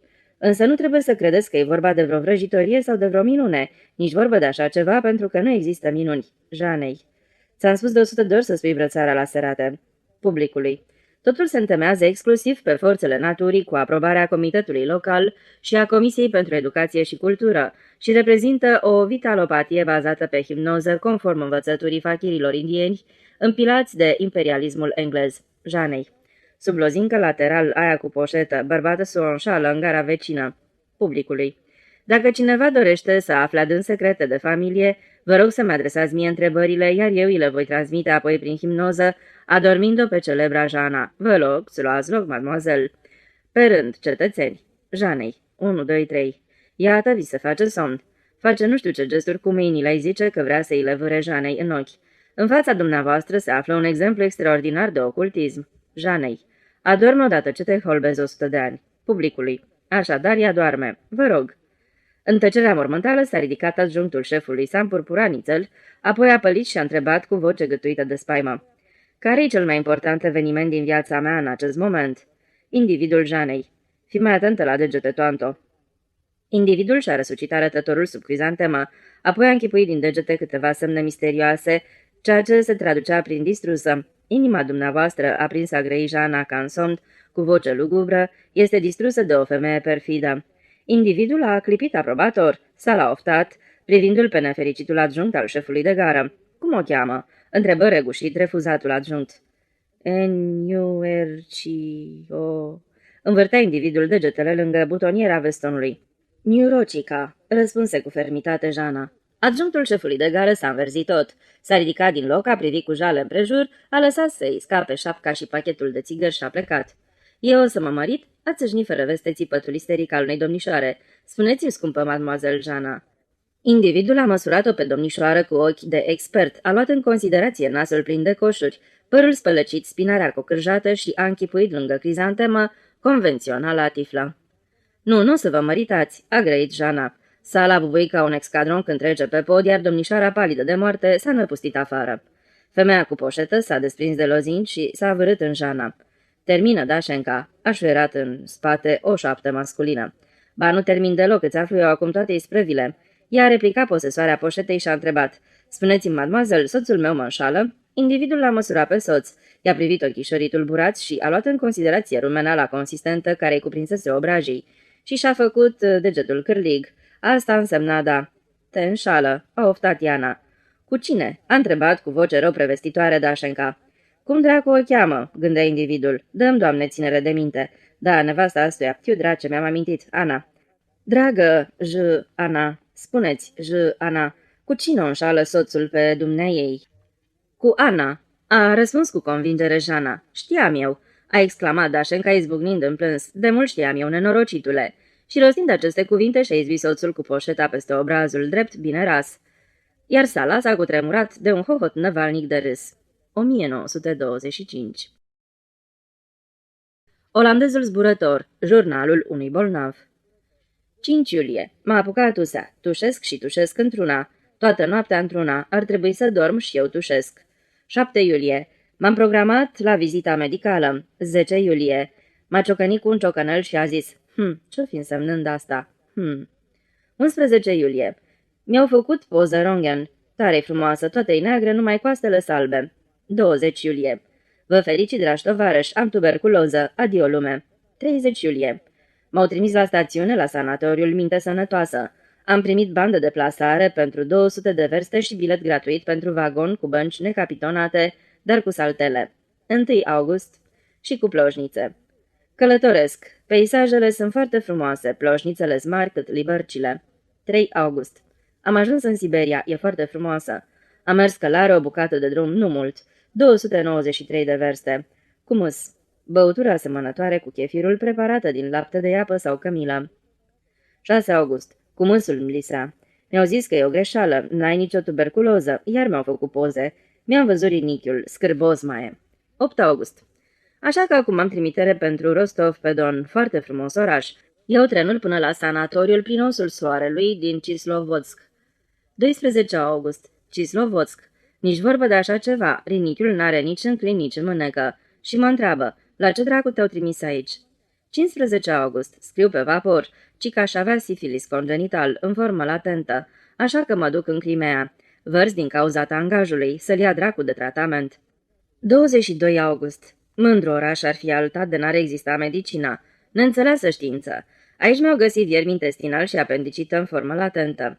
Plec cu trenul la Lipetsk, în gubernia Tambov. Adio, Mare Neagră, umedă stihie. 25 august. La Lipetsk tot se minunează. Doctorul e foarte simpatic. În ce privește viermii, a zis așa: viermi sunt ăia care te-au trimis. M-a dus la fereastră, mi s-a uitat în ochi și m-a anunțat: dumneata insuficiență cardiacă. Atât m-am obișnuit cu gândul că sputred tot, că nici măcar nu m-am speriat. Am întrebat de-a dreptul unde să mă duc. Am aflat că la Borjom. Bună ziua, Caucaz. 1 septembrie. La Borjom nu m-au lăsat nici să-mi despachetez lucrurile, nu primim reumatici, mi-au spus. Iată-mă și reumatic. Puțin mai am, doamne, tare puțin mai am de trăit pe lumea asta. Plec din nou în Siberia la 10 septembrie. Slăvită mare, Sfânt Baikal. Peisajele ar fi ca în bazme, numai că e un ger năpraznic și doctorul din Siberia mi-a spus că e o prostie să cutreci stațiunile la vremea asta când stă să ningă. Dumneata, zice, trebuie acum să te duci să te încălzești. Eu, zice, te trimit în Crimea. Îi spun că deja am fost acolo. Mersi. Mă întreabă, unde ai fost? Zic, la Ialta. El zice, bun, te trimit la Alupca. Mă rog, dacă e Alupca, Alupca fie. Mie mi-e tot una, n-au decât să mă trimite și la dracu în praznic. Mi-am cumpărat o șubă și am plecat. 25 septembrie. La Lupca totul închis. Mi-au zis, du-te dumneata acasă, că te vânturi ca un vagabond prin toată Republica. Am dat naibii totul și m-am întors acasă. 1 octombrie. Și iată-mă acasă, câtă vreme am tot hălăduit, nevasta m-a înșelat. M-am dus la doctor. El de colo. Dumneata, zice, e sănătos tu? Cum așa? Întreb atunci de ce m-au fugărit toți de colo-colo. Și-mi răspunde, a fost pur și simplu o greșeală. Ce să-i faci? Dacă e greșeală, e greșeală. Mâine mă duc la lucru. Bolnavul numărul 555, Mihail. 1925. Un tip șmecher. Dacă e să dai crezare unei statistici recent întocmite de un cetățean oarecare, eu însumi am citit-o, și care informează că la fiecare 1000 de oameni revin câte 2 genii și câte 2 idioți, trebuie să recunoaștem că lăcătușul Puzurev, bășică, bulă, era neîndoies unul dintre cele 2 genii. Acest Puzurev a venit odată acasă și a zis consoartei: deci, Maria, mijloacele mele de trai au secat în general și în totalitate. Că le bei toate, nenorocitule, i-a replicat Maria. Și ce să îmbucăm acum eu și cu tine? Nu-ți fă tu griji, nevastă dragă, i-a răspuns solemn Puzurev. O să îmbucăm.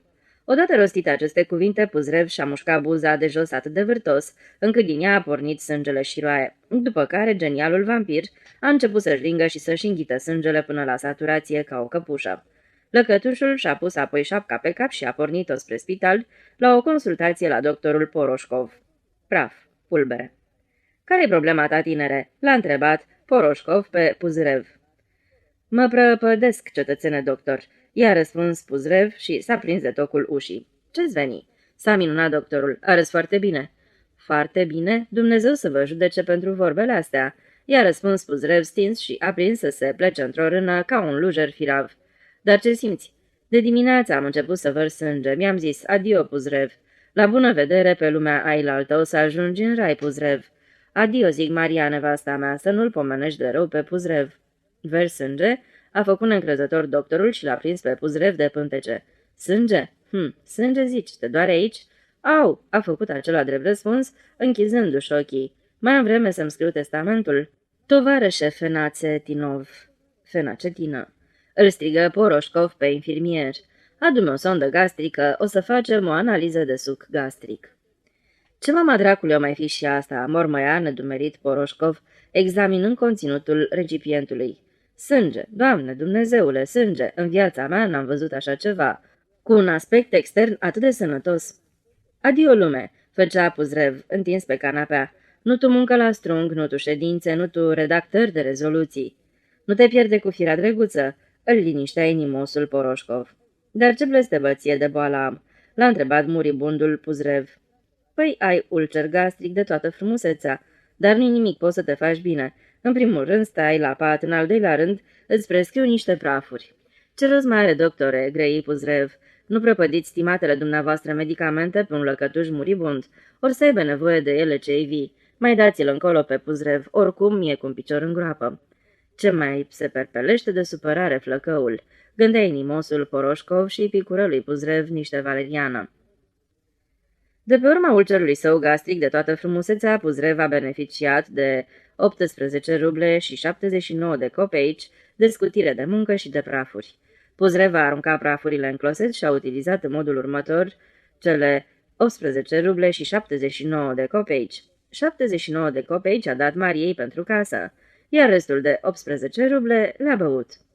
"Iar n-avem bani, Maria dragă," a spus Puzrev, picură în ochi niște rachiu de iarba zimbrului. În aceea zi, Puzrev s-a înființat spre consul la doctorul Kaplin. Picătură. Cu ochii legați, doi infirmieri îl sprijinau de subsor ca pe un arhiereu. Puzrev spunea printre hohote de plâns: "Adio, lume! Mi-am prăpădit ochișorii din cauza strungului." "Dar ce dracu ai pățit?" făcut doctorul Kaplin. "În viața mea n-am văzut asemenea inflamație. De la ce ți se trage?" "Cred că e ereditară, dragă doctore," și-a dat cu părerea Puzrev printre hohote de plâns. Pentru oftalmie, Puzrev s-a învârtit de 22 de ruble în cap și de niște ochelari cu rame de baga. Puzrev a vândut rama de baga la Talcioc, iar cele 22 de ruble le-a distribuit astfel. 2 ruble i-a dat Mariei, apoi a luat îndărât 1 rublă și jumătate, spunându-i că îi le înapoiază seara, iar acea rublă și jumătate și pe celelalte 20 le-a băut. Genialul Puzrev a șterperit nu se știe de unde 5 pachetele cu praf de cofeină și a înghițit toate cele 5 prafuri odată, din care pricină inima prinsei țope ca un brotăcel.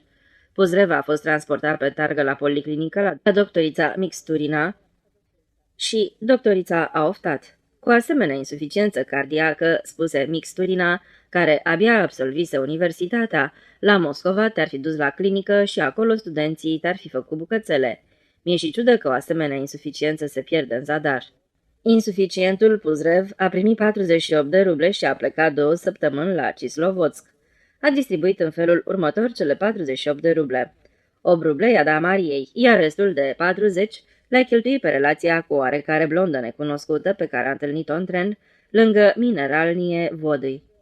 "Ce boală o să-mi fac acum, chiar că n-am nicio idee," își spunea în sinea lui Puzrev. "Nu-mi rămâne decât să-mi aranjez un ditai buboiul la picior." Puzrev și-a aranjat un buboi contra sumei de 30 de copeici. S-a dus și și-a cumpărat de aceste 30 de copeici terebentină de la farmacie. Apoi a luat împrumut de la o cunoștință de-a lui contabil o seringă din cele cu care se injectează șoricioaică și cu ajutorul acestei seringi și-a injectat terebentina în picior. E ieșit un asemenea buboi că s-a pus pe urla de durere chiar Puzrev. "Nu-i nimic, acuși ajumulim pe buboiul ăsta 50 de ruble de la neghiobii ăștia de doctori." Chitea Puzrev și o înticăi spre spital, dar s-a produs o catastrofă. La spital ființa o comisie, iar în fruntea ei se afla un individ posac și antipatic, purtând ochelari cu rame de aur. Făcu antipaticul și îl sfredeli cu privirea pe Puzrev prin ramele de aur. "Buboi, zici?" "Așa." "Scoateți pantalonii." Puzrev și-a scos pantalonii și până să se dezmeticească, i-au și incizat buboiul. Făcu antipaticul. "Care va să zic că avem niște terebentină în buboiul ăsta. Îmi explici și mie cum a ajuns acolo, dragă lăcătușule." "De unde să știu eu?" răspunse Puzrev, simțind cum se cască sub el un hău. "Dar eu am de unde?" replicară ochelarii antipatici cu rame de aur. "Nu mă nenorociți, cetățene, doctor," zise Puzrev și izbucni în lacrimi neprefăcute, nepricinuite de vreo inflamație. Și totuși l-au nenorocit. Așa și trebuie. 1925. Enigma casei de bani, mic roman polițist. 1. Cei 3 și Hoholkov. Ușa s-a deschis cu un scârțâi din calea afară de neplăcut și au intrat 3 inși. Primul era îmbrăcat de sus până jos în niște pantaloni de piele și avea o servietă. Al doilea avea ochelari și o servietă, iar a treilea avea temperatură mare și de asemenea o servietă. Comisia de control. S-a recomandat Troica și a adăugat: permiteți cu tovarășul Hoholkov, membru în comitetul local. Hoholkov, frumosul blond, s-a săltat puțin din scaun, a pălit și a spus: eu sunt Hoholkov, dar de ce? Ar fi de dorit să aruncăm o privire peste fondurile sindicale, a răspuns comisia zâmbind radios. A, fondurile, făcu Hoholkov înnecându-se cu saliva. Imediat, imediat. Hoholkov își vârâ mâna în buzunar, scoase de acolo o cheie și o introduse în gaura cheii de la casa de bani. Cheia nu a descuiat nimic. Nu-i asta cheia, făcu Hoholkov, ca să vezi, m-am zăpăcit de tot urmare asupra încărcării la locul de muncă, dragi tovarăși. Păi, asta e cheia de la camera mea. Hoholkov extrase o a doua cheie, dar nici aceea nu fu de mai mare folos ca prima. Sunt de-a dreptul cretin și neurastenic, observă Hoholkov. Numai dracu știe ce nu îngrămădesc în buzunare. Asta e cheia de la cufărul meu.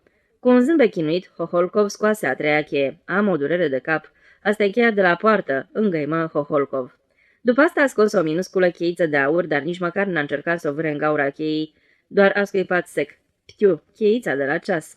Caută în pantaloni, l-a sfătuit comisia de control, tropotind neliniștită pe loc, ca o troică gata să o ia la galop. Nu-i în pantaloni. Ba, mi-amintesc și unde mi-a picat. Azi dimineață, când mi-am turnat cel, m-am aplecat și mi-a căzut. Vin într-o clipită. Hoholkov și-a pus la iuțeală chipiul și a ieșit repetând: așteptați puțin, tovarăși, vin într-o clipă. 2. Răvaș de la un cadavru. Tovarășii o aștepta puțin lângă casa de bani, 23 de ore. Ei, dreci, e undeva a vârât-o el. Făcea nedumerită comisia de control. Ce să-i facem? Mult am așteptat, mai așteptăm puțin, vine el într-o clipă. Dar n-a venit. În locul lui a sosit un răvaș cu următorul conținut: dragi tovarăși, aflându-mă într-o criză de melancolie, am hotărât să-mi pun capăt zilelor prin sinucidere. Nu mă mai așteptați, nu ne vom mai revedea, dat fiindcă nu există viață de apoi, iar trupul, adică acela care a fost cândva Hoholkov, membru în comitetul local, mi-l veți găsi pe fundul râului local, cum a spus poetul. Cumplit, inexpresiv cadavru, e vână și umflat de tot. Un biet sărman fără de noroc și-a dat cel suflet păcătos. Citat din poezia Necatul de Pușkin. Cu respect al dumneavoastră, cadavru Hoholkov. 3. Lăcătușul instruit. Încearcă, i-au spus lăcătușului. Lăcătușul și-a pus mâinile pe suprafața lăcuită, a zâmbit cu amărăciune și a remarcat: este cu putință una ca asta. Nici nu avem asemenea scule. Ar trebui chemată unitatea locală de pompieri, dar nici ea nu ar deschide-o și mai e și ocupată. Îl pescuiește pe Hoholkov cu căngile. Și acum noi ce ne facem? A întrebat comisia de control. Trebuie chemat un specialist, a sfătuit-o lăcătușul. Unde găsim noi specialist aici? S-a minunat comisia. În cetatea pușcărie, i-a răspuns lăcătușul, căci era un om instruit. 4. Domnul Maiorcic. Romulard Maiorcic s-a recomandat tânărul, un tip bine ras, de o distinție ieșită din comun, sosit în compania unui individ ponosit, înveșmântat în cenușiu și purtând un pistol. Cu ce vă pot fi de folos? Încântată, răspunse incredulă comisia de control. Dar vedeți dumneavoastră, aici e casa de bani, iar cadavrul s-a necat în melancolie la oaltă cu cheia. Care casă? A întrebat Maiorcic. Cum care? Asta de aici. A, asta numiți dumneavoastră casă de bani? Să mă iertați, a replicat Maiorcic zâmbind cu dispreț, dar asta e o cutie antică în care ar trebui să păstrați nasturii de la pantaloni. O casă de bani cu adevărat bună, dragi tovarăși. Prinse grai domnul Maiorcic, petrecându-și un pantof de lac peste celălalt și sprijinându-se de casa de bani, a fost cea de la Metalotrest, trustul metalelor, din Odessa, de la firma americană Robinson & Company. Avea 22 de compartimente și un sertar interior pentru cambii și era calculată să reziste la incendii cu temperaturi de până la 1200 de grade. Și casa asta de bani, dragi tovarăși, eu și Vladislav Scribunski, alias Fomca de Aur, am deschis-o în 7 minute cu un simplu cablu de 120 de volți. Cambiile le-am lăsat amintire metalotrestului și trustul n-a primit un sfanț pe cambiile alea, iar noi am luat 2500 de cervoneți. Și unde e acum Fomca de Aur? La Moscova, răspunse domnul Maiorcic și oftă.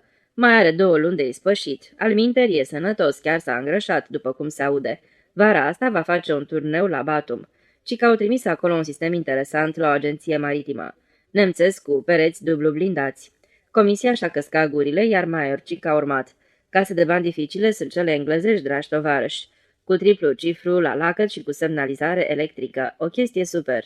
La Leningrad, Bostangiglio, alias Gravorul Carapet, a operat-o în 27 de minute, un record. Și ce-a găsit? A întrebat zguduită comisia. Cambi, a răspuns cu mâhnire Maiorcic. Era un piscetrest, trustul alimentar. După asta au pus în ea conserve mucegăite. Ce poți lua de la ei pe Cambi? Absolut nimic. Nu, dragi tovarăși. Există case de bani pe care, înainte de a te apuca de ele, le admiri câte o jumătate de oră. Și momentul în care pui mâna pe scule, te ia cu răcoare la lingurica. E o plăcere. Pe când asta cei. Și Maiorcic lovi disprețuitor cu palma casa de bani. O cară. Nici nu se face să păstrezi banii în ea. Și precis că nici nu sunt aici. Cum adică nu sunt? Rosti comisia zguduită. Așa ceva nu se poate. În casă musai să fie 8400 de ruble. Mă îndoiesc, remarcă Maiorcic. Nu arată ca una care ar avea în ea 8400. Cum poți spune asta numai după cum arată? Maiorcic s-a ofensat. O casă de bani în care sunt bani nu arată așa. Asta de față arată că am dus-o pe gânduri. Permiteți, vă rog, un act de păr de dimensiuni obișnuite. Au făcut rost de un act de păr de dimensiuni obișnuite de la dactilografa comitetului local. Maiorcic s-a înarmat cu acul și-a suflecat mânecile, s-a apropiat de casă și-a trecut degetele pe la suturi, a îndoit acul de păr și l-a transformat într-un soi de cârlig, pe care l-a vârât în gaura cheii și ușa s-a deschis lin și fără zgomot. 8400, zâmbi ironic Maiorcic, pe când era scos din încăpere de omul cu pistol. Mai puneți-vă pofta în cui, în asta nici o rublă să nu ții, dar mite 8400. 5. Documentul enigmatic. Într-adevăr, acolo nici urmă de cei 8400. Zguduita comisie sucea și răsucea în mâini un document constând dintr-o bucată de hârtie. Pe bucata menționată erau scrise niște cuvinte neterminate enigmatice. Mar, aur, 1400 ruble. Chemați expertul, ordonă comisia. Expertul și-a făcut apariția și a descifrat documentul în felul următor. În luna martie, la data cutare, valută în aur 1400 de ruble. Și atunci unde-s restul de 7000? Gemu comisia. 6. Enigma documentului a fost dezlegată. În apartamentul lui Hoholkov, în niște pantaloni vechi, s-a găsit restul documentului și pe acest rest scria: Usia scumpă, neprețuit-o, ora mea te sărut de ori și vin neapărat astă seară. Al tău, Hoholkov. Au unit cele două bucăți de hârtie și atunci comisia a urlat. Și atunci unde-s toți cei 8400? Unde-ai pus banii cadavru, Michel? Și el unde a dispărut? Și de ce unitatea de pompieri nu-l poate dibui pe fundul râului local? 7. O apariție bizară. Dar iată că într-o bună noapte, comisia de control, întorcându-se de la o revizie de rutină, s-a ciocnit pe o ulicioară cu un ins. Crucei cu noi, a zbierat comisia și a prins să meargă dandaratele. Și chiar avea de ce să meargă dandaratele. În fața comisiei se afla un om care semăna cu Hoholkov ca două picături de apă. Nu era deloc învinețit și nici umflat. Dați-mi voie, dar ăsta-i Hoholkov. Doamne ferește, nu-s eu, dar semăn cu el, ripostă necunoscutul. Hoholkov acela s-a înnecat și să uitați de el. Numele meu de familie este Ivanov. Sunt venit aici de puțină vreme, lăsați-mă în pace. A, nu, dați-mi voie, spuse comisia, apucându-l pe Hoholkov de pulpana hainei. Explică-ne totuși, și dumneata e o aluniță pe obrazul drept. Și dumitale sfug ochii în toate părțile și lui Hoholkov îi fug. Și hainația aceeași și sprâncenele la fel. Numai chipiul ți altul, dar mă rog, chipiul nu-i ceva lipit de cap. Explică-ne unde sunt cei 8400. Nu mă nenorociți, tovarăși, grei bruz necunoscutul cu vocea lui Hoholkov și căzu în genunchi. Nu m-am înecat deloc, doar am fugit muncii de mustrări de cuget și uitați și cheia de la casa de bani. Cele 8400 nu le mai căutați, dragi tovarăși, că nu mai sunt. Le-a înghițit Mișaua de Marusca, artistă locală care își face unghiile în fiecare zi. M-am rupt de masă, dragi tovarăși, dar având în vedere originea mea... E, tu, porc ce ești, porcule, s-a exprimat comisia de control și l-a săltat pe Hoholkov. 8. Final fericit. Și l-au dus la tribunal și l-au judecat, l-au condamnat și l-au închis în celulă cu Maiorcic. Să se învețe minte, să nu prăpădească banii sindicali încredințați de mase, drept pentru care și încheie acest roman polițist instructiv-educativ. Punct. 1926. Encefalita, dedicată tuturor redactorilor de la revistele săptămânale. În buzunarul din dreapta al pantalonilor aveam 9 copeici, 2 monede a câte 3 copeici, una de 2 și una de o copeică și la fiecare pas zornăiau ca niște pinteni. Trecătorii trăgeau cu coada ochiului spre buzunar. După toate probabilitățile, creierii încep să mi se topească. În fond, în cazul unor temperaturi tropicale și asfaltul se topește. De ce nu li s-ar întâmpla asta și gălbejiților de creieri? Măcar că se află într-o carcasă de oase și acoperiți de păr și de un chipiu cu fund alb. Zac acolo înăuntru frumoasele emisfere cu circumvoluțiuni și tac. Iar copeicile, zorna. Chiar lângă cafeneaua fostă Filipov am citit următoarea consemnare scrisă pe o coală de hârtie. Ciorbă de varză zilnic, păstrugă în baie de aburi, prânz din 2 feluri de mâncare, o rublă. Mi-am scos din buzunar cele 9 copeici și le-am aruncat în șanț. De cele 9 copei s-a apropiat un individ într-o uniformă marinărească ponosită în pantaloni cu crași diferiți și încălțat într-o singură cizmă. A prezentat onorul și s-a pornit să zbiere. Mulțumiri din partea unui amiral al forțelor navale, ura! Apoi a cules monedele de aramă și a început să cânte tare cu glas subțirel. Veștejitul sau de mult crizantemele în grădini. Trecea puhoi de lume pe lângă el, fânfăind pe mutește de parcă așa era și normal, ca la orele 4 din zi în plină arșiță să cânte în piața Tverskaya un amiral încălțat într-o singură cizmă. Mult popor a pornit atunci în urma mea și a prins să-mi vorbească. Omenosule străin, dă-mi rogute și mie 9 copeici, ăsta e un șarlatan, nici n-a slujit vreodată în marină. Profesore, arătați bunăvoință, iar un țângău ce semăna cu Cernomor, personaj fabulos din bazmele rusești, atâta doar că n-avea barbă, țopăia în fața mea zburând cu un arșin deasupra trotuarului și povestea repezit cu voce dogită.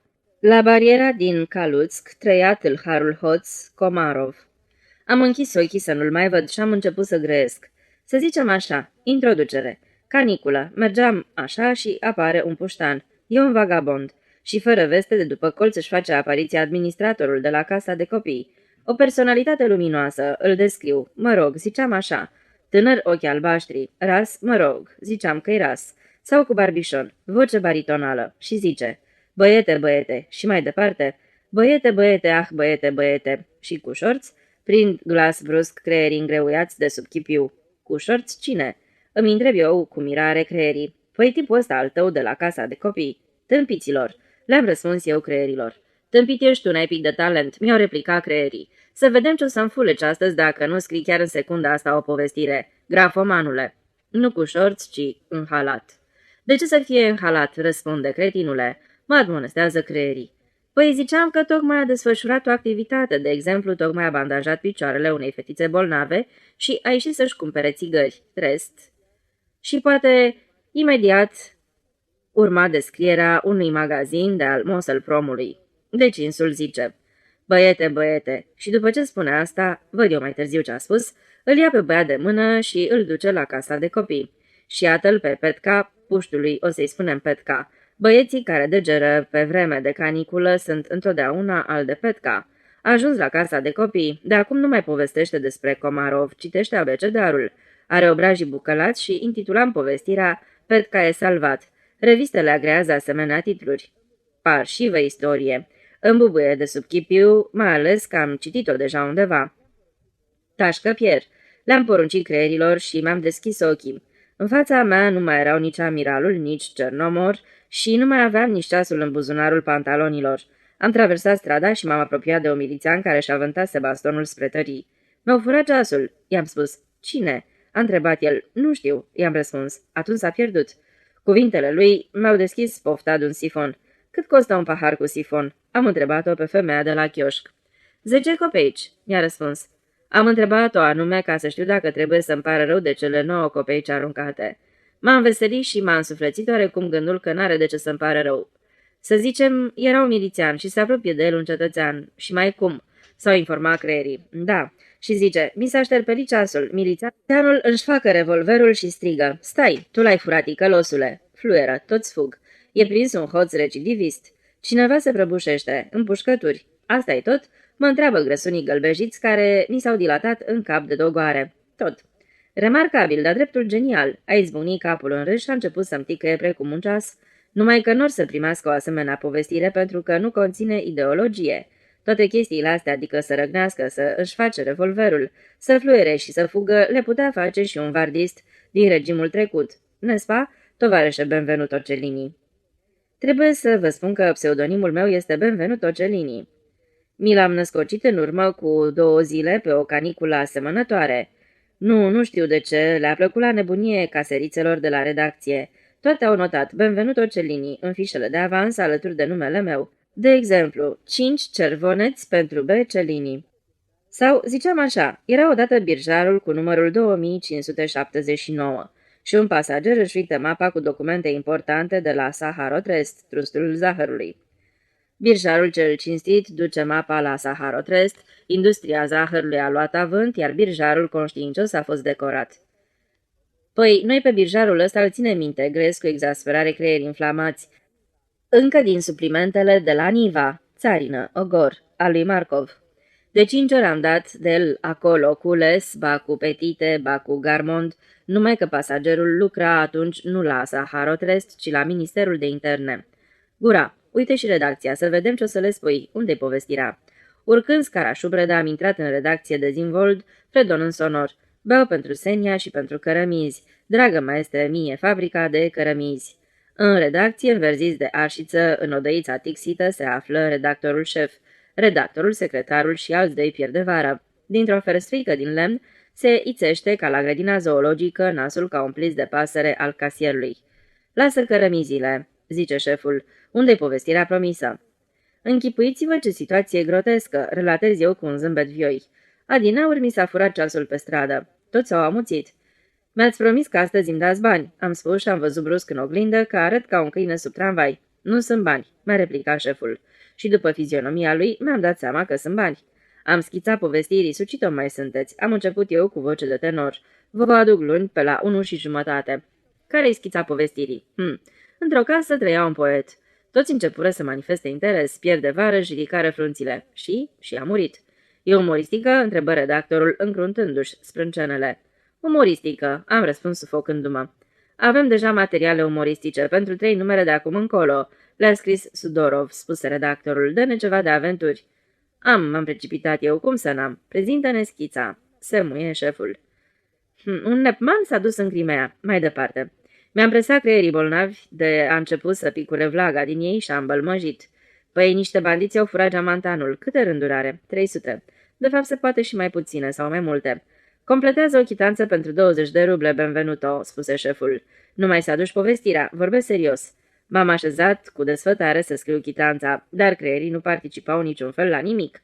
Acum erau mici griburii și prezentau un loc de circumvoluțiuni, crăpături negre din cauza arșiței. Muriseră. Casierul a dat să protesteze. I-am auzit glasul strident ca de graur. Nu-i dau nimic lui cinizelii ăsta al dumneavoastră. Și așa a pus mâna pe 60 de ruble. Dă-i, i-a ordonat șeful. Și casierul mi-a mânat cu dușmănie un cervoneț sfoșnitor și strălucitor și un altul negricios cu o pleznitură în mijloc. După 10 minute ședeam sub palmier la umbra crâșmei lui Filipov, ascuns de ochii lumei. În față mi-a fost pusă o halbă rotofet cu bere. Să facem un experiment, i-am vorbit eu halbei. Dacă nici după bere nu revin la viață, se cheamă că ăsta e sfârșitul. S-au prăpădit creierii mei de pe urma scrierii de povestiri și nu o să se mai deștepte. Iar dacă e așa, beau astea 20 de ruble și mor. Să vedem cum or să-mi ia îndărât avansul odată reposat. Gândul ăsta m-a înveselit și am tras o dușcă, apoi o a doua. La o a treia, o putere vie a prins brusc să-mi forfotească în tâmple. Vinele mi s-au dilatat, iar gălbejele chircite s-au destins în carcasa lor de oase. Mai trăiți? Mai trăim. Șopti drept răspuns. Ei, și acum compuneți povestirea. Între timp s-a apropiat de mine un șchiop cu bricege. I-am cumpărat unul de 1,50 ruble, apoi a venit un surdomut și mi-a vândut 2 ilustrate în pli galben cu inscripția Cetățeni ajută un surdomut. Pe una din ilustrate era înfățișat un brad învelit în zăpadă de vată, iar pe a doua un iepure cu urechi precum aripile de aeroplan și presărat cu mărgeluțe de sticlă. Am admirat iepurele prin venele mele, gonea sângele în spuma de bere. În spatele ferestrelor, arșița radia, asfaltul se topea. Surdomutul se postase în ușa cafenelei și îi vorbea enervat șchiopului. Șterge de aici cu bricegele tale, cu ce drept faci necoți la mine în Filipov. Du-te în Eldorado. Deci ziceam așa, am început înflăcărându-mă. Strada duduia, trece o motoretă, în tril de privighetoare, un sicriu galben cu cercevele și geamuri strălucind ca oglinda, autobuzul. Bine ți-ai mai început treaba, observă creierii mei însănătoșiți, mai cer o bere. Ascultă-ți creionul, toarnă mai departe, inspirație, inspirație. În câteva clipe, inspirația a țâșnit de pe stradă în sunetele unui marș de Schubert-Tausing, în bătaia de talgere și zvon de argint. Am scris o povestire pentru ilustrația și creierii îmi cântau în sunetele marșului militar. Ce zi, seniore, am parte de inspirație, care-i părerea domniei voastre? Caniculă, caniculă, 1926. Corespondențele de aur ale lui Ferapont, Ferapontovici, Caporțev. În corespondențele lui Ferapontovici, Carpoțev, el trăiește în provincie, am corectat doar ortografia inadecvată. Într-un cuvânt, corespondențele sunt autentice. Prima corespondență. Casa americană ignifuga. În plan statal este cunoscută criza de locuințe care a ajuns până și la noi, la Blagodatsk. Nu pot exista locuințe libere pentru că, mulțumită înaltei natalități, urmare a nepului, populația sporește într-un ritm amenințător și iată că renumitul nostru cooperator, Pavel Feodorovici Petrov, înlocuiți numele cu literele PFP, alminte iese scandal, s-a hotărât să o scoată la capăt printr-o metodă cooperatistă. Acum, cei drept, omul are orizont, atâta doar care slăbiciune pentru pliantele americane. Totul a pornit de la acea că nevasta lui, depășind toate așteptările, a născut în loc de un copil o pereche de gemeni, fapt care l-a și împins pe Petrov spre acțiuni cooperatiste. Cu permisiunea conducerii, el a înființat un birou cooperativ pentru construcția de locuințe, din care făceau parte NNL, agronom din prima căsătorie a tatălui său, și VAS, logodnicul Sorăsii, șeful formației corale în Comisia de Cultură, cu un aport fiecare de 12 cervoneți pentru construirea unei case americane tip termolit, o noutate extraordinară pentru orașul nostru. Închipuiți-vă mirarea locuitorilor înveterați ai orașului Blagodatsk, când pe Novosveatska, colț cu comuna din Paris, s-a înălțat curat ca o ciupercă o clădire cu 2 caturi și 3 apartamente cu plata în rate cu tot confortul. Aducea foarte bine cu acele clădiri din străinătate de pe ilustratele din Elveția cu acoperiș suguiat. Lucrul cel mai de mirare era acela că numita clădire era ignifugă, ceea ce a iscat o febră constructivă și înaintarea de cereri către comitetul executiv. Acum toți și le-au retras. Nătăreii din oraș își băteau joc de Petrov și propuneau să încerce casa cu ajutorul petrolului, dar acesta s-a împotrivit și, după cum s-a dovedit, degeaba a făcut-o, altfel n-ar fi umblat acum în prag de vară, în șubă și cu un calendar în mână. Întregul birou de construcții și-a mutat acolo copiii și toate catrafusele pe 5 aprilie. Casa asta are culoarea scrumului de țigară, iar Petrov a mers până într-acolo încât și-a tras și telefon. Și în prima zi de praznic, pe 19, în noaptea de Paște, vigilentul nostru corp de pompieri a fost pus în stare de alertă în urma unui anunț fatal transmis de la telefonul lui Petrov. Arde. Salov, șeful corpului nostru de pompieri, a răspuns la telefon. O să fiți amendat pentru alarmă falsă și glumă pascală în stare de ebrietate. Așa ceva nu se poate. În acel moment, Petrov, cu voce tânguitoare, a sărit cât colo de lângă telefon, pentru că i-ar dea deja cablul.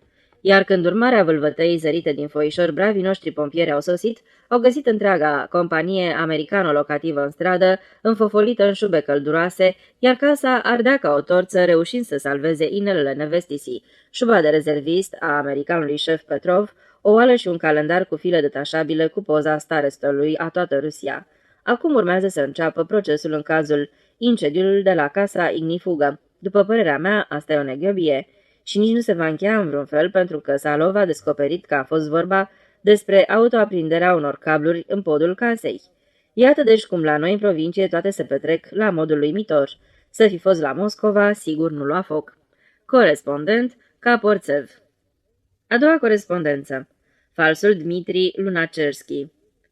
Din provincie de la Caporțev. La renumita noastră întreprindere din Blagodatsk, avem un secretar ieșit din rând, noi așa îl și socotim pe picior de plecare. Desigur, locul lui nu e în Blagodatsk, ci la Moscova și în cel mai rău caz la Leningrad, mai ales că zicea că are relații. Și-a agățat deasupra capului niște inscripții. Strângerile de mână transmit infecția, dacă vii la un om ocupat nu-l deranja, strict interzise convorbirile telefonice cu persoane străine. Și colac peste pupăză și-a instalat un grilaj precum cel de la monumentul nostru închinat lui Karl Liebknecht, și astfel s-a rupt fățiș de mase. Oricui încearcă să deschidă gura printre gratii, îi spune unul și același lucru, mai pe scurt, mai pe scurt, mai pe scurt. Croncăne acolo ca un corb pe cracă. Într-o bună zi apare lângă grilaj un tânăr, foarte bine îmbrăcat, în palton raglan, roșcovan, mustăcioară, papion. Apucă un scaun, se așează. Secretarul îi terminase de croncănit pe toți de la grilaj și îi zice: "Dumneata, ce problemă, tovarășe, mai pe scurt?" Acela îi răspunde: Lăsați, tovarăși, aștept, sunteți ocupat. Are o voce minunată de om intelectual. Acesta își încruntă sprâncenele și zice, nu, mai pe scurt. Acela răspunde, vedeți dumneavoastră, tovarăși, am fost numit aici. Acesta își înalță sprâncenele. Cum te numești? Acela, Lunacharsky. Un modest tușit. Om bine crescut. Lunacharsky. Acesta a deschis atunci grilajul, a ieșit și zice, poftiți aici, vă rog. Deja nu mai spune mai pe scurt. Și întreabă, să mă iertați. Observați, să mă iertați. Sunteți cumva rudă cu Anatoli Vasilievici Lunacharsky? Între 1917-1929 a fost comisar al poporului pe probleme de învățământ și cultură. Și acela. N-are importanță. Sunt fratele lui. E bună asta, n-are importanță. La naiba cu grilajul. Un scaun. Fumați, luați loc. Permite să aflu în ce funcție. Și acela. De administrator. Bravos. Administratorul nostru tocmai fusese chemat la Moscova pentru a da explicații în legătură cu moara cu abur și acum noi știm că vom avea un altul. Ce s-a petrecut în acel moment cu secretarul nostru și cu toți ceilalți e greu până și de descris, atât era de mare entuziasmul. S-a aflat că lui Dmitri Vasilievici au fost furate toate documentele când s-o pornească în călătorie către noi, iar banii în tren chiar lângă Krasnozemsk, iar de acolo a ajuns până la noi, la Blagodatsk, cu o căruță care transporta manufactura. Important este că, zice, să vezi, nostimadă, i s-a furat și geamantanul cu lenjerie. Pe toți a unit entuziasmul că pot da o mână de ajutor. Și iată lista carieriștilor noștri. 1. Secretarul de stat a dat râzând 8 cervoneți. 2. Casierul 3 cervoneți. 3. Șeful serviciului personal 2 cervoneți, săpun, prosop, cearșaf și brici. Nu și l-a recuperat. 4. Contabilul 42 de ruble și 3 pachete de țigări Posolskie.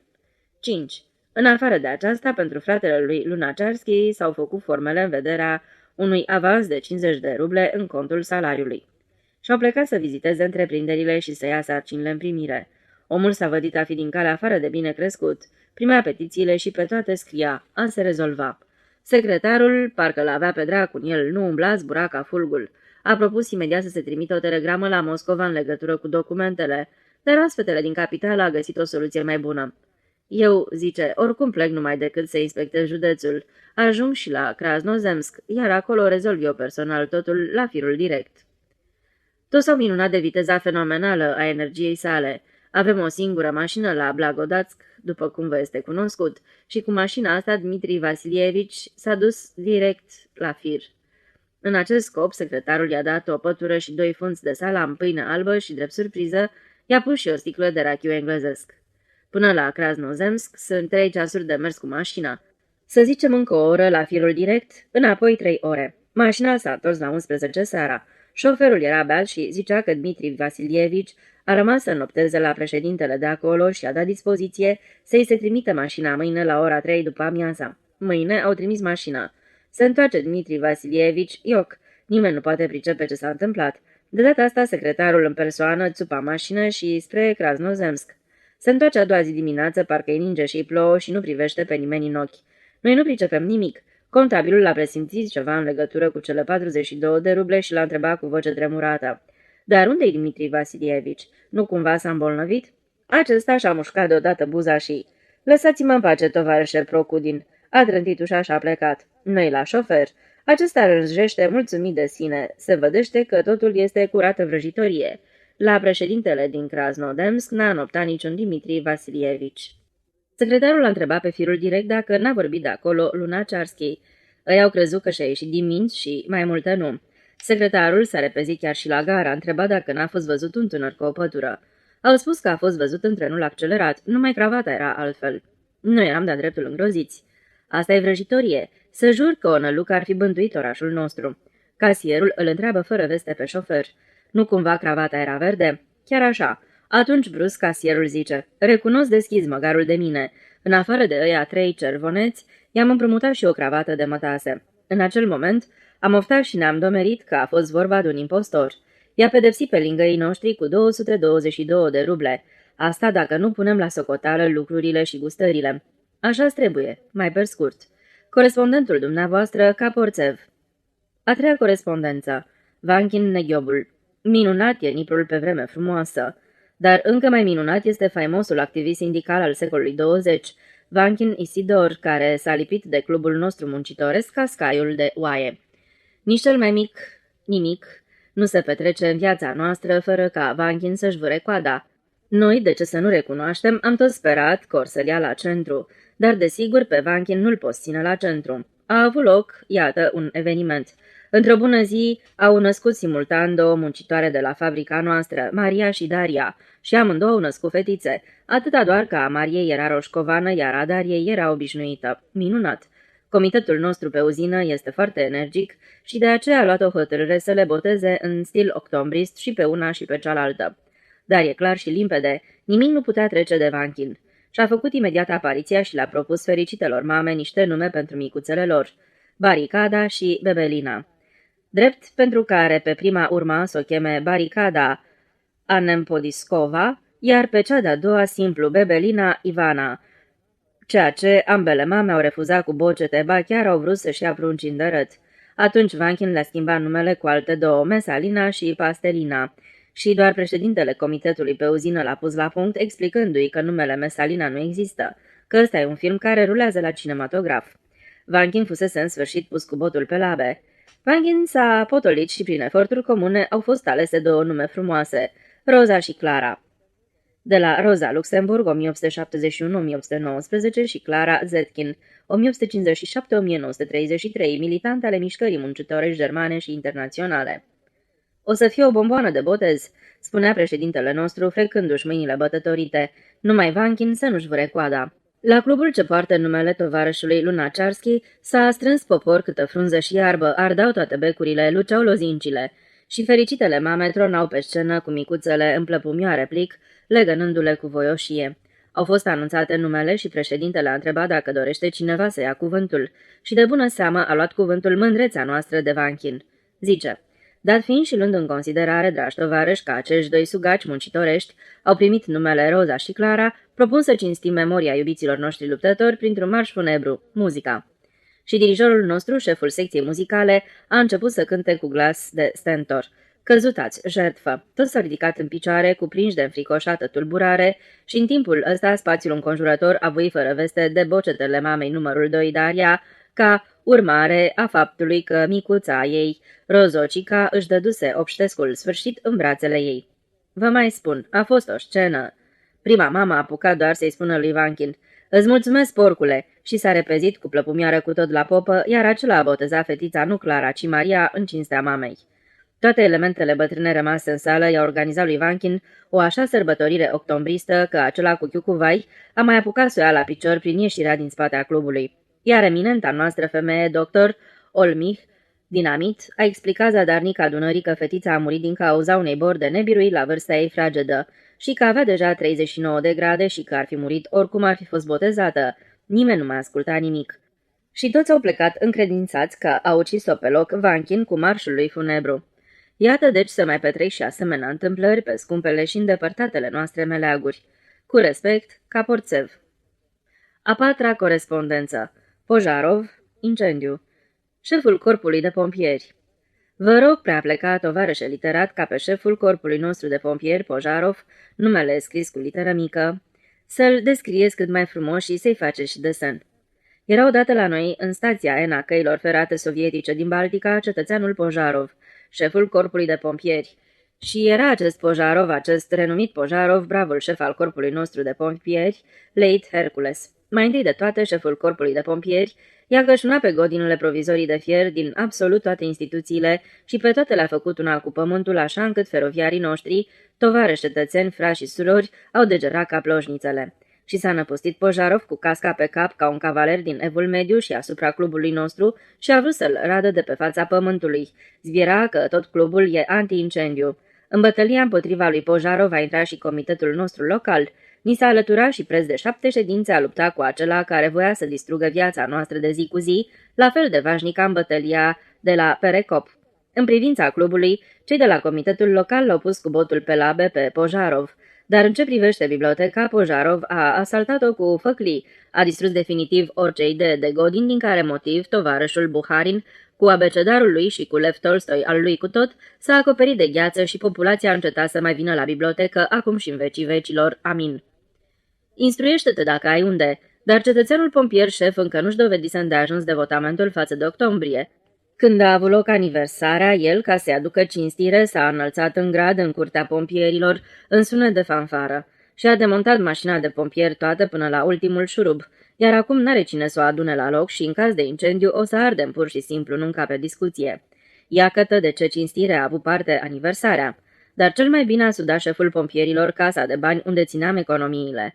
A luat din ea un cervoneț și a plecat, pe ce rută nu se știe.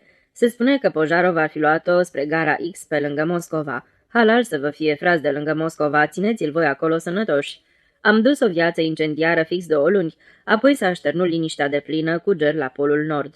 Alege sar praful de Pojarov, dar cervonețul să-l pună în dărăt sub lacătul casei noastre ignifuge de bani. Numele meu de familie, Caporțev, să nu-l puneți tipărit pur și simplu sub semnătura magnet, și pe el creionați-l cât mai sarcastic. Notă. Dragă Magnet, mai sarcastic decât l-ai făcut dumneata pe șeful corpului nostru de pompieri, eu nu știu să-l fac. 1924-1925.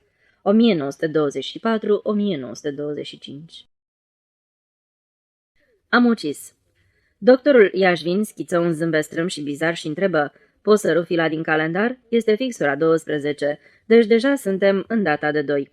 Vă rog, am răspuns. Iașvin prinse cu degetele sale delicate și albe un colțișor și lupse cu băgare de seamă fila de deasupra. Sub ea s-a ivit mica filă din hârtie de 2 bani pe care erau înscrise cifra 22 și cuvântul marți. Dar ceva cu totul special îl interesa pe Iașvin la fila aceea cenușie. Își miji ochii, o scrută cu atenție, apoi își ridică privirea și și-o aținti undeva în depărtare, din care fapt am dedus că are viziunea unei imagini enigmatice, doar lui accesibilă, undeva dincolo de pereții odei mele, poate chiar hăt în afara Moscovei nocturne, în pâcla amenințătoare a gerului de februarie. Ce-o fi descoperit acolo? Cugetam privindu-l pe doctor cu coada ochiului. Insul îmi trezise dintotdeauna interesul. Înfățișarea lui exterioară nu prea corespundea profesiei sale. Cei care nu-l cunoșteau îl luau întotdeauna drept actor. În pofida părului negru avea pielea foarte albă și asta îi conferea o anumită frumusețe și, într-un fel, îl evidenția printre ceilalți oameni. Era foarte bine ras. Se îmbrăca foarte îngrijit, îi plăcea grozav să meargă la teatru, iar când povestea ceva despre teatru, o făcea cu mult simț estetic și cu tâlc. Se deosebea de toți șefii noștri de secție și acum când se afla la mine în vizită, mai ales prin încălțările sale. Eram cincinși în odaie și 4 dintre noi purtam bocanci ieftini din piele de box cu vârfuri pueril rotunjite, în vreme ce doctorul Iașvin purta pantofi de lac cu vârful ascuțit și ghetre albe. Alminteri trebuie să spun că exagerata cochetăria lui Iașvin nu producea niciodată o impresie chiar dezagreabilă și, ca să-i dau cezarului ce al cezarului, era un medic foarte bun. Un tip curajos, norocos și, lucru esențial, apucând să și citească în pofida vizionărilor asidue ale Valchiriei și ale bărbierului din Sevilla. Firește, nu încălțările erau problema, ci altceva. Tipul mă interesa din pricina unei însușiri aparte. Om îndeoște, tăcut și fără îndoială retras, devenea în anumite ocazii un excelent narator. Vorbea foarte calm, fără înflorituri, fără curentele potigneli și fără acel behăit mnetia și întotdeauna aborda teme interesante. În acele momente, reticentul doctor Filfizon parcă lua foc, dar a rare ori schița, cu mâna lui dreaptă albă, gesturi scurte, ritmice, de parcă ar fi marcat în văzduh cu mici jaloane povestirea. Nu zâmbea niciodată dacă povestea ceva hazliu, iar comparațiile lui erau uneori atât de reușite și de pitorești, încât ascultându-l mă rodea întotdeauna unul și același gând. Ești un medic foarte bun. Și totuși nu ți-ai urmărit adevărata cale. Trebuia să devii scriitor și numai scriitor. Chiar și acum a străfulgerat acest gând, deși Iașvin nu spusese nimic, doar își minjise ochii privind cifra 2, apoi spre zări neștiute. Ce-o fi descoperit acolo? E doar o reproducere, ce naiba? M-am aplecat peste umărul lui și am văzut o poză absolut neinteresantă. Înfățișa un cal cu o constituție disproporționată, cu greabăn atletic, iar alături de el un motor și explicația. Puterea comparativă a unui cal, o putere, și cea a motorului, 500 de cai putere. Toate astea-s prostii, tovarăș, am început eu să perorez, urmând discuția anterioară. Sunt vulgarități. Au tăbărât al dracului pe medici ca pe hoituri, mai ales pe noi chirurgii. Gândiți-vă numai. Face de 100 de ori operație de apendicită și a 101-a oară îi moare bolnavul pe masa de operație. Și ce, el l-a dat gata? Sigur or să spună că el l-a dat gata, replică doctorul Hinz. Iar dacă e vorba de o femeie, bărbatul său vine la clinică și zvârle cu scaunul după tine. a confirmat cu hotărâre doctorul Plonski. Și chiar a zâmbit și am zâmbit și noi, măcar că, în fond, era prea puțin nostimă ideea cu azvârlitul scaunelor prin clinică. Nu pot să sufăr, am continuat eu, cuvintele de falsă pocăință de genul. Eu l-am ucis, eu l-am ucis. Nimeni nu ucide pe nimeni și chiar dacă moare, când e pe mâinile noastre, pe bolnav îl ucide o întâmplare nefericită. La urma urmei e chiar ridicol. Crima nu este un atribut al profesiunii noastre. Ce dracu? Eu numesc crimă lichidarea unui om cu premeditare. Mă rog, în cel mai rău caz, cu dorința de a-l ucide. Un chirurg cu pistol în mână, să zicem, că aș putea înțelege asta. Dar încă n-am întâlnit în viața mea un asemenea chirurg și mă îndoiesc că voi întâlni vreodată. Doctorul Iajvin și-a întors brusc capul spre mine și am observat că privirea-i devenise grea și a spus, la dispoziția dumitale. Spunând acestea, arătă cu degetul spre propria ei cravată și schiță iarăși un zâmbet strâmb, dar nu cu ochii, ci din colțul gurii. L-am privit cu toții uluiți. Adică? L-am întrebat. Eu am ucis, mă lămuri Iajvin. Când? Am întrebat făstăcit. Iajvin arătă spre cifra 2 și răspunse. Închipuiți-vă ce coincidență, când ați început să discutați despre moarte, m-am uitat la calendar și am văzut că suntem în doi. De fapt și așa, în fiecare an îmi amintesc noaptea aceea. Vedeți dumneavoastră exact acum 7 ani, în exact aceeași noapte, și Iajvin își scoase ceasul negru, îl privi. Da, la aproape această oră, în noaptea de 1 spre 2 februarie, l-am ucis. Pe pacient? Întrebă Hinz. Da, pe pacient. Dar nu cu premeditare, întreba eu. Ba da, premeditat, răspunse Iajvin. A, pricep. Făcut printre dinți ștepticul Plonski, avea probabil cancer, urma o moarte chinuitoare și dumneata i-a administrat o doză înzăcită de morfină. Nu, morfina chiar n-are nicio legătură, răspunse Iajvin, și nici n-a fost vorba de vreun cancer. Geruiați în minte, erau 15 grade sub zero. Stelele, Doamne, ce stele sunt în Ucraina! Sunt de aproape 7 ani la Moscova și totuși mi-e dor de patrie. Mi se strânge inima, îmi doresc uneori dureros de mult să urc în tren, să plec într-acolo. Să le văd povârnișurile troienite de zăpadă, Niprul. Nu există pe lume oraș mai frumos decât Kievul. Iajvin își vârâ în pormoneu fila de calendar, se așeză în fotoliu și continuăm. Viforos oraș, viforoase vremuri și mi-a fost dat să văd lucruri cumplite pe care voi moscoviții nu le-ați văzut. S-a întâmplat asta în 1919, chiar pe 1 februarie. Se înserase deja, era ora 6 după amiaza. Amurgul acela m-a găsit făcând ceva bizar. Pe masa din cabinetul meu ardea lampa, în camere cald și plăcut, iar eu sunt așezat pe dușul mea, a plecat asupra unei valijoare, unde sunt tot felul de fleacuri și șoptesc unul și același lucru. Să fug. Tot îndă și scot din valijoară o cămașă. Nu încape blestemata, era o valijoară mică de mână, izmenele ocupaseră o grămadă de loc, plus cartușul de țigări, stetoscopul. Toate acestea burdușiseră valijoara până la refuz. Arunc cămașa, ciulesc urechile. Cercevelele de la ferestre sunt chituite. Sunetele răzbat înfundat, dar răzbat. Undeva departe se aude prelung și graf. Bu-hu! Artileria grea. Ori să înceteze bubuiturile, apoi atmosfera se va calma. Moi pe geam. Locuiam pe o stradă în pantă, chiar pe povârnișul Alexeevski. Vedeam de acolo întregul podol. Dinspre Nipru coboară noaptea, învăluie casele, iar luminile se aprind treptat în lănțișoare și raguri. Și iar un bubuit, și de fiecare dată când bubuie dincolo de Nipru șoptesc. Dă-i, mai dă-i. Ce se întâmpla? La ora aceea întregul oraș știa că Petliura îl va părăsi dintr-un moment în altul.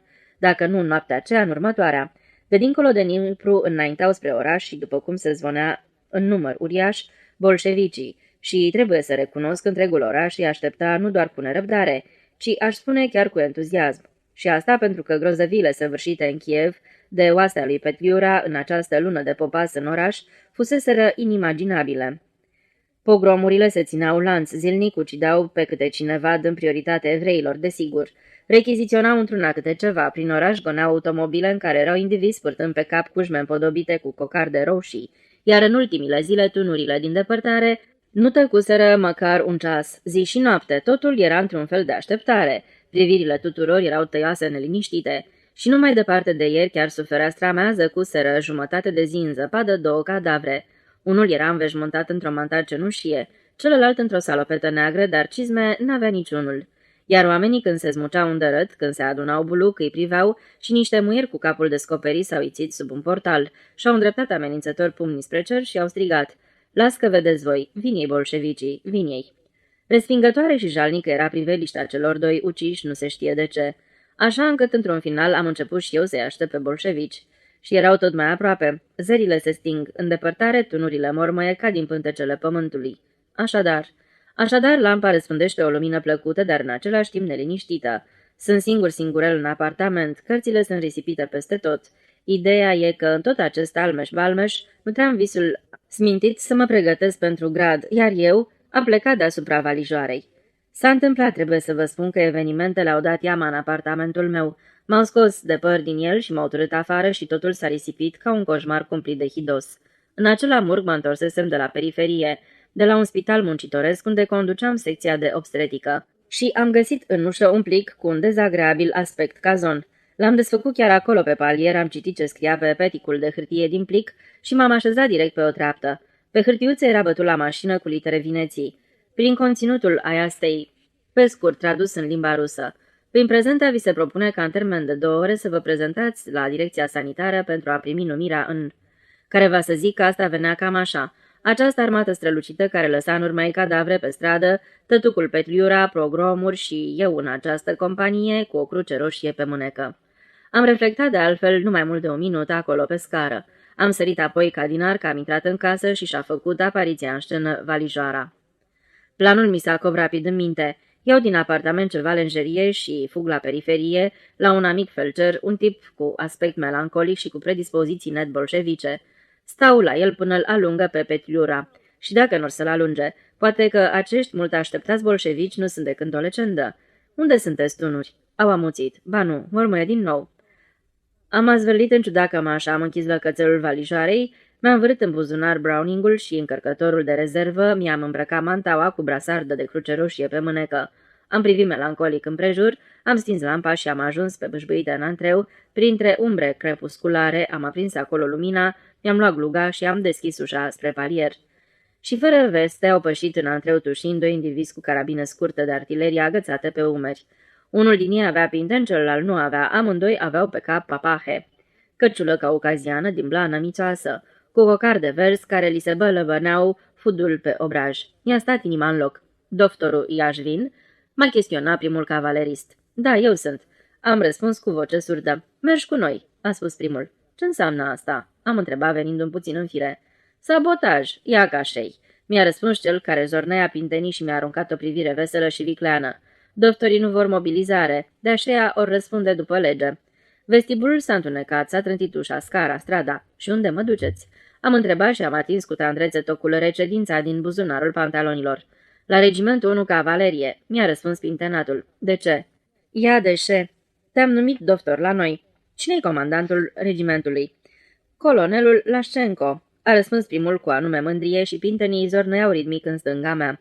Tâmpice sunt, gândeam eu. M-a apucat să viseara lângă valijoară, pentru niște izmene. Numai cu 5 minute dacă plecam mai devreme. Peste ora spânzura de acum o boltă neagră înghețată și pe ea se iviseră stelele când am ajuns la o casă cu curte. În spatele ferestrelor împodobite cu arabescuri de gheață ardea lumina electrică. M-au introdus, zorneindu-și pintenii, într-o odaie goală prăfuită, luminată orbitor de un bec puternic sub o lalea de sticlă spartă de culoarea opalului. Într-un colț se ițea botul unei puși mitralieră și mi-au atras atenția niște dâre roșietice și roșii în acel colț lângă mitralieră, acolo unde spânzura, toată numai zdrențe, o tapiserie scumpă. Dar ăsta-i sânge, am gândit cu o strângere neplăcută de inimă. Pane, colonel, a spus încet pintenatul. Am adus rădoftorul. E Jidan? A țipat fără veste de undeva o voce uscată și răgușită. Ușa acoperită de tapiseria cu ciobănițe s-a deschis fără zgomot și în odaie a năvălit un bărbat. Purta o manta impozantă și cizme cu pinteni. Era încins strâns peste mijloc cu un brâu căzăcesc din plăcuțe argintii de tinichea, iar pe o coapsă sabia tot căzăcească fulgera scântei în strălucirea luminii electrice. Purta pe cap o cujmă din blană de miel cu cocarde aurii încrucișate. Ochii șașii aveau o privire ostilă morbidă stranie, parcă țopăiau în ei niște mingiuci negre. Avea fața spuzită de ciupituri de vărsat, iar mustățile negre tunse scurt îi tremurau nervos. Nu-i Jidan," a răspuns cavaleristul. Atunci individul a făcut un salt spre mine și m-a privit în ochi. Nu e Jidan," mi-a spus el cu un puternic accent ucrainian, într-o limbă stâlcită, un amestec de cuvinte rusești și ucrainene. Dar nu ești mai bun ca Jidanii. Cum să-ți sfârși luptele, te trimit la tribunalul militar. O să fim pușcat pentru sabotaj, să nu-l scap din ochi."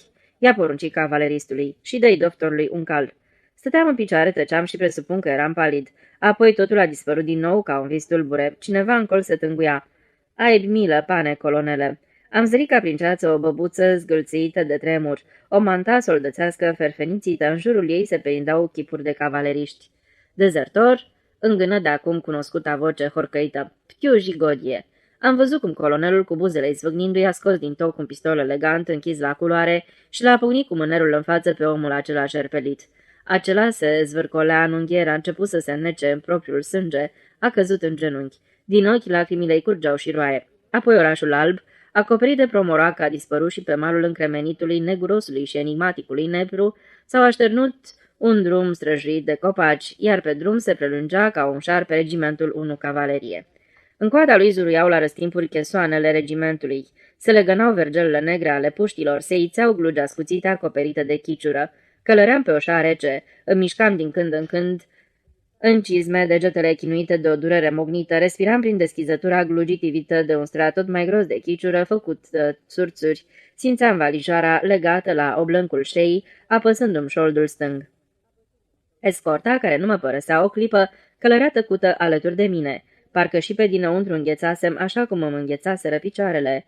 Din când în când îmi dădeam capul pe spate, priveam pe cer stelele mari și în urechi îmi răsuna de parcă mi s-ar fi lipit de ele și doar a rare ori înceta țipătul acelui dezertor. Colonelul Lașcenco poruncise să fie bărtut cu vergeaua de la armă și l-au bătut acolo în acea casă. Depărtările neguroase acum amuțiseră și mă gândeam cu posaca amărăciune că bolșevicii au fost probabil respinși. Soarta mea era disperată, mergeam înainte spre Slobodka, acolo urmau să se oprească și să păzească podul de peste Nipru.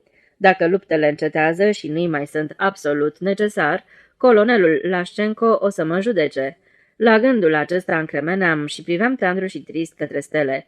În acele vremuri cumplite nu era greu să-ți imaginezi care va fi sentința pentru vina de a nu fi avut dorința să te prezinți în termen de 2 ore. Soarta barbară a unui om cu diplomă. Peste 2 ore totul s-a schimbat iarăși, ca într-un caleidoscop. Dispăruse drumul neguros, m-am pomenit într-o odaie albă cu stucaturi pe pereți.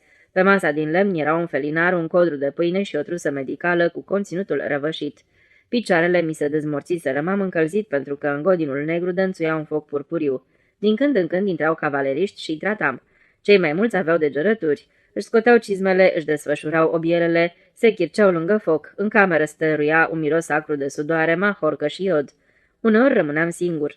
Escorta mă mai lăsa să fug și din când în când crăpam ușa, priveam și vedeam o scară luminată de o lumânare de stearină ce picura, chipuri de oameni, puști.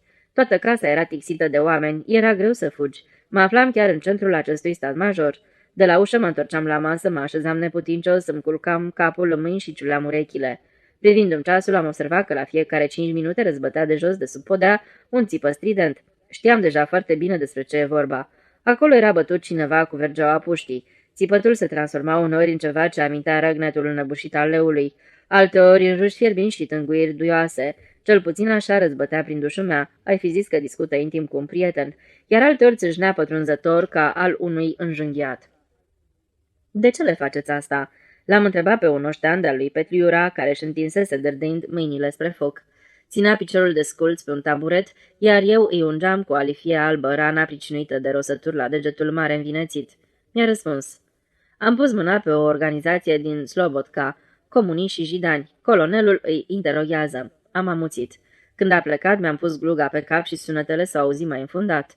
Am petrecut astfel vreun sfert de oră și din acea toropeală în care vedeam stăruitor, cu ochii închiși, fața ciupită de vărsat sub fireturile aurite, s-a auzit glasul escortei. Te cheamă, pan colonel. M-am ridicat, mi-am scos gluga sub privirile uimite ale escortei și am pornit în urma unui cavalerist. Am coborât scara până la etajul de dedesubt și am intrat într-o încăpere albă. Aici, la lumina unui felinar, l-am văzut pe colonel. Era dezbrăcat până la brâu și ședea zgribulit pe un taburet, strângând la piept un tifon îmbibat de sânge. Lângă el un flăcău dezorientat se frământa pe loc, zângănindu-și pintenii. Lepădătură, îi strecură colonelul, apoi mi s-a adresat mie. Hei, pane doctore, pansează-mă, pleacă băiete, îi porunci flăcăului și acesta porni zuruind spre ușă. În clădire era liniște, chiar în acel moment însă cercevelele au tresăltat. Colonelul l-a privit cu coada ochiului spre fereastra neagră, eu la fel. Tunuri, mi-am zis, am oftat spasmodic și l-am întrebat. Cu ce a fost făcută rana? Cu un briceag, a răspuns posa colonelul. Cine? Nu-i treaba dumitale, mi-a replicat cu un dispreț rece încărcat de ură și a adăugat. He, pane doctore, nu o să-ți fie moale. Brusc m-a fulgerat un gând. Careva n-a mai suportat torturile, s-a aruncat asupra lui și l-a rănit. Doar asta se putea întâmpla. Dați la o parte tifonul, am spus, plecându-mă spre pieptul lui năpădit de păr negru. N-a apucat să-și dezlipească șomoiogul de tifon însângerat, că de după ușă s-au auzit tropăituri, zarvă și o voce necioplită zbierând. Stai dracu să te ia, stai, încotro!" Ușa s-a zmucit în lături și înăuntru a năvălit o femeie cu părul vâlvoi. Avea un chip uscățiv și așa mi se părea mie chiar vesel. Mai târziu, mult timp după aceea, am aflat că excitarea excesivă poate declanșa manifestări dintre cele mai bizare. Un braț cenușiu a vrut să prindă femeia de broboadă, dar ea s-a zmucit. Las-o, băiete, porunci colonelul și brațul dispăru. Femeia și-a țintit privirea asupra colonelului dezbrăcat și a rostit cu o voce uscată fără lacrimi. De ce mi-ai împușcat bărbatul?" De ce a trebuit, de-aia l-am și împușcat." I-a răspuns colonelul și s-a schimonosit de durere. Șomoiogul de tifon se înroșea tot mai intens sub degetele lui. Ea a surâs într-un anume fel care m-a făcut să nu mai pot dezlipi privirea de ochii ei. Nu mai văzusem asemenea ochi. Ea s-a întors spre mine și mi-a spus, iar dumneata ești doctor. M-a împuns cu un deget în crucea roșie de pe mânecă și a clătina din cap. Vai, a urmat ea și ochii ardeau. Vai cât ești de ticălos, ai învățat la universitate și stai cu o treapă asta. Ești de partea lor și le faci pansamente. Pe ăsta izbește și ea izbește omul în față până și iese din minți. Și dumneata îi faci pansamente? Am văzut negru înaintea ochilor. Mă năpădise și grața și am simțit că acela este momentul în care să încep cele mai cumplite și mai uimitoare evenimente din nefericita mea viață de medic. Cu mine vorbiți?" Am întrebat și am simțit că tremur. Cu mine? Păi, știți eu, dar ea n-a vrut să mă asculte. S-a întors către colonel și l-a scripat drept în față. Acela a sărit din loc și a zbierat. Băieți! Când aceștia au dat buzna înăuntru, le-a spus furios. Trăgeți 25 de vergele. I-a născos un cuvânt, i-a utârât-o afară de sub sori, iar colonelul a închis ușa, i-a pus cârligul, apoi s-a lăsat pe taburet și a aruncat cât colo șomoiogul de tifon. Dintr-o mică tăietură îi picura sânge. Colonelul a șters saliva care i-a târnat pe mustața dreaptă. Cu vergeaua o femeie? L-am întrebat cu o voce care mi-era total străină. În ochi s-a aprins mânia. Ehe, a spus și m-a privit feroce. Acum văd eu ce pasăre mi-au adus pe post de doctor. Unul din gloanței l-a învărât probabil în gură pentru că țin minte că s-a clătinat pe taburet și a năpădit sângele pe gură. Imediat după aceea a pornit în șuvoaie pe piept, pe pântece, apoi ochii s-au stins. Din negri au devenit lăptoși, după care s-a prăbușit pe podea. Îmi amintesc că în timp ce trăgeam era frică să nu încurc numărătoarea și să nu dau drumul pe țeavă și ultimului cartuș, al 7-lea. Iată deși moartea mea, gândeam eu, iar fumul Browningului mirosea foarte plăcut. Nici n-a apucat bine să trosnească ușa, că eu m-am și năpustit pe fereastră. Am spart geamul cu picioarele, am sărit, soarta m-a răsfățat un pic. Într-o curte doznică am luat-o la fugă pe lângă niște stive de lemne până într-o străduță întunecoasă. Sigur m-ar fi prins, dar am sărit din întâmplare în surpătura dintre două ziduri aproape lipite unul de altul și am stat acolo în văgăuna aceea ca într-o peșteră pe o cărămidă câteva ore. Tropoteau pe lângă mine călăreții, îi auzeam. Străduța ducea spre Nipru și eu, rătăcitând de lung pe lângă râu, mă căutau.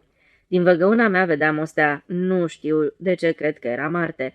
Am avut impresia că au făcut-o țândări. Explodase primul proiectil, acoperind steaua. Toată noaptea a bubuit și a duduit dinspre Slobodka, iar eu stăteam în nișa aceea pe o cărămidă, tăceam mălc și mă gândeam la gradul meu științific.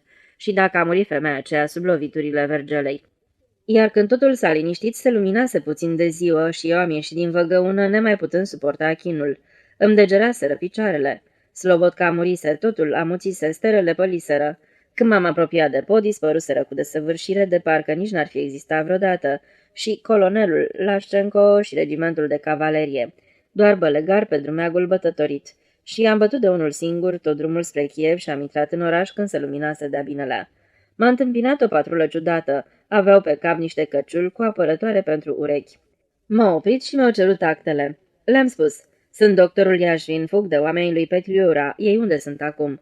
Mi-au spus, au plecat azi noapte, acum în Kiev e un comitet revoluționar. Văd că una din patrule mă privește în ochi, apoi dă cumva compătimitor din mână și îmi spune, du-te acasă, doctore. Și m-am dus.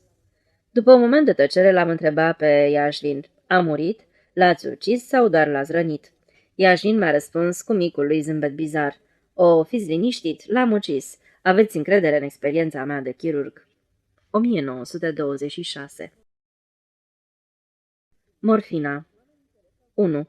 Oamenii înțelepți au constatat de multă vreme că fericirea e precum sănătatea. O, ai nici n-o bagi în seamă, dar anii trec și ce mai pomenești fericirea asta? O, ce mai pomenești? În ce mă privește, am realizat acum că personal am fost fericit în vara anului 1917. Memorabil, vigelios, Navalnican.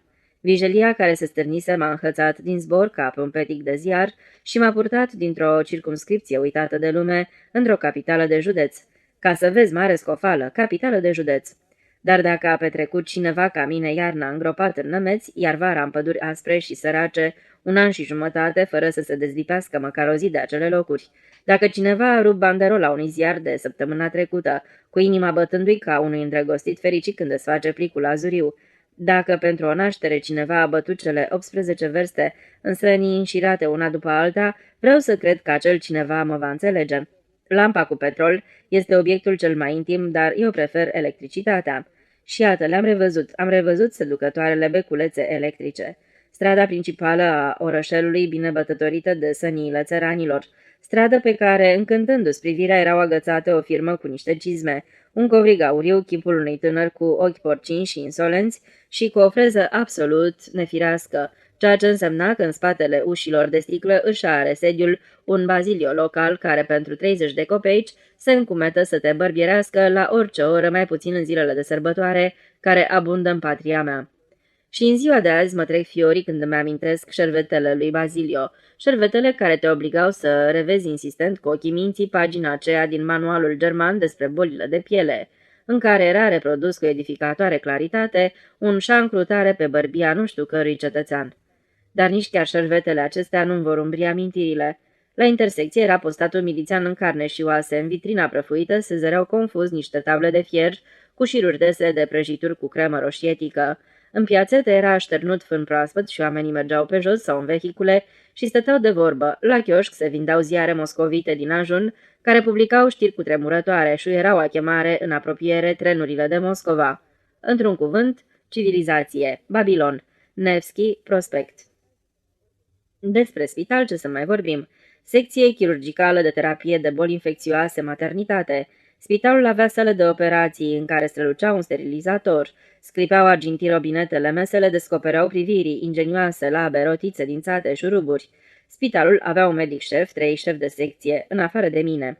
Avea felcer, moașe, infirmiere, farmacie și laborator. Laborator, închipuiți-vă, cu microscop Zeiss, cu minunatul miros de vopsele. Am tresăltat și am înlemnit.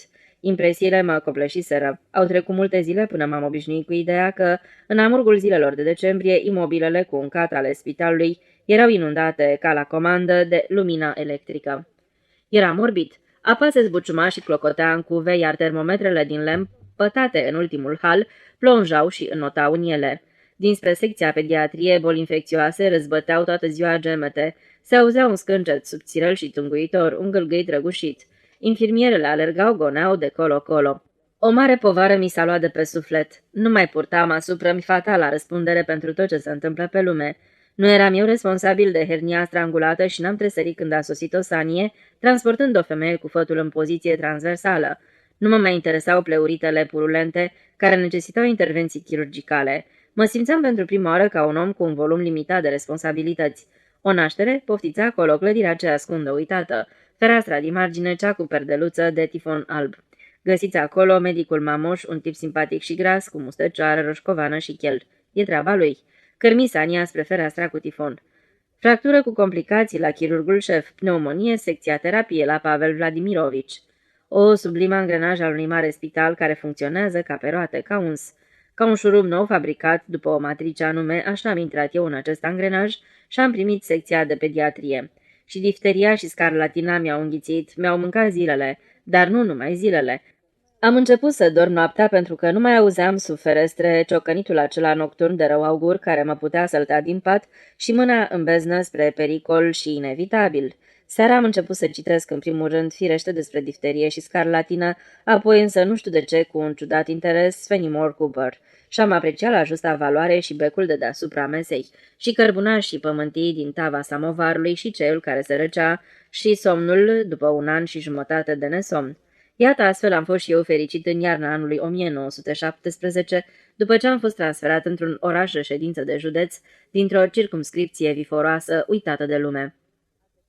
2. A trecut ca în zbor prima lună, după ea a doua și a treia. A trecut anul 1917 și a zburat și februarie 1918. Mă obișnuisem cu noul meu statut și încetul cu încetul începusem să-mi uit în depărtata circumscripție. Mi s-au șters din amintire lampa verde cu petrol sfârâitor, singurătatea nemeții, nerecunoscător ce sunt.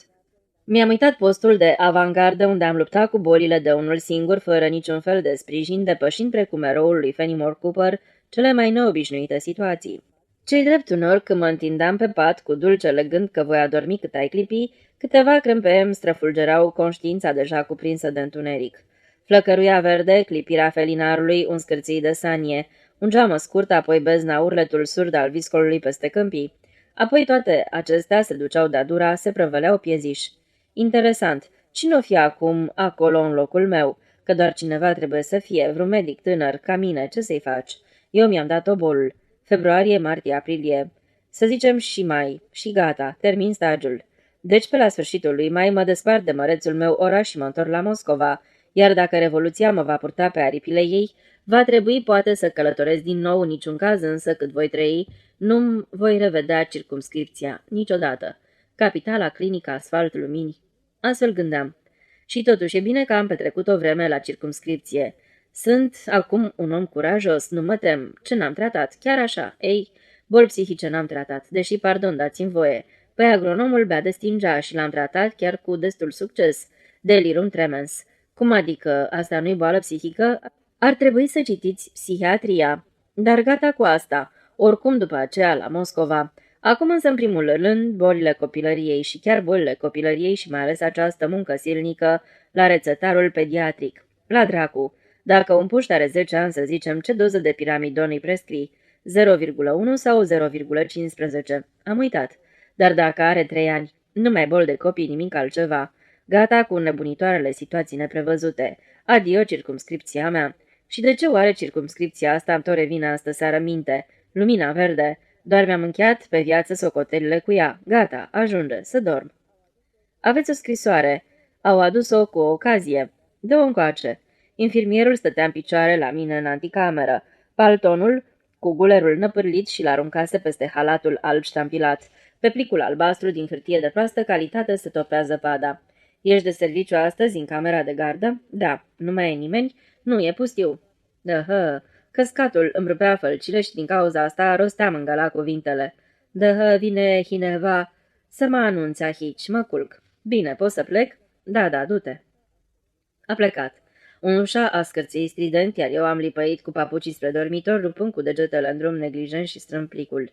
În plic era un formular lunguiesc cu ștampila sinilia circumscripției mele a spitalului meu. Neuitatul formular. Am surâs. Interesant, toată seara m-am gândit la circumscripție și uite a venit chiar ea să-mi amintească. Presentiment. Sub ștampilă era scris cu creion chimic o rețetă, cuvinte latinești lizibile șterse. Nu pricep nimic, încălcită rețetă. Am mormăit și mi-am ațintit privirea asupra cuvântului morfinii. Ce-o fi ciudat în rețeta asta? Da, soluție în concentrație de 4%. Cine prescrie soluție de morfină concentrație de 4%? Am întors formularul pe partea cealaltă și mi-a pierit căscatul. Pe dosul hârtie erau așternute cu cernală, cu un scris șovelnic și lăbărțat următoarele. 11 februarie 1918. Scumpe colega, să mă iertați că vă scriu pe un petic de hârtie, n-am coală la îndemână. Am o boală foarte gravă și urâtă, n-are cine să mă ajute și nici eu nu vreau să apelez la altcineva în afară de dumneavoastră. Sunt de 2 luni în fosta dumneavoastră circumscripție. Știu că acum sunteți în oraș, relativ aproape de mine. În numele prieteniei noastre din anii studenției, vă rog să veniți la mine cât mai urgent, măcar pentru o zi, iar dacă dumneavoastră îmi veți spune că nu mai am nicio șansă, vă voi crede. Poate totuși mai pot fi salvat. Va licări pentru mine speranța. Vă rog să nu dezvăluiți nimănui conținutul acestei scrisori. Maria, du-te imediat la camera de gardă și cheamă pe infirmiera de serviciu. Cum o cheamă? Mă rog, am uitat. În sfârșit, cea care mi-a adus adineauri scrisoarea. Fugă. Acușica. Peste câteva minute infirmiera se afla în fața mea, iar zăpada ei se topea pe pisica năpârlită care îi servise drept material pentru guler. Cine a adus scrisoarea? Nu știu, unul cu barbă, e cooperator. Zicea că a trecut prin oraș. Bine, du-te. Ba nu, stai. Îi scrii imediat un bilet medicului șef, îl duci și mi-a dus și răspunsul. Biletul meu către medicul șef. 13 februarie 1918. Stimate Pavel Ilarionovici, Chiar acum am primit o scrisoare de la un coleg de-al meu de universitate, doctorul Poliakov. Este medic în fosta mea circumscripție de la Gorelovo și e absolut singur. Se pare că e grav bolnav. Dacă îmi permiteți, voi preda mâine secția pentru o zi doctorului Rodovic și plec la Poliakov. E neajutorat omul. Cu respect, doctor Bongard. Biletul de răspuns al medicului șef. Stimate Vladimir Mihailovici, du-te. Perov. Mi-am petrecut seara plecat asupra mersului trenurilor. La Gorelovo puteam ajunge în felul următor. Plecam a doua zi la ora 2 cu trenul poștal de Moscova, mergeam cu el 30 de verste, coboram în halta N, iar de acolo ajungeam cu Sania după 20 de verste la spitalul din Gorelovo.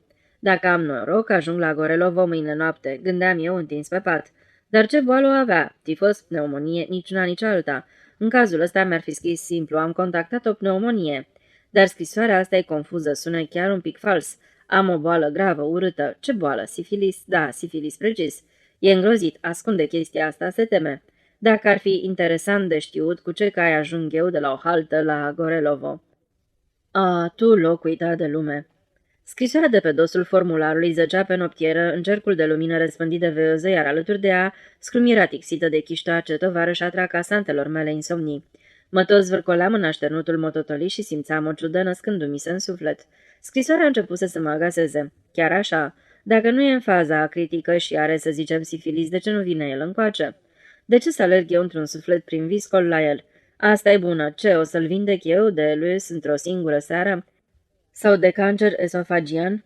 Eiaș, care cancer? E cu 2 ani mai tânăr ca mine, are 25 de ani. Boală gravă.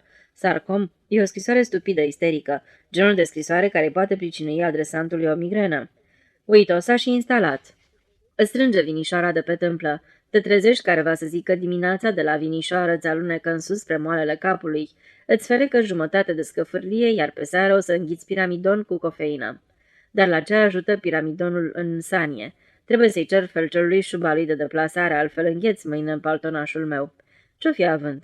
Va ricări speranța. În romane s-o fi scrind așa, niciun caz, însă în scrisorile serioase ale medicilor. Să dorm, să nu mă mai gândesc la asta. Mâine totul se va lămuri. Mâine.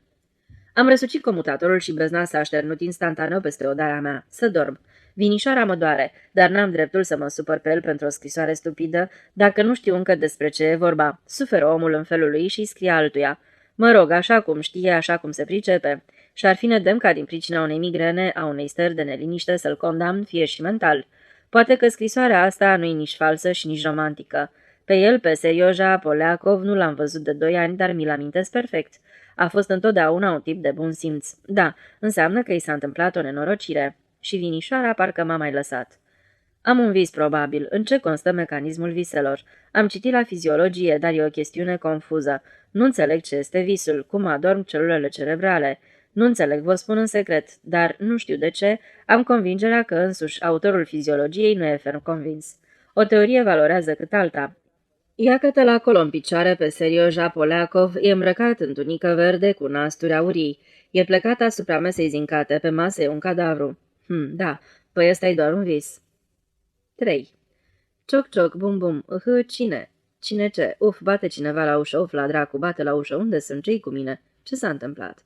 Da, sunt la mine în pat. De ce sunt trezit? E dreptul lor pentru că sunt de gardă. Treziți-vă, doctore Bongard. Maria a început să-mi bată la ușă să-i deschid. Cât e ceasul? 12:30 noaptea. Am dormit, careva să zică doar o oră. Cum stau cu migrena, e prezentă. Aici. Cineva bătea ușurel la ușă. Ce s-a întâmplat? Am întredeschis ușa spre sufragerie. Chipul infirmierei mă privea din întuneric și mi-am dat brusc seama că ochii sunt dilatați, tulburați. Pe cine au adus? Pe medicul de la circumscripția Gorelovo. Mi-a spus tare infirmiera cu voce răgușită. S-a împușcat. Pe Poliakov nu se poate. Pe Poliakov nu știu numele. Uite ce, vine acum. Dumneata dă fuga la medicul șef. Trezește-l în secunda asta. Spune că îl chem de urgență la camera de gardă. Infirmiera s-a făcut nevăzută și pata albă a dispărut și ea. Peste 2 minute în cerdac, cu un viscol câinos, sec și șfichiuitor, m-a pleznit peste obraj, mi-a umflat pulpanele paltonului și mi-a înghețat trupul înfricoșat. La ferestrele camerei de gardă ar da văpaie o lumină albă și tremurătoare. În norul de zăpadă din cerdac m-am ciocnit de medicul șef care se precipita în aceeași direcție. Omul tău, Poliakov? M-a întrebat chirurgul tușind. Nu înțeleg nimic. Se pare că el e. Am răspuns și am intrat amândoi în camera de gardă. De pe bancă s-a ridicat în întâmpinarea noastră o femeie împrobodită. Ochii cunoscuți m-au privit plânși de sub probada cafenie. Am recunoscut-o pe Maria Vasilievna, moașa de la Gorelovo, ajutorul meu de nădejde în timpul nașterilor de la spital. Poleacov? Am întrebat-o. Da, mi-a răspuns Maria Vasilievna. Ce nenorocire, doctore, tot drumul am tremurat să ajungem la timp. Când s-a întâmplat? Azi dimineață, băigui Maria Vasilievna. A venit în fugă paznicul, zice. S-a auzit o împușcătură la doctor în apartament. Sub becul, care revărsa o lumină dezgustătoare, pâlpâitoare, zăcea doctorul Poleacov și când mi-a căzut privirea la tălpile fără viață, ca un bloc de gheață ale pâzlarilor, mi-a sărit ca întotdeauna inima din loc. Îi scoseseră căciula, descoperindu-i părul ud lipit șuvițe. Mâinile mele, mâinile infirmierei, mâinile Mariei Vasilievna se agitau grăbite deasupra lui Poleacov și de sub palton a ieșit la iveală un tifonal pe care se lăbărțau pete galben-roșietice. Pieptul îi se ridica ușor. I-am pipăit pulsul și am tresărit. Pulsul îmi dispărea sub degete, se întindea și se rupea ca un firicel cu nodulețe dese și fragile. Mâna chirurgului pornise deja spre umărul lui, apucase între două degete o ciupitură din trupul palid ca să-i injecteze camfor. În acel moment rănitul și-a dezlipit buzele pe ele, s-a evit o dâră de spuză rozalie de sânge și abia mișcându-și buzele vinete a rostit cu voce surdă slabă. Lăsați încolo camforul la dracu. Taci, i-a răspuns chirurgul și a injectat sub piele uleiul gălbui. Probabil i-a atins pericardul, a șoptit Maria Vasilievna. Apoi și-a încleștat mâinile de marginea mesei și a început să privească ploapele nemărginite ale rănitului. Avea ochii închiși. Umbre cenușiu violace, ca umbrele asfințitului, prinseră contur tot mai limpede în scobiturile de lângă aripile nasului și o sudoare măruntă ca mercurul acoperea precum roa umbrele acelea. Cu ce revolver?" întrebă chirurgul și obrazul îi zvâcni. Browning," șopti Maria Vasilievna. Of, ricană brusc chirurgul cu mânie și ciudă parcă. Și deodată se îndepărtă dând din mână. M-am întors speriat spre el, nu înțelegeam. O altă pereche de ochi luceau în spatele meu. Se apropiase de noi încă un doctor. Poleacov începu fără veste să-și frământe buzele ca un om adormit care încearcă să alunge o muscă lipicioasă. Apoi falca de jos începu să-i se miște de parcă s-ar fi înnecat cu un cocoloș și ar fi vrut să-l înghită. Cel care a văzut dezgustătoarele răni provocate de pușcă sau revolver cunoaște bine mișcarea asta. Maria Vasilievna se crispă dureros. Oftă. Doctorul Bongard, rosti Poleacov, abia deslușit. Sunt aici, am șoptit. Și vocea am sunat tandră chiar lângă buzele lui. Vă las caietul, Poleacov cu voce tot mai răgușită și mai stinsă. În acel moment și-a deschis ochii și privirea i s-a îndreptat spre tavanul posomorât, pierdut în umbră al camerei de gardă. Dinăuntrul lor, prinse a se revărsa ca o lumină, pupilele întunecate, albul ochilor îi deveni parcă străveziu, albăstrui. Privirile i s-au ațintit spre tării, apoi s-au încețoșat și s-au pierdut. Și-au pierdut acea splendoare efemeră. Medicul Poleacov murise. E noapte, zorii sunt aproape. Becul luminează foarte puternic pentru că orașul doarme și e mult curent electric. Totul în jur tace, iar trupul lui Poleacov e în capelă. E noapte. Pe masă, în fața ochilor mei inflamați de atâta citit, stă un plic deschis și un bilețel. Pe el scrie: Scumpe tovarășe, nu vă voi aștepta. Nu mai vreau să mă vindec, nu am nicio șansă. Și nici să mă chinuez nu vreau, am încercat destul. Îi avertizez pe ceilalți. Fiți atenți cu cristalele albe în soluție de 25%. Am avut prea mare încredere în ele și m-au dus la pierzanie. Vă dăruiesc jurnalul meu. Întotdeauna mi-ați părut a fi un om cu fire iscoditoare și amator de documente umane. Dacă vă interesează, citiți fișa bolii mele. Adio, al dumneavoastră Poleacov. Un postscriptum cu litere de o șchioapă. Vă rog să nu învinuiți pe nimeni de moartea mea. Dr. Sergei Poleacov. 13 februarie 1918. Alături de scrisoarea sinucigașului adăsta un caiet obișnuit cu coperți negre de mușama. Filele primei jumătăți a jurnalului erau rupte. Jumătatea rămasă cuprindea scurte însemnări scrise la început cu creionul sau cu tocul, cu o grafie măruntă și clară, sfârșitul caietului fiind scris cu un creion chimic și cu un creion roșu gros, cu o grafie neglijentă, cu un scris săltăresc și cu multe cuvinte prescurtate. 4. Anul 7. Fără îndoială 1917. 20 ianuarie. Și sunt foarte bucuros, slavă Domnului, tot răul spre bine. Nu pot să văd oameni, de altfel aici nu voi vedea niciun fel de oameni în afară de bolnavi și țărani. Dar aceștia nu vor zgândări niciun fel rana, nu-i așa? Între noi fie vorba, nici ceilalți nu au primit repartiții mai de soi. Sunt toți prin circumscripții de zemstvă. Toată promoția mea, cei care nu au fost chemați sub arme, rezerviștii voluntari din al doilea contingent, promoția 1916, s-a răspândit prin zemstve. De fapt, asta nu interesează pe nimeni. Dintre amici știu doar pe Ivanov și pe Bomgard. Ivanov a ales gubernia Arhanghelsk. Chestie de gust. Iar Bomgard, după cum mi-a spus infirmiera, e într-o circumscripție ca a mea, într-un loc uitat de lume, la Gorelovo, la 3 județe depărtare de mine. Am vrut să-i scriu, dar m-am răzgândit. Nu vreau să văd și să aud oameni. 21 ianuarie. Viscol. Nimic. 25 ianuarie. Ceas sfințit limpede. Migrenin. Soluție de antipirina, cofeina și acid citric. Pulbere de 0,1. Se poate și de 1? Se poate. 3 februarie. Astăzi am primit ziarele de săptămâna trecută. N-am mai apucat să le citesc, dar am avut totuși chef să-mi arunc o privire pe rubrica teatrală. Aida s-a jucat săptămâna trecută, așadar ea a urcat acolo pe podiumul înălțat pe scenă și a cântat. Iubitul meu prieten, vino la mine. Are o voce ieșită din comun și cât e de ciudat că o asemenea voce limpede, colosală, i-a fost hrăzită unei ființe cu suflet meschin, întunecat. Aici se întrerupe, lipsesc 2 sau 3 pagini. Firește, așa ceva e nedemn de tine, doctore Poleakov. Ca un puș de gimnaziu te năpustești prostește cu sudălmi de mahala asupra unei femei, pentru că te-a părăsit. Nu vrea să trăiască cu tine, pleacă și gata, e atât de simplu totul în fond. O cântăreață de operă s-a măritat cu un tânăr medic, a trăit cu el și a plecat. Să o omor? Ce stupid e totul, ce zadarnic, nicio speranță. Nu vreau să mă gândesc la asta, nu vreau. 11 februarie. Viscol și iar viscol. O să mă înzăpezesc. Ser de rândul sunt singur. Aprind lampa și stau. Măcar ziua mai văd oameni. Muncesc mecanic. M-am obișnuit cu munca. Nu-i chiar atât de cumplită cum credeam. Alminteri, mi-a fost de mare folos experiența spitalicească din timpul războiului. N-am venit totuși aici total ignorant. Astăzi am operat pentru prima oară o femeie cu făt în poziție transversală. Deci, suntem îngropați aici în zăpezi 3 inși, eu, Ana Kirilovna, infirmier Mamoș și felcerul. Felcerul e însurat.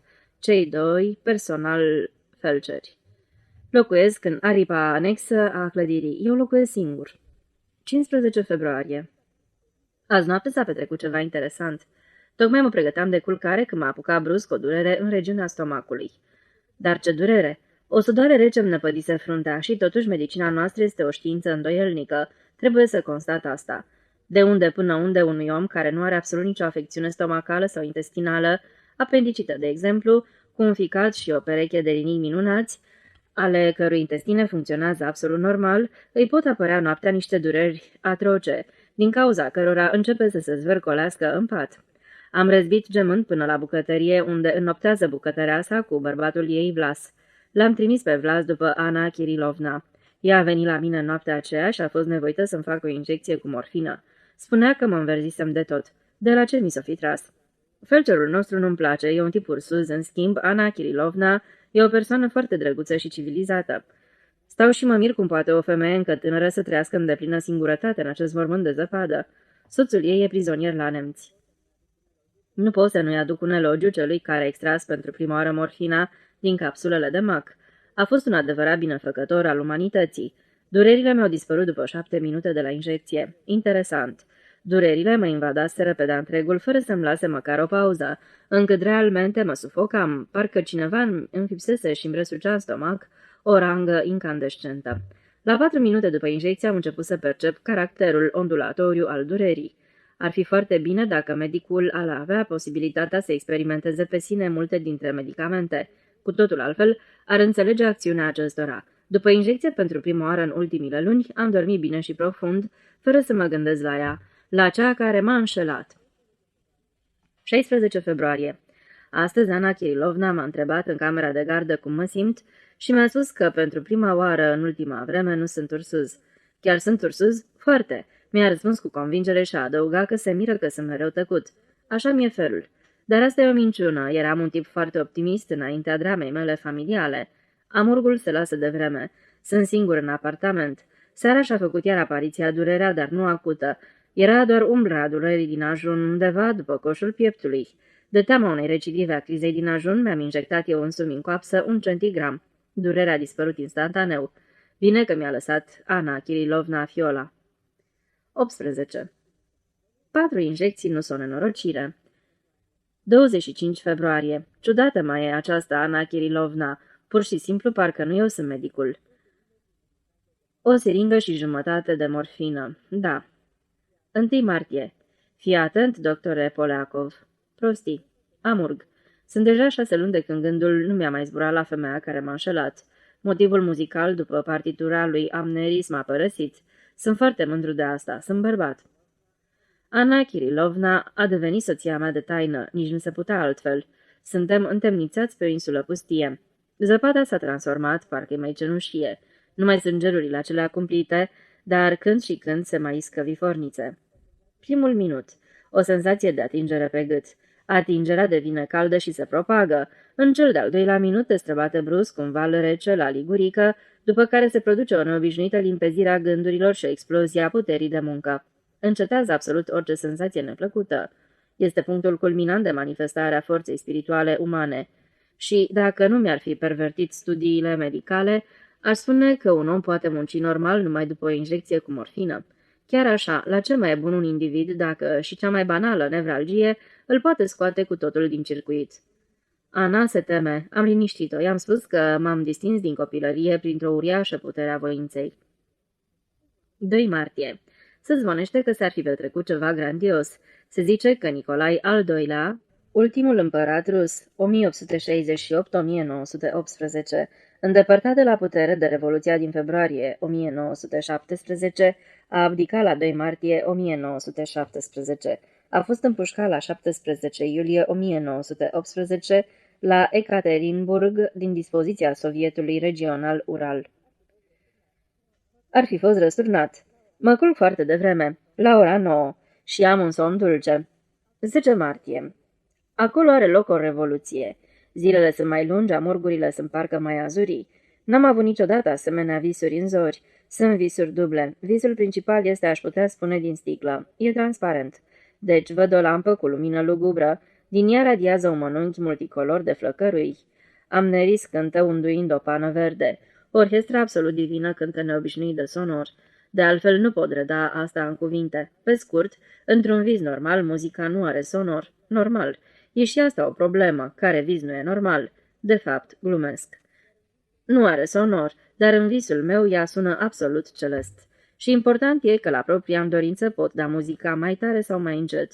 Mi-aduc aminte că în Război și Pace este descrisă o scenă în care Petea Rostov, pe jumătate treaz, a trăit o senzație aidoma. Remarcabil scriitor, Lev Tolstoi.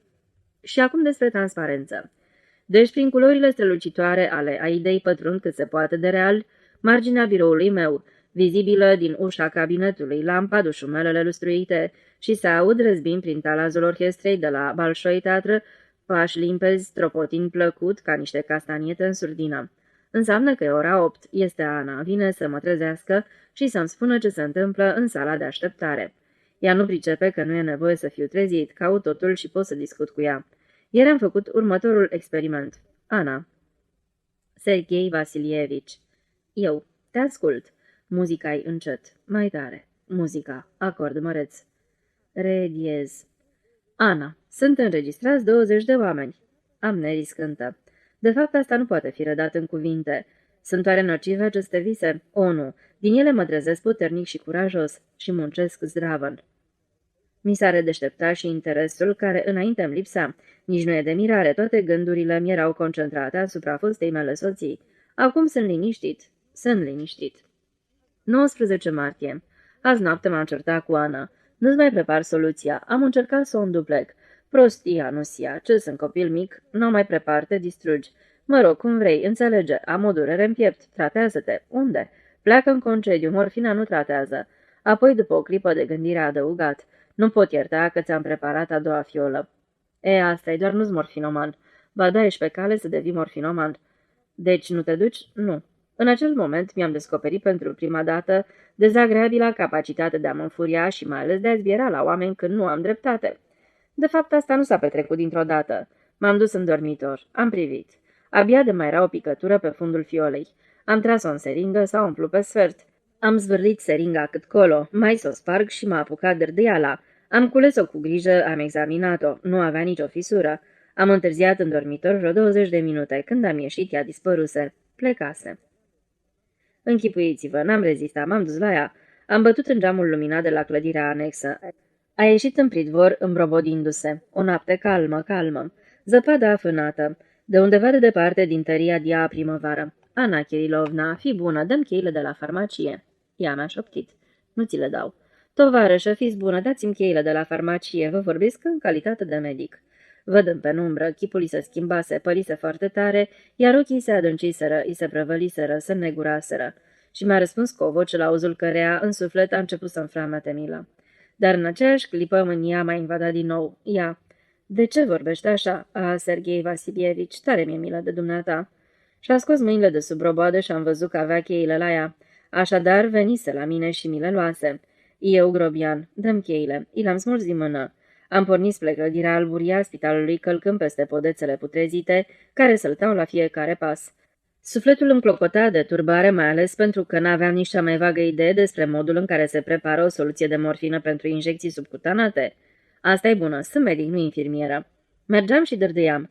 Ce-aud, în spatele meu pășaia ca un câine credincios. Duioșia mi-a încolțit iarăși în suflet, dar mi-a mănăbușit-o. M-am răsucit spre ea și am întrebat-o cu un rânjet, o fa sau nu. Ea a dat din mână ca un condamnat la moarte. Tot un ai. Adică și mi-a răspuns abia auzit. Hai să-ți o fac. Peste o oră eram într-o stare normală. Firește, am cerut iertare pentru grosolănia mea absurdă. Nu știam nici eu ce mă apucase. Pe vremuri eram un bărbat politicos. La scuzele mele ea a reacționat într-un mod bizar. S-a lăsat în genunchi, mi-a apucat strâns mâinile între ale ei și mi-a spus: Nu mă supăr pe dumneata, nu, de acum știu că ești pierdut, știu asta, și mă blestem pentru injecția pe care ți-am făcut-o atunci. Am liniștit-o cum am priceput, încredințând-o că ea oricum n-are niciun amestec în treaba asta, că numai eu sunt răspunzător de faptele mele. I-am promis că a doua zi încep la modul serios să mă dezobișnuiesc micșorând doza. Cât ți-ai injectat acum? Nu-ți face griji. La drept vorbind, îi înțeleg neliniștea. Într-adevăr, morfina e o substanță cumplită, obișnuința se instalează foarte repede, dar un mic nărav nu înseamnă morfinomanie, nu-i așa? La urma urmei, femeia aceasta este singurul om care mi este cu adevărat credincios. În fond, ea ar fi trebuit să fie soția mea. Pe aceea am uitat-o și totuși morfinei trebuie să-i mulțumesc pentru asta. 8 aprilie 1917. E un chin. 9 aprilie. Primăvara îngrozitoare. Diavol în fiolă. Cocaina e diavolul din fiolă. Acțiunea ei e următoarea.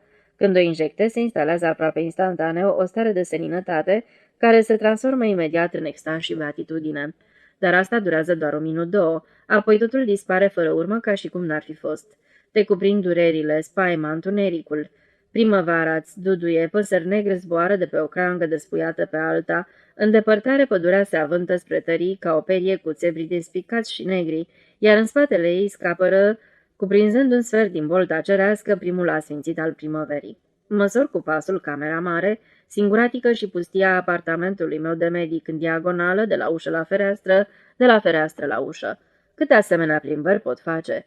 15 sau 16, nu mai multe. După care simt nevoia să mă întorc în dormitor.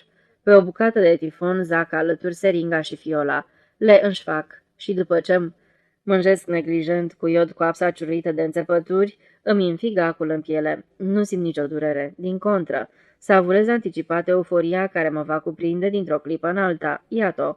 O recunosc după faptul că sunetele armonicii la care cântă în pridvor Vlas, paznicul, bucuros de venirea primăverii, sunetele sparte răgușite ale armonicii, care îmi parvin în surdină prin sticla ferestrelor, devin voci angelice, iar bașii grosolani sloboziți de burduful înfoiat vibrează ca un cor celest.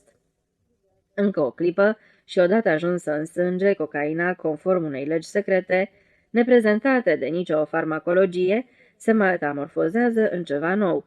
Știu, este o mixtură între diavol și sângele meu. Vlas se apleacă în cerdeac și eu îl urăsc, iar asfințitul, voind cu zbucium, îmi pârjolește măruntaiele. Și tot așa de câteva ori la rând în cursul serii până voi înțelege că sunt intoxicat. Inima prinde să-mi bată atât de violent, încât o simt în brațe, în tâmple, apoi se prăvălește în abis și sunt momente în care cred că doctorul Poliakov nu va reveni la viață. 13 aprilie. Eu, nefericitul doctor Poliakov, care în februarie anul curent m-am îmbolnăvit de morfinomanie, Îi previn pe toți cei care îmi vor împărtăși soarta să nu încerce să înlocuiască morfina cu cocaina. Cocaina este o travă cea mai spurcată și perfidă. Ieri Ana abia m-a pus pe picioare cu camfor, iar astăzi sunt aproape un cadavru. 6 mai 1917. De mult n-am mai pus mâna pe acest jurnal și e păcat. De fapt nu e un jurnal, ci o fișă a bolii, iar eu am, se pare, o atracție profesională față de singurul meu prieten pe lume. Dacă nu o punem la socoteală pentru durerata mea prietenă Ana, care plânge adesea. Așadar, dacă tot e să fac o fișă a bolii, iată, îmi injectez morfină de 2 ori în 24 de ore. Însemnările mele anterioare sunt oarecum isterice. Nu e nimic atât de înfricoșător. Asta nu-mi influențează cu nimic capacitatea de muncă. Din contră, întreaga zi trăiesc din injecția de noaptea trecută. Mă descurc perfect cu operațiile, acord o atenție irreproșabilă rețetelor și garantez cu onoarea de medic că morfinomania mea nu a pricinuit vreun rău pacienților. Sper că nici nu va pricinui. Altceva mă obsedează. Am tot timpul impresia că cineva îmi descoperă viciul și mi-e greu să simt în spatele meu în sala de operații privirea apăsătoare, strădelitoare a felgerului. Prostii, nu bănuiește, nimic nu mă tradează. Pupilele mă pot trăda numai seara, iar seara n-am niciodată de-a face cu el. Am acoperit deficitul enorm de morfină din farmacia noastră, făcând un drum la județ. Dar și acolo mi-a fost dat să trăiesc momente dezagreabile. Șeful depozitului mi-a luat bonul de comandă în care solicitam precaut și tot felul de fleacuri, precum cofeina, din care aveam cât cuprinde, și zice: 40 de grame de morfină? Realizez că mi-ascund privirea ca un școlar, simt că roșesc. El: nu avem o asemenea cantitate, vă dau 10 grame. Într-adevăr, nu avea omul, iar mie mi se părea că mi-a pătruns taina, că mă pipăie și mă sfrădelește cu privirea. Și mă frământam și mă zbuciumam. Nu, pupilele, doar pupilele sunt periculoase, de aceea mi-am impus o regulă. Nu dau ochi cu lume seara. De fapt, nu găsești loc mai potrivit pentru așa ceva decât circumscripția mea. De peste jumătate de an nu văd decât bolnavi și nu le arde lor de mine. 18 mai. Noapte năbușitoare, vine furtuna. În depărtare, în spatele pădurii, crește și se umflă un burdihan negru. Uite, a și pâlpâit o lumină firavă și neliniștită. Vine furtuna. Am în fața ochilor o carte în care se scriu următoarele despre renunțarea la morfină. Mare neliniște, stare de melancolie anxioasă, irascibilitate, scăderea memoriei, uneori halucinații și un ușor grad de întunecare temporară a conștiinței. Halucinații n-am avut, dar în ceea ce privește restul pot spune o palide formale cuvinte care nu spun nimic. Stare de melancolie. Nu, eu, cel care m-am îmbolnăvit de boala asta cumplită, îi conjur pe medici să manifeste mai multă compasiune față de pacienții lor. Nu starea de melancolie, ci moartea lentă până stăpânire pe morfinoman dacă îl privezi doar o oră sau 2 de morfina lui. Aerul nu are consistență, nu poate fi înghițit și nu e în corp celulă cât de infimă care să nu sufere de sete. Sete de ce? Asta nu poate fi nici definit, nici explicat. Într-un cuvânt, individul nu mai există. Este scos din circuit. Un cadavru este cel care se mișcă, lâncezește, suferă. Nu vrea nimic, nu se gândește la nimic, doar la morfină. Morfină. Moartea prin însetare este o moarte paradiziacă, o moarte fericită în comparație cu setea de morfină. Probabil așa soarbe un om îngropat de viu ultimile bule minuscule de aer din mormânt, sfâșiindu-și cu unghiile pielea de pe piept.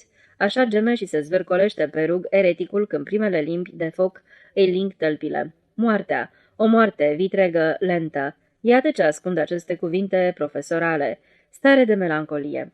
Nu mai rezist. Drept care adinaur mi-am făcut injecția. Un suspin. Încă un suspin. Mi-e mai bine. Acum ușoara senzație de răcoare mentolată la lingurică. Asta mă ajunge până la miezul nopții. O prostie, însemnările astea sunt o prostie. Nu e chiar așa de înfricoșător. Mai devreme sau mai târziu o să mă las, dar acum să dorm. Lupta asta stupidă cu morfina nu face decât să mă tortureze și să mă slăbească. În continuare, din caiet sunt rupte 22 de pagini. Lui Escvoma la ora 4:30. Când o să-mi fie mai bine, o să descriu groaznicele mele impresii. 14 noiembrie 1917. Deci după ce am fugit de la clinica doctorului, numele este șters cu grijă din Moscova, sunt din nou acasă. Toarnă o ploaie deasă ca un pled care mi-ascunde lumea. Să mi-o ascundă. Nu am nevoie de ea, așa cum nici de mine nu are nimeni nevoie pe lume. Canonada și revoluția le-am trăit chiar la clinică. Dar ideea de a abandona hoțește tratamentul mi s-a copt încă înainte de a începe luptele de stradă din Moscova. Îi sunt recunoscător morfinei, a făcut din mine un om curajos. Nici o luptă nu mi se pare înfricoșătoare. La urma urmei, ce poate înfricoșa un om care se gândește la un singur lucru, la minunatele cristale divine? Când infirmiera, totalmente terorizată de canonada artileriei, aici e o pagină lipsă. Upt această pagină pentru ca nimeni să nu citească descrierea rușinoasă a felului în care un om cu diplomă a fugit, hoțește și și-a furat propriul costum. Ei, costum. Am pus mâna pe halatul de spital. Nu de asta mi-ar da atunci. A doua zi după ce mi-am făcut injecția, mi-am revenit și m-am întors la doctorul N. M-a întâmpinat cu compasiune, dar în spatele compasiunii lui întrezăream totuși disprețul. Și asta n-avea niciun rost. Doar e psihiatru și trebuie să știe că nu mă pot controla întotdeauna. Sunt bolnav. De ce să mă disprețuiască? I-am înapoiat halatul. Mi-a spus, mulțumesc, și a adăugat, ce-i de gând să faci acum? I-am răspuns vioi. În acel moment eram într-o stare euforică. Am hotărât să mă întorc în pustietatea mea, mai ales că mi s-a terminat și concediul. Vă sunt foarte recunoscător pentru ajutor, mă simt considerabil mai bine. Voi continua tratamentul la mine. Mi-a răspuns astfel. Nu te simți deloc mai bine. Zău așa, e chiar ridicol să-mi spui asta mie. E destul să-ți privezi pupilele. Cu cine crezi că stai de vorbă? Eu, profesore, nu pot să renunț dintr-o dată, mai ales acum când se petrec evenimentele astea. Canonada m-a exasperat la culme. Canonada a încetat. A venit o nouă putere. Internează-te din nou. Mi-am amintit pe loc totul. Coridoarele reci, pereții goi, zugrăviți în ulei. Eu târându-mă ca un câine cu laba ruptă. Aștept ceva. Ce? O baie fierbinte? O injecție mititică de 0,05 morfină. O doză care, cei drept, nu te lasă să mori. Numai că toată durerea persistă ca o povară, ca și până acum. Nopțile goale, bluza pe care mi-o sfârșiam, implorând să fiu lăsat să plec. Nu. Ați descoperit morfina, ați extras-o din capsulele uscate și sfărâmate ale acelei plante divine. Găsiți dară și metoda de a trata fără chinuri. Am clătinat îndărătnic din cap. În acel moment el s-a săltat ușor din scaun, iar eu m-am năpustit brusc speriat către ușă. Mi s-a părut că vrea să încuie ușa în spatele meu și să mă rețină cu forța în clinică. Profesorul s-a îmbujorat. Eu nu sunt temnicer, mi-a spus destul de iritat, iar clinica mea nu-i închisoarea Butârchii. Stați liniștit. Te-ai lăudat acum 2 săptămâni că ești absolut normal, de alminteri, și mi-a imitat expresiv gestul de spaimă. Nu te voi reține. Dați-mi înapoi declarația, profesore, vă implor, și până și vocea am tremurat înguitoare. Poftim. A țăcănit o cheie la birou și mi-a dat declarația despre faptul că mă angajez să parcurg întregul ciclu de tratament și că pot fi reținut la clinică, mă rog, după tipic. Am luat declarația cu mâna tremurândă și am ascuns-o îngânând. Vă mulțumesc. Apoi m-am ridicat de pe scaun să plec și am plecat. Doctore Poliakov, am auzit în urma mea.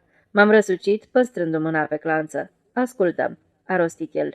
Încearcă să te răzgândești. Înțelege că oricum o să ajungi într-o clinică de psihiatrie, mă rog, ceva mai târziu, și vei fi într-o stare infinit mai gravă. Eu m-am purtat totuși față de dumneata ca față de un medic. Atunci însă vei veni aici într-o stare de totală prăbușire sufletească. De fapt, dumneata tinere, nici n-ai mai avea dreptul să practici medicina. Și zău așa, e o crimă să nu fie preveniți cei de la circumscripția dumitale. Am tresărit și am simțit cu pregnanță că mi-a pierit culoarea din obraj, deși oricum n-aveam așa ceva aproape deloc.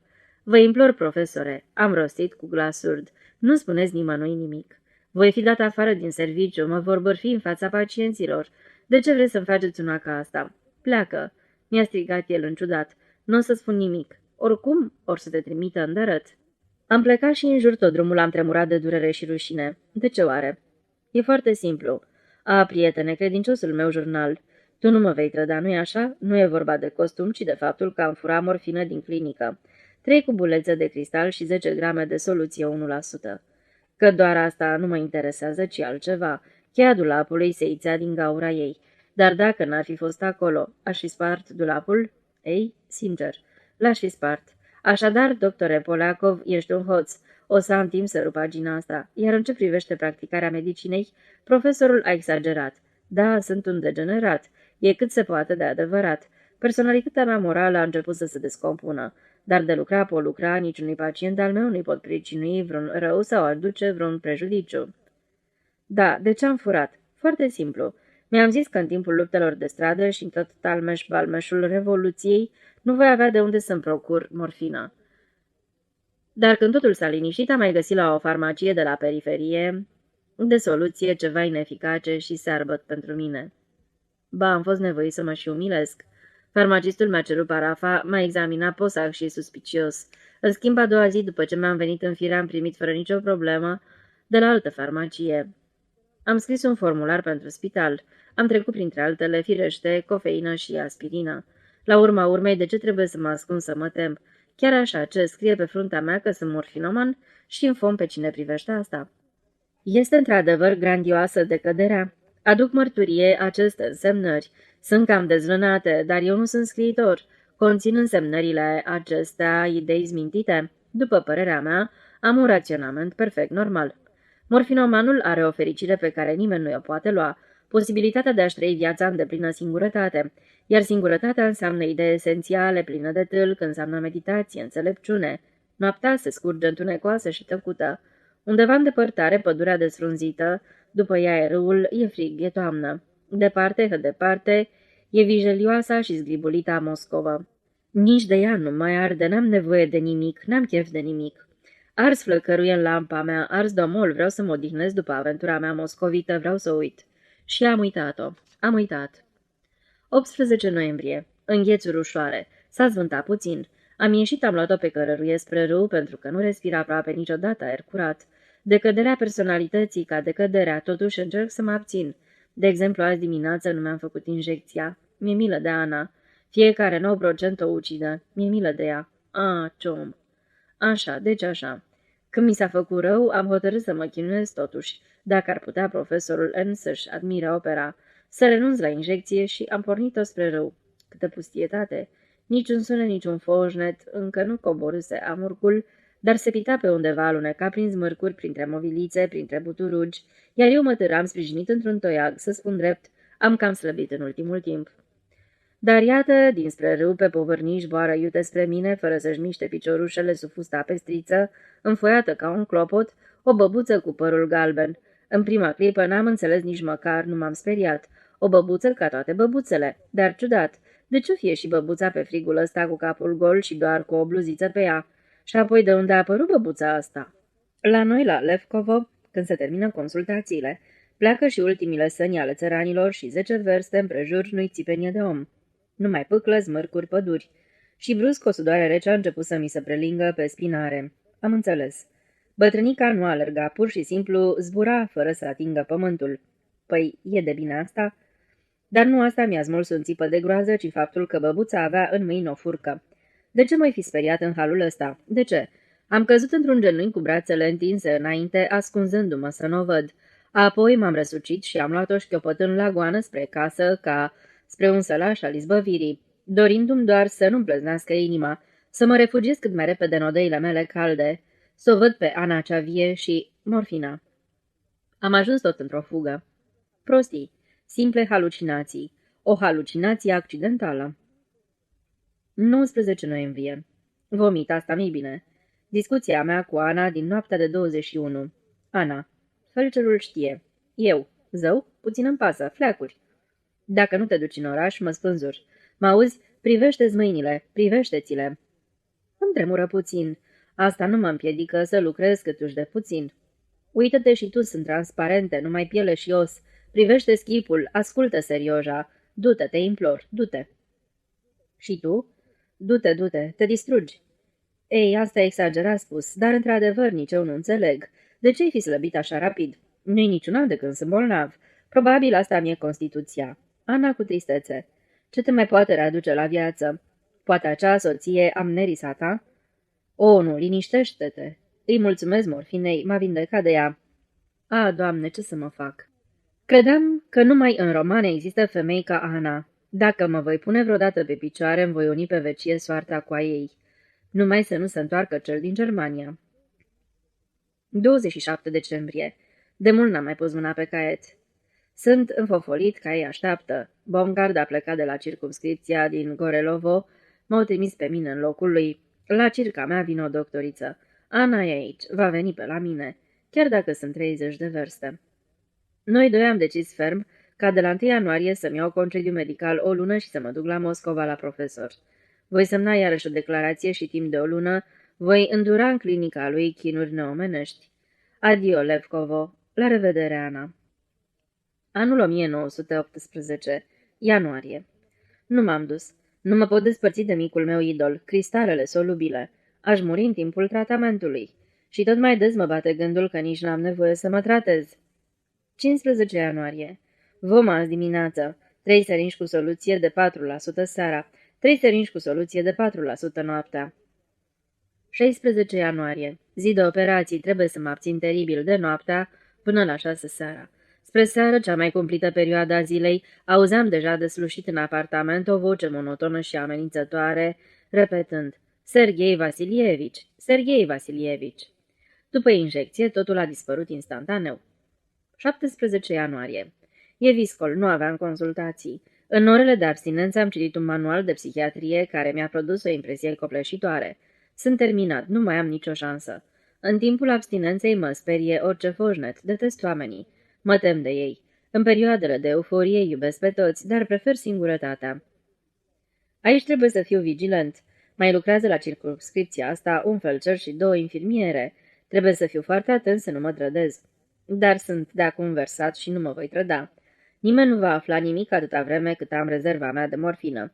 Îmi prepar singur soluția să o-i trimit din timp Anei rețeta. Ea a făcut odată o tentativă stângace de a înlocui soluția de 5% cu una de 2%. Mi-a adus chiar ea soluția venind de la Levcovo, Pringer și Viscol. Din cauza asta ne-am certat urât noaptea. Am convins-o să nu mai facă așa ceva. Am anunțat personalul de aici că sunt bolnav. Mi-am stors îndelung creierii să-mi inventez o boală. Am spus că am reumatism la membrele inferioare și neurastenie acută. Le-am pus în vedere că plec în februarie în concediu la Moscova să mă tratez.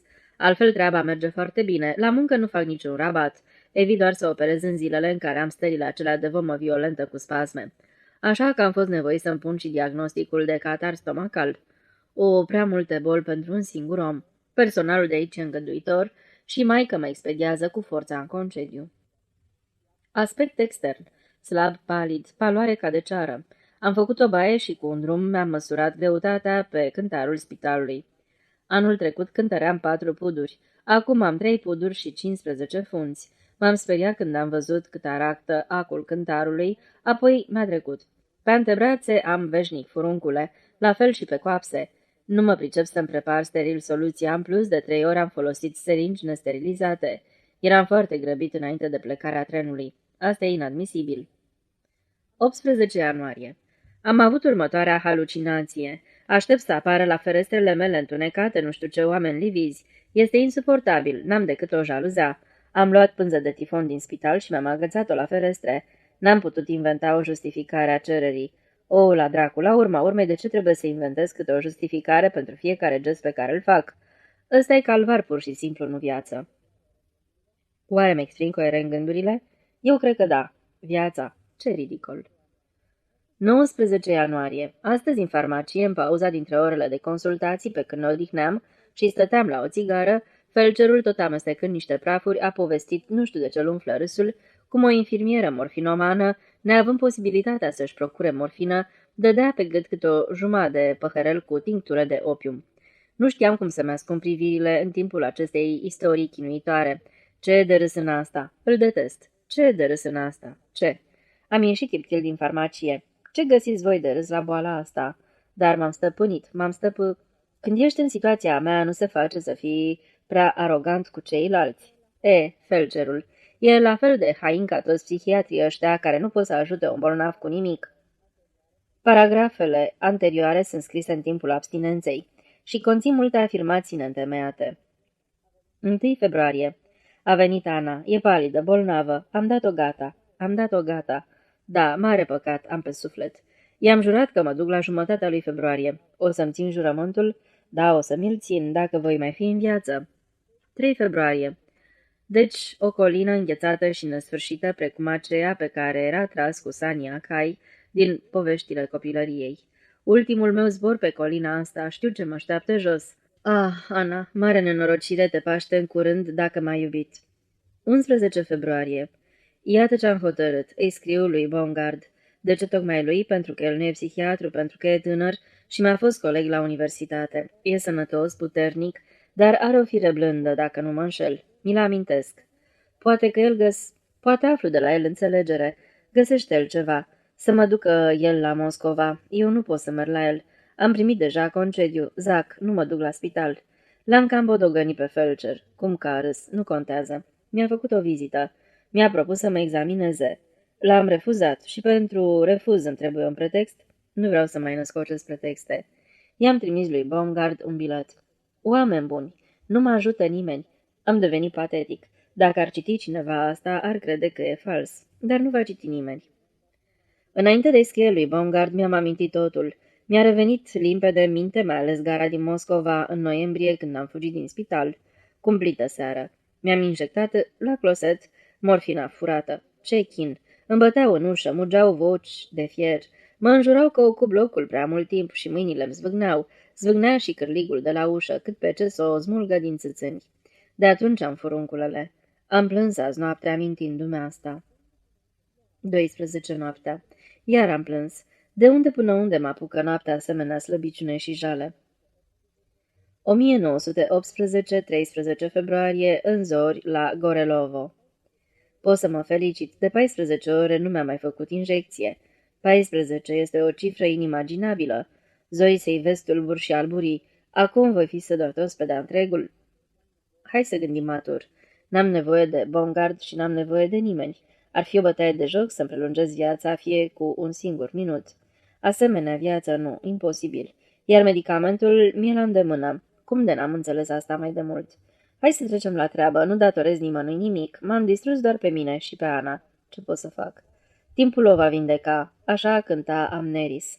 Pentru ea firește e simplu și ușor. Caietul îl las lui Baumgart. Asta-i tot. 5.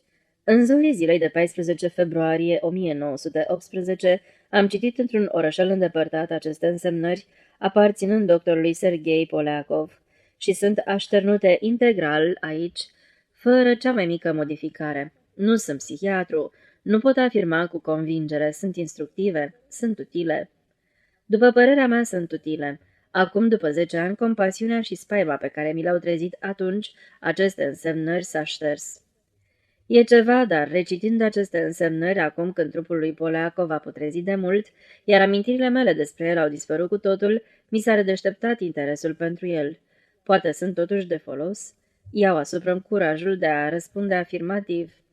Ana a murit în 1922 de tifos exantematic la aceeași circumscripție la care lucrase. Amneris, prima soție a lui Poleakov, e în străinătate și nu se mai întoarce.